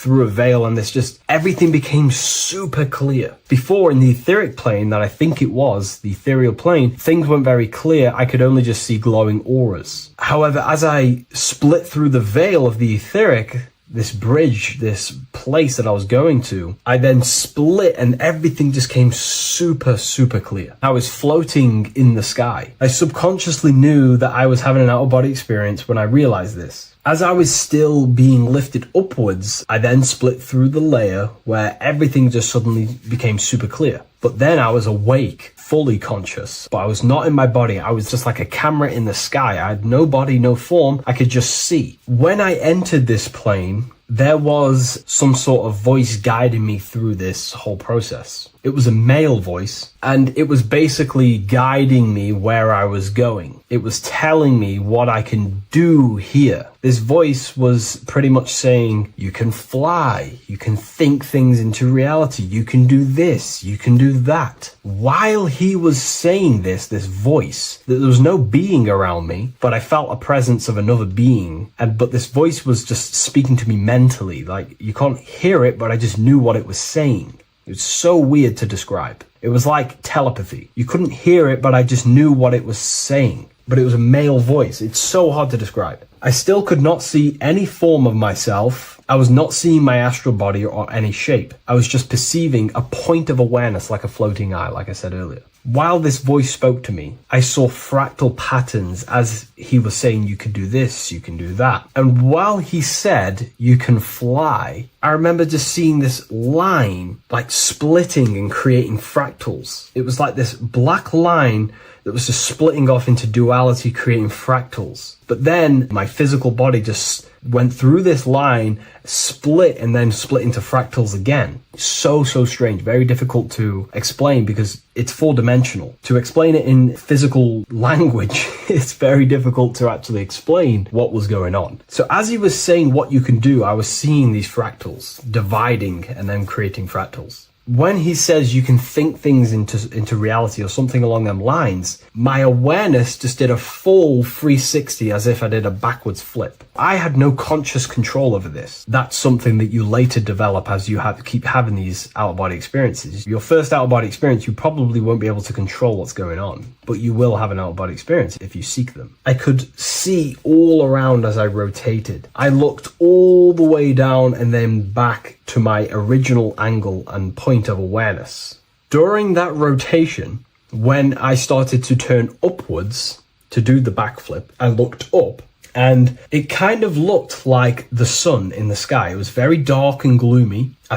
Now I know that was more than likely the lower astral plane because very dark and gloomy, and it was very kind of dense there. I looked up and I could see this. It was like the sun, but it was white, pure white light, and it was shining down over the astral plane. And that was the only light in that place. That's why it was so dark and gloomy there. And I then realized in that particular state, at that time, I thought that was God. I don't know what it was. Maybe it was, maybe it wasn't. Maybe it's the light of the higher mental plane shining through into the astral. But I looked up at it and I realized that was God. That was the source. That was the higher dimension beyond the astral plane, which is the mental plane. The higher astral planes and then the mental planes, the planes of thought. Then once I saw that, I was in complete shock. As I rotated backwards even more, I then get the view of seeing down, completely down, like a bird's eye view. And I could see like an old medieval gloomy town. It was dark, almost night, with very little light. The only light present was the light from above. The town was old-fashioned, gloomy, misty. I looked over it from above. Then the experience began to fade. I don't remember anything after that process. But I'll be honest with you, the process of leaving my body for the first time was extremely intense. The frequency, the energy were overwhelming but powerful. Letting go and choosing to have no fear was the key to that experience. Just to give you a little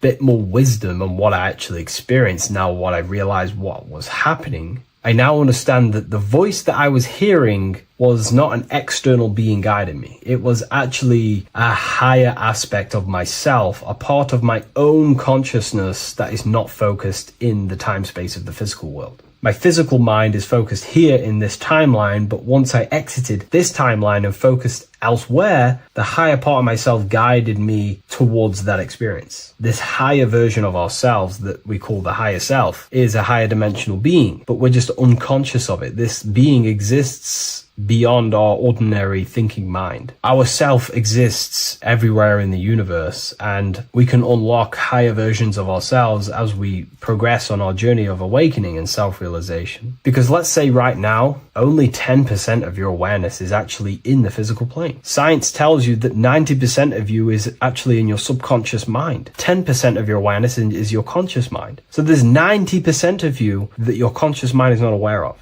But our conscious mind becomes so addicted with the physical world and distracted with the physical world, it just gets totally locked in with the physical. And we never pay attention to the hidden aspects of ourselves, the unconscious aspects of ourselves. And that's why everyone in the esoteric and occult space talks about gnosis, seeking knowledge of self. Gnosis is not knowledge, it's knowledge of self obtained through direct experience. So gnosis is about rediscovering who you truly are. And another bit of wisdom that I could give you from this is that the observer is the same observer that is observing this video right now. You're watching this video, but who is the one seeing the screen? Who is the one seeing the screen of your reality, of what you call life? There is an inner witness consciousness within you who experiences and observes your thoughts, emotions, and actions, experiences and observes the screen you call reality. And that witness also witnesses your dreams. When you shift your awareness from your time space of this body into your dreams, that same witness is witnessing your dreams. So when you meditate, connecting with this witness aspect of our consciousness really does help to excel the process of having an out-of-body experience. Because a lot of people have out-of-body experiences, but they don't understand what's actually going on. They don't understand the nature of it. But it's all mental. You move mentally in that dimension. You create mentally in that dimension. The same that you do in this dimension, but just on a quicker scale, because things manifest in the astral plane instantly as soon as you think of it. Just like the screen in your mind, you think of something, you have a screen of an object in your imagination. That plane, it manifests instantly, but down here, it takes a longer time for things to manifest and condense. Once you understand that thought rules the universe, thought is the creative force of the universe, you start to understand,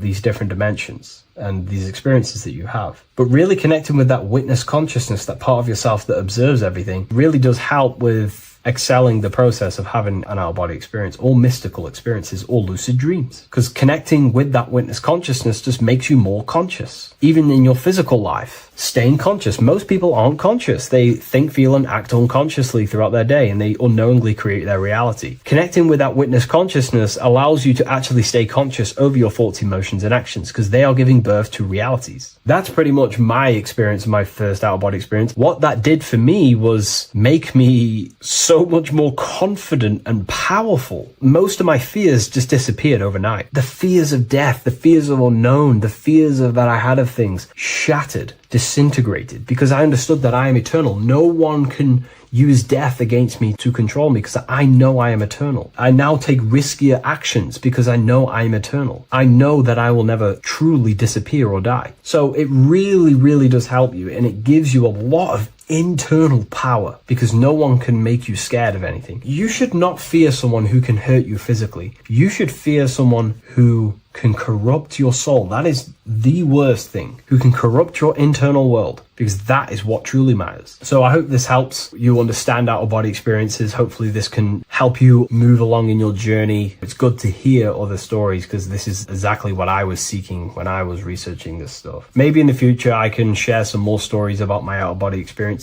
now I'm a bit more advanced. But yeah, please leave a like, comment, and subscribe on the video, and thank you all for watching. Hello and welcome to another video, people. Before we start, please like, comment, and subscribe if you wish to see more content. Today we're going to be talking about the mental universe and how everything is mental. This is the #1 law on the Kabbalion. If you've never read that book, it's called The Kabbalion. A very good book. It's the first law, because this is the most important thing you need to understand, is how everything exists within the mind. Behind every single one of these eyes is the same consciousness expressed in different bodies. The mind is what gives perception to what you're experiencing. behind every single one of these eyes is the exact same consciousness, but the brain that they inhabit is giving them a different perception, a different being, a different body. Now, this is the difference between humans and animals.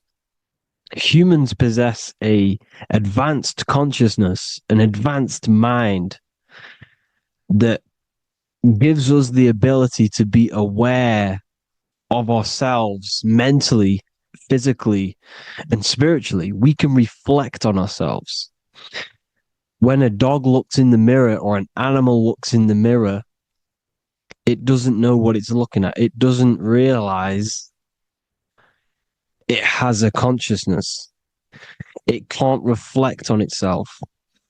It can't say, I want to improve in this area. It doesn't have that consciousness. We have a divine consciousness. Take away the N for divine, and you get with a D, put it with a D, you get divide, because we have a divided two-way consciousness. An animal only has one. However, it's still the same mind. We're all mind. We're all mental. We all exist within the mental plane. Look at this person walking.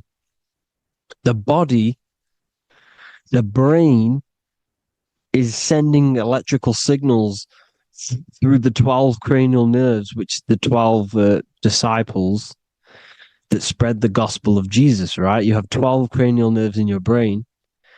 There are 12 disciples which spread the gospel of Jesus. Jesus represents the mind, the intelligence, the invisible intelligence that we all are, the same intelligence, the same exact consciousness, which then sends a command into the brain. Then the brain sends these 12 electrical signals through the 12 cranial nerves to control the rest of the body through the nervous system. This person walking is not, the body is not walking. The mind is telling it to walk. And the brain is it's a supercomputer which is decoding these demands given to it by the mind. Because the pineal gland will have something to do with the ether, because the ether is physical and non-physical. The mind is sending the commands through the ether to the pineal gland, which is then getting broken down into electrical codes within the brain and sent throughout the nervous system to control the body. And this is why in the Sims simulation, because the body's the simulation, it's a false reality. It's the fake reality. It's not the real you. You are formless. There is no form. But the third dimension is a dimension within your mind. Matter, mind, light is all a product of your mind. It's all in the mind. Now, this is why The Sims has this green little diamond on top of the head. Because this is you. This is your invisible intelligence controlling the character. Okay? It's controlling the character. And this character is in the world. Your consciousness isn't in the world. The world exists within you, but the body is a vehicle for that realm that you land in. When you have a dream, your mind transcends this body into another body, duplicates your body into another universe, unite. Unite is one. We're all one. It's all one universe, expressed in many different ways, infinitely. And the vehicle that you land in is the body to operate in that realm. This is the all-seeing eye, as you see here. The eye, this is all the intelligence. This is the ball of consciousness, God, expressed in different bodies. We're all this same one in different bodies, as you can see here. And this intelligence is expressing infinitely throughout the universe. An infinite universe. There's no beginning, no end. There was no beginning of the universe. There is no end. It's infinite, always has and always will. But the mind is what gives you the ability to explore the universe, to make perception of it. We are God in disguise. We are God in disguise. We are God in flesh. But the body can become attached to the mind can become attached to the body if the mind is not aware of itself. When the mind is that blinded by matter, and we lack knowledge and understanding of what we truly are, a formless, infinite being, a traveler. This is why Freemasons are called Freemasons. Mason means traveler. Free. You're a free traveler because your consciousness is a traveler of the universe.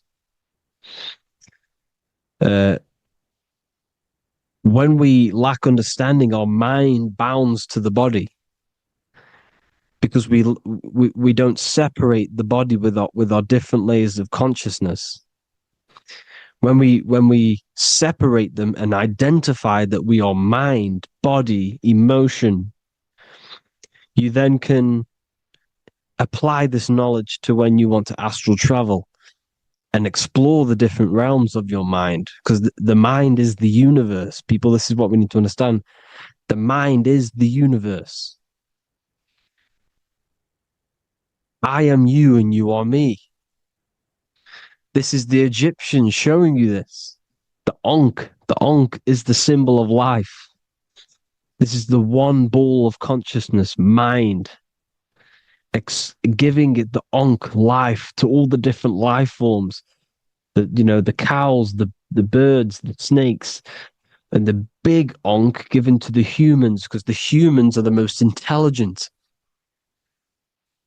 We have the most advanced consciousness.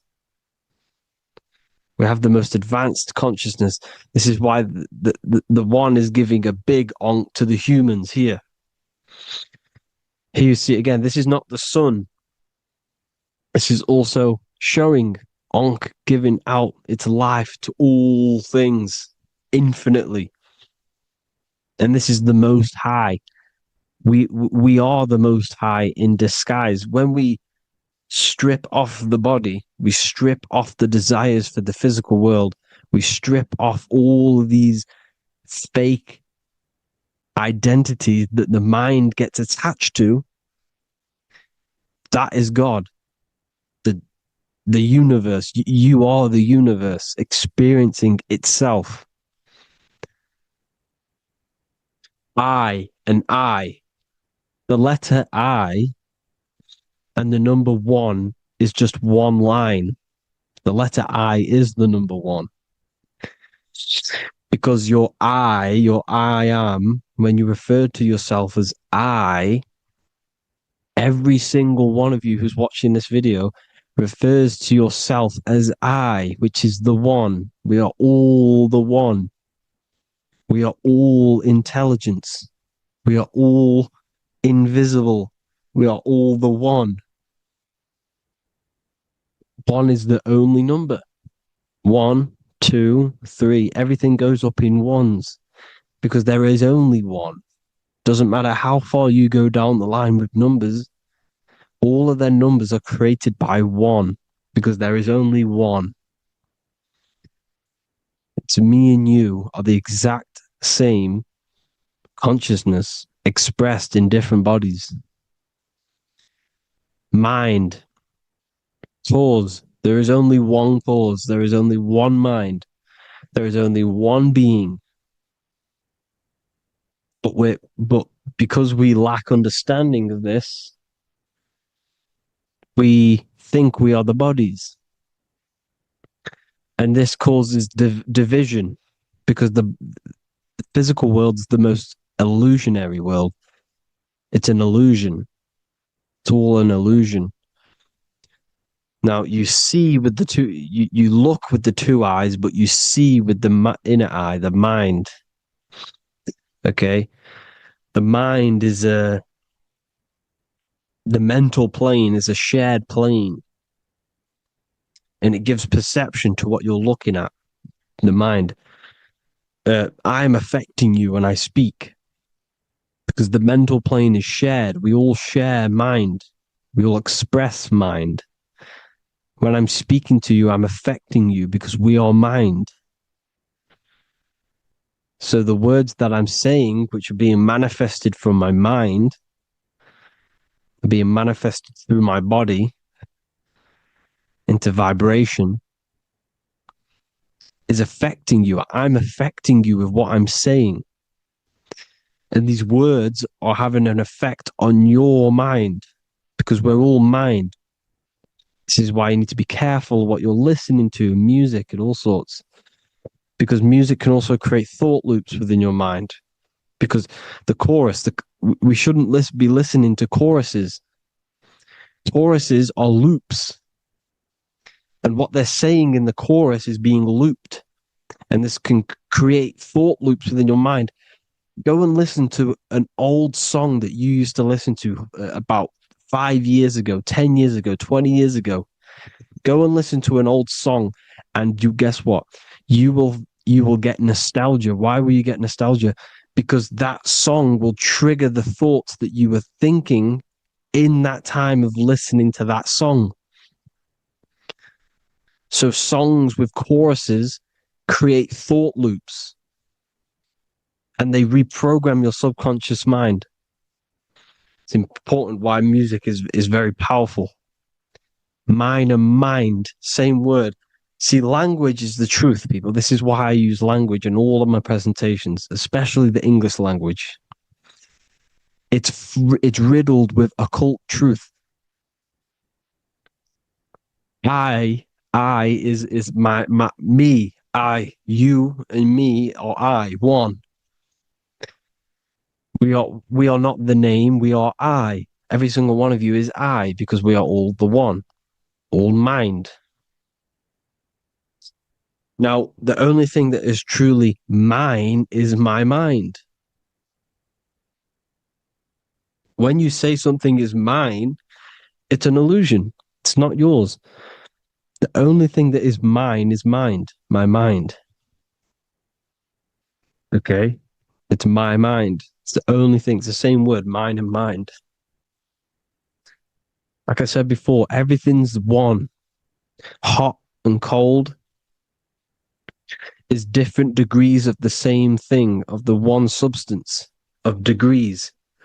The 7 colors are different frequencies of the one white light. Everything is one. There is only one. We are all one. Everything is one. Hot, cold, day, night. It's the same degree of one, which is mind. The mind's perception is what's giving it, labeling it hot or cold. The mind's perception of colors is what is giving it red or purple, hot or cold. There is only mind. The mind gives things perception.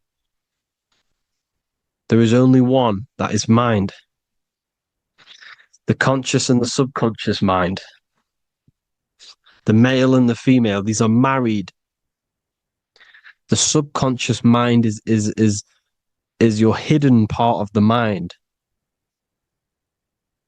Okay, it's hidden. You can access it through different meditations and Reiki teachings, and dreams or manifestations of your subconscious. This is how you know mind and matter are one, because your mind creates matter in dreams. Your subconscious manifests everything in a dream, in the astral realms. The conscious is what you're conscious of, what you're consciously thinking of. So me, I am conscious that I am speaking into this mic and creating this video. My subconscious mind is the hidden part of the mind, which is speaking to my heart, telling it to beat. It's telling my food to digest. It's regulating all my blood. It's doing everything in my body without me being conscious of it. Without me being conscious.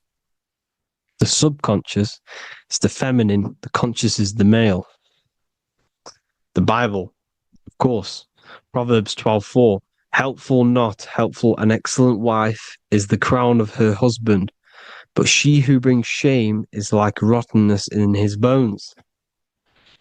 In the same way, husbands should love their wives as their own bodies. He who loves his wife loves himself. You can take that physically, you can take that literally, or you can take it metaphysically. See, the Bible's written in such a way where you can take it as your level of realization. He who loves his wife loves himself.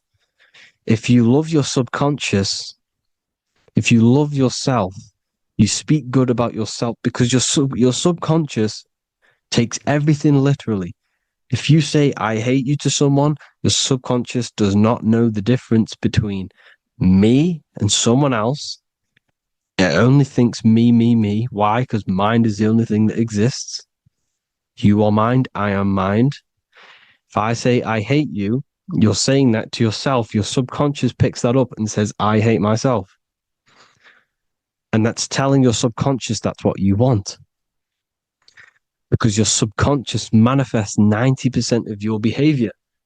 The programs within your subconscious. Tying your shoelace is a program. You don't need to be conscious of it. You can just do it because it's a program. It's deeply interwoven in the subconscious.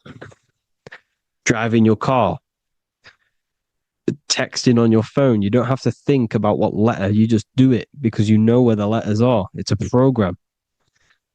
Therefore, if you look after your subconscious, they are a married couple.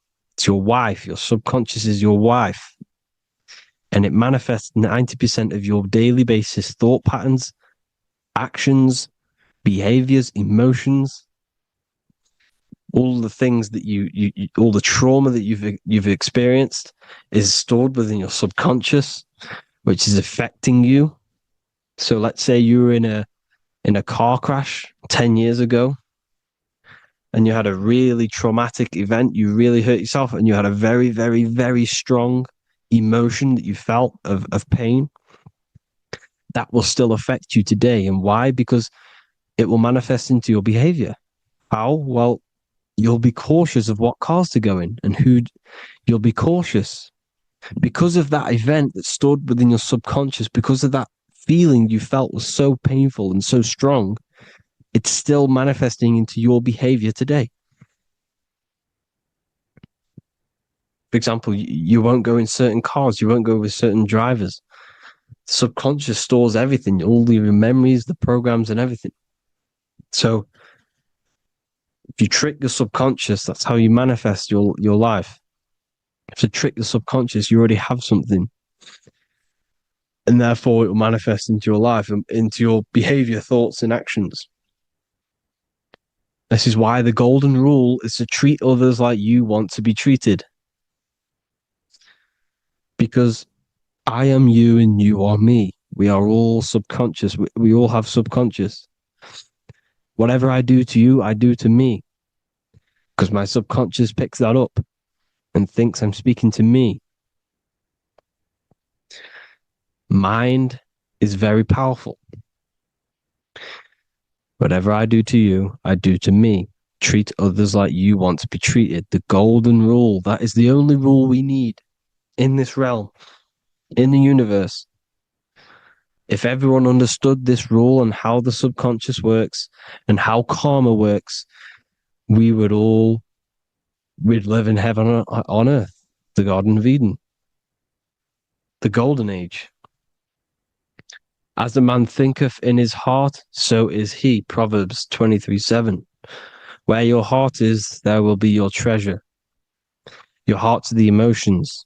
This is the storehouse of emotions. This is where you feel emotions. You have to let your emotions move through you, not become you. You can't let your emotions become you. But accept, be like the sky and let them pass through you. Be like the clouds and the stars passing over.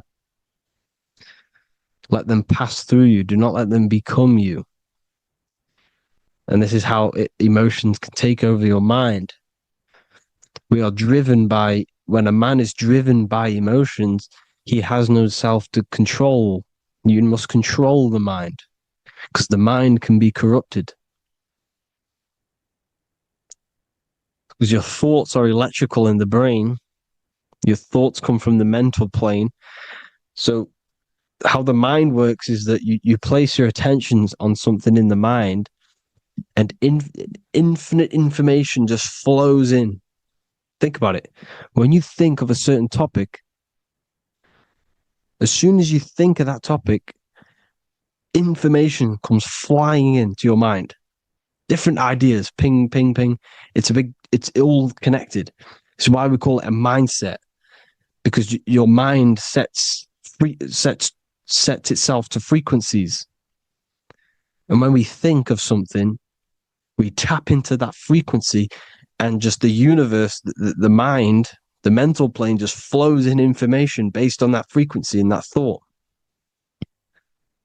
The universe is just information. All of the information out there, nothing is new. It's all there. You just have to tap into it. You can tap into these different thoughts, and it's all there. Everything already exists within the mental plane. You don't think anything. You receive thoughts. We all share the mental plane. We affect each other. I'm affecting you. Listening to me is affecting your mental plane, your mind. The physical plane is the lowest plane. It's the world of effect. Everything you see in the physical plane is the effect of mind. Like I said, the person walking is the effect of their mind telling the body to walk. The physical plane is the lowest dimension of your mind. Mother Earth, we are in a mother. We're in the womb still. The Earth is feminine. It looks after you. It provides you with food for free. It grows on trees, with water. It's Mother Earth. It's the womb. The dome above your head is your mother's belly. Okay? Is your mother's belly. You're in the womb still. You're forever in the womb, because your mind's constantly expanding. Because when the baby's mind figures out that there is a reality outside of its mother, starts to hear the people on outside of its mother, what does it do? It figures a way out of the mother, and it becomes born again in the water, in a hospital, into the other world. It's the same with our minds. When our minds figure out there is other worlds beyond this physical, we explore them. The astral plane, for example. You figure a way out of the body. Because when you're the firmament, look at the word firmament, meant at the end. Firm is firm, something strong, something like a rock is firm. If your mind is firm like a rock, you will be stuck under the firmament. So, for example, people who are very programmed and can't think outside the box, they have a firm mind, and they'll be stuck under the firmament, because your mind is the only thing that's keeping you under the firmament. It's the only thing. When you're doomed, doom is dome. This is the dome, which is your head. Your head is the dome. Above your head, above the earth, is the dome, the ethereal barrier. But that's just an external manifestation of your head. You don't leave the earth, you leave your body to leave the earth, because your body is the earth. It's a dimension within your mind. So when you're doomed, you're doomed. Your reality is your level of realization. You realize something, or when you have an idea, the mind, and the EYE or I, same thing, mind, it's all mind. Reality is your level of realization. You realize there's other worlds. That's your reality. Your perception's your reality. Mind in Latin is mens. Jesus was known as the fisher of men, which is the fisher of minds. He was fishing minds worthy of knowing the higher truth, the deeper occult knowledge. Jesus figured out that we are all God. And he got killed for it because in that age they were trying to suppress this information. Jesus figured out he was God because we are all God, every single one of you, and they killed him because we're all mind. We are not the body. We're the invisible intelligence, which is God. But you are not God if your mind is attached to this physical world, to the worldly pleasures. If you master your mind and travel the depths of your mind, that is God. Mental and men. Look at the word mental. It has men in it. Men in the Bible means mind. Here you see the Masonic symbol with the eye, the mind. Looking over, everything is the one. Everything comes from the one. All the lines coming off it, giving its life to all of the life forms. Down here on the bottom, you have duality, black and white. Up here, you have singularity. One and the two. Unification and division. The lower self is divided into the left and the right. So the Bible even says, I forgot what verse it is, but it says, it's better to go through life with one eye than to have two and be cast into the fiery abyss of hell. I'm not sure what verse it is, but you can research it yourself. It's better to go through life with one eye, to be unified.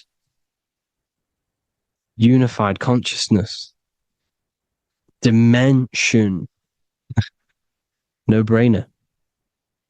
No-brainer. The language tells you the truth, people. Dimension. The dimensions are in your mind.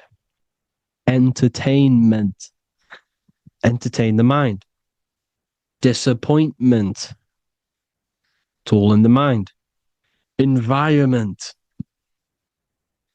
The environment that you are in is a product of your mind. Within, rearrange spells high twin. Within is your mind, and your external world is mirrored from the decisions you make in your mind. Advertisement, commitment, it's all meant, it's all mind. Everything is mind. Everything. So, this is important. The collective thoughts and collective beliefs. The collective, because we all share the mental plane. And because of this is why we are in a weakened state of consciousness at the moment. Because the collective thoughts and the collective minds overall are asleep. And they don't believe in anything. You see, everything is true within the mind. You think of something, it is there instantly. You think of a chair, it's there in your mind. You think of anything, it's there instantly. So everything's true within the mind. Anything can happen in the mind. Anything can happen on the physical plane if the collective consciousness, the collective minds, believe it to be true. This is why back in the days, in the ancient days, you look at all the old world stuff, you see all this crazy technology, and it's because as a collective, as humanity back then, they believed that they had much more open minds. Therefore, the things manifested in the physical world were a lot more out of the box, so to say, compared to today. For example, magic is not as powerful today because the masses don't believe in it. It's still powerful, don't get me wrong. But if the masses believed, or if everyone knew magic could be real, because it is, anything's real in the mind, it would be a lot more powerful. You see? So and what they're trying to do is create a hive mind worldwide. They're trying to make one religion, an external God. What happens when you worship something external? You give energy to it, because where attention goes, energy flows. Where your mind gives attention to, energy goes there. And when we all believe in external gods and give our worship and our power to these external things, we all give energy to it, which will manifest as a demon in the astral planes. It's a hive mind. They're trying to make a hive mind to summon our energy. Trying to summon our energy. And it through mind, through collective thoughts, the hive mind. They want one religion, one government, one currency, one belief system. And that will create a hive mind, which will limit our consciousness, which will limit what we can do in the physical world. Because if everyone doesn't believe in certain things, it cannot happen, because it's all in mind. Mind is so powerful. I am you and you are me. I hope you all enjoyed this video, people. If you haven't already, join the Wisdom Academy. The Wisdom Academy, we have many occult lectures just like this one. Also, we have just launched Mindwave Hub. If you want genuine frequencies, genuine binaural beats, because the ones on YouTube, the ones on Spotify, Apple Music, they're all tuned to A440 hertz, which shuts down the right hemisphere of the brain. If you want to gain access to your true consciousness, your mind, you need to balance the two hemispheres and balance the chakras. You can do that externally by listening to binaural beats. If you want true frequencies, true binaural beats to hemisync the chakras, hemisync the brain, to gain access to the different dimensions of your mind, well, you can gain access anyway, but it's going to help you if you're trying to learn this. Join Mindwave Hub. The link will be in the description. Listen to the binaural beats, meditate to them, listen to when you go to sleep. They'll massively benefit you. Thank you all, people. Hope you had an amazing, lesson. Hope you learned a lot. And please subscribe. God bless you all.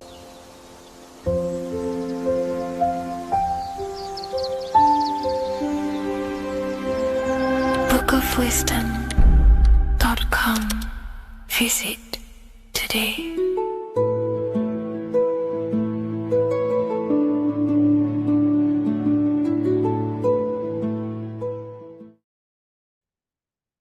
You don't just have a physical body. You have a physical, mental, spiritual, and emotional body. Each one of these aspects are a body of its own. Body does not just refer to a physical substance. You have a mental body for thinking, an emotional body for your emotions, a spiritual body for your energy in your astral form, and a physical body to encapsulate all of these. Each four of these aspects are essential for the human experience and essential to balance. Now, today we're going to be syncing the four aspects of your consciousness with the four seasons and the four elements, and how this ties into the Bible. So we have four physical elements. We have 5 elements in total, spirit being the most important, but spirit is pure invisible. We have 4 physical elements. We have air, fire, earth, water. Air and earth, earth and water are feminine. Air and fire are masculine. Air and fire are active. Water and earth are passive. The air corresponds with the mental body of consciousness. This is where your intellect, this is where your communication, this is where your thoughts, intuition all comes from. This is the mental body of consciousness that allows you to think, allows you to process, figure things out, and have intellect and gain knowledge. This is your intellectual aspect of your consciousness, located in the head region. We have a fire nature, a spiritual nature. This is our astral body. Our astral body is all to do with the subconscious realms, the higher realms of consciousness. This is the body that allows us to be free from the physical body. Our spirit is more of our energy.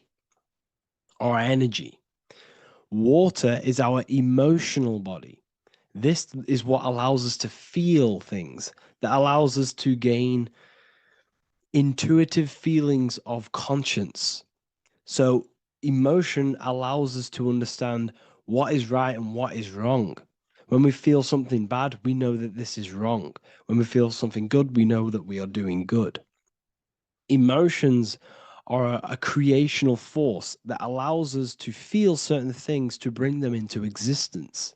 Our emotional body is a creational force and should not be reactive, and they should be controlled. Most actions are stemmed from emotions. Actions bring thought into physical existence. Emotions are the driving power. They are what drives your actions. The thought, then the emotion, then the action. Earth is your physical body.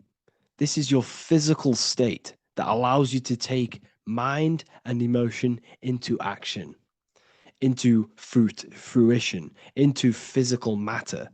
This is what your physical body allows your consciousness, your soul, to interact with the physical world and bring things into physical existence. The physical body, the physical world, is an outcome and an effect of the thinking mind. All physical substance comes from the thinking mind. The pen, the phone you're holding, the microphone I'm speaking into, all began as a thought in the thinking mind, then it was brought into physical reality. Earth is the most dense. So it goes in this order: body, emotions, spirit, mind. The higher you go up, the more lucid and fluidic it becomes. The lower you go down, the more dense and dull it becomes. Air is the mind, fire is the spirit, water is the emotion, earth is the physical body. So this is why you are a microcosm. You have these four things within you. You contain of these four elements, which correspond to the four bodies of your consciousness, the four bodies of the soul. You are the soul. You are the spirit. So this is why in Theologians 4:17, it says, caught up together with them in the clouds to meet the Lord in the air. You don't meet God or the Lord in the physical air, in the clouds. This is clearly a parable. A human being cannot go up to the clouds and meet a mystical man in the clouds. This is obviously a parable, a metaphor. The air is your mind.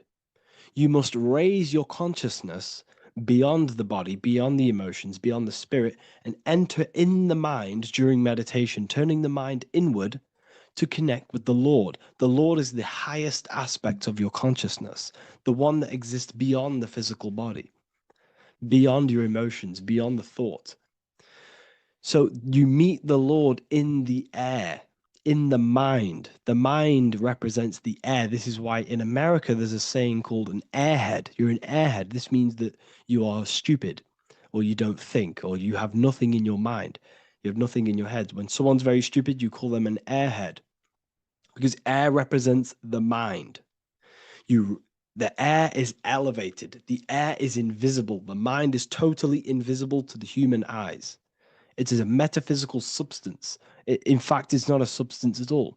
It's so fluidic, it's everywhere. The mind can be everywhere at all times. It can be anything. Nothing is impossible within the mind. Now, this is synced with the 4 seasons. The 4 seasons represent the 4 aspects of human consciousness, the 4 bodies of your consciousness, the 4 bodies of your soul. The sun is your soul, okay? And the sun travels around 4 seasons. Summer, when the sun is the most hottest point. Autumn, when the sun starts to move away from the hottest point. Things start to die. Then it goes to winter. This is when everything dies. This is when things enter in within itself. This is when darkness occurs. Then spring. This is the reignition of the sun. This is when the sun starts to bring back the warmth back to the summer. You have 4 seasons, which correspond to the 4 bodies of consciousness. Fire is the spirit. This is when you are passionate. This is when you are taking action. This is when you are fiery. The sun is blazing. You're taking action. You're very passionate. You're very spirit. You're in the spirit. Autumn is water, emotion. This is when you start to become very reflecting. This is when you start to feel emotional. Because in autumn, there's lots of water. This represents the emotional body of consciousness. Winter is the mind. This is air. Winter, what happens in winter? Everything enters within itself. The leaves die. The trees die. Everything dies and goes within. This is the mind. The mind is the darkness, remember. You close your eyes to enter within the mind. The winter represents meditation. In the winter, what do people do? They stay inside of their house.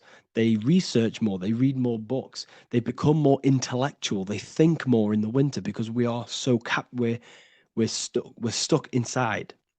So we're more reflective. We're thinking more. We're more communicative. We're more intellectual.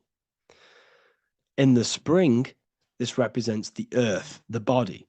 This is when we start to come out of the mind and we awaken to the body. And things start to grow again. The plants start to grow. The earth is growing again and reborn again. This is the body. This is when you become more active in the spring. And then the summer, back to the summer, we then take action on these thoughts and these thoughts that we gained over the winter. Essentially, this is just a massive cycle. And this is a daily cycle also. The nighttime is the winter. The morning is the spring. The midday is the summer. And the evening time is the autumn. This is a microcosm. We have 4 bodies of consciousness. You are the sun, you are the soul, and the soul has 4 bodies: summer, autumn, winter, spring. Emotion, air, body, spirit. Sorry, emotion, mind, body, spirit. So you are the soul. You are the pure essence of consciousness. The sun is your soul in the heart.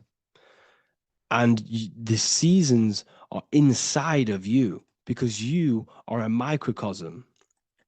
Okay? You are a microcosm. The word sun is son.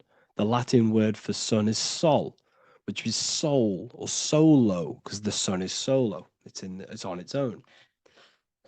You are the soul, and the soul has the 4 different bodies of consciousness.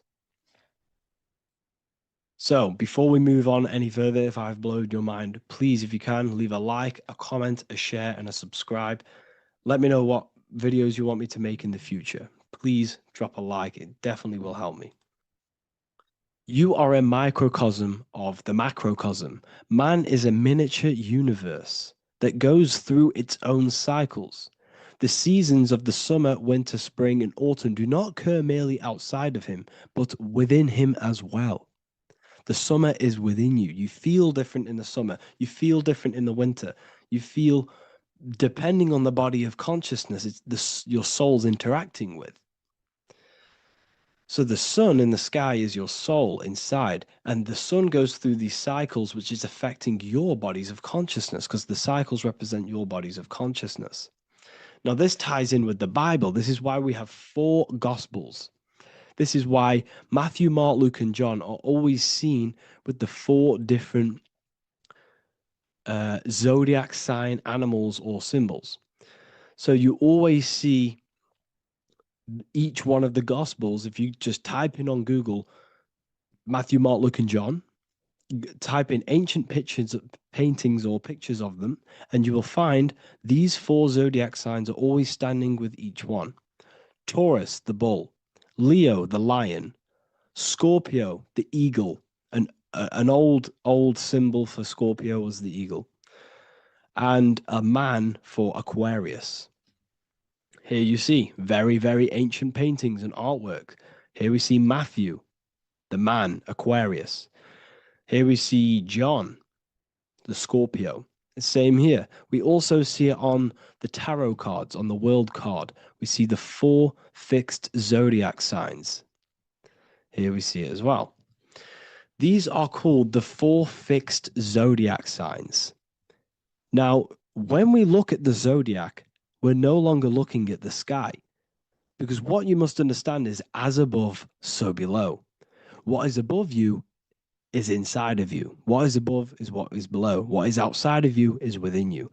The zodiac is inside of you. The zodiac revolves around the sun. The sun is your soul.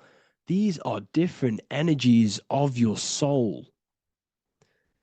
Like I said earlier, the 4 seasons are the 4 bodies of your consciousness. And in each body of consciousness, you have these different energetic energies that you can work with. Okay, so this is the true astrology. This is the true astrology, the internal esoteric astrology. You can't find much information on this at all. Very hard to find. So what we're looking at are the 4 bodies of consciousness. Obviously, when we look in the middle of each season, spring, the middle of spring is Taurus. The middle of winter is Aquarius. The middle of autumn is Scorpio. The middle of summer is Leo. These 4 signs are known as the 4 fixed signs. Okay, Scorpio is fixed. It's the middle of autumn. Scorpio is a water sign, emotion. Aquarius is the air sign, the mind. Taurus is an earth sign, the body.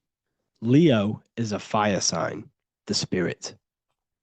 This is why we see Matthew, Mark, Luke, and John with the 4 fixed signs of the zodiac, which represent the 4 bodies of consciousness. Leo, the spirit, fire. Luke, Taurus, earth, body. Matthew, Aquarius, air, mind. John, Scorpio, water, emotion. Each gospel is depicting Jesus and showing Jesus in each gospel. Each one of these gospels is showing and depicting Jesus according to the different body of consciousness. In John, this is when Jesus starts to turn water into wine. Water is emotion. Wine is transmuted emotion. This is when he does miracles with his emotions, water into wine. Aquarius, which is Matthew, air, the mind. Inside of the Gospel of Matthew, this depicts Jesus as an intellectual person, a person who's communicating and using his mind, his mental body a lot inside of the Gospel of Matthew. Go and read it, and you will see this. Luke, Taurus, earth, the body. Luke shows and depicts Jesus according to the body of consciousness, the physical body. He shows Jesus as a human, being a human being, helping people physically and helping people's physical needs, like giving away food and doing all sorts of good things for other people. Leo, Mark, inside of the Gospel of Mark, this shows Jesus as a spiritual teacher, a passionate person, who is taking action.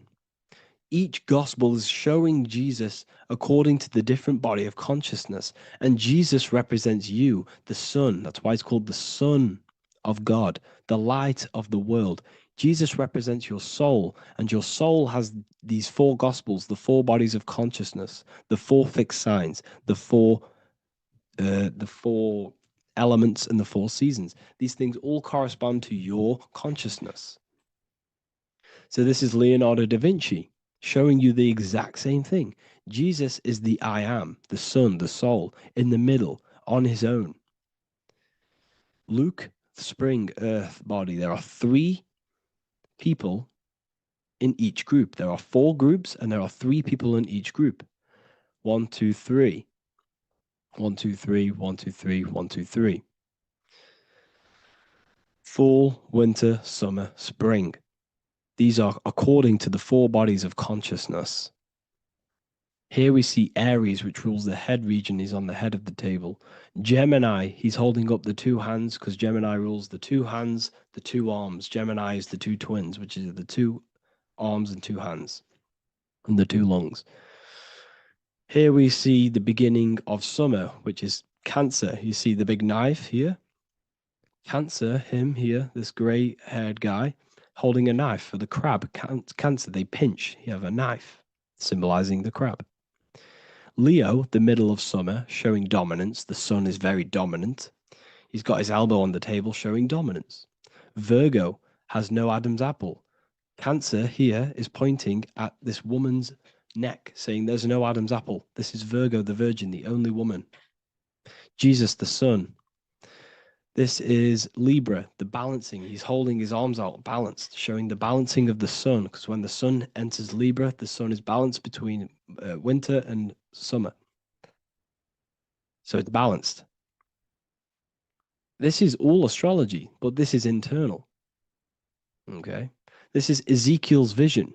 Ezekiel had a vision in the Bible, and he saw the face of a man, the face of a lion, the face of an ox, and the face of an eagle. The eagle, Scorpio, the ox is Taurus, the lion is Leo, and the man is Aquarius. He saw the throne of God, and he saw the different bodies of consciousness. This is all symbolic for the different bodies of your soul.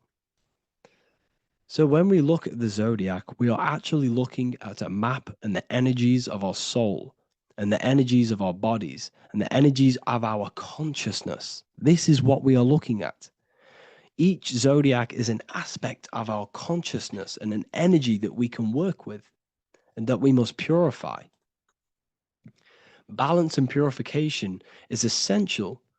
Imagine playing a brand new video game. Let's say a brand new video game came out and you had to play it. What happens when you play that game? You don't know the controls. You cause chaos in that game. You can't really run properly. You can't do anything properly. You're getting destroyed by other people who are playing that game. It's the same with your physical body. When you are born, you must learn how to play the game. You must learn how to balance the mind, learn how to balance the spirit, the emotions, and the physical body. We must balance and purify each body of our consciousness. We must look after our physical body with our physical health by eating physical, electrical food like fruits and veg. We must look after our minds by being conscious of what enters our eyes, enters our ears, enters everything. Whatever enters our five senses is affecting our mind, our mental health, our environment, mental. We need to look after our thoughts. Control our thoughts by purifying our thoughts, only positive thoughts. Then we must purify our emotions, feeling only gratitude and love and not feeling these negative, dull emotions. Then we must look after our spiritual body through meditation and looking after our spirit. But remember, when we look after our mind, it all begins in the mind. Each body of consciousness is interlocked with the other. If you have if you have an unhealthy body, you have an unhealthy mind, spirit, and emotions.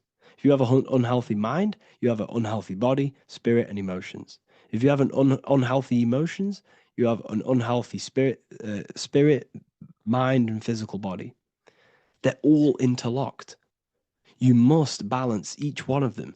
Look after your physical body, look after your thoughts, look after your emotions, look after your spirit. But remember, the mind is the most powerful one. It's mind over matter. Once we look after the mind, because once we start to control our minds and control every thought we think, this will then turn into discipline in our physical body. Because once we learn how to discipline the mind, we learn how to discipline what we eat, we learn how to discipline what we feel, we learn how to discipline our spirit. This is all interlocked, but work on the mind first. Work on the mind first. All of this knowledge is inside of the brand new Book of Wisdom, Volume 2. This is a revolution of human consciousness. If you've read it, please leave a review down below. If you've read Volume 1, leave a review down below. This is the next revolution. I don't see this information anywhere. This is the next revolution of human consciousness. And of course, if you are serious about this and you truly want to gain enlightenment and join an amazing community where you can connect with me on live calls, lectures, the Manifestation Mastery course, you can gain access to my library with over 45 PDFs plus my books. And if you do join the university, you can order a Volume 2 free of charge. All you have to do is to pay for shipping. If you truly take your knowledge serious and you want to take advantage of life, join the university. This is where truth seekers belong. Just want to say thank you all. Please leave a comment. Please leave a like. It's going to help me a lot spread this knowledge to the world. And yeah, share this with a friend and subscribe. Thank you all.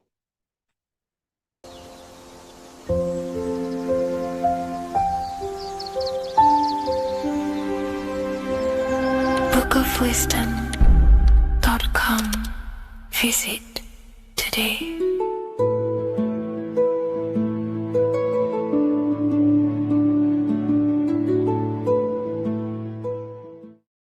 There is a massive mystery around the Freemasonic G, and in this video we're going to be discussing it. Some people call it geometry, God, gnosis, genesis, generation, but in fact it's all of these things, and all of these things relate back to one concept that links them all. And in this video, you will be discovering this secret force, which pretty much creates everything in your reality, in your life, and has done unconsciously, whether you are aware of it or not. The Freemasonic G is the 7th letter in the English alphabet. This is important because the number 7 has many mysteries inside the esoteric and occult traditions. Some people say the number 7 represents the 7 colors of light, the 7 major planets, or the 7 musical tones, 7 days of creation. The number 7 is a massive mystery. But what we have to understand is that in the context of Masonry, Freemasonry is all about building the self. Every day we wake up, we are either building our prison of our mind or freedom of our mind. Everything inside of esoteric Freemasonry is about building the self and reconstructing our consciousness, our inner dialogue, the inner voice. We're transforming the mind from low awareness to high awareness. This is why Freemasonry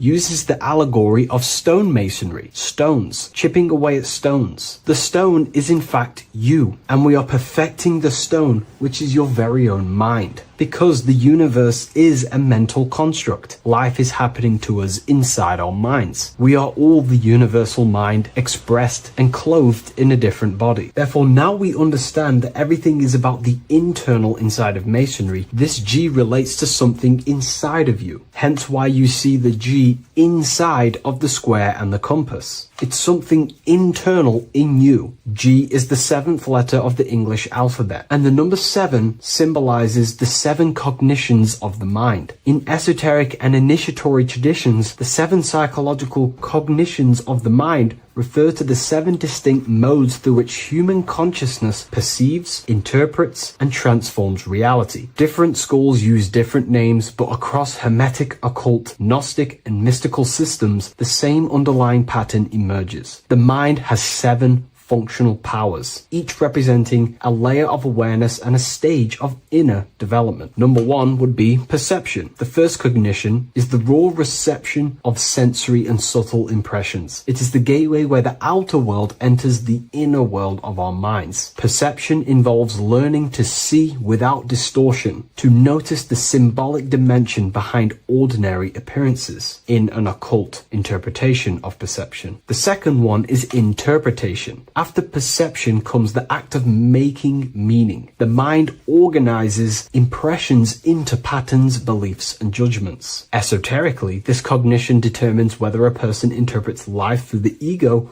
or through the higher insight of their higher consciousness. The goal is to purify interpretations so that the intuition can speak through it, to clear our minds of the clutter, master it, and let our higher consciousness shine through it. Number three is the imagination. This is the creative faculty that produces images, symbols, and visions in the mind's eye. This is associated with the astral plane. We live in a mental universe of thought.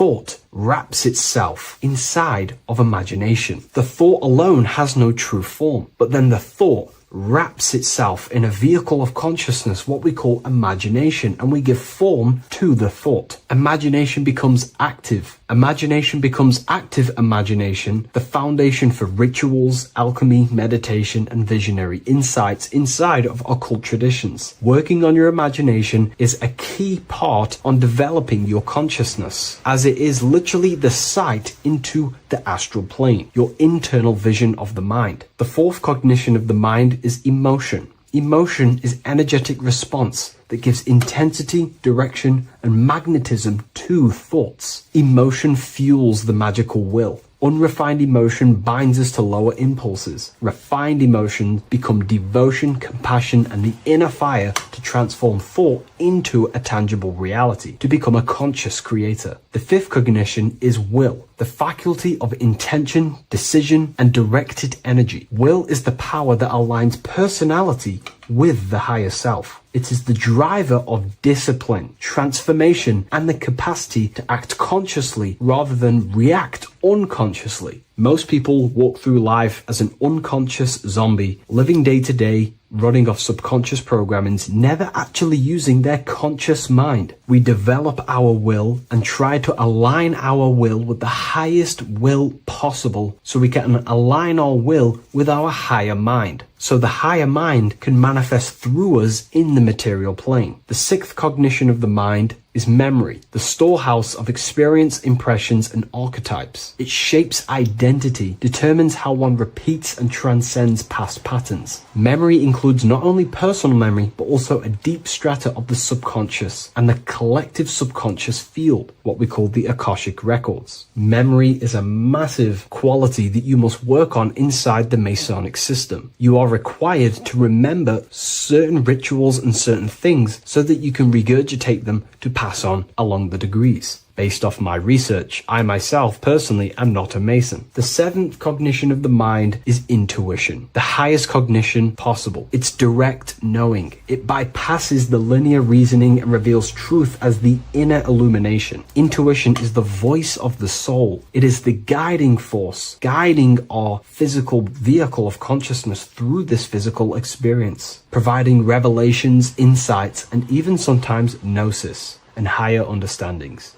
They are the 7 principles and cognitions of the mind that we should work on. Sometimes they're symbolized as 7 luminary planets, because lumen is light. The planets are light. Light is consciousness. Consciousness is light. Now moving on to the true understanding of the G, the higher understanding of the G, as I mentioned previously. This is what we call the generative principle, the care principle, the human heart principle, the female aspect of consciousness within yourself. All creation is built upon a care. All action is built upon a care. You only act on what you care about. You care about paying the bills and staying inside your house and looking after your family, for example. Therefore, you take the action to generate the reality and generate money to pay the bills. Them actions are driven by the force of care. If you care about a plant, you take the action to water the plant and it grows. If you care about your partner or relationship, you give them attention and care and love, and you grow the relationship. As soon as you stop providing care, watch the relationship crumble and the reality destroys itself. Care is the generative force of reality. This is the generative principle that generates your experience in this world. We are in a continual state of becoming. Each cause gives birth to an effect, and that effect gives birth to a new cause. The G is the generative principle that drives creation in the present moment. Reality is creating, unfolding in the present moment, and the G is the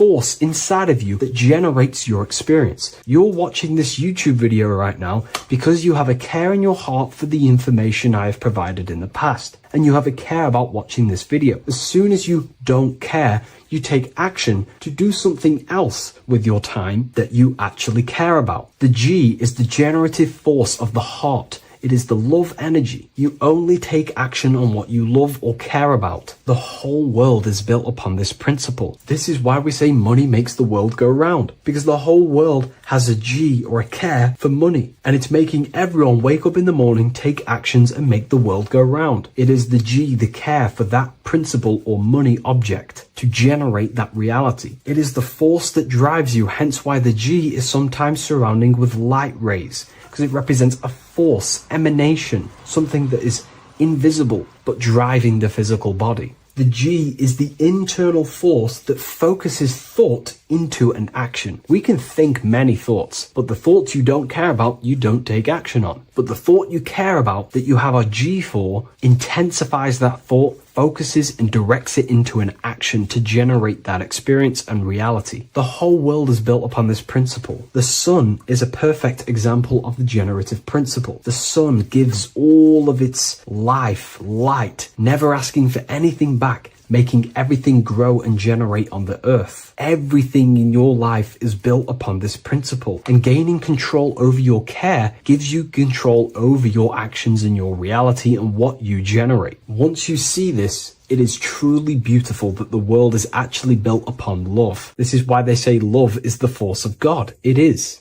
Truly. This is the reason why God begins with a G. It's about Genesis. Genesis means creation. G, generation. Anything that generates and creates is all to do with a care or a love energy. But don't get me wrong, people can love sick and twisted things, and they act upon them sick and twisted things. This is why purification of ourself is important by understanding this principle, as it is a very powerful principle to understand. This is the reason why the word gift begins with a G. You're giving something. I care, I'm going to give you something, a gift. Or guidance. This is what guides you into becoming something, what you love. This is why also gnosis begins with a G. Gnosis is not actually knowledge. Gnosis is knowledge obtained, attained by direct experience or through direct experience. For example, you're not believing you're watching this video right now. You know you're watching this. Know, gnosis, same phonetic sound. It's about knowing. Gnosis is about gaining knowledge of the self. Self-knowledge through direct experience.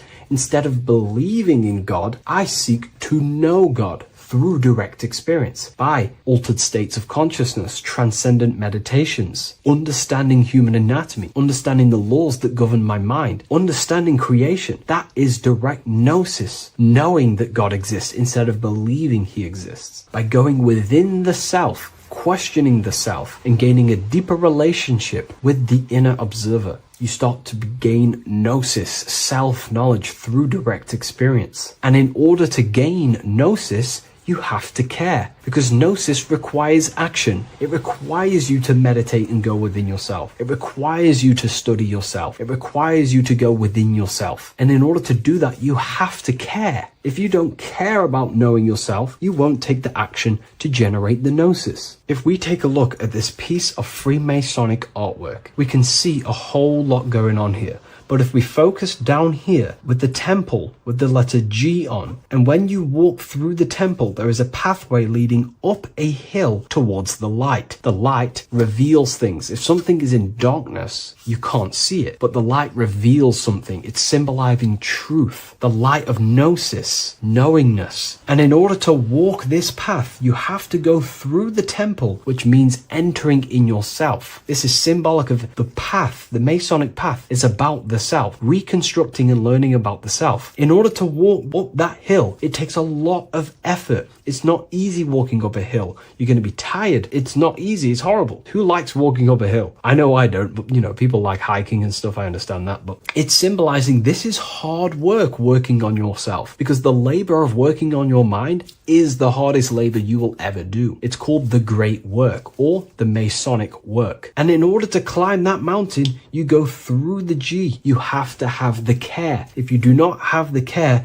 you will not walk up that mountain. You will not generate the gnosis. You will not get close to the light. You have to have the G to walk that path of self-mastery and working on your mind. This is very, very important. If you want to gain the light, you have to have the G inside of you. You have to have the care to generate a higher consciousness. If you want to earn more money, you have to have the care, or else you will not take the action necessary to generate that reality. This is why we have to master ourselves and write down everything you love. It could be even the bad things. It could be lust. It could be anything you're wasting your care energy on. Try and remove them one by one. Master them and become disciplined. And then you'll have more G energy, care energy to direct towards something else in your life to generate and grow that experience or reality. Again, the word grow, G. It is a growing force. What you place your love and care into grows and expands. What you have a G for is what you spend your time and attention on, your two spiritual currencies. So this is the Masonic G, and I hope you gain a deeper understanding of this. So that is pretty much everything about the Masonic G that you need to know, and hopefully this has helped you. If you wish to learn more and gain guidance through your life and understand yourself on a deeper level, the book I've used today is called The Book of Symbolism. I'll leave a link in the description.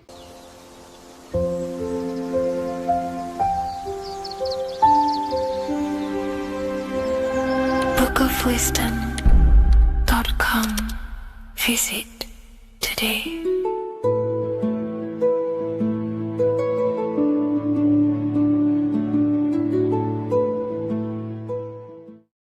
The Freemasonic square and compass is not just a symbol that represents Freemasonry, a lodge, or a secret society.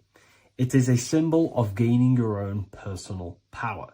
Now, in this video, I'm going to be breaking down this symbol in the most detail I can possibly go into. Most people live in a state of illusion. They live their life impulsively, acting based on their five senses, tasting. They want to feel a certain thing like an orgasm, or they're basically just slaves to external things and their five senses, which leads to a very dark path where you'll never actually become a conscious creator and you'll never actually be internally happy. The Freemasonic square and compass reveals some deep wisdom about this. Now let me break this down. If you want to gain your personal power, listen up. The Freemasonic square and compass is a compass which is used to create circles. Now, if you notice something about the circle, they have no beginning, no end. You can't tell where it begins and ends. It's eternal, which means this represents consciousness. Now, if you don't know what consciousness is, if you close your eyes, you have an internal world. You have thoughts, emotion, visualization. This is all consciousness, spiritual. Then we have the square. The square creates squares or lines, which represents matter. It has a beginning and an end. You can quite see where the beginning of the end is, right? So we can even link this to Leonardo da Vinci, the Vitruvian Man. We see the man in the square with the circle. The circle is the eternal consciousness, and the man is the square, limited to the physical world. But consciousness is not limited. That's why it's outside the square. This is eternal. The body is mortal. The body will die. Consciousness will never die. If we look even closer at the symbol, we notice in this particular symbol, we have the compass overlapping the square. This is very, very symbolic. This represents spirit over matter, also known as mind over matter, consciousness over matter, the circle over the square. Like I mentioned earlier, most people are slaves to their senses. They go through their day and all they do is chase validation and feelings. They eat all day to feel good, which means they're a slave to their taste. They're slaves to their feeling. They masturbate, which means they're a slave to orgasms and external things. They're literally being governed by the external world controlling their internal world. They're literally living life on autopilot. And don't get me wrong, I was guilty of this too. We're all guilty of this when we join this world because we're not taught this sacred knowledge. Until you actually stop and recognize this, you'll be living life on autopilot, literally not even living. You'll be running off subconscious programs, seeking external validation and being ruled by these five senses. The square underneath the compass represents consciousness on top of matter, which means the internal world is controlling the external world. It is the mind controlling matter and not matter manipulating the mind. In the occult and esoteric world, it's very important that you are conscious of every action that you are taking in your day-to-day life. Never act subconsciously. Always be conscious. What are you thinking? What are you acting? What are you giving your attention? All of this is contributing towards creating because you are a creator. Consciousness is a creative force. You need to make sure that the compass is on top of the square, that your inner world is controlling the outer world and not the outer world controlling the inner. As I've mentioned in many videos before, the internal world of consciousness is what's producing the external world. Your life is just a result of every thought and emotion that you felt in the past. Everything you own, everything you possess, your friends are all reflections of your consciousness.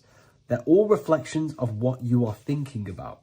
When you change your thinking, your external world starts to rearrange itself. On a basic level, this symbol represents the combination of spirit and matter. You are a spiritual being and a material being. You are heaven, the sky, and earth, the ground. You are heaven and earth, spirit and matter infused into one. You are a bridge between the divine and the earthly worlds. And you can bring down these higher realms of consciousness, thought, imagination, and emotions into a physical, tangible reality. To do this consciously, we need to make sure the external world is not manipulating the inner world. Because if your internal world is being controlled by external circumstances, for example, you have a circumstance happen in your reality, an emotion triggers inside of you, and that emotion is a command to create more of that. And the thoughts that you think are creating more of that negativity. So it's a constant cycle of negative manifestation if you let the external world control your internal world of consciousness. So we need to make sure the compass is on top of the square, that the internal world are commands and not reactions to create your external reality. And not only just to create, but to actually enjoy life. If we let the external world bother our internal world, this means that we have some sort of mental or emotional attachment to the external world. We need to detach from the external world. Why do I say that? Because it's temporary. It's an illusion. We are going to die one day, and none of this will matter. You need to understand that everything in this world is temporary. You have to be okay with losing things, losing family, losing things in this world, because it's guaranteed to be temporary. We need to make sure the internal world is order and not chaos, commands and not reactions. Now, at the back of the Book of Wisdom, Volume 2, the book that I've wrote here, I go over the different meanings of the different arrangements of the square and compass. Sometimes we see the square overlapping the compass, which is the opposite of what we've just broken down. Or sometimes we see one leg of the compass on top of the square and one leg of the square on top of the compass. These are all highly symbolic. When we see the square overlapping the compass, this pretty much represents the beginning of the Freemasons' journey, when their internal world is being controlled by the external. They have a lot of spiritual growth and a lot of learning and inner work to do. Now, when we see half and half, one leg of the square on top and one leg of the compass on top, This represents the Mason's gradual emergence from the material realm into the spiritual. This interplay of symbols reflects the process of gaining greater light and knowledge as the Masons ascend from material concerns towards spiritual enlightenment. And of course, we've just broken down what this means. This represents spirit over matter.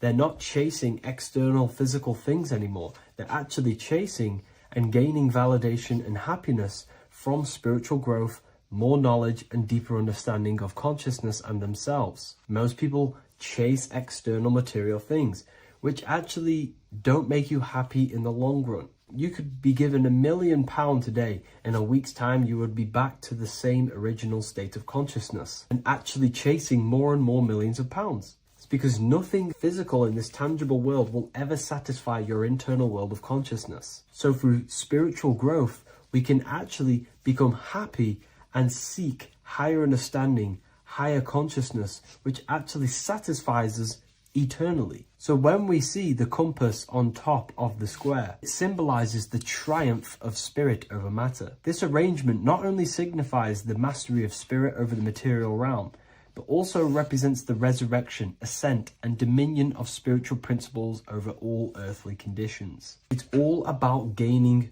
personal power and spiritual growth. It's all about spiritual evolution, going from matter to spirit. The external world controlling the internal world, to the internal world ruling over the external world, where the mind becomes a powerful tool to actually create and command reality. The mind cannot create and command reality if it's being governed and tossed all over the place by external circumstances and thoughts. Here's a quick tip on how to know if your mind is controlling you. If your phone notification goes off and you're working on something, and you instantly go to reach and pick up the phone as soon as the notification goes off, that is an indication that your mind is controlling you and you are not controlling it. The mind is the direction of consciousness. The direction, it directs the flow of your attention, your energy, your consciousness. So to practice to gain mind over matter is simply just meditation, allowing the mind to sit still and focus on one thing for long periods of time. And over time, this will gain mastery over your attention and your mind. If you are on your spiritual path, this should be your goal. Your internal world becoming the master. The mind becoming a vessel for you and not a vessel controlling you. It needs to become a command center and not a reaction. Please like, share this with a friend, and subscribe to the channel if you're new. Leave a link in the description for the Book of Wisdom Volume 2.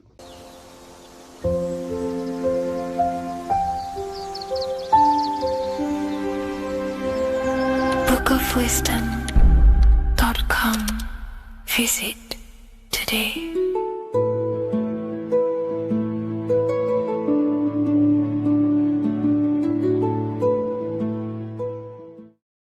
Creation demands destruction. Every time you release your sexual fluids, you're destroying a part of yourself to create an extension of yourself. For example, if you want to create a business, you have to destroy your time, attention, and energy in order to create the effect of the business. All creation demands some sort of sacrifice or destruction. This falls under the law of polarity in the universe. It's the same with your sexual fluids. Your sexual fluids, especially as a man, contains minerals, all the minerals in your body. It contains your vitality. It contains your DNA. It contains the blueprint of you, and it can create a whole new human being. You are literally playing with the power of creation if you are releasing your sexual fluids too much. Sexual fluids also extend beyond the physical plane. They contain astral forces because all physical creation is a mental creation. We live in a mental universe. Everything begins as a thought in the mind, then the thought takes the form and the body of imagination, which is an astral force. Imagination turns into etheric emotional energy. Then the etheric emotional energy turns into the physical action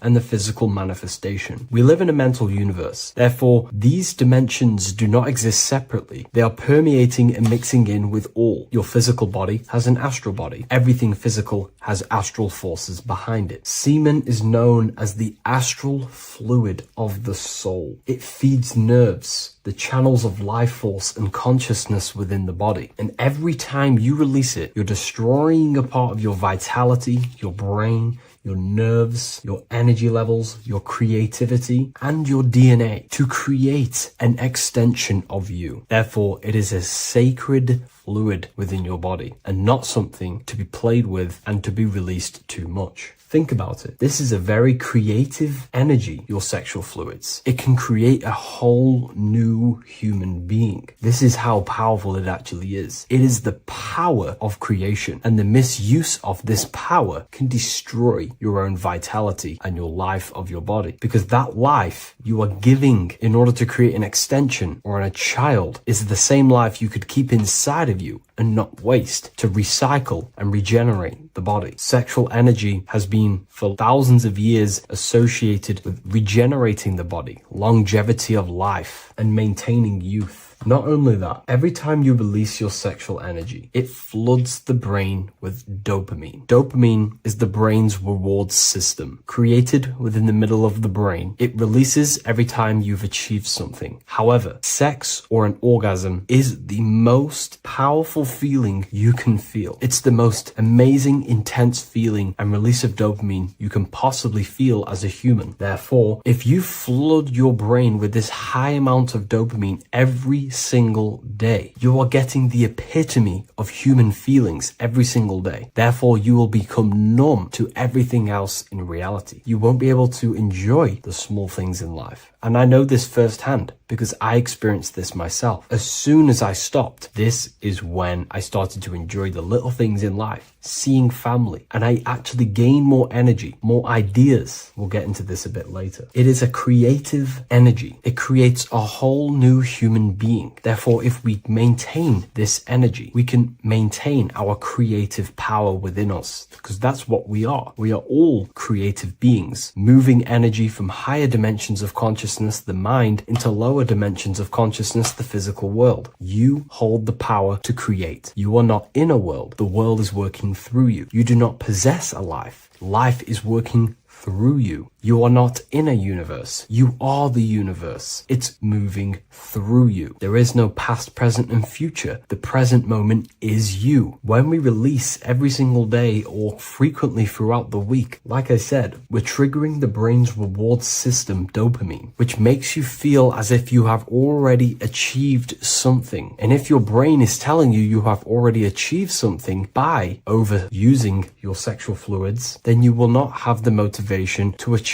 other things in your life. I know this firsthand. I became very lazy. I didn't want to work. I didn't want to do anything because subconsciously my brain felt as if I've already achieved. If we look at the symbol of the Baphomet, we notice the Baphomet has horns and a goat head. Now we look at the word horny. When you become sexually aroused, it's known as horny, which is the horns, representing the lower mind. The lower mind is the mind we use for our animal instincts. We have two parts of our mind. A higher mind, which is contained of higher thought, which chases spiritual things such as love, wisdom, knowledge, and God. Then we have a lower mind, which chases the things of the material world closely associated with the ego, chases validation, material gain, status, and physical sensation, physical pleasures. It is these physical pleasures that can keep you in an endless loop, making you feeling empty inside, because nothing material can ever satisfy our internal world. Nothing. You can achieve millions of dollars. You can achieve your dream house, your dream car, your dream watch, and if that is the only thing you are chasing, you will feel empty inside when you achieve it, because nothing of this material plane can satisfy you. Nothing of the lower mind can ever satisfy you. This is why we must sacrifice the lower mind and overcome the lower mind and the lower instincts. One thing I found amazing when I mastered my sexual urges and my lust is that my mind became a lot more clear. The thoughts and the time and the attention that I used in my mind to go towards lust, sex, and chasing these things was taking up a lot of mental space, time, and energy. But as soon as I removed it and mastered it, my mind became an open vessel for higher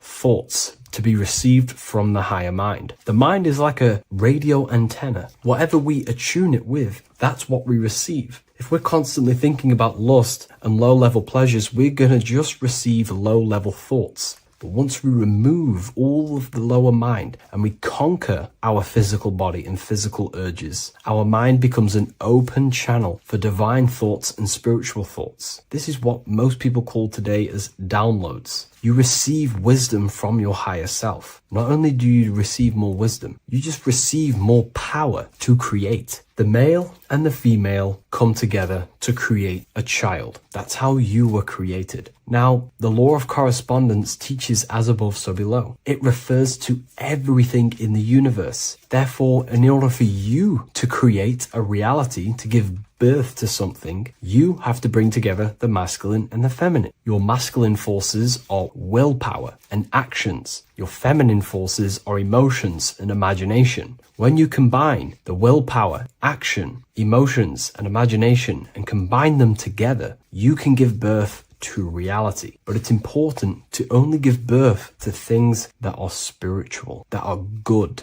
that are for the benefit of yourself and humanity, and not for the ego and the lower mind. Killing our lower mind is essential for spiritual ascension when we die. The thoughts that we give the most attention and energy to when we die are pretty much the same thoughts that we're going to think when we die. When you die, your physical body and external world is stripped and you're left with your internal world of consciousness, more than likely be resonating within the lower astral plane before you move on to any higher dimensions of the astral. It's important that we kill any addictions such as sex, food attachments, emotional attachments to people, any desire for material things before we physically die. The Hindus taught this, Buddhism taught this, the ancient Egyptians taught this. We have to remove the desires in our heart for material and things before we physically die, because when we die, we cannot fulfill physical pleasure. Therefore, we will create our own suffering within the astral dimension. So sex is the biggest part of this. We have to remove the desire for sex or releasing any of our sexual fluids before we physically die to master ourselves. And not only that, it's going to benefit the way you feel, the way you think, the way you act towards people once you have mastered this. Porn psychologically damages you. You are quite literally the person in the corner of a room watching two other people give pleasure to each other. Psychologically, that is not good. And what happens in darkness is always revealed in light. What you do in your alone times will show in your confidence, in your eye contact, in your presence, in your aura, your energy. You cannot hide things that you do in the dark, because they always reveal themselves in a subconscious way, whether physically or through an energetic spiritual way. Sex can be known as sacred energy exchange. You are exchanging energy, bioelectrical energy. It's a scientific fact that when you hold hands with another person, your brain waves of each individual become synced. Your emotions sync.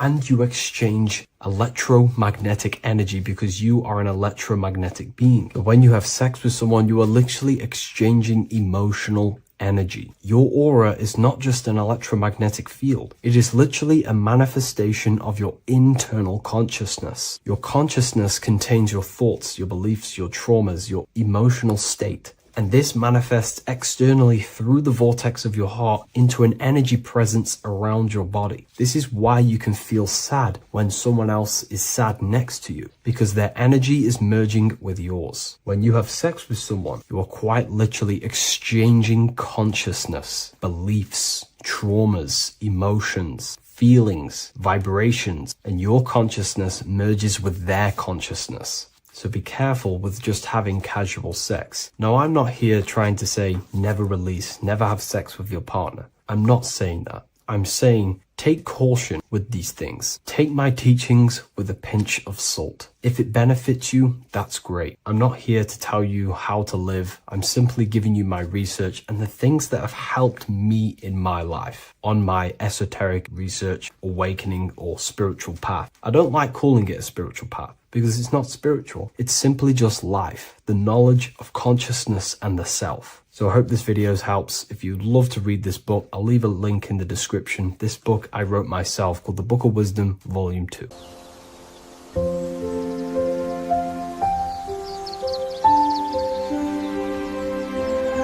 bookofwisdom.com. Visit today.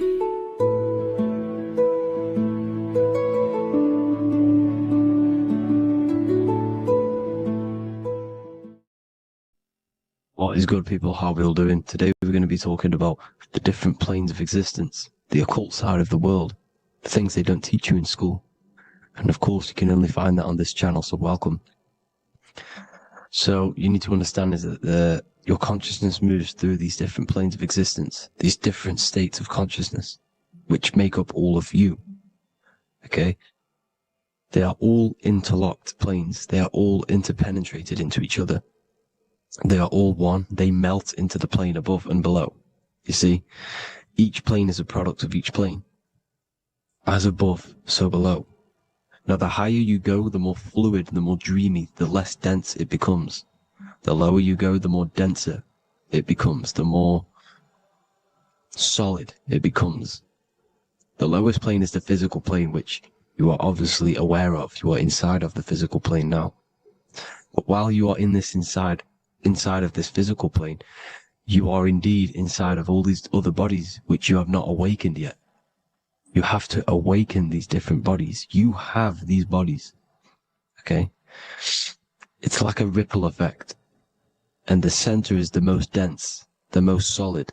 This is Earth, heart, the heart of the ripple.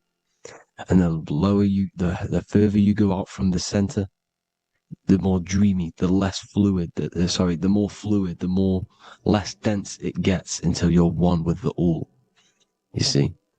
And this is what it's like. This is what this system is. It's like a ripple effect. Now, let's jump straight into the planes. First, you have the physical plane, made out of 4 elements. 5 elements. The ether is the mother of the elements. It's the womb of the elements. It's the 5th element. And it gives birth to the 4 other elements. 4 is stability. Tables have 4 legs, and this is why the ether gives birth to 4, because it's the foundation of the physical world. Fire, earth, water, air. They are not pure. Each one of the elements melts into the other one. For example, earth and water both share cold. Water and air both share wet. You see? They compose of each other. They melt, they mold into each other based off the vibrational state of the ether. That's what it is. The 4 elements are the vibrational states of the ether. Okay? So you have the 4 physical elements making this, physical world. It's the lowest world. It's the world of effect. This world, whatever you see, whatever you experience, it's the effect. You can't change anything by manipulating this world. You got to manipulate the higher worlds to affect this world, you see? As above, so below. This is the lowest plane. It has 3-dimensional. It's the 3rd dimension. Space, height, and thickness. That's all it is. Front, backwards, upwards. You see, it's 3-dimensional. We cannot perceive the hidden side, which is the interior of this existence. We cannot perceive the interior from our exterior view. We are looking into this world. Okay? This is the exterior view. We can't see what's inside of that. That's the 4th dimension, which is the next one. It's the most gross and dense plane. 4 states of matter, the most slowest vibrational molecules exist in this plane. Above this plane, you have the ether. Okay? The word ether and either are the same thing, because either connects 2 scenarios in languages. I either support Manchester United or Liverpool. Either is connecting them 2 scenarios. The ether is doing the exact same, as you can see here on the planes of existence. It connects the astral world, which is very important, to the physical world. It's connecting these 2 worlds. So it's the ether. It's the ether. The ether is pure potential. Energy flows through the ether. It is pure energy, pure potential. Okay? The physical body is an exact copy of the etheric counterpart body. So every physical object has an etheric energy double. It's like a blueprint of that object. Every single object has an energy double, and that's the etheric double. Okay? The etheric body determines the shape of our physical body through its lines of force. All through life, it rebuilds and restores the physical body. Physical problems show up first in the etheric body, because as above, so below. You manipulate the higher planes, it will manipulate this plane. And this is why sorcery works. contact with astral plane entities. We'll get into that a bit later.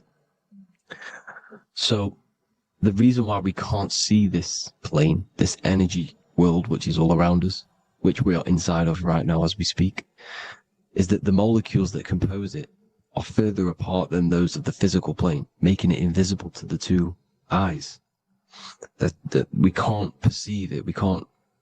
Our eyes cannot physically suck in that sort of information, and our brain cannot decode it. This is why, they brainwash us with all these programs to keep us asleep, to keep these other bodies we have asleep, so we don't find out about these other bodies, and is to make you believe that everything's just a material. Only the material world exists. They don't want you to know is that everything that you see is a result of something you cannot see. As above, so below. There are realities within this reality. This is what I'm breaking down now, these different planes, on how this reality works. So your etheric double is your energy body. You can see here the physical, etheric, astral. Astral is your spirit. The ether is a part of the physical plane. It's like just above the physical plane, but it's still part. But then the astral plane is completely separate. It's another plane, but they're all interlocked. Don't think they're apart. They're all interlocked. They're all one. They all melt into each other. The chakras that we have are inside of our etheric body. They are our sense of organs which tune us to the fourth dimension. These 7 chakras connect us to the astral world, the fourth dimension. Okay? They are points for the flow of energy from the universe / 7 planets, because the 7 chakras are your 7 planets, and the 7 planets are connected to the astral world. They are feeding these 7 senses in our body. They connect us to the universe, to our etheric counterpart, and then to us, supplying the physical body. Because the energy comes from above. As above, so below. These 7 senses, these 7 etheric chakras, are being supplied with energy from the universe, the 7 planets, the solar system. Then it supplies the physical body. You see?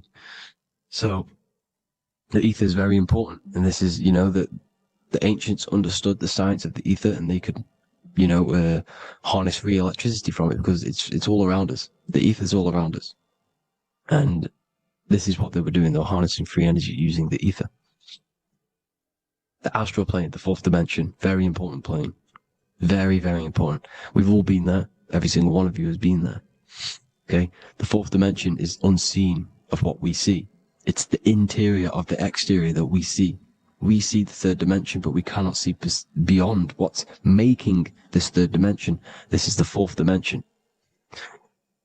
Okay? It's the dream world. This is where you go when you dream. Okay? This is where you go when you dream. It's the place of disembodied spirits or ghosts, entities, whatever you want to call them. When you hear ringing in your ears, that is not tinnitus. That is an entity around you. Okay? That is an entity around you. The 4th dimension is where thought forms exist. Mental images.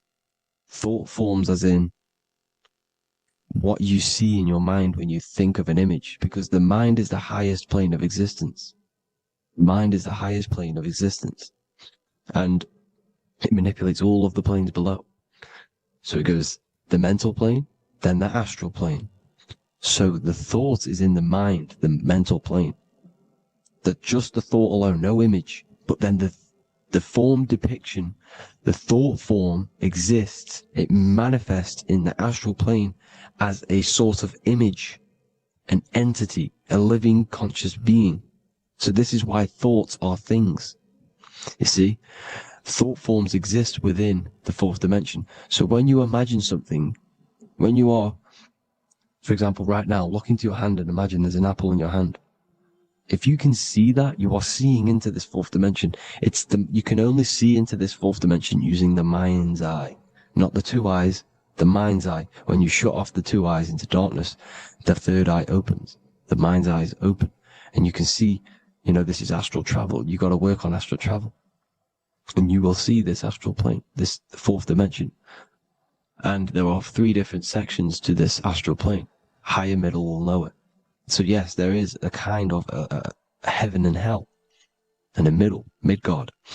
Heaven being the higher vibrational entities manifesting higher vibrational thought forms existing there, the lower vibrational thought forms existing in the astral plane. But these thought forms are beings. You can create these beings. They're called elementals. Okay? If you entertain specific thoughts for long enough, this will plant a seed and it will grow. If you keep, so for example, you have a bad feeling or whatever, what's a good example? Unforgiving someone. You keep that energy inside of you for long enough, it will manifest on in the fourth dimension. You entertain that thought long enough, it will manifest. And it will create an etheric body, and it will be an entity which will harm you. It will feed off you. This low vibrational energy. Your mind is so powerful. It creates thought forms, and these thought forms can take consciousness, can take bodies, etheric bodies. Now, that's why it's very important that you master your mind, master your thought patterns. So this fourth dimension is the astral world. So when you have a nightmare, this is the lower astral plane. You're in the lower astral plane. Whilst this physical body rests at night, your consciousness, you awaken this other body, your consciousness goes inside of this other body, whilst the physical body lays asleep. You see? So it's all inside of you. This is what you need to understand. You just haven't awakened these bodies yet. You can awaken them. You just got to awaken them. Okay? The next is the mental plane. This is the mind, the source, pure cause, pure motion, the most less dense, the most fluid. No form. There's no form to the mind. Astral plane is the first plane where a form takes existence, pretty much. The mental world has no form. It's pure mind, pure intelligence. Thoughts alone exist here without any images or manifestation. The most fluid, the most dreamy, the most causal plane. All of the rest take the effects of this plane. That's why it's mind over matter. Your thoughts they create vibrations. Each vibration is vibrating on a specific frequency, which creates mental images, creates effects down here on this physical plane. This is why it's so important to master your mind. Master what you think. Master your mind. It's the hardest thing to master. You could conquer the world, but it's probably harder to conquer your own mind than to conquer the whole world. I can promise you that, because the mind can play tricks on you. You got to listen to that inner guide within you that will constantly manifest the good things. So anyways, people, hope you learned a lot from this. Please work on trying to activate these other bodies. I will maybe do another video on trying to activate these bodies if you wish. Please comment down below if you would like to see that. And have an amazing day. Please like, subscribe, comment down below any video ideas you want me to do, any information you want me to spit. Thank you all. Have an amazing day.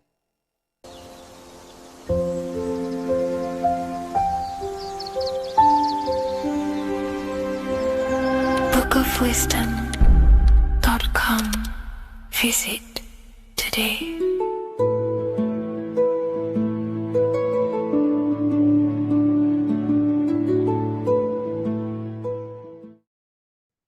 Left and right hemisphere, and what are they doing? How does it contribute towards your perception in this world? And this is what we're going to be talking about in today's video. We're going to be breaking down the two hemispheres of the brain and how they function in your life. So first, we have the left hemisphere. This is the logical hemisphere. This is the analytical, divided, scientific, or verbal hemisphere. The right hemisphere is creative, wholeness, artistic, symbolic, and metaphorical. The right hemisphere does with non-verbal things. It produces a holistic perception. It is more to do with creativity. Because what you must understand is that we are not in the external world. The world is produced by our brain. We see with our brain. Our eyes are a part of the brain. What we touch is the brain's interpretation of electrical signals on the nervous system. What we smell is the brain's interpretation of smell through the nose. What you taste is your brain's interpretation of chemical reactions on your taste buds. So what you are experiencing is the brain. The brain is a computer creating a simulation. And you have two hemispheres which breaks down this reality. So essentially the brain is the perception creator. It creates perception. So if the brain is creating this, who is the one experiencing the brain? Well, that is you, the consciousness, the mind, the all-seeing eye. You are the all-seeing eye experiencing the brain, the observer behind the brain, behind reality, behind the emotions. So if you're walking through a woods, this left brain sees individual trees. The right brain sees the whole woods. It sees the biome. It sees the bigger picture. So when you are walking through this woods, the right brain picks up a holistic perception of reality. It creates the woods as one unified woods. The left brain's job is to break this down and analyze it so that we can see individual things. And this is also necessary for humans to have the ability to break things down and manipulate things in this world. So without this left hemisphere, we could not manipulate things and break things down. So this right hemisphere is important because it sees the whole woods. It sees humanity as one unified consciousness. However, the left hemisphere sees individual egos. So the left hemisphere is the place of the ego because it only understands, it sees the world very divided. Okay. So, for example, here's another example of the left and right hemisphere. If someone pulls out in front of you in traffic, your left brain is going to start going crazy and analyzing them, calling them names. The right hemisphere, however, sees the bigger picture. Maybe he didn't see you. Maybe it's just a mistake. Maybe he's in a rush.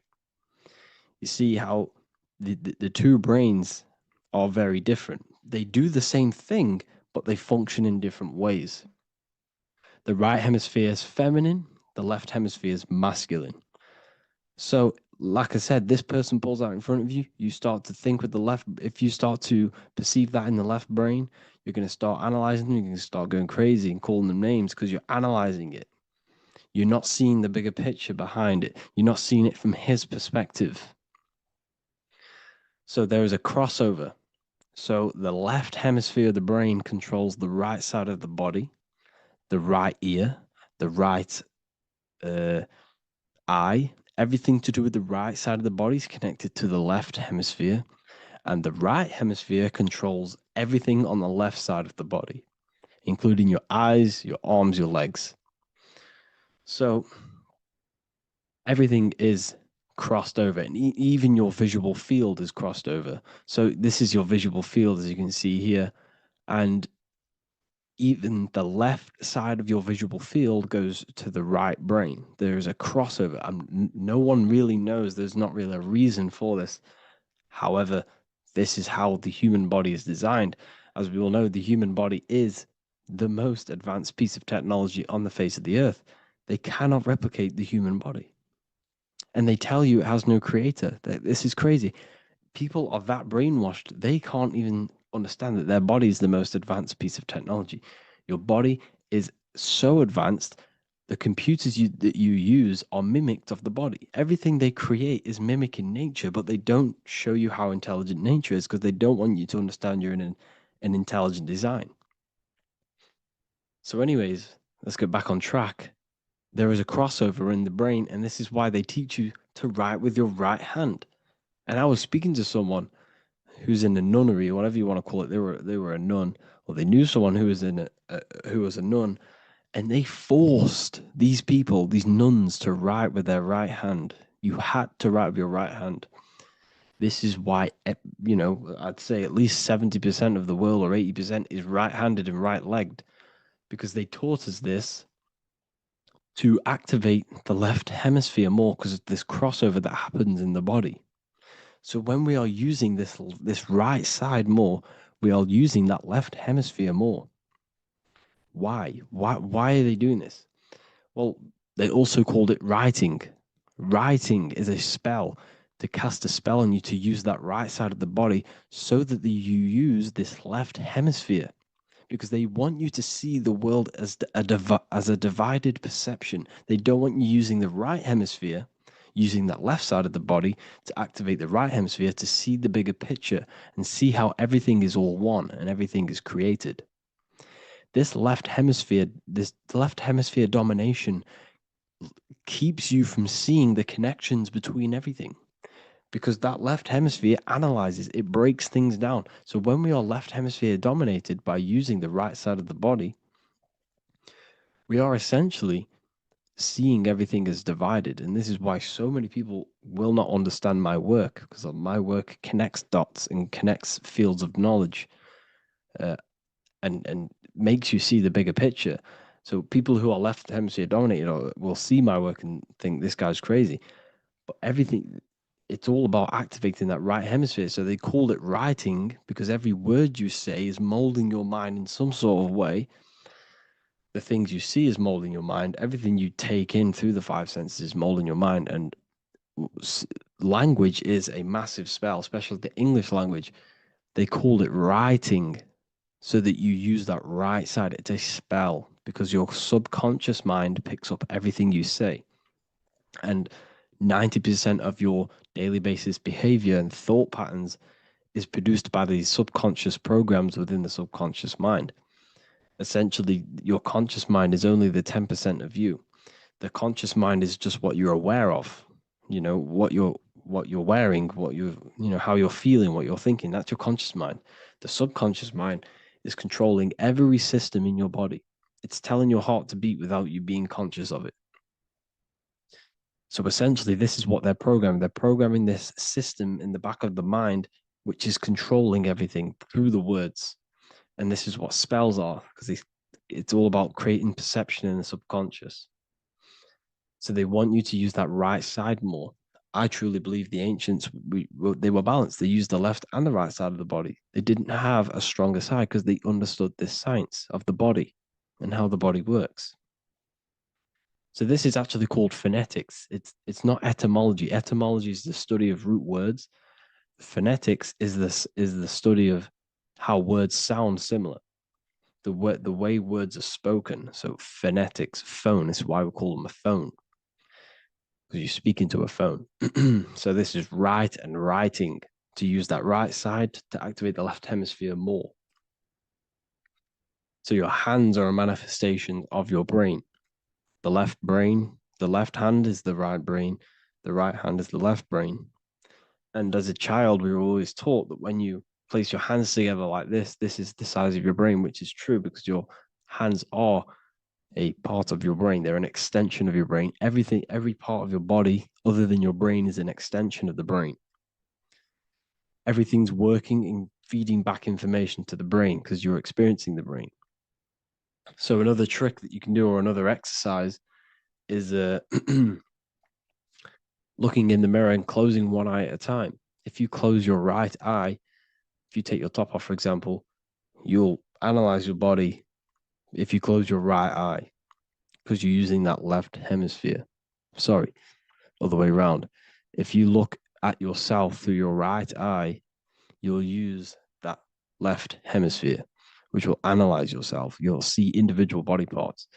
If you close the right eye and use the left eye, you'll see your body as a whole. You won't really analyze it.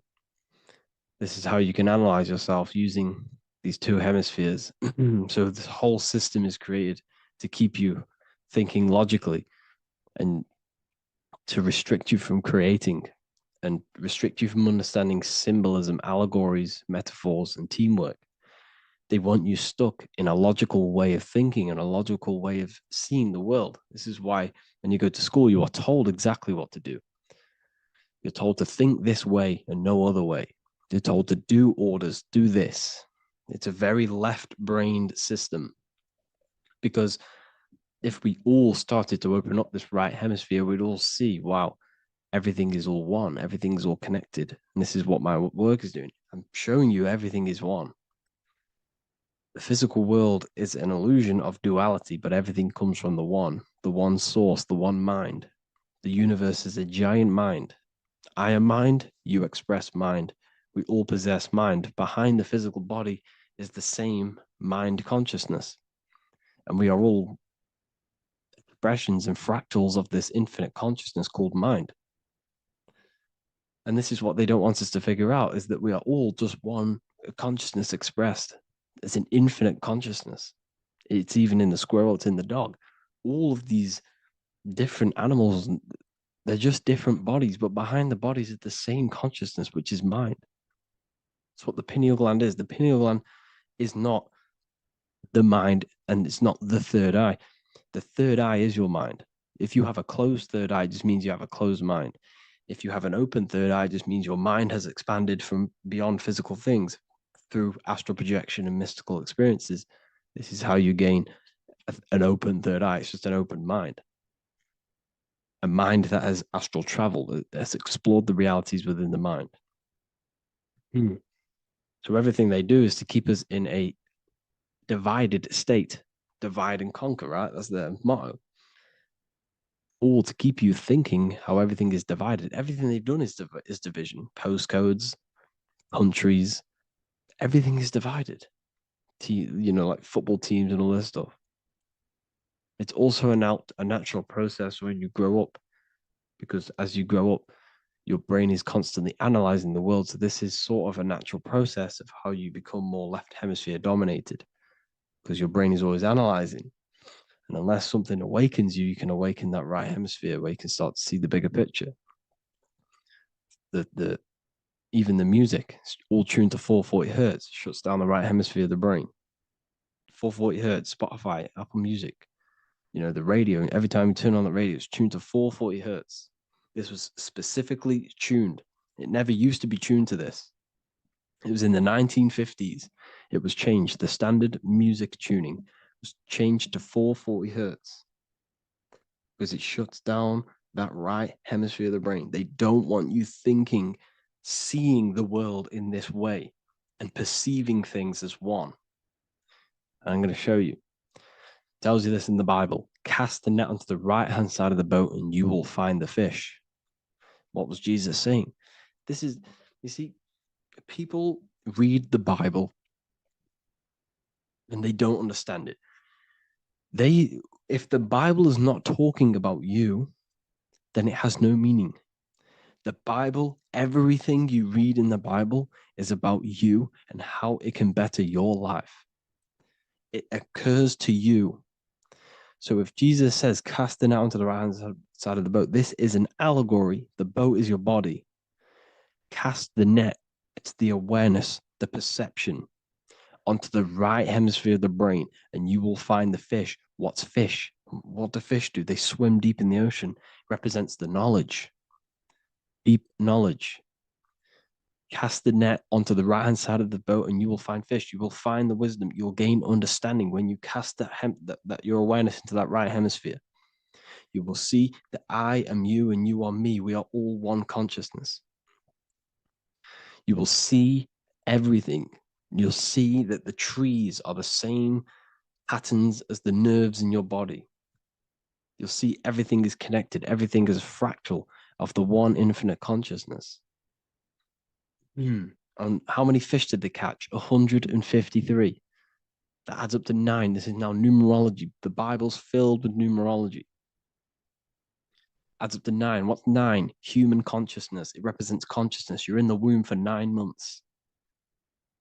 Feminine. It's all about consciousness. And in Revelation 14, and I looked and behold, the Lamb standing on Mount Zion. That's the spines, the mountain. With him, 144,000. 144 adds up to 9. It represents consciousness on top of the spine. You see? And he had his name the name of his father written on the forehead. What's the father? The higher mind, the higher consciousness within you. Where is that? In the forehead, the pineal gland. The pineal gland is the radio receiver for the higher consciousness. Because every body part of the body has consciousness. Your heart has consciousness. Your gut has consciousness. You are thinking with these different consciousnesses. You think with the gut. You think with your penis. You are thinking with all these consciousness, and it's about raising your consciousness to the higher consciousness, which is the Father, the mind in the head. Don't think with the lower parts of the body, because that is your animal nature. Think with the higher parts of the body.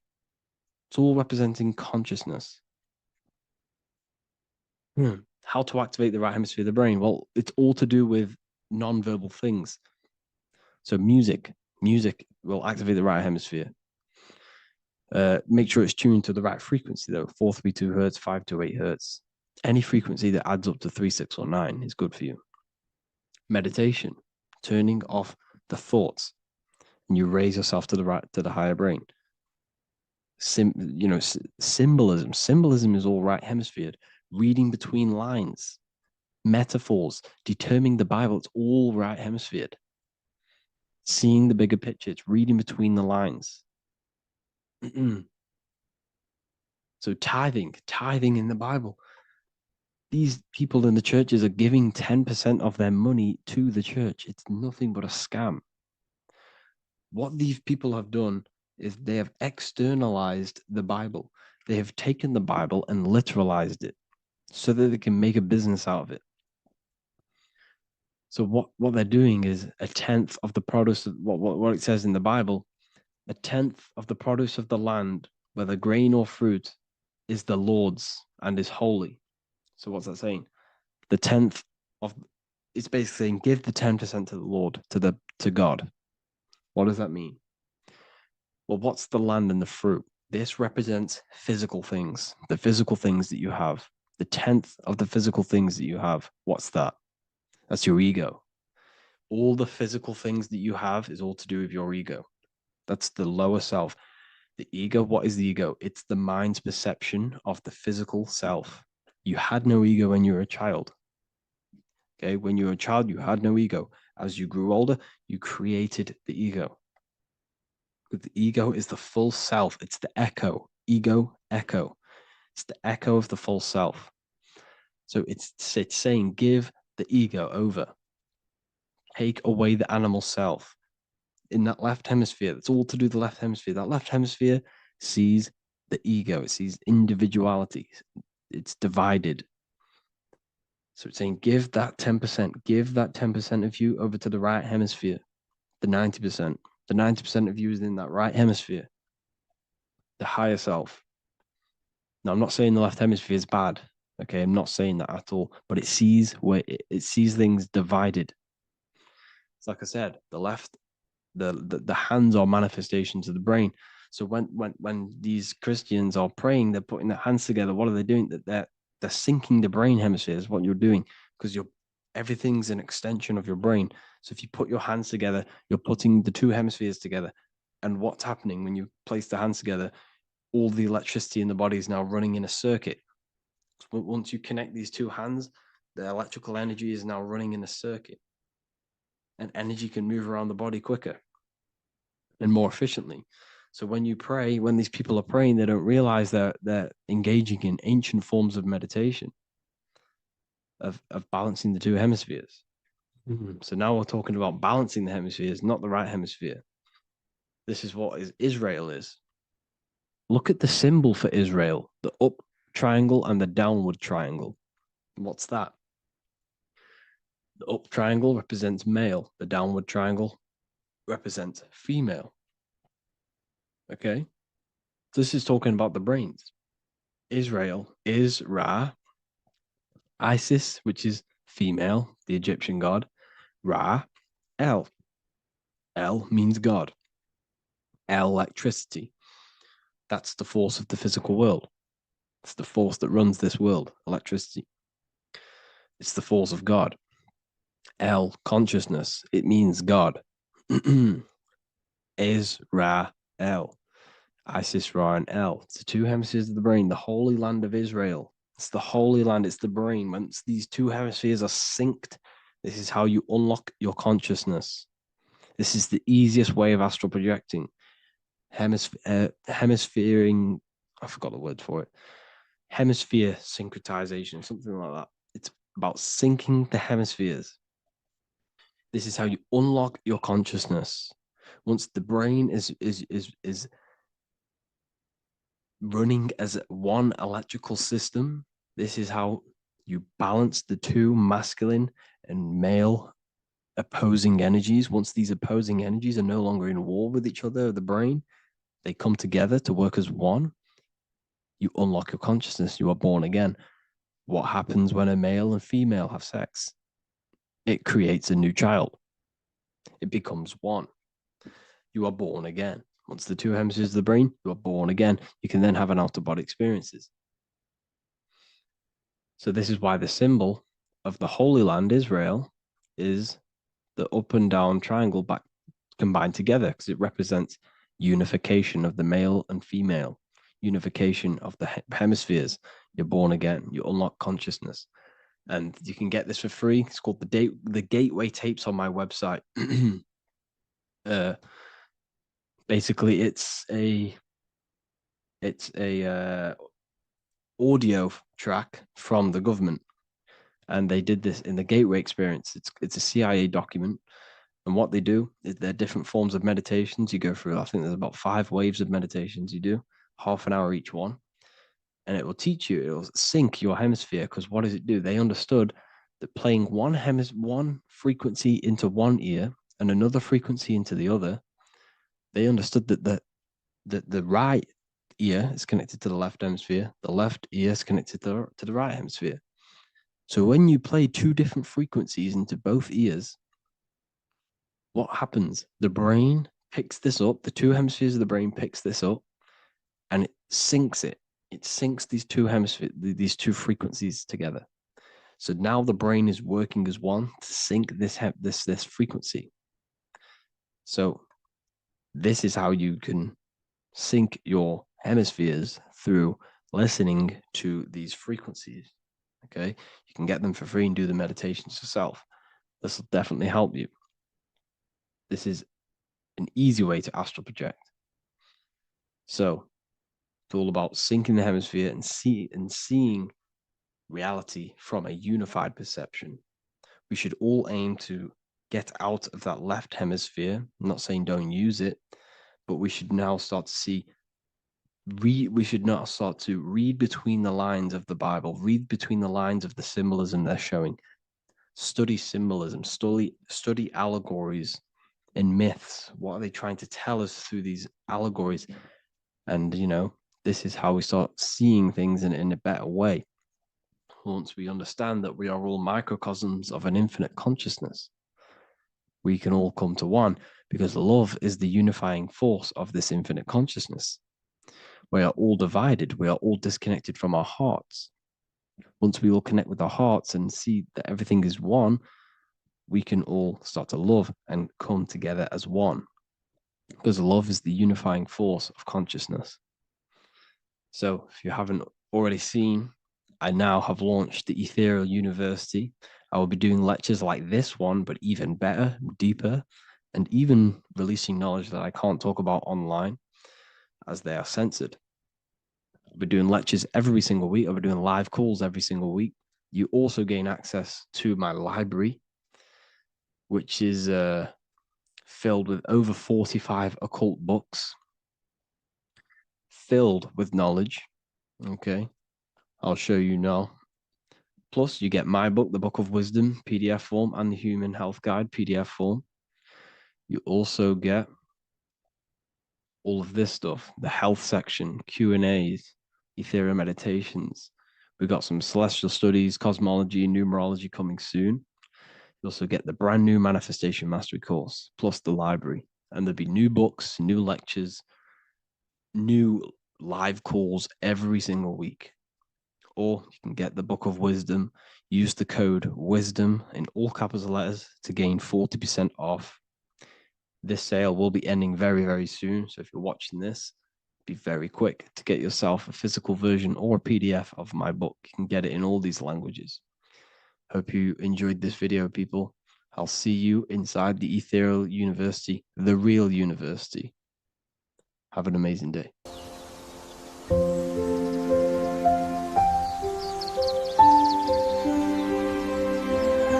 bookofwisdom.com. Visit today.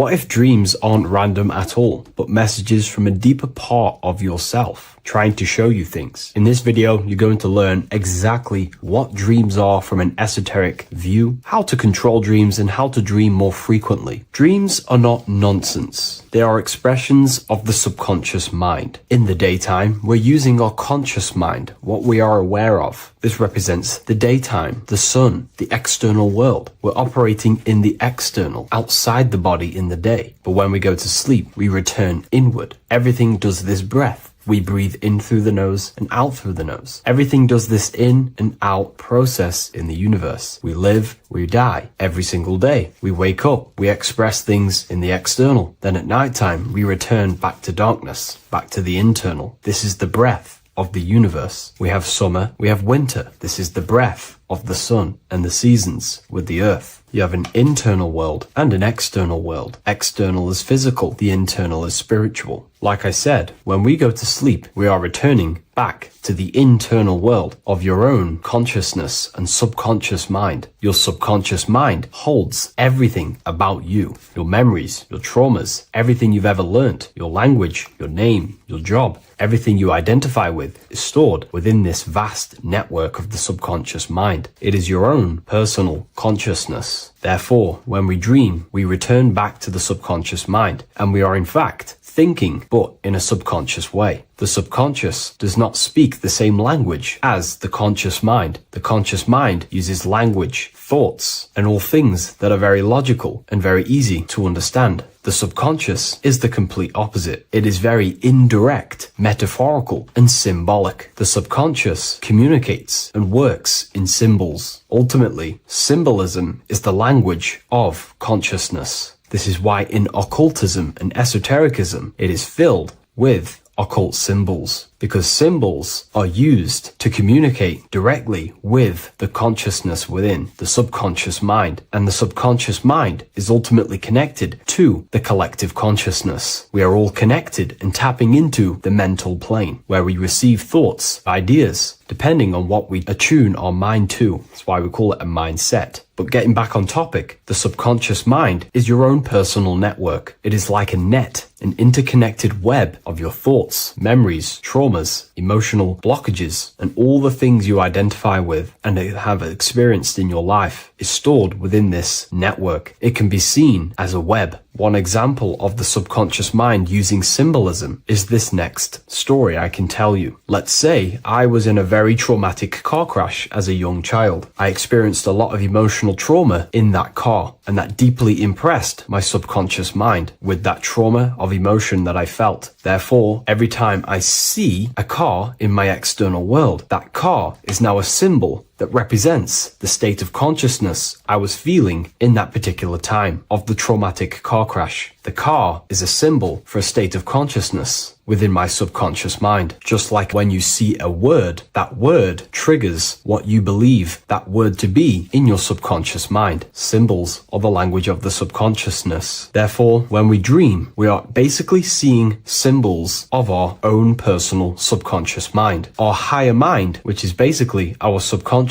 the higher version of you that exists beyond your human thinking mind, communicates using symbolism. The higher mind does not speak human thoughts, human language. It speaks the language of symbolism. Therefore, when we dream, every event, every person, everything that happens, and everything you see is your own personal subconscious mind materializing within the plane of the astral plane. This is a dimension that sits just above the physical world that everything is pulled out of. For example, look around you. Everything you see around you was thought, then imagined. Imagination is the astral plane, and this astral plane sits above the physical world. As above, so below. These objects were thought, imagined within someone's mind, and then pulled into a physical reality. Therefore, the imagination is what you're experiencing within a dream. It is your subconscious mind thinking and materializing within the imaginative plane. For example, let's say you are a Christian, you believe in Jesus your whole life, you have lots of emotion towards Jesus. This deeply impresses your subconscious mind. You believe in him so much, you go to sleep, you have a dream that you meet Jesus. You did not meet directly with Jesus. You met with your own belief. It was your own belief materializing within the imaginative plane and revealing itself to you. Dreams are materializations of your memories, your subconscious beliefs, traumas, and anything that could be inside the subconscious mind. It is your subconsciousness revealing itself to you in a material form. Let's say you have a nightmare. There is a big dark figure chasing you and you are running away in fear, away from this dark figure chasing you. That dark figure is not an external entity. It is not a spirit or a jinn or a demon. It is in fact an aspect of your own mind. It is a symbol that represents maybe a fear, a trauma, or something you are running away from internally inside your subconscious mind. Something that you are not addressing, but something that is fearful, something that can be controlling you on a subconscious level. Let's say you have a fear to address something in your personal life. You want to address someone who is getting on your nerves at work. You continuously put this off and you fear doing that situation. Over a long period of time, this can slowly control you subconsciously. You start to avoid the person, avoid any contact. It is subconsciously controlling you. This is not the best example, but you can see what I mean. Hidden fears and traumas in the subconscious mind can subconsciously control your actions and ultimately lead you to low states of consciousness, keep you from reaching your higher potential, and ultimately create blockages within your own consciousness. That figure in the dream is a materialization of something that you are fearing and running away from and not addressing. This is why people always have dreams of traumas that they have experienced as a child or when they were younger, or maybe from a year ago or two. It's because that emotion is deeply impressed in the subconscious, and the subconscious is always trying to reveal things to you, communicate to you that you need to change, purify, and maybe heal within your own consciousness. This is how the higher self communicates to you, through the language of symbolism. Once you understand this, dreams can become a very powerful tool, not just entertainment at nighttime. Your consciousness never rests. Your consciousness is eternal. It is the very spark of the divine. Your body needs rest. Your consciousness is not physical. It does not need rest. So this is a way you can identify what your dreams are trying to show you is by writing them down. A dream journal. Every single dream that you have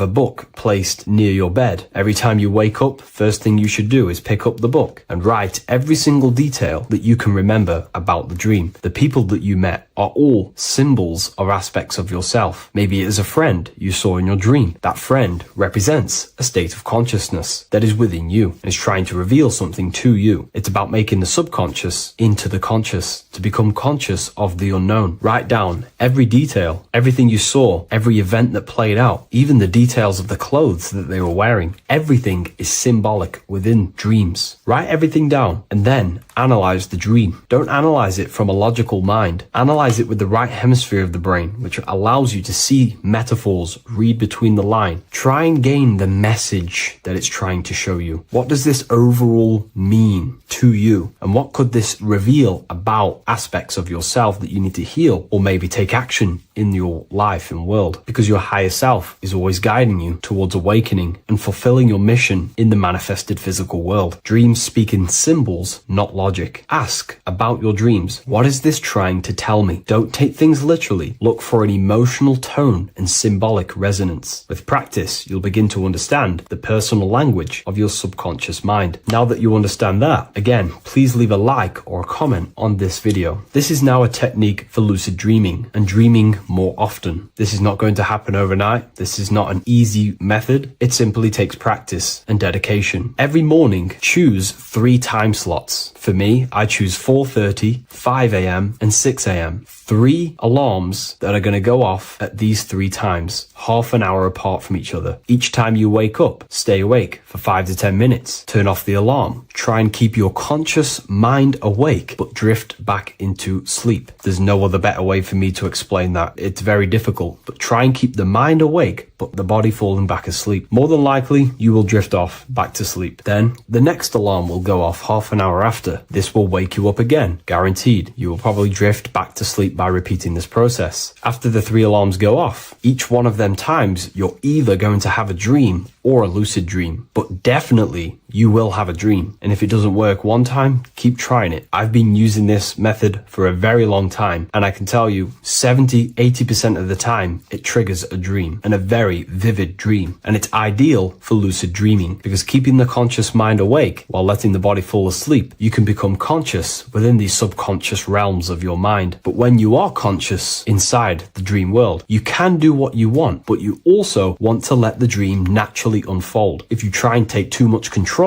then you will wake back up. If you feel any fear in your dream, you will wake back up into the material world. Another tip to dream more often is to meditate before bed. Simply close your eyes and think about nothing for 5 to 30 minutes. Detach from everything outside you, your name, your job, work, thoughts. Mentally detach from the world and the physical pleasures and become pure awareness before you try and go to sleep. This will help you become conscious while being within the self. If you wish to learn more about consciousness yourself, the Book of Wisdom Volume 2 can definitely help you. I'll leave a link in the description. Thank you for watching this video, and I'll see you in the next one.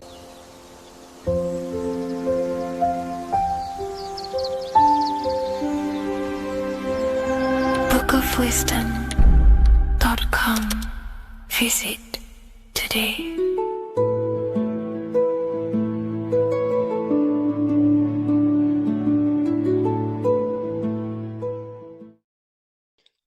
What if I told you you don't have one body? You in fact have 4. There's a secret hidden right in front of you, and most of you overlook it. And by learning these teachings today, this will change your perspective on life, on yourself, and completely change the conception of yourself.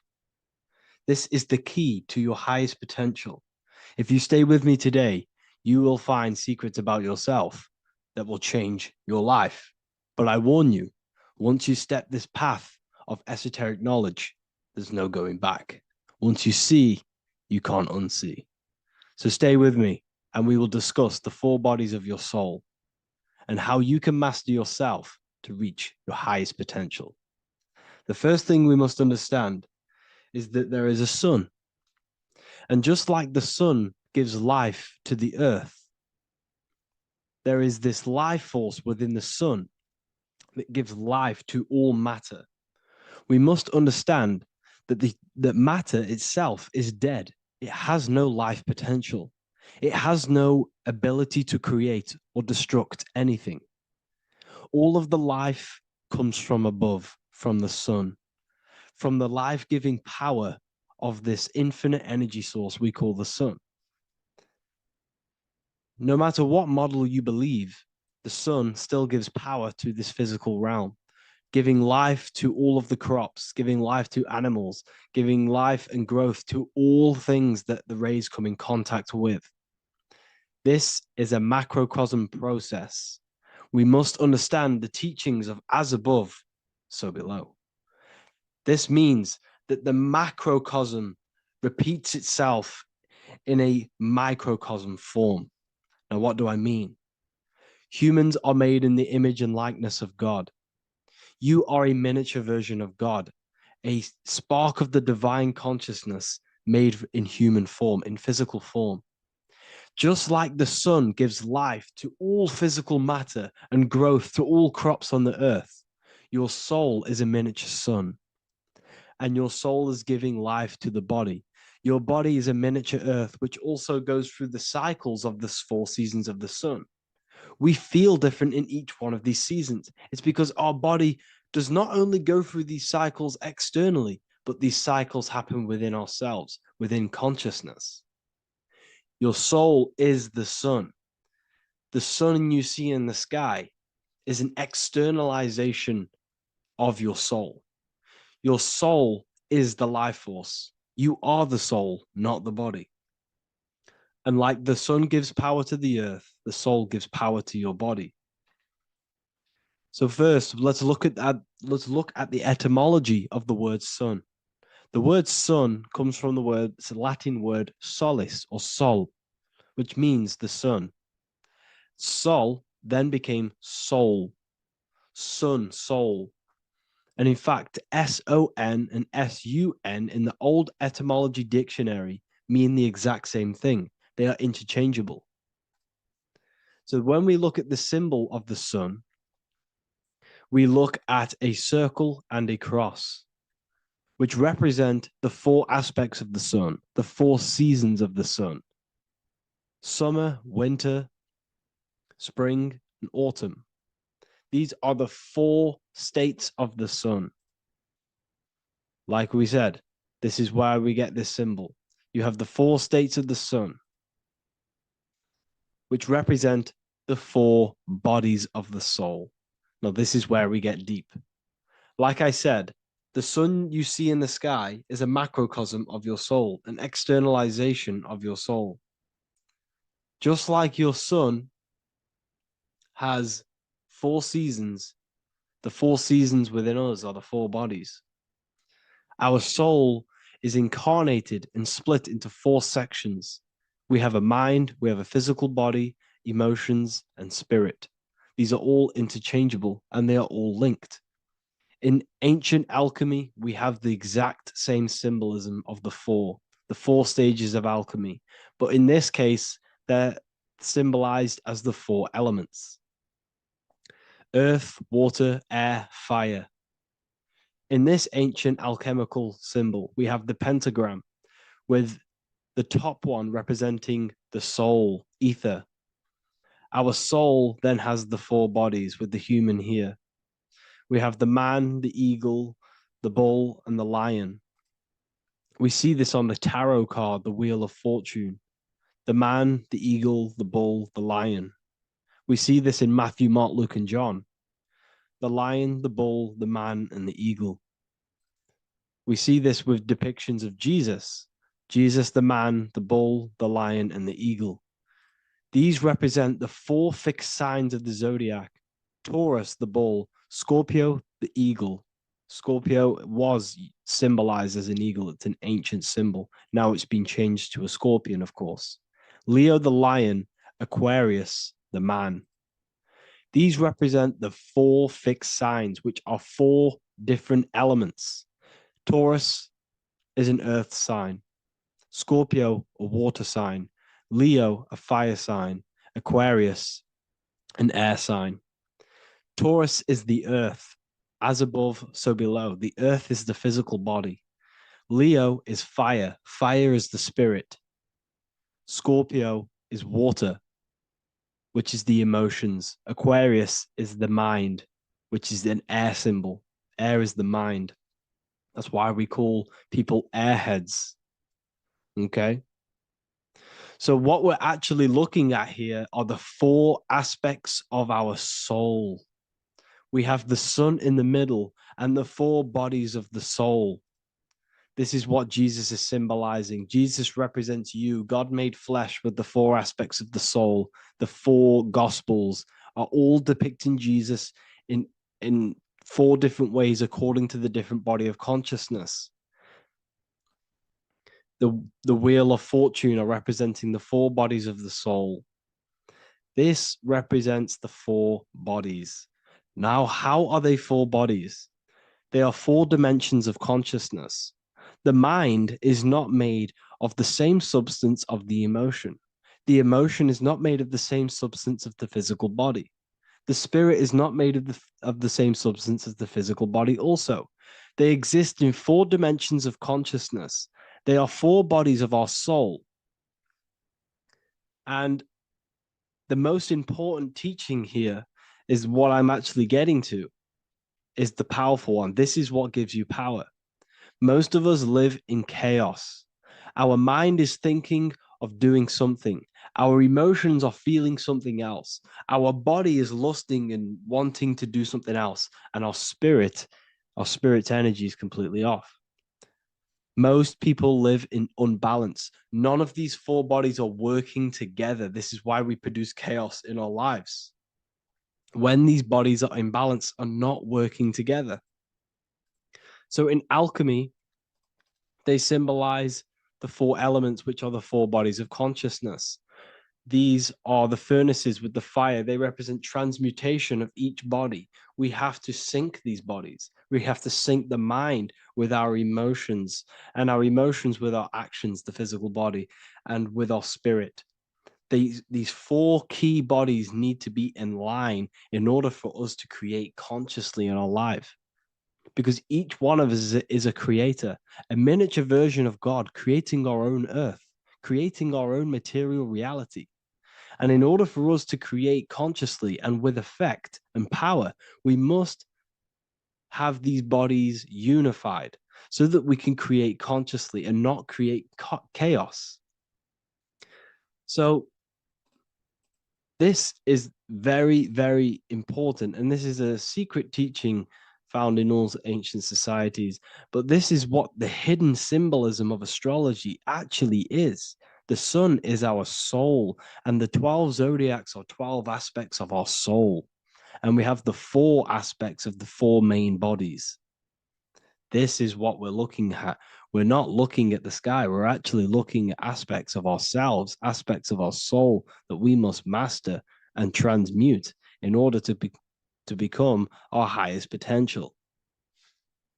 So I hope this makes sense. And it may take a while for you to fully understand this. But the key knowledge in order for you to understand any of these teachings that I've gone through today is the major teaching of as above, so below. What is above is below. What is within is without. Your inner reality projects the outer reality. What is inside of you is outside of you in some form or way. Whatever trees, whatever roots that go down will always shoot up. When you throw a bouncing ball, you shoot it down, it will go up. As above, so below. As within, so without. God did not make a creation separate from himself. We are all extensions of the divine made in physical form. And we are incarnated into 4 sections. Our soul is separated into 4 sections. These are the 4 corners of reality. These are the 4 pillars of reality that we must control. So in order to access our soul in meditation, we must turn off these 4 things. Turn off the mind, the emotion, the spirit, and the body. And then we access the soul. So I hope this video helps today. And you can learn all about this in the Book of Wisdom, Volume 2. This book is a revolution in consciousness. I do not recommend everyone reads this book. This book is only for people who are serious and want to transform their lives. This book is a book that will change the scope you see reality. It will change your perspective on yourself because you will resonate with this. This book does not just give you information. It gives you a sense of well-being. It gives you truth, and you will find your power from this information. This information is not just information, it's a key to your path of enlightenment and transformation. So you can find this book in the description of this video. And if you are part of the university, I will see you on the live calls. Thank you, everyone. Please leave a like, subscribe, and a comment, and let me know whatever videos you want me to make next. Anything that you fail to understand or have any confusion with, I can make a video on it. So let me know in the comment section any reviews or anything I should do. Thank you all, people. Have a great day.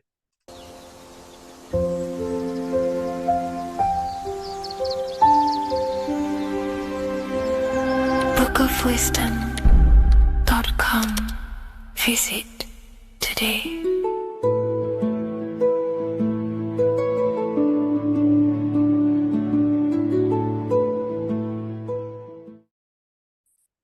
The Pope is supposedly opening 5 portals on Christmas Day.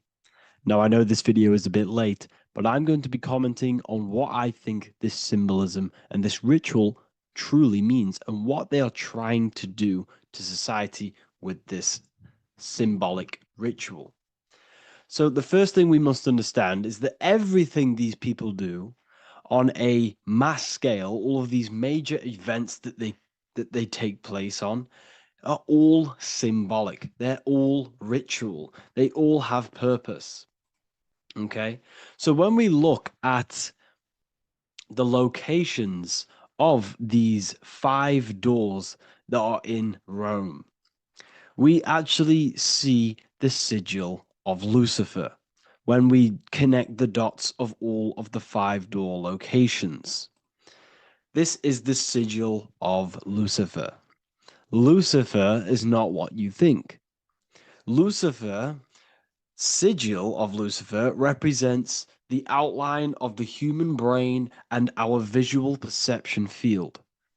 Now, the human perception field is how our brain interacts with the external reality. Our external reality is not physical. The only thing that exists outside of you is pure energy, formless, vibrational energy and light. Your brain is an energy decelerator. Your brain decelerates this light, this energy, into a material reality or perception that you can interact with. You don't look into the external world. The energy, the light, enters the eye retinas, goes through the optic nerve, and travels to the back of the brain called the visual cortex. And the visual cortex is what shapes your visual screen. Now, if you are seeing the screen, this means that you are not the body, you are not the brain, you are the perception observing the screen that you are seeing. You are the eye behind that, you are the person behind that. So, what this is actually symbolizing is perception. This is a symbol of perception, of perceiving the material plane, of how spirit interacts with matter. Now, what's Lucifer? Now, the word Lucifer means the light bearer. He's known as the light bearer. The word Lucifer originates in Latin. Luci means light, and fer means to bring. It's the light bringer. The eyes, the visual perception of the light bringer to your reality. You see, everything outside of you is light. You are made of light. The word hue man means light. Hue means color, which is a form of light. And man means manifest. We're light manifested into material form. Every single one of us is Lucifer. When we fall for the material world, the external world, is an illusion. It is the false world. It can elude you. It can make you fall in love with the material things, material pleasures, lust, money, fame. These things make you fall. This is the fall of Lucifer. This is the mythological story. This is the symbolism behind Lucifer. It's you. Are you falling for material pleasure because you are a divine spiritual being from the higher planes, not from this plane? Now, if you let your divine being fall for this material plane and fall for the evil that can take place in this plane, then you are Lucifer. It represents the false light, the false reality. This symbol, the sigil of Lucifer, it symbolizes the interplay between light, consciousness, and the perceptual experience of the physical reality. The external world is truly internal. What we visually perceive is essentially light waves carrying information, which then gets processed by our brain, the central computer of our nervous system. Okay? So, how many doors are open? 5 doors. So 5 is the number of perception as well. 5 fingers on each hand, 5 points on the human body, 5 toes on each foot. We have 5 senses. 1, 2, 3, and 4, they're spiritual numbers. 6, 7, 8, and 9, they're material numbers.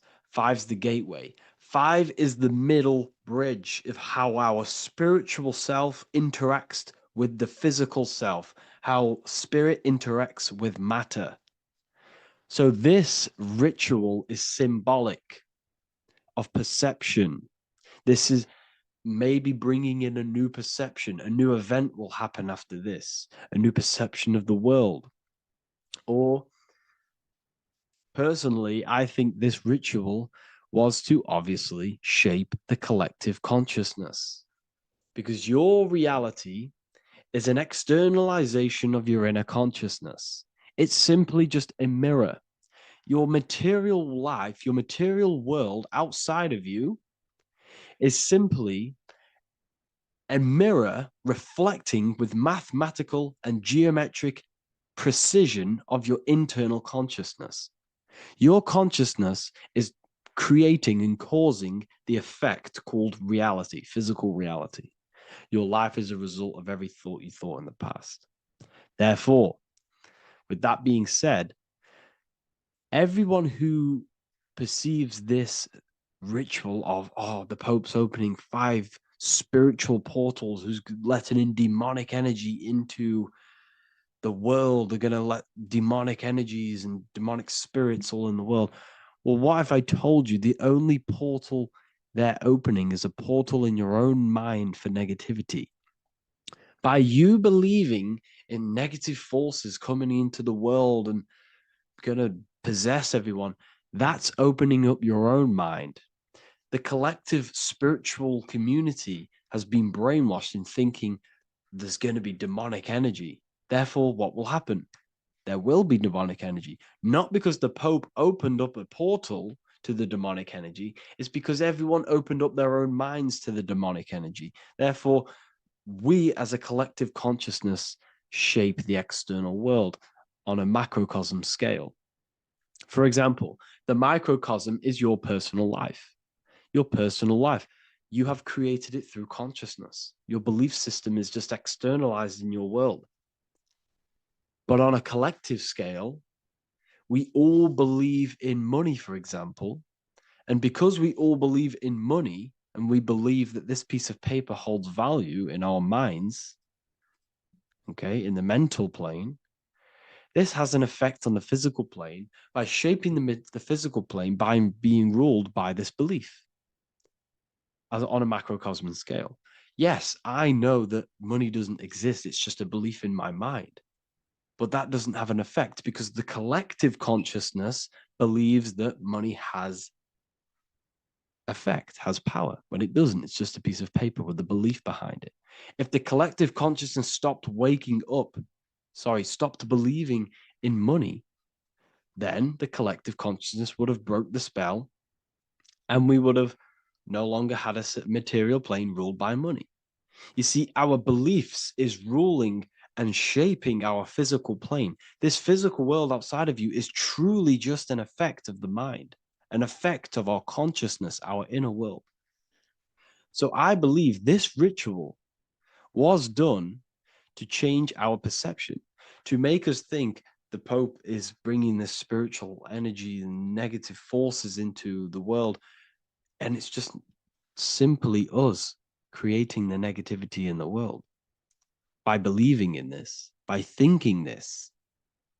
Remember, they have the power to send messages into millions of people's minds through media. And then messages are then believed, and that belief is shaping our world. What have I told you? That the New World Order is not manifested by the elite, it's manifested by you and us. We're all manifesting the New World Order. They can't manifest it. We can, because we are the ones believing it. We believe it. It is reality. It shapes our own prison. We're all shaping our own prison by believing in the prison, by believing in money. So this ritual was all to do with perception, creating a new perception, creating fear in our minds to, of course, distract us from what's really going on. This is all a ritual to implant messages in your own mind. So I hope you all understand this video, and I hope you all gain some insight, and I'll see you inside the university.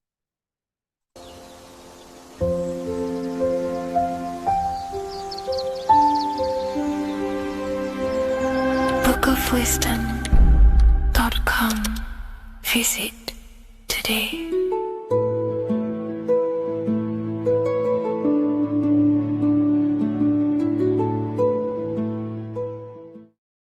This isn't just spiritual fluff. Your words are vibrational commands that teach your subconscious what to believe and what to create in your reality. Now, I'm not going to sit here and tell you how words are these vibrational things that create reality. In fact, they are. However, the power of words does not hold in the vibration of the word. Yes, it has a little effect on plants. Yes, every word is a vibration that speaks to every cell in your body. However, this is not the main power of words. The main power of words is restructuring your consciousness and invoking energy inside of your own consciousness. I'm going to go over these two in detail for you. Your life is an externalization of your consciousness. Your belief system, your internal world, are building blocks to create your external world. What you believe in is how you see reality. It is the filter that you see to see reality. If you want to change reality, you have to change your consciousness first. There's no point trying to create a change, a manipulation in the external world, because it won't last very long. You have to restructure your inner temple, your inside world of thought and emotion. For example, your external reality is an externalization of every thought you thought in the past.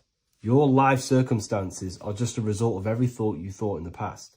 You become what you think about. So if we can control what we think about, we will control who we become. Words are a powerful way to restructure your subconscious mind, which will then restructure what you think about. For example, if I said the word chicken all day long, I'm going to be thinking about chicken all day long. The words we repeat enter our subconscious mind, and our subconscious mind molds our conscious mind of what we are consciously giving attention to and thinking about. And that becomes our emotion. Our emotion becomes the energy, the charge behind our action. And all this creates who you are and your reality. If you want to create a change in your external world, you need to repeat the end result as in an affirmation. I am abundant. I am disciplined. For example, if you're trying to stop a certain addiction, don't say, I am going to stop smoking. Say, I am disciplined. By saying discipline, the subconscious mind accepts the word discipline and not the word smoking.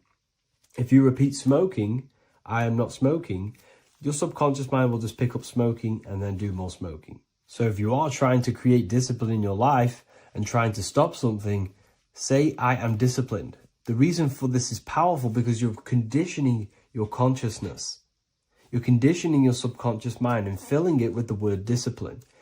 And I'm not going to say do this a certain amount of times a day or do this in the mornings. I want you to do this as much as possible. I did this as much as possible. Whenever I had free time, whenever I had a free minute, I would say these words either physically or mentally, just to condition your consciousness. Words are the most powerful way to restructure your belief system and restructure your inner world, which will then mirror in your outer world. Words are also a powerful way to invoke energy. This is why when you see these magic occult rituals, you see people chanting and doing these things. It's because if you slowly chant a word, you can actually invoke the emotion. There are three aspects of creation: thought, emotion, action. Emotion is energy in motion. By repeating a word over and over again, you can actually begin to invoke that energy, that emotion inside your heart. And you can start to feel the reality as if you are already living it. And this is just another powerful way to condition your consciousness to become a certain thing before you have it. This is what magic is. Magic is all to do with reprogramming the subconscious mind, aligning the subconscious with a certain belief or reality, which will then produce an effect in our thoughts, our emotions, and our actions, which will then create that reality. So if you want to create something in your life, literally just repeat, I am something. I am is referring to your consciousness. I am is the highest aspect of you. It is the true self. Whatever you condition your consciousness will be mirrored in your external reality. I am abundant will condition your consciousness to feel and believe you are abundant, which will then seep into your thinking. And then you will start to act more on this because you are thinking about it, which will then change your external reality. Words are vibration, and vibration is powerful. However, if you truly want to change your reality, you have to change your inner world of consciousness. And words are the best way to invoke feelings to become the reality you want. And words are the best way to condition your consciousness to a certain belief or a thought. And by doing this, you're actually creating a root cause. The cause is your consciousness, your mind, and you have to restructure the mind to create that reality. Words are a great way to restructure your consciousness and create reality.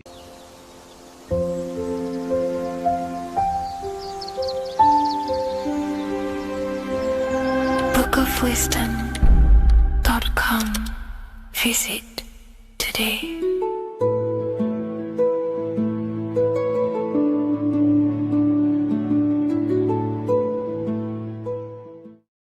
Welcome to Revival of Wisdom. Welcome people, we're back with another video, and this video is about Freemasonry and their connection to the Illuminati. Please, as always, to make sure to hit that like and the subscribe button and turn on the notifications to never miss a video.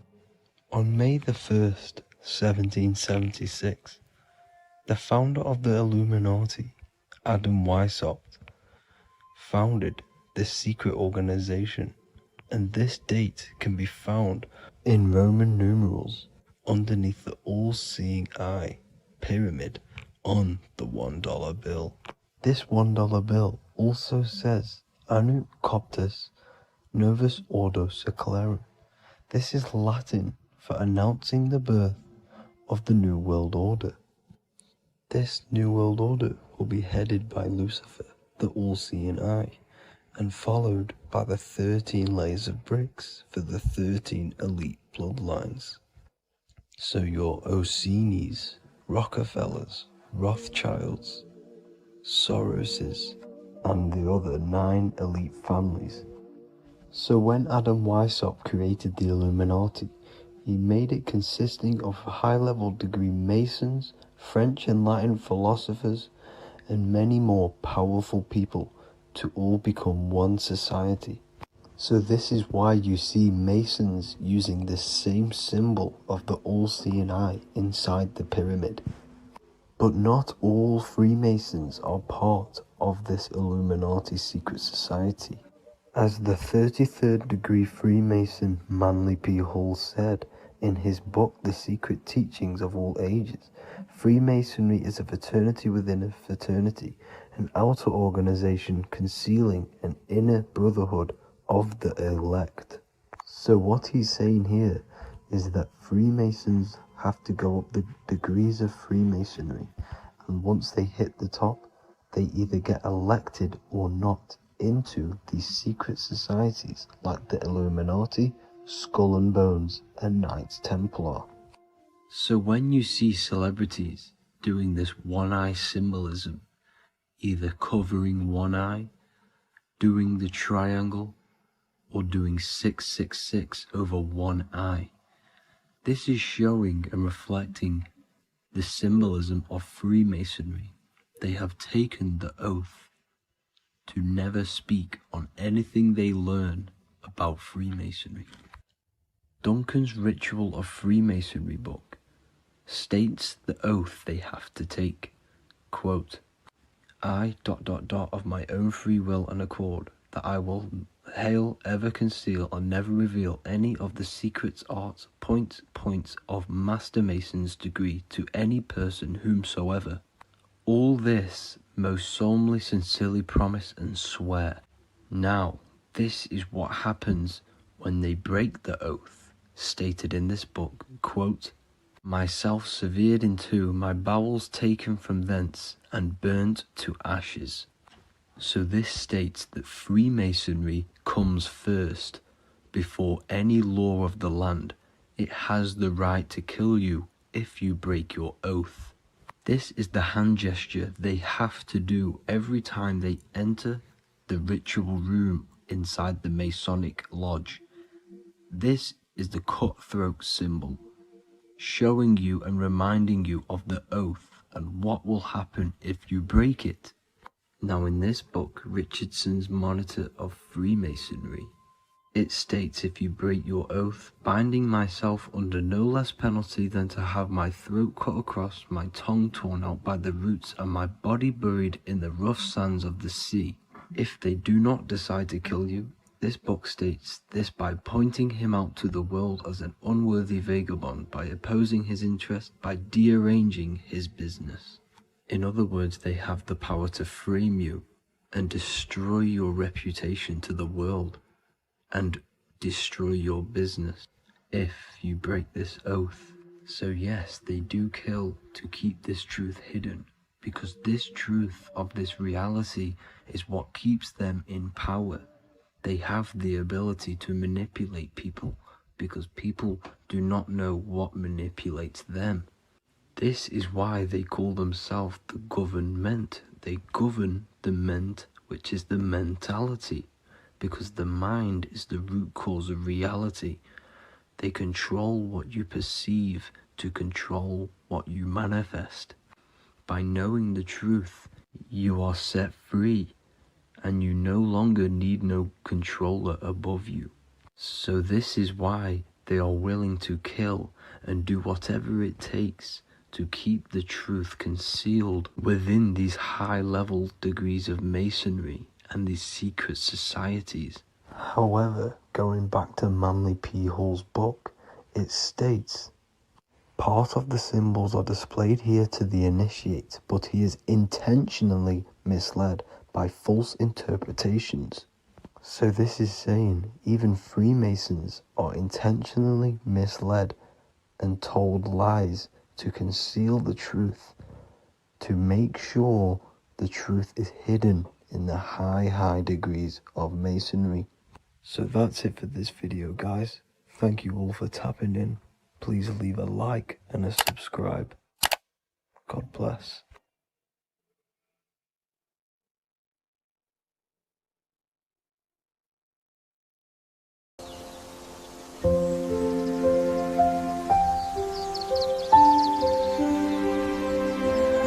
bookofwisdom.com.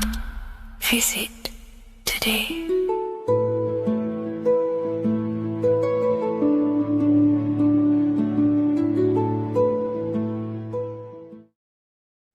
Today's topic is the binary code behind the universe. You will learn the fundamentals of the binary code, deeper understanding of reality, which will give you more of a connection to the universe, evidence supporting the existence of this code, and how to use the binary code to shape your reality.